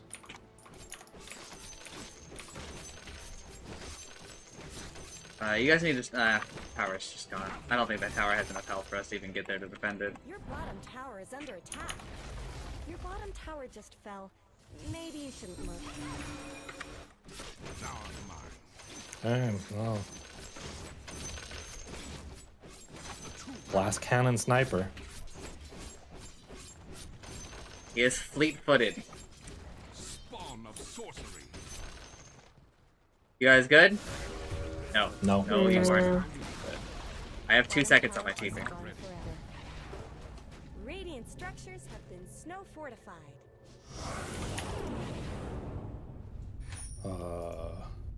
I'm blinking out. The path is clear. Truth compels me.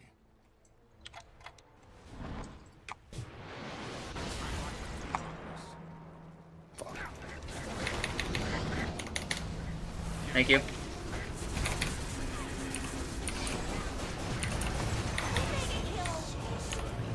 Okay, no more Divine Regalia. Withstand me. Double kill. I'm blanking out there. Be gone. Back. And I've got a I few go. ideas for some new headstones. As thou wilt. None shall hinder me.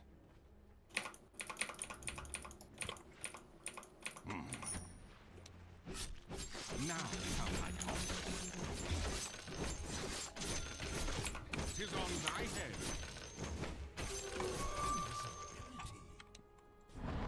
go. The path is clear.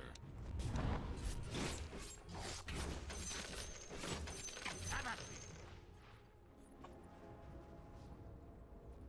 Truth compels me.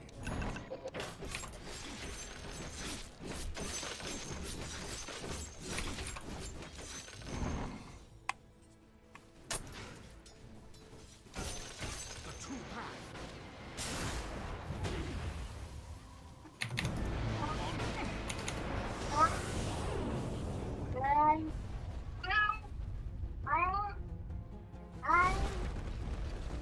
Go. Here's the awful thing. I think we just gotta leave. I think we gotta go to Rush. Capture outposts. Any observer ward here. Go Rush. Yes, Fuck! Fuck! I go. Not yet up. That's unfortunate. I It's land. gonna be up at the 68-minute mark. No. Truth compels me. Assuming you should pick that up. I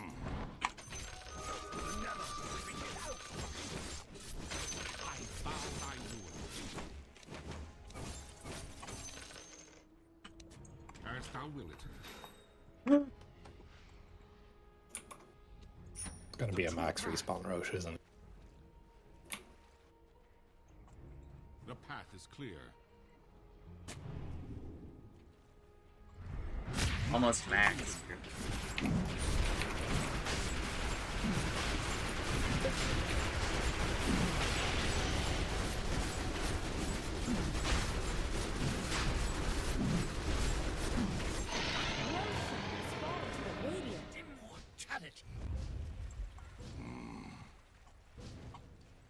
I don't need the shard.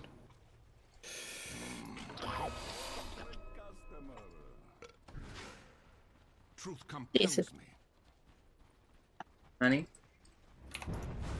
チーズだね。 Hmm. Your top Yes. tower is under attack. Ruh-roh. Wow, dude. I just can't believe the speed at which he can kill me. I'm sorry, I just threw. It's my bad. I just threw really hard. I thought he was gonna be here because I saw a particle effect. Killing spree. Double kill. My bad. GG.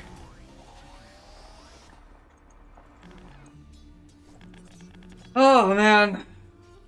So frustrating, man. I should have gone like Silver Edge, I guess, or something. Just something to get us to him. It just feels impossible. Just the perfect heroes to either bounce us back or do shit. Just a 4 protect 1.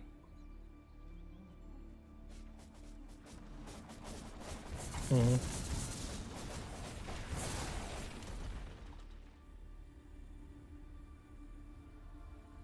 Like, part of me really wishes that we could just GG out. Because, like, it's, Bottom barracks under I attack. don't want to sit here and wait for a minute, you know? Your bottom barracks have fallen. Oh no. Jet, I'm gonna be real with you. Don't buy this fucking item. Radiant structures are fortified. No. Don't let your middle Yeah, I tower buy back fall. Jet, but The middle tower is down. You still got this. Killing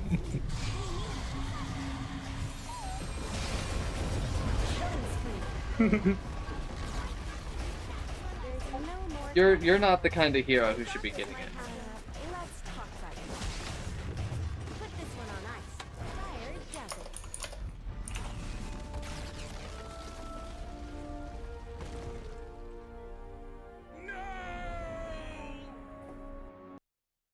They're gonna probably have to sweeten the deal with the consecrated wraps, but I don't really know how likely they are to do that because I'm pretty sure in the patch today they fucking nerfed it. So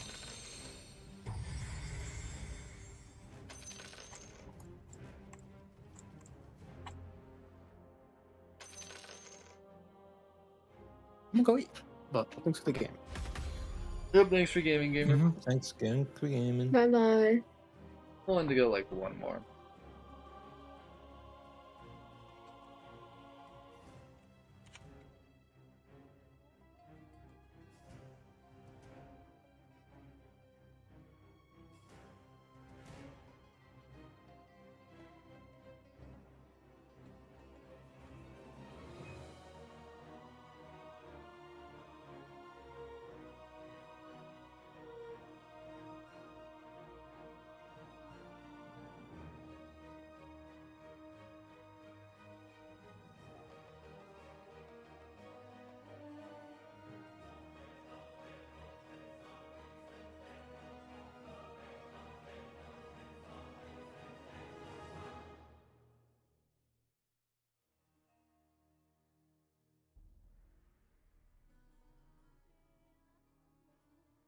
Monogatari was 2009.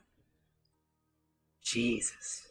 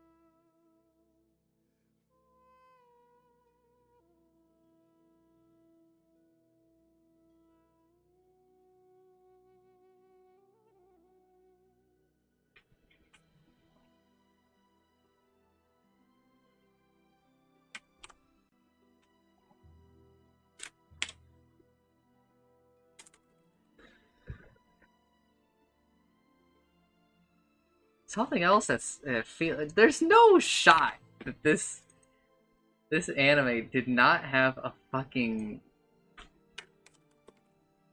Okay, it did.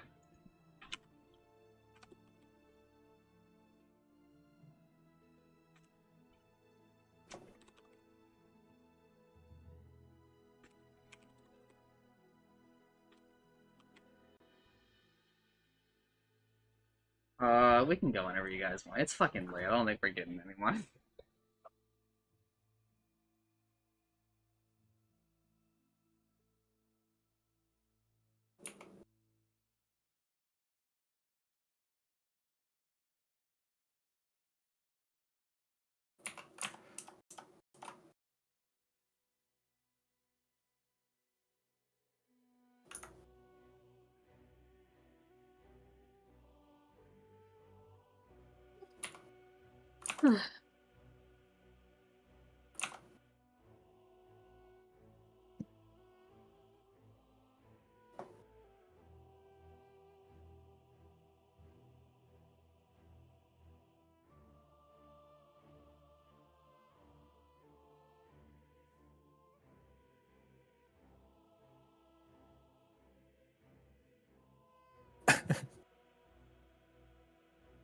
Bridge event. All for one is removed from your deck. No. No. That's not happening. Many people are saying this. I don't think that's in anybody's best interest.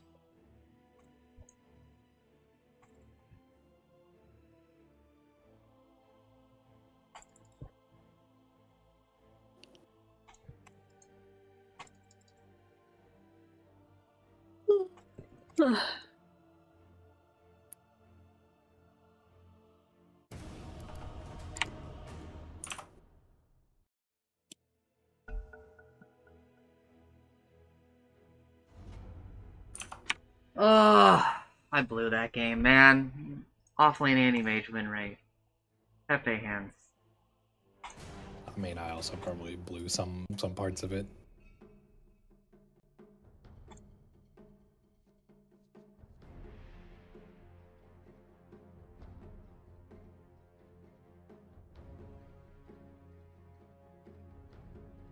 Seconds remaining.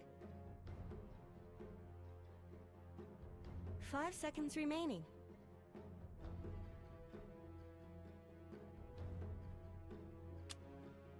Hey, it's your turn to pick now.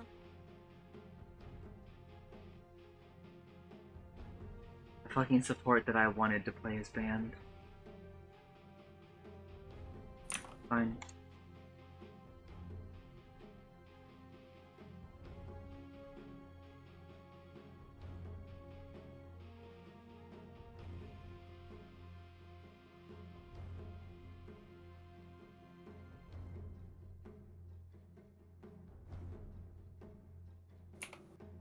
Are you gonna pick one or what?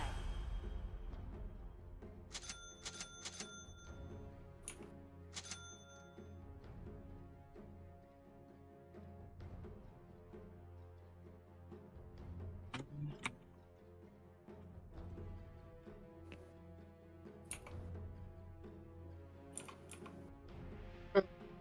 それでもよかったな。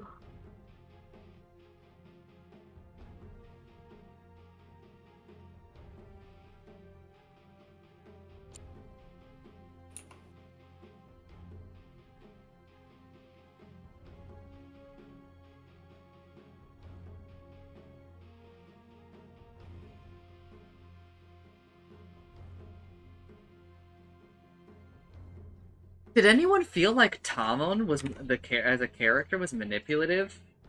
He's an idol. It's a manipulative industry, bro. What are you fucking wake up?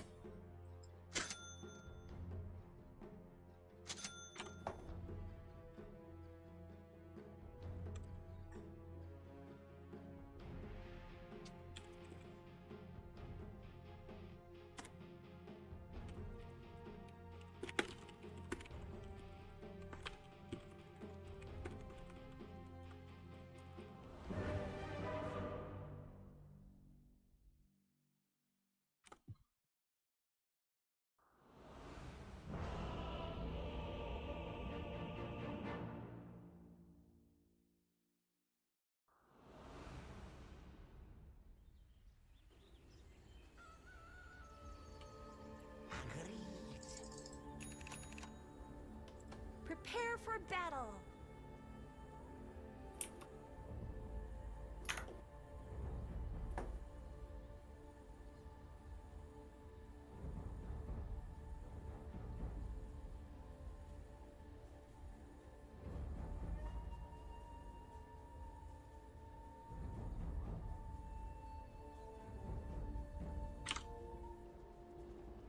Very good.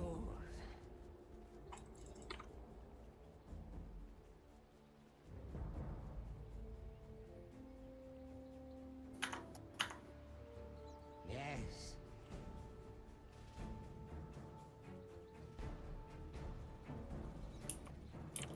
I go. 30 seconds to battle. Very well.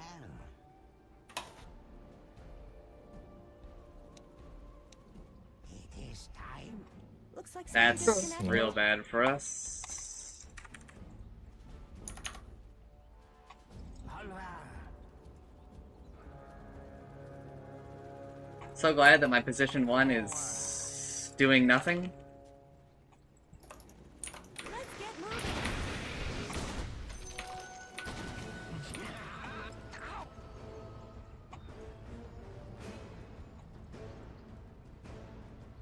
Sleep no more.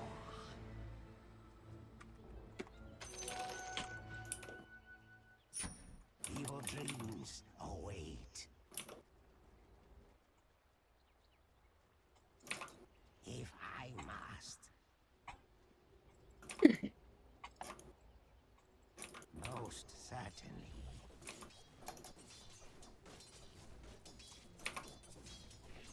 Indeed.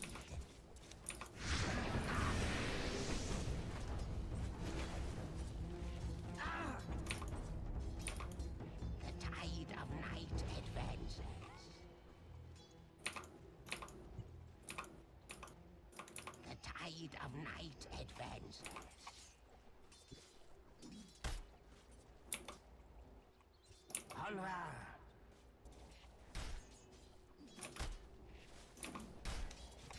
These and blood run cold.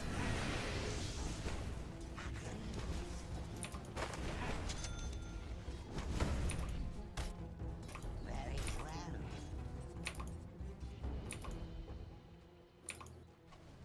Evil dreams await.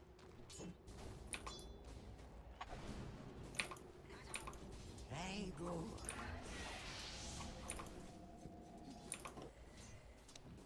Yes.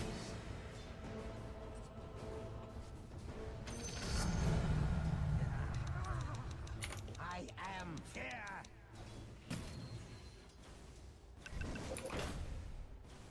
Indeed.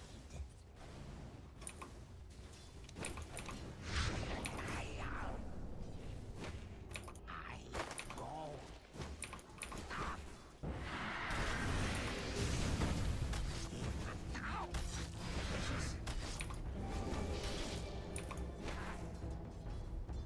Forward.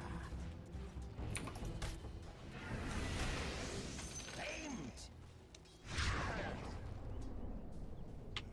Most certainly. Sleep no more.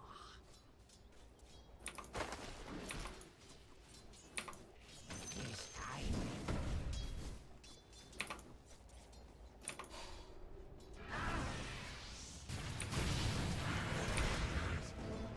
First blood!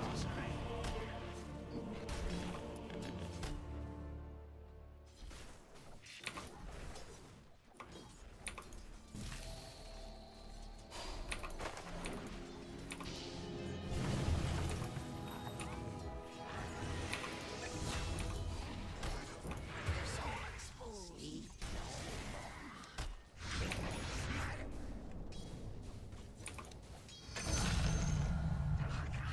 Suffer in the womb of Nisa. Indeed.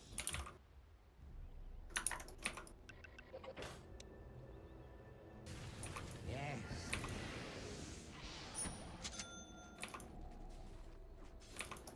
All right.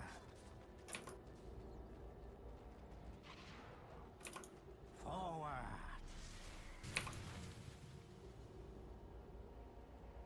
It is time. Very good.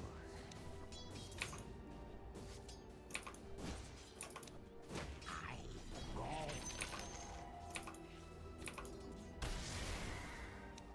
The tide of night advances. Thanks. Very well.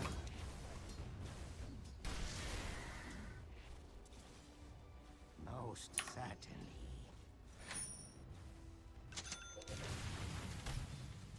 If I must. Evil dreams await.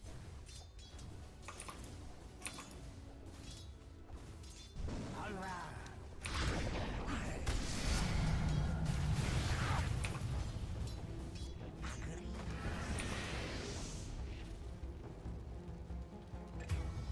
Sleep no more.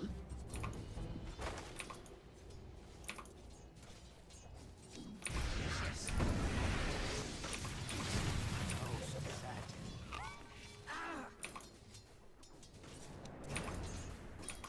I go.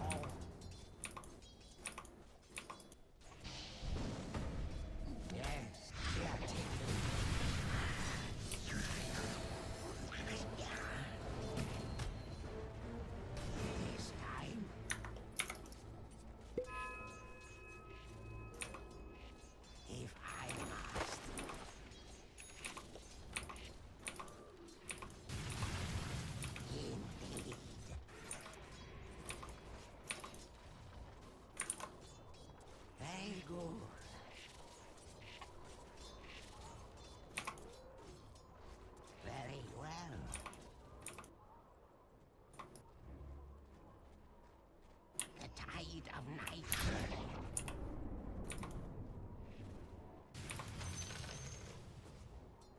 dreams await. Don't let your middle tower fall. Forward. Thanks. I go. Sleep no more.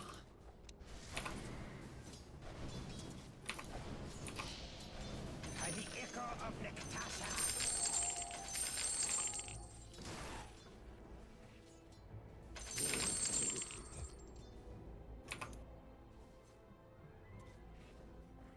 Very good.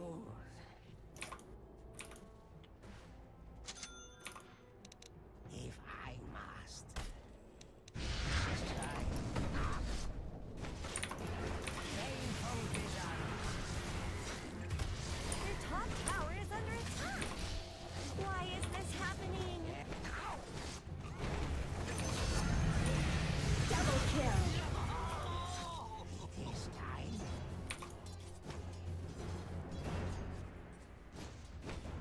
Most certain. Never mind, she's here. Forward. Tia is missing. TA is bottom.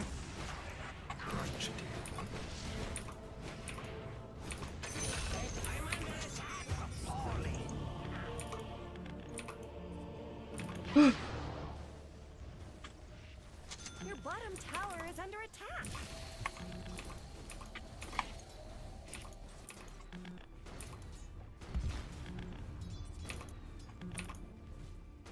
Top is losing. Very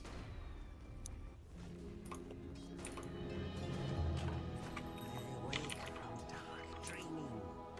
We're winning bottom. Very well. Top is missing. Onward.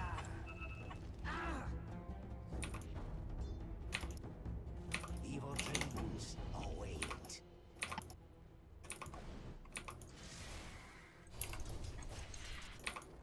The tide of night advances.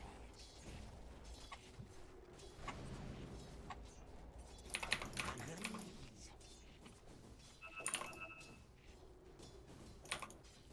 Most certainly.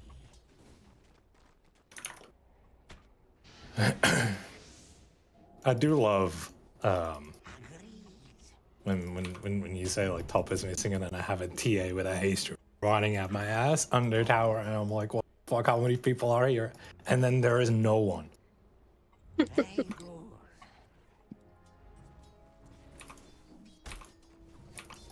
Very well.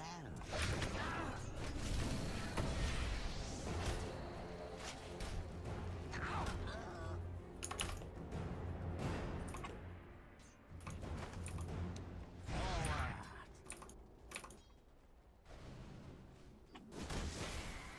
Sleep no more. Knees and blood run cold. Indeed.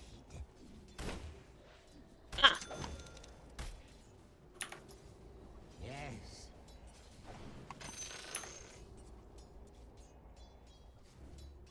Onward.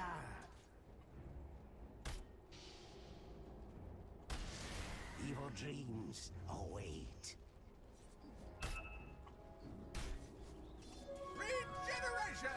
Your middle tower is under attack.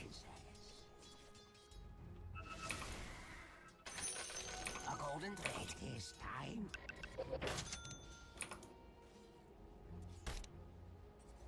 Indeed.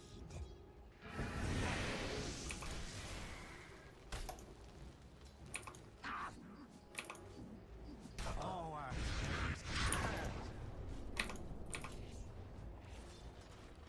Onward. Denied. I go. Ow. Very good. I wouldn't bother being mid. It's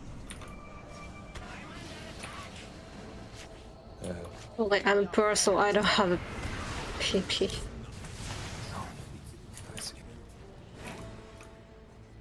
Yes.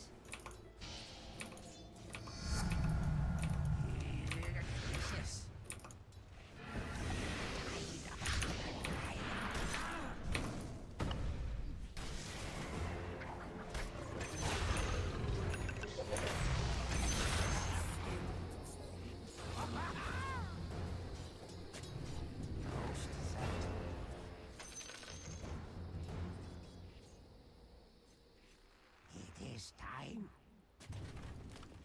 They make light shadowed. for it. Agreed.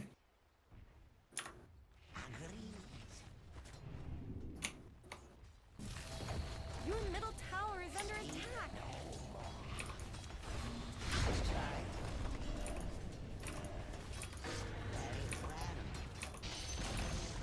The enemy's bottom tower is gone. You did the right thing.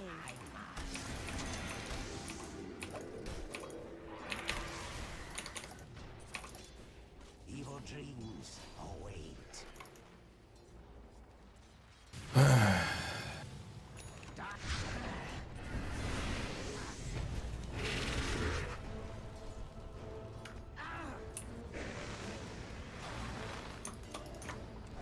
Denied.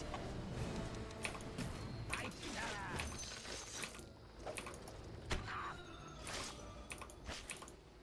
Onward. I go. Most certainly.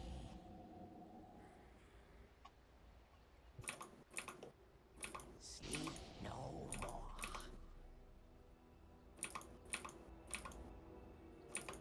It is time.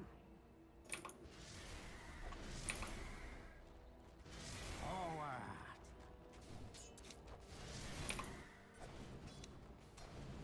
Indeed.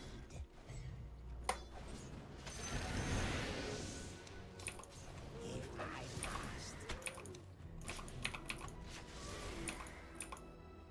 The fuck? Very good. Give me my fucking bad stone! Dude, I want a goddamn neutral item. Yes. I've been polling, like, the whole game and clearing camps that a fucking Weaver's gotten all of the stone, and I haven't gotten any of the trickle down. The shit is so fucked up. Tide of night advance.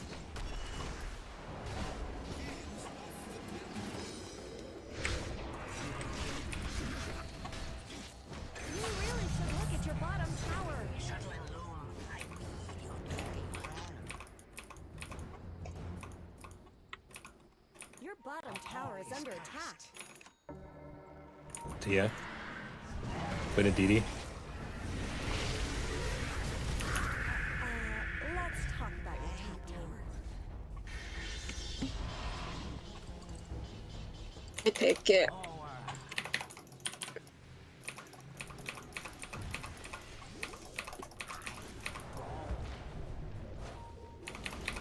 Killing spree.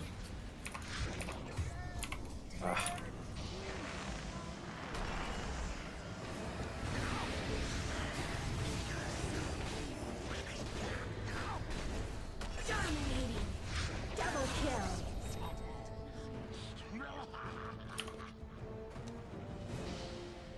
Say that worked out.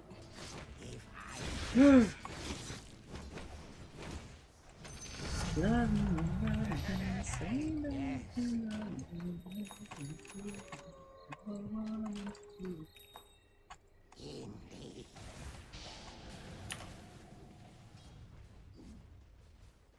It is time. The tide of night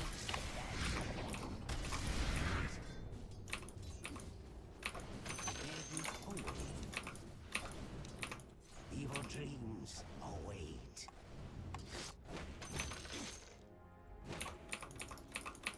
Onward.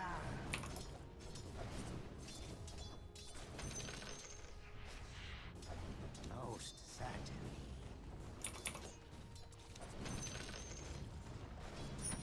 Face your fear.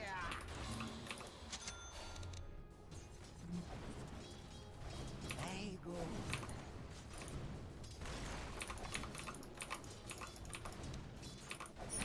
Dark golden colors.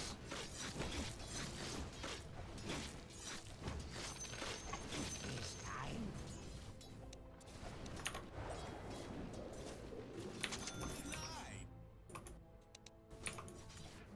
Forward.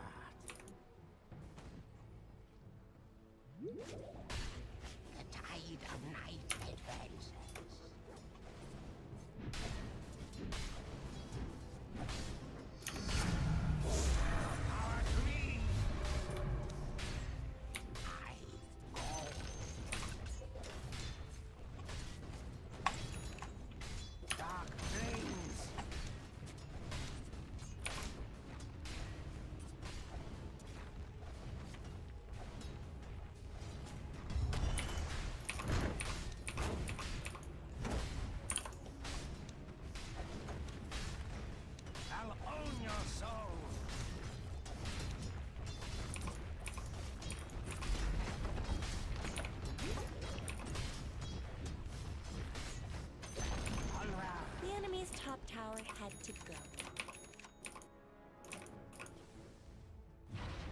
You really should look at your bottom tower.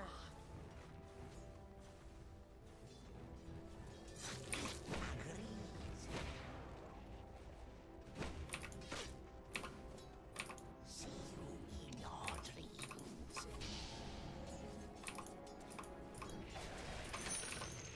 Indeed.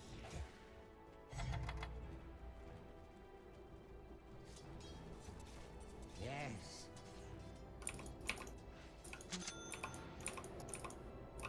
Evil dreams await. Attack!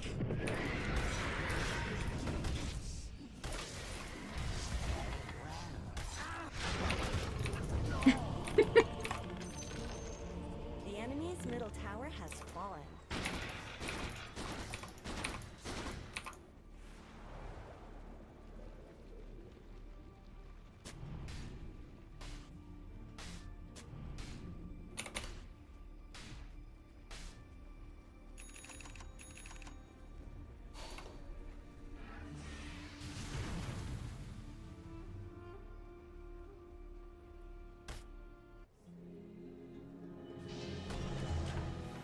Awake. Mega kill!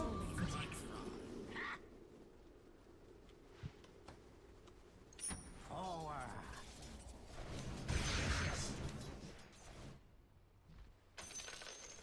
Evil dreams await.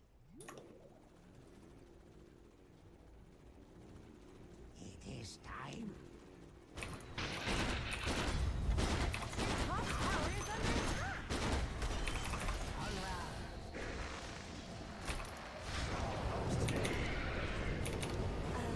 Let's talk about it.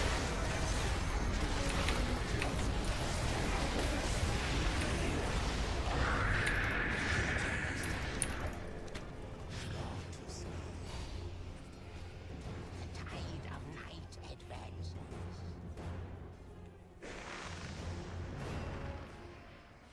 Very well.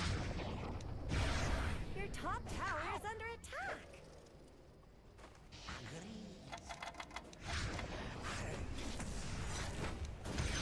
Your bottom tower is under attack!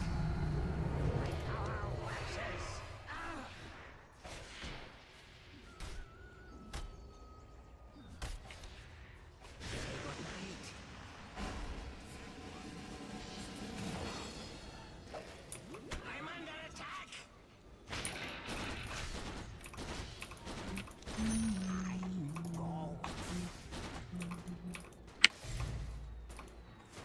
I mean, let me know before you use your mana boots. このブーツ。 Thank you.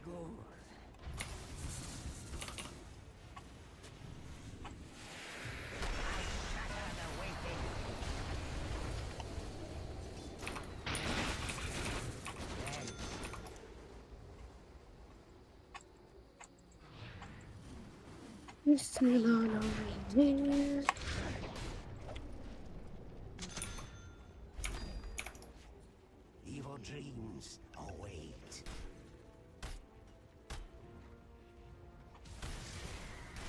If I must.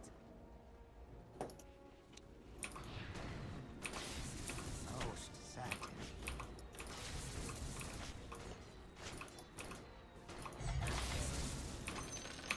I go.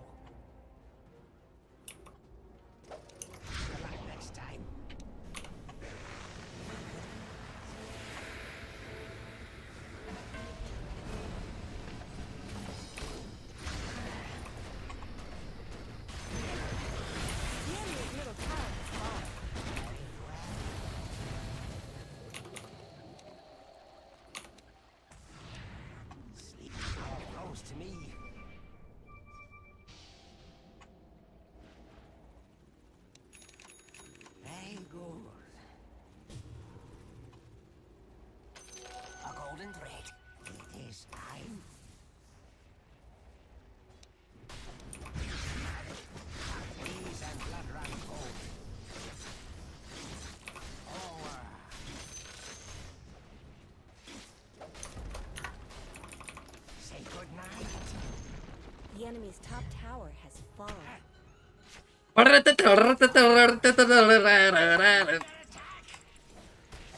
So true, so true.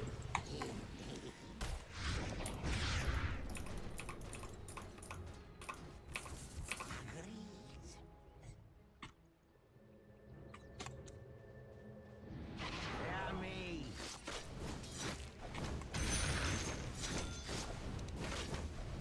Yes.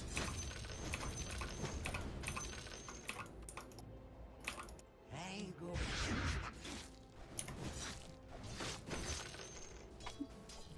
If I must. Darkness Oh. take you.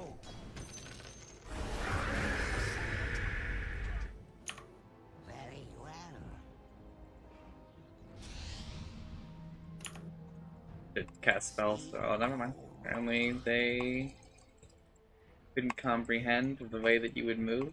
The tide of night advances. Let's try.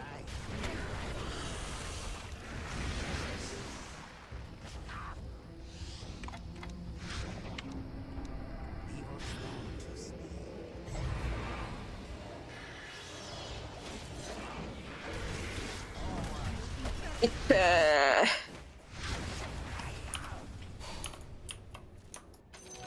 Aegis of fear. I go. Where's my pension? Most certainly.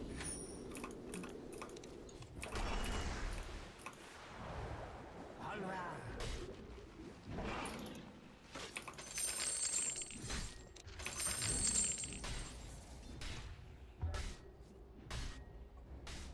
Your middle tower is under Tide attack. of night advances. I'll take that. Very well. Don't let your middle tower fall.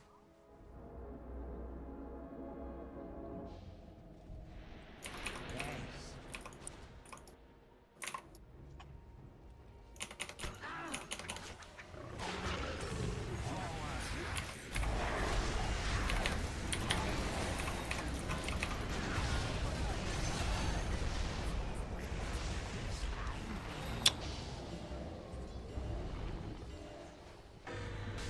Double kill.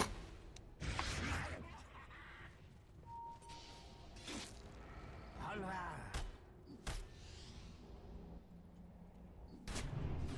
Very good. Say good night.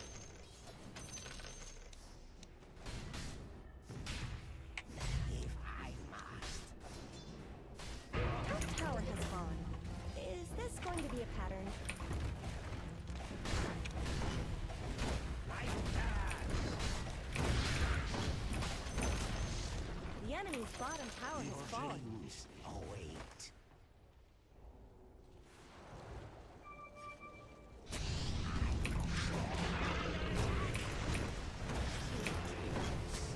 Dire have fortified this structure.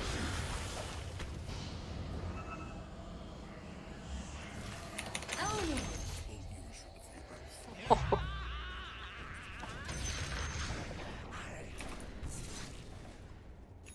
Onward. Yeah, could you rush me to Slardar? Most certain.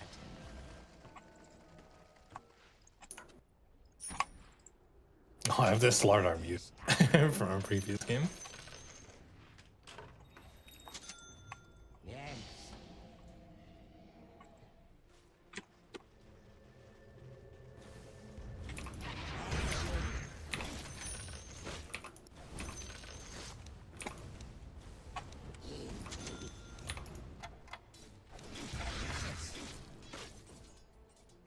If I must. Lucian's down. I wonder where he goes. I just can't be there. Dreams await. Dominating. Not ready. The middle tower is under attack. Dreams.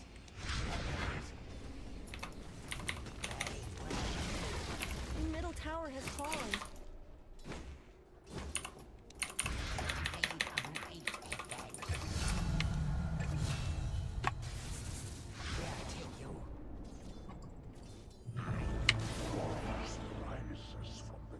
Buyback?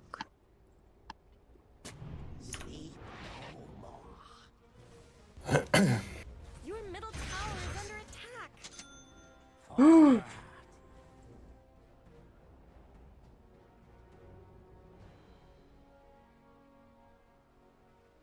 The tide of night advances. If I vectored my ult in a slightly better way, I would have lived.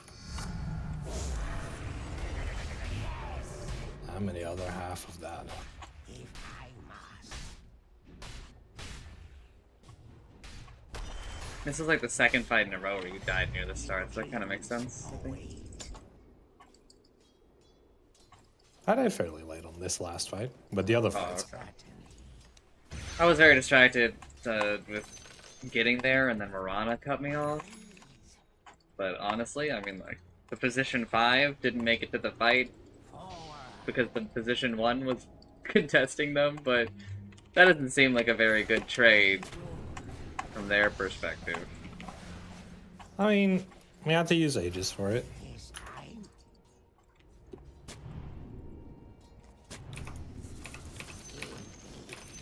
More power to me.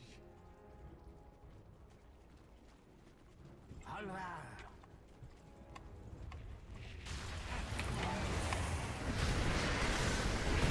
Wow.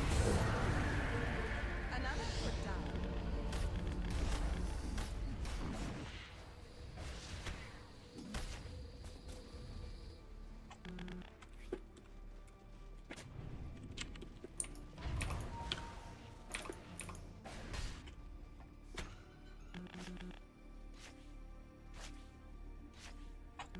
So he used a lot on you, huh?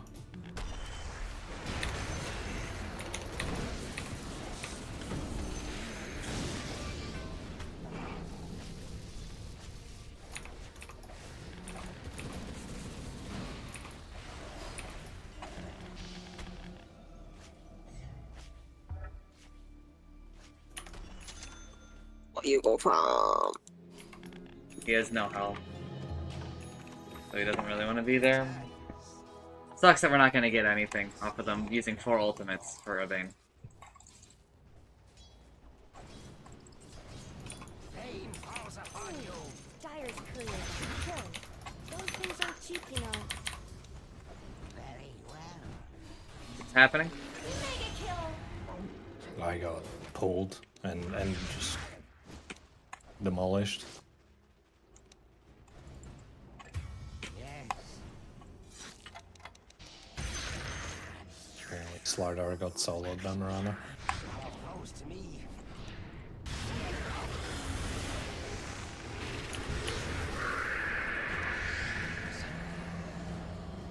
Unstoppable.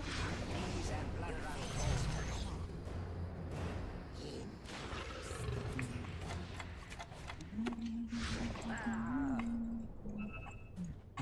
Onward.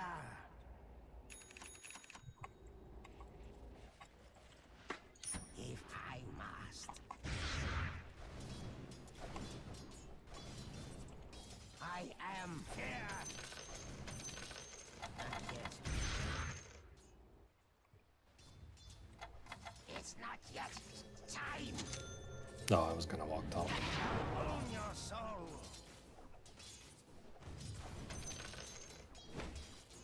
It is time. Ooh, I wasn't ready for that.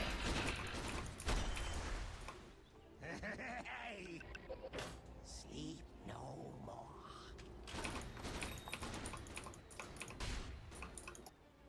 Very well.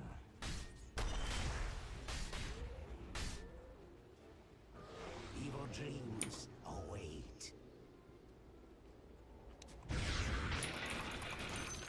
Very good. Soldier's fortune. Agreed. The tide of night advances.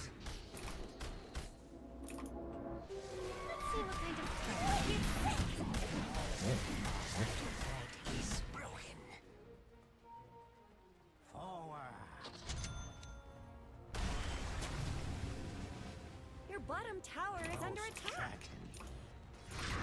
Dire Snow fortified their structures.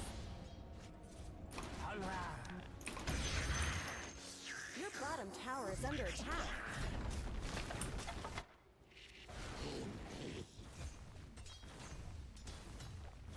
You really should look at your bottom tower. Very well. Bottom tower is gone forever. Yes. Nice.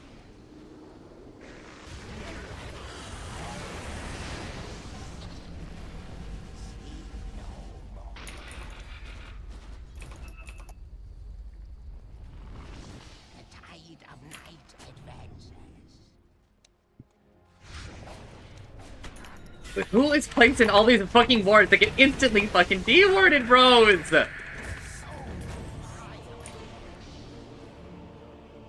Stop placing these wards!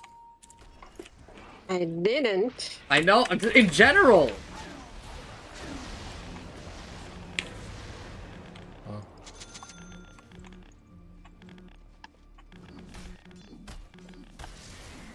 Boy. Ugh.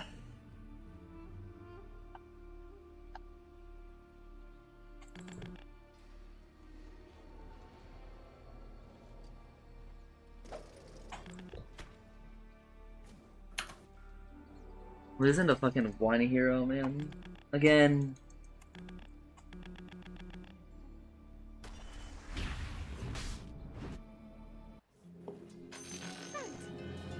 Mirana is like the only person on their team who understands the map.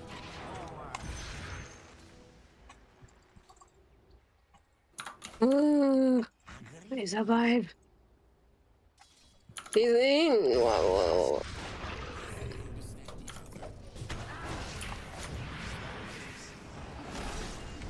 Monster kill!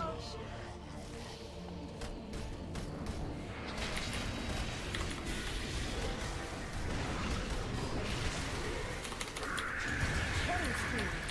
Double kill. Double kill. You just gotta run, bro.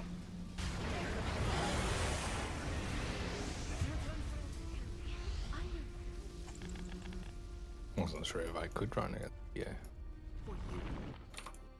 He has very little to stop you from running.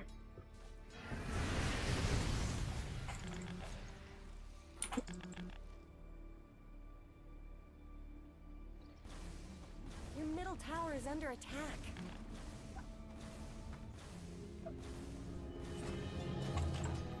Nightmares. Don't let your middle tower Into fall. the night. It's time to get back out there.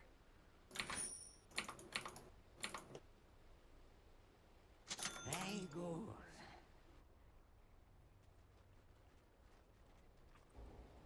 I go.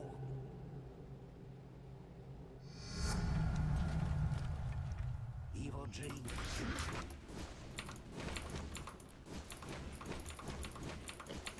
It is time.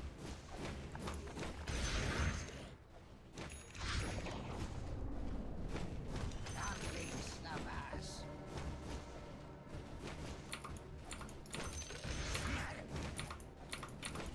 Sleep no more.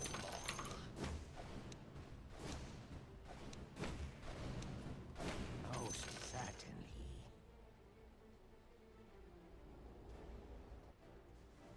Of night advances.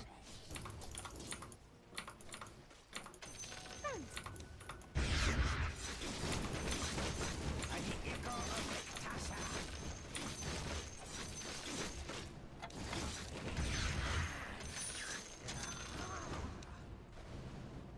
Agreed.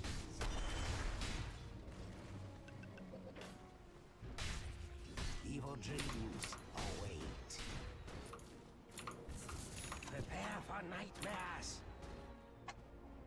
Very well.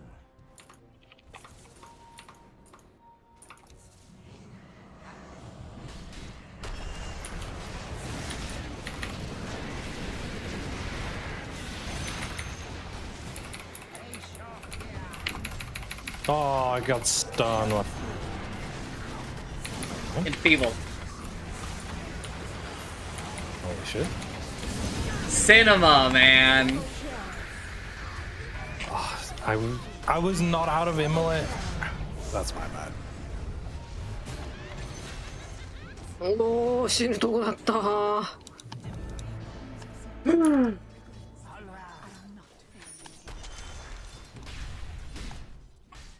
Apparently I was not out of Macropyre where I stood. Wilted flower emoji. But enfeeble! Enfeeble, everybody! Did a lot of work. Fire fortified their structures. Radiant Insane amount of work. structures.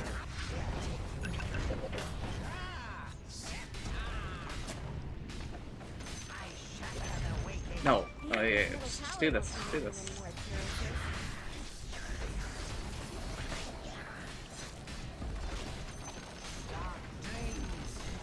The enemy's middle barracks are no more. Wait here for a second.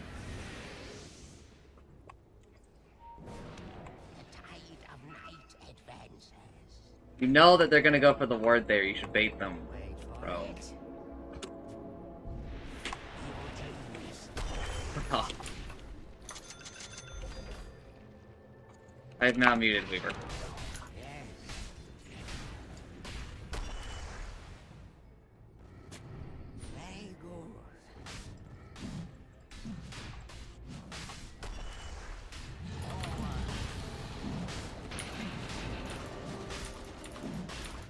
You should not be in the pit, Utsumi. Honestly, I might not even need to be in the pit.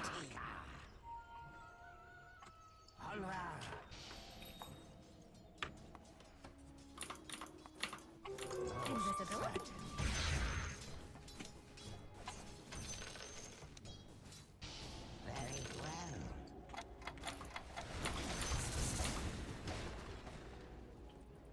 何買ったらいいかな。 Cannon wave is on the way.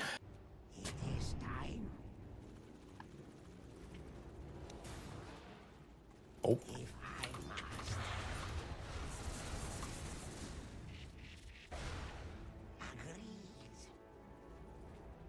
You go, Mirana's not here. This wave. いる。 I moved the wrong item into my inventory.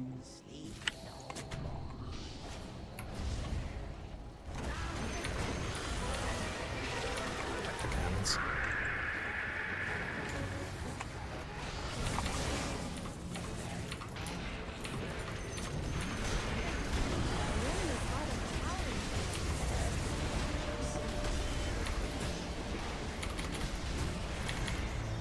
Oh.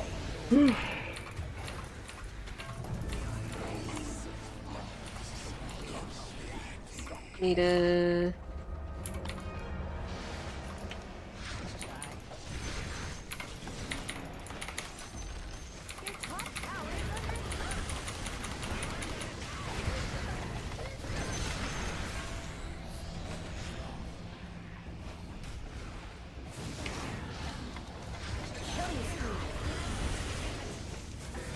Double kill. Let's talk about your top tower. Stop them. Holy shit, this banner kept these siege creeps alive in there. Alright, W banner. Is under attack.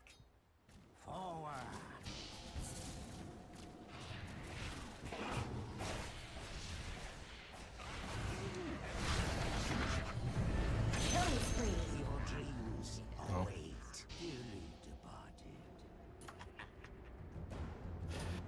The tide of night advances.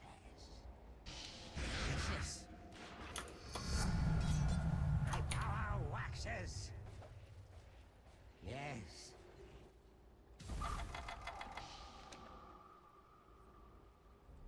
Power flows to me.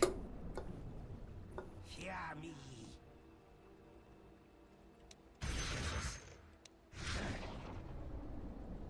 I go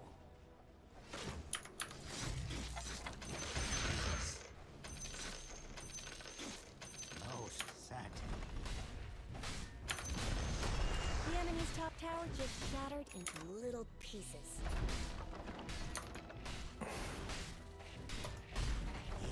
Dire Snow fortified their structures.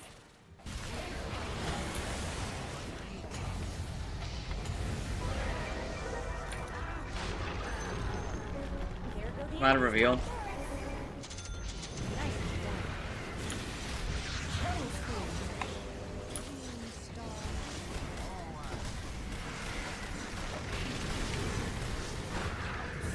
I fucking hate. Ah, so fucking annoying, man.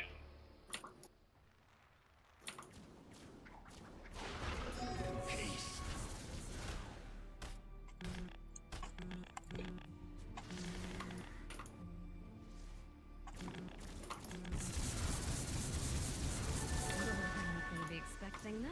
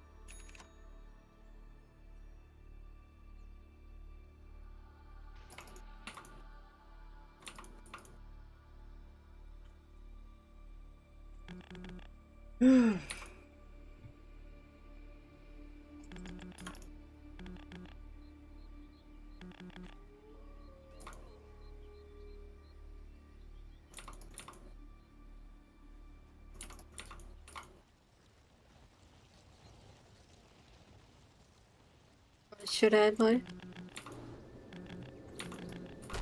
Did you buy? Where's my pension?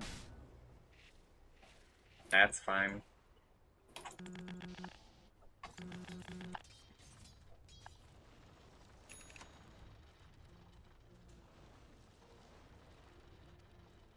Alright.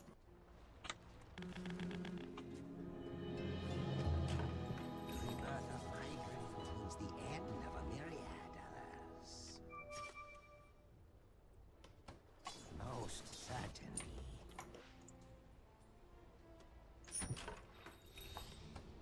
Sleep no more.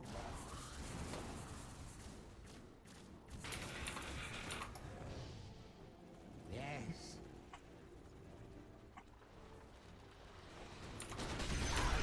That. Tell me.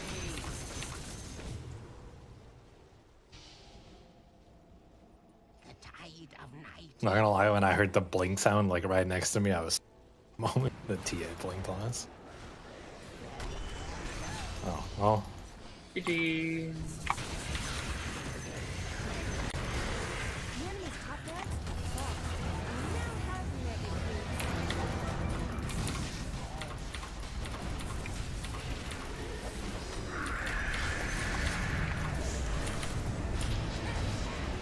double kill. Killing spree. Triple kill.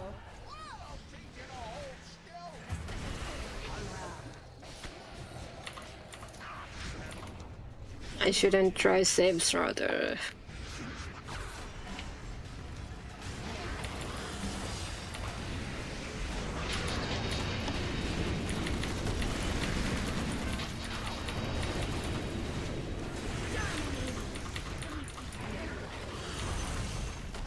enemy's middle tower has double kill. The enemy's middle tower did Hey, I did something at the end, guys. Radiant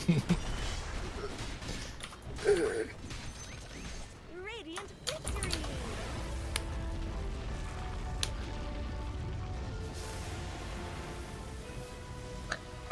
A victory for nightmares. Alright, alright.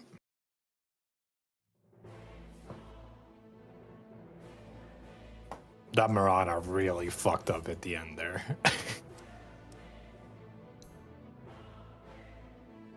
Damn, it doesn't show the Icar of Niktasha. Oh, everyone point and laugh at this dumb motherfucker.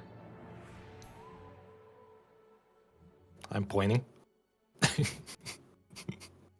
Any dormant curios? Yep. 1% spell amp. Two. Oh, oh boy. 2 dormant curios, huh? What did you dormant curio, gamer? You dormant curioed your serrated shiv, so it did fucking nothing.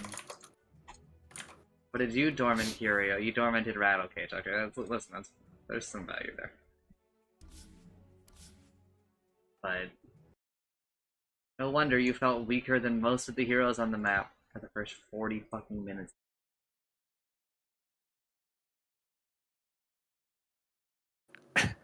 A 1% spell amp. Oh boy. And like 1.5% debuff duration. Ooh. What are you talking about? The Enchanter's Bauble for Jakiro. Like that's what he's getting. People they just don't look at any of the game mathematically. Yeah, it's a real shame. Is it?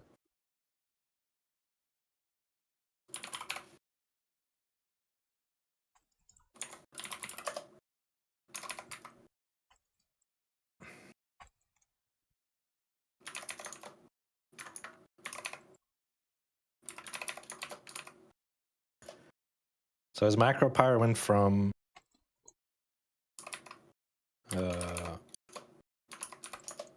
doing 216 damage per second to 218. So he gained 2 damage per second on his macro power.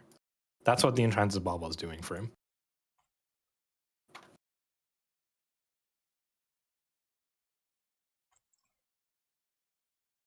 That's pretty big. It's big. We gotta do this calculation every time someone picks it, because I know that like FaZe and Theo are going to hit me with a I didn't have anything better. And I'm gonna be like, no, you're fucking don't lie to me. Or at least if you're gonna do this, don't like ask me to help you.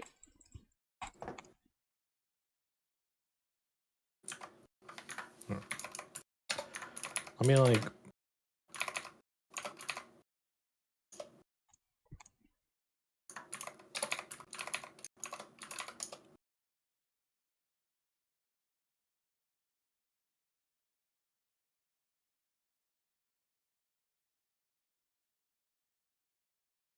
how do we round damage numbers? I just always Do we do just it random? I just do it in favor of the thing I'm arguing against.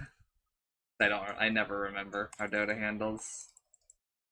Okay. So let's say you took the 20 macro pyre damage at the 20 talent, which is insane if you take that.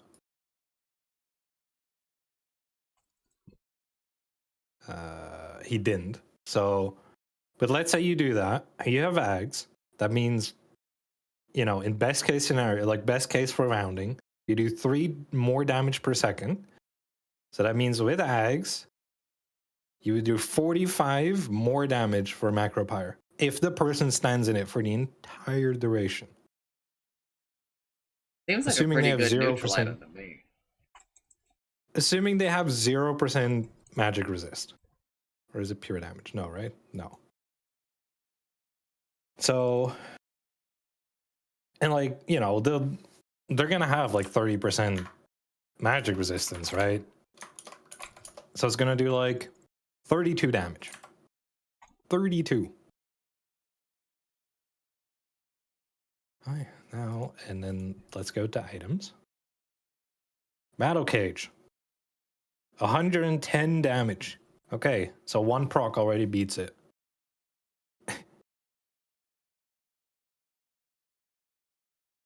Giant's Maul. You know, an attack dealing 150% damage. That's probably doing more than that. 15% base damage probably does more. Actually, not even probably. Like, you also gain some attack speed. And then, like, you know, the other ones are like a little bit more like in the air, right? Because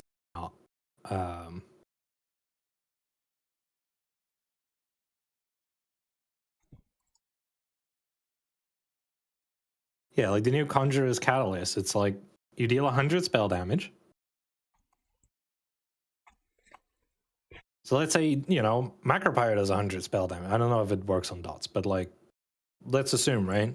So let's say it overheats once, then it is 40 damage to their allies. So let's say one person is close enough, that already does like the same amount of damage. Ah.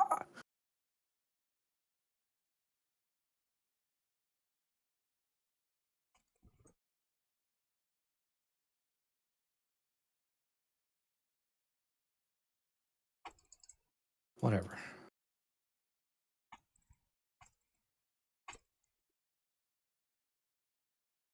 We're probably just gonna have to deal with the fact that like they're not gonna do the math.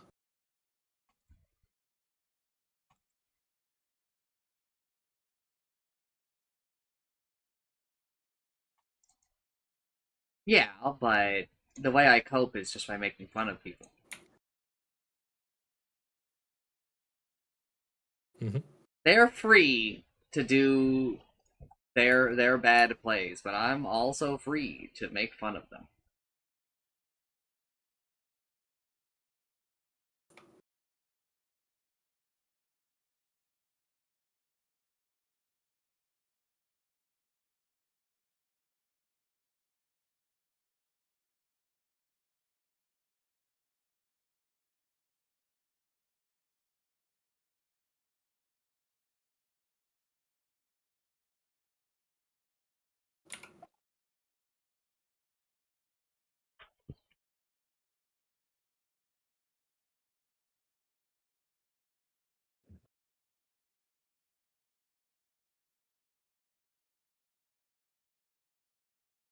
I know that other people probably see the new Spoils of War and are like, yippee!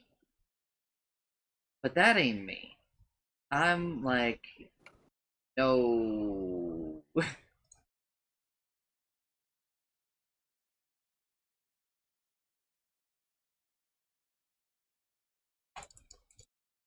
The problem is that it's a really bad Forge card.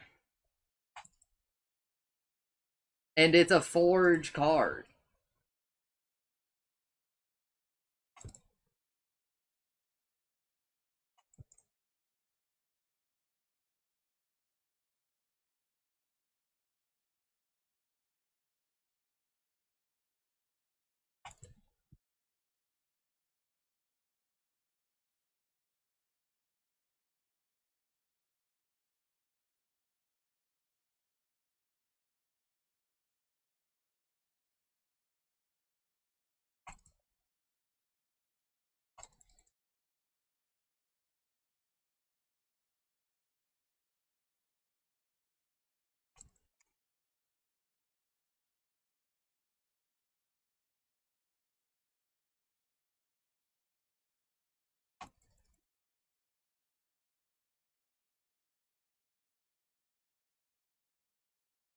They should let you see what the cost of a card would be when you're in Void form.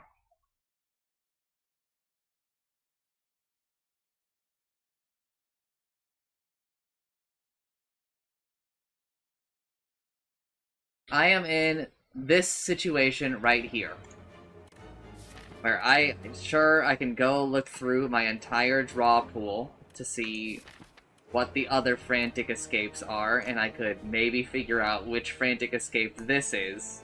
But it would just be a lot simpler if there were a way for me to see if this costs 2 or 1. Yeah, that would be nice. I will just play it. Fuck you!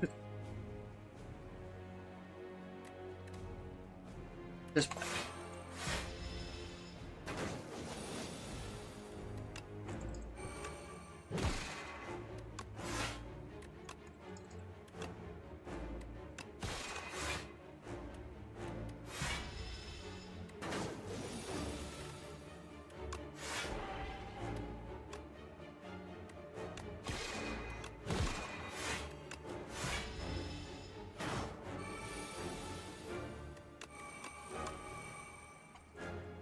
Bye.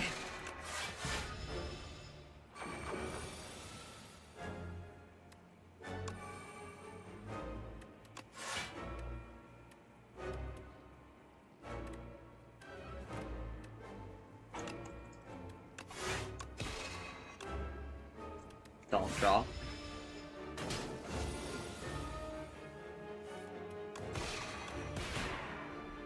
Excuse me?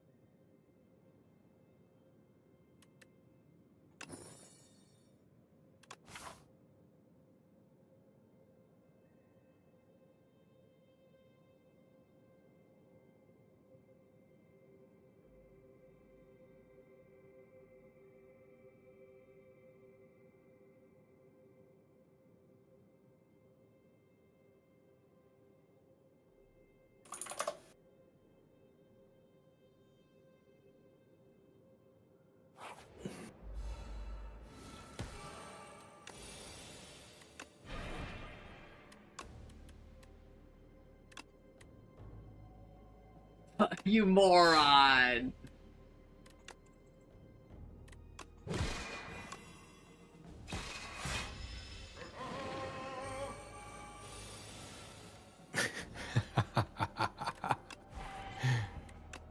It's a little Well, funny. well, well. If it isn't the consequences of my own actions.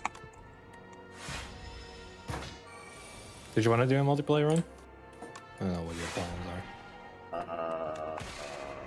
Can you wait for me to finish this one? I gotta turn down the why not? music, man. I wouldn't see why not. Saturday.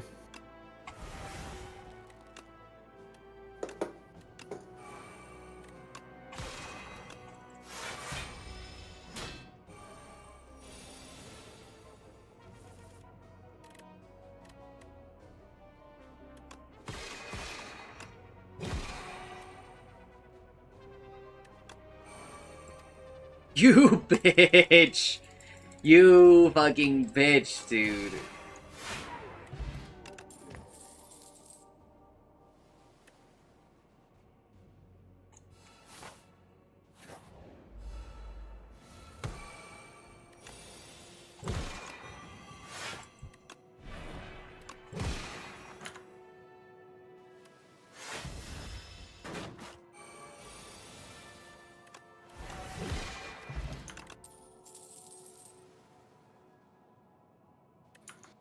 Man, I really want to crush under plus, but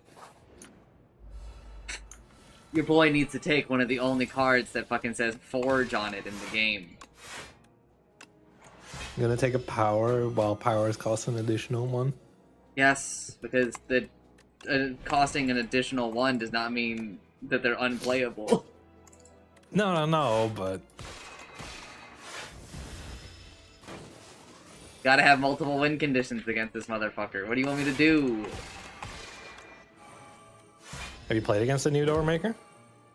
Oh, wait a minute! I'm on the update! This patch didn't start on the update. I mean, this run fair didn't start on it. I don't know if it will update the boss like that, because It should, maybe. well, they're actually treated as different enemies That I don't know. between the updates, because between the first iteration of Doormaker and the second one, I rediscovered the enemy. So they might be like set like that, right? So actually, I guess that's a pretty big problem for me, is that I have no idea what my final boss is now.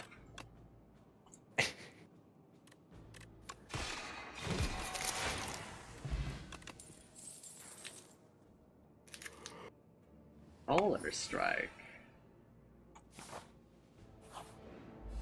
Knockout Strike?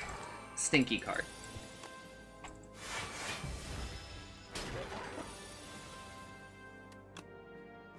Just a real stinker.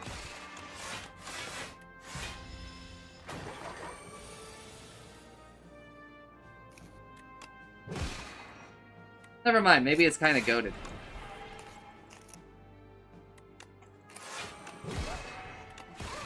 Nice order.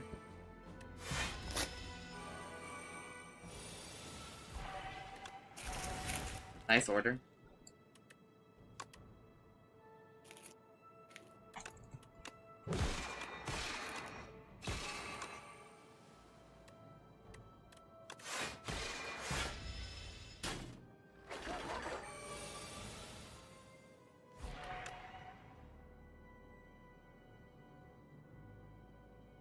Really?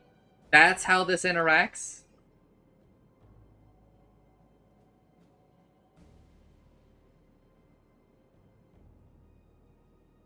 Okay. Fine.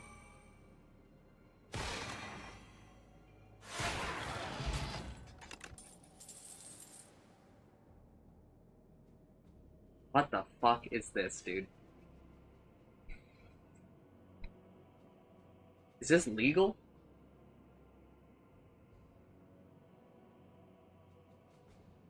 Hmm? Oh. 3 upgraded cards, no eggs. 3 cards I want?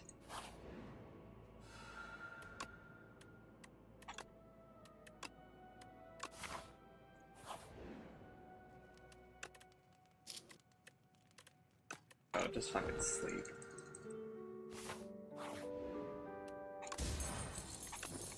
Fuck you! I mean, I had to rest.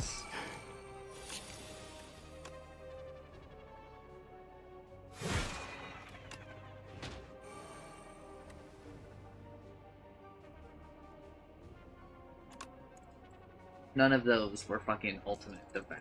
I wanted that to be ultimate defense.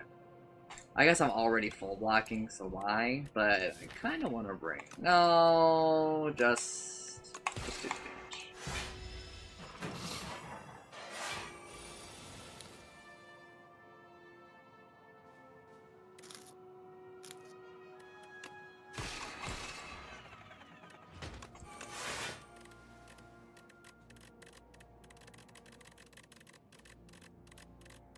Roll the gotcha.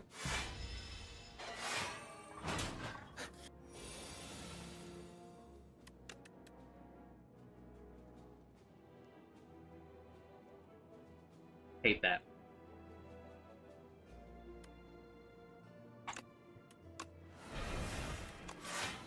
Okay, maybe love it actually. Okay, actually greatest fucking play of all time.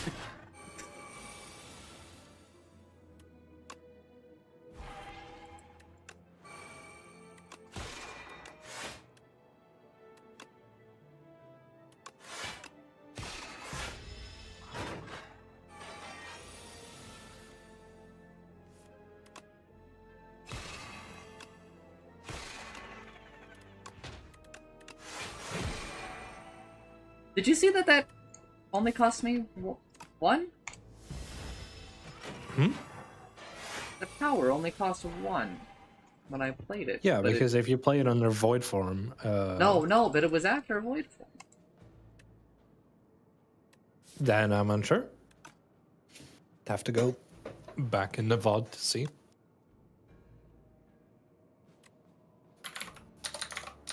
I probably just missaw it, right?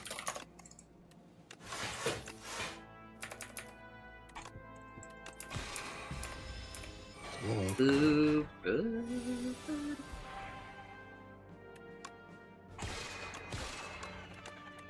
You played it on the VOD form.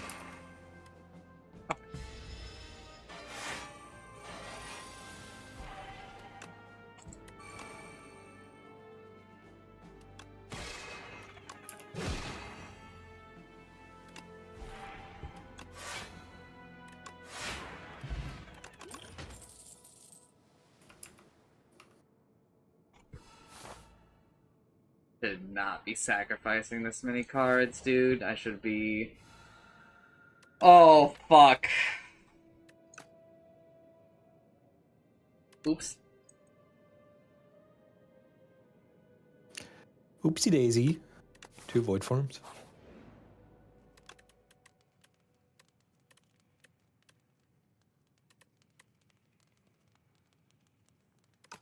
Like, let's be real. What are you upgrading in a 59? I should have just done one of the powers, but...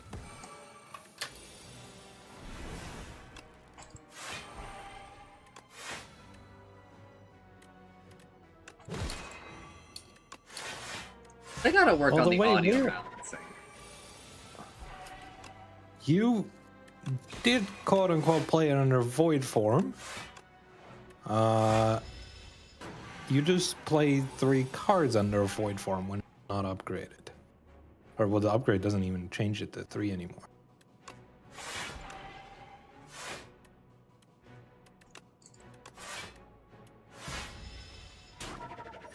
So I don't know how that happened.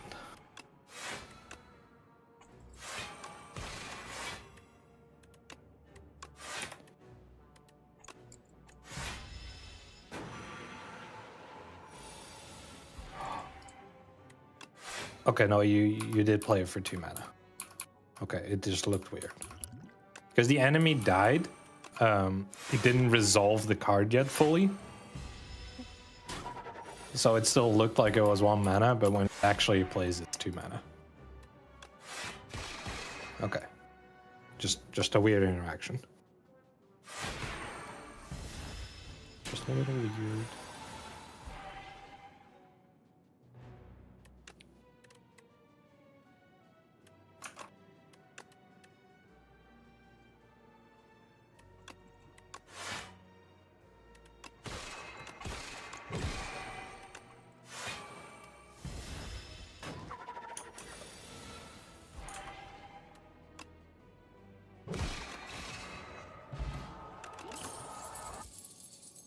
Sick. Potion belt. Sick, dude. Couldn't be happier about that.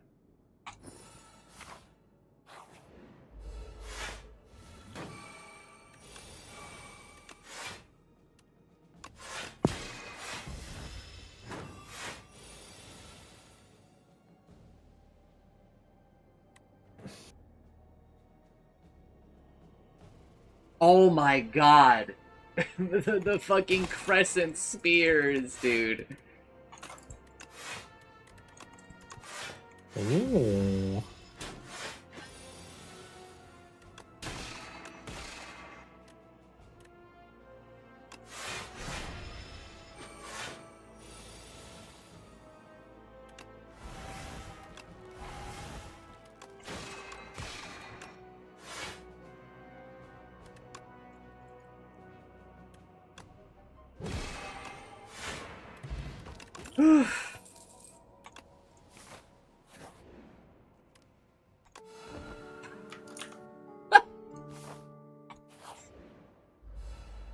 See.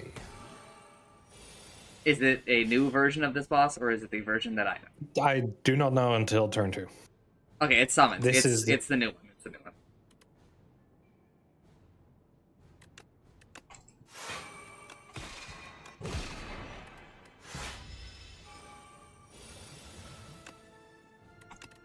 Yes, it's the new one. Oh.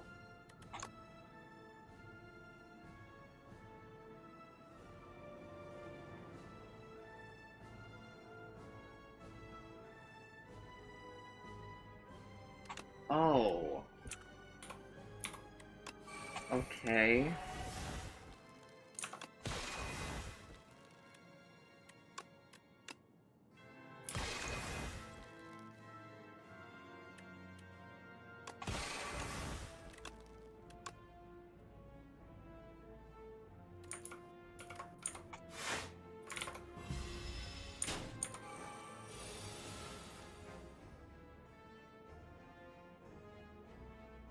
Cannot draw additional cards during your turn. Okay. Sure.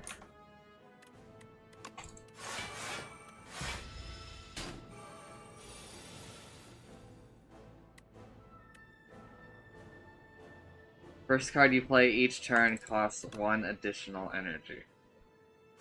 That's fine.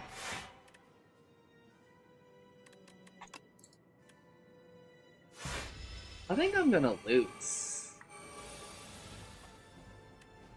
Okay, exhaust. Just fine.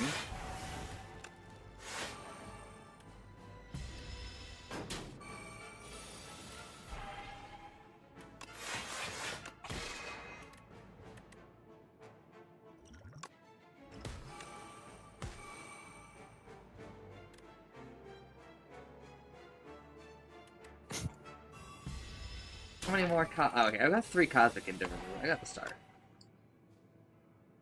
First card you play each turn costs 1 more. Well...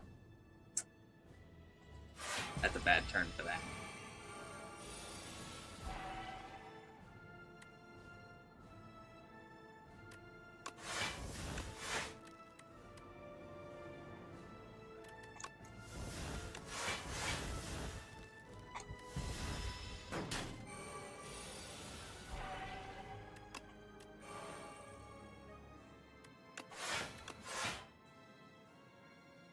I'm fucking dead, dude. The fuck?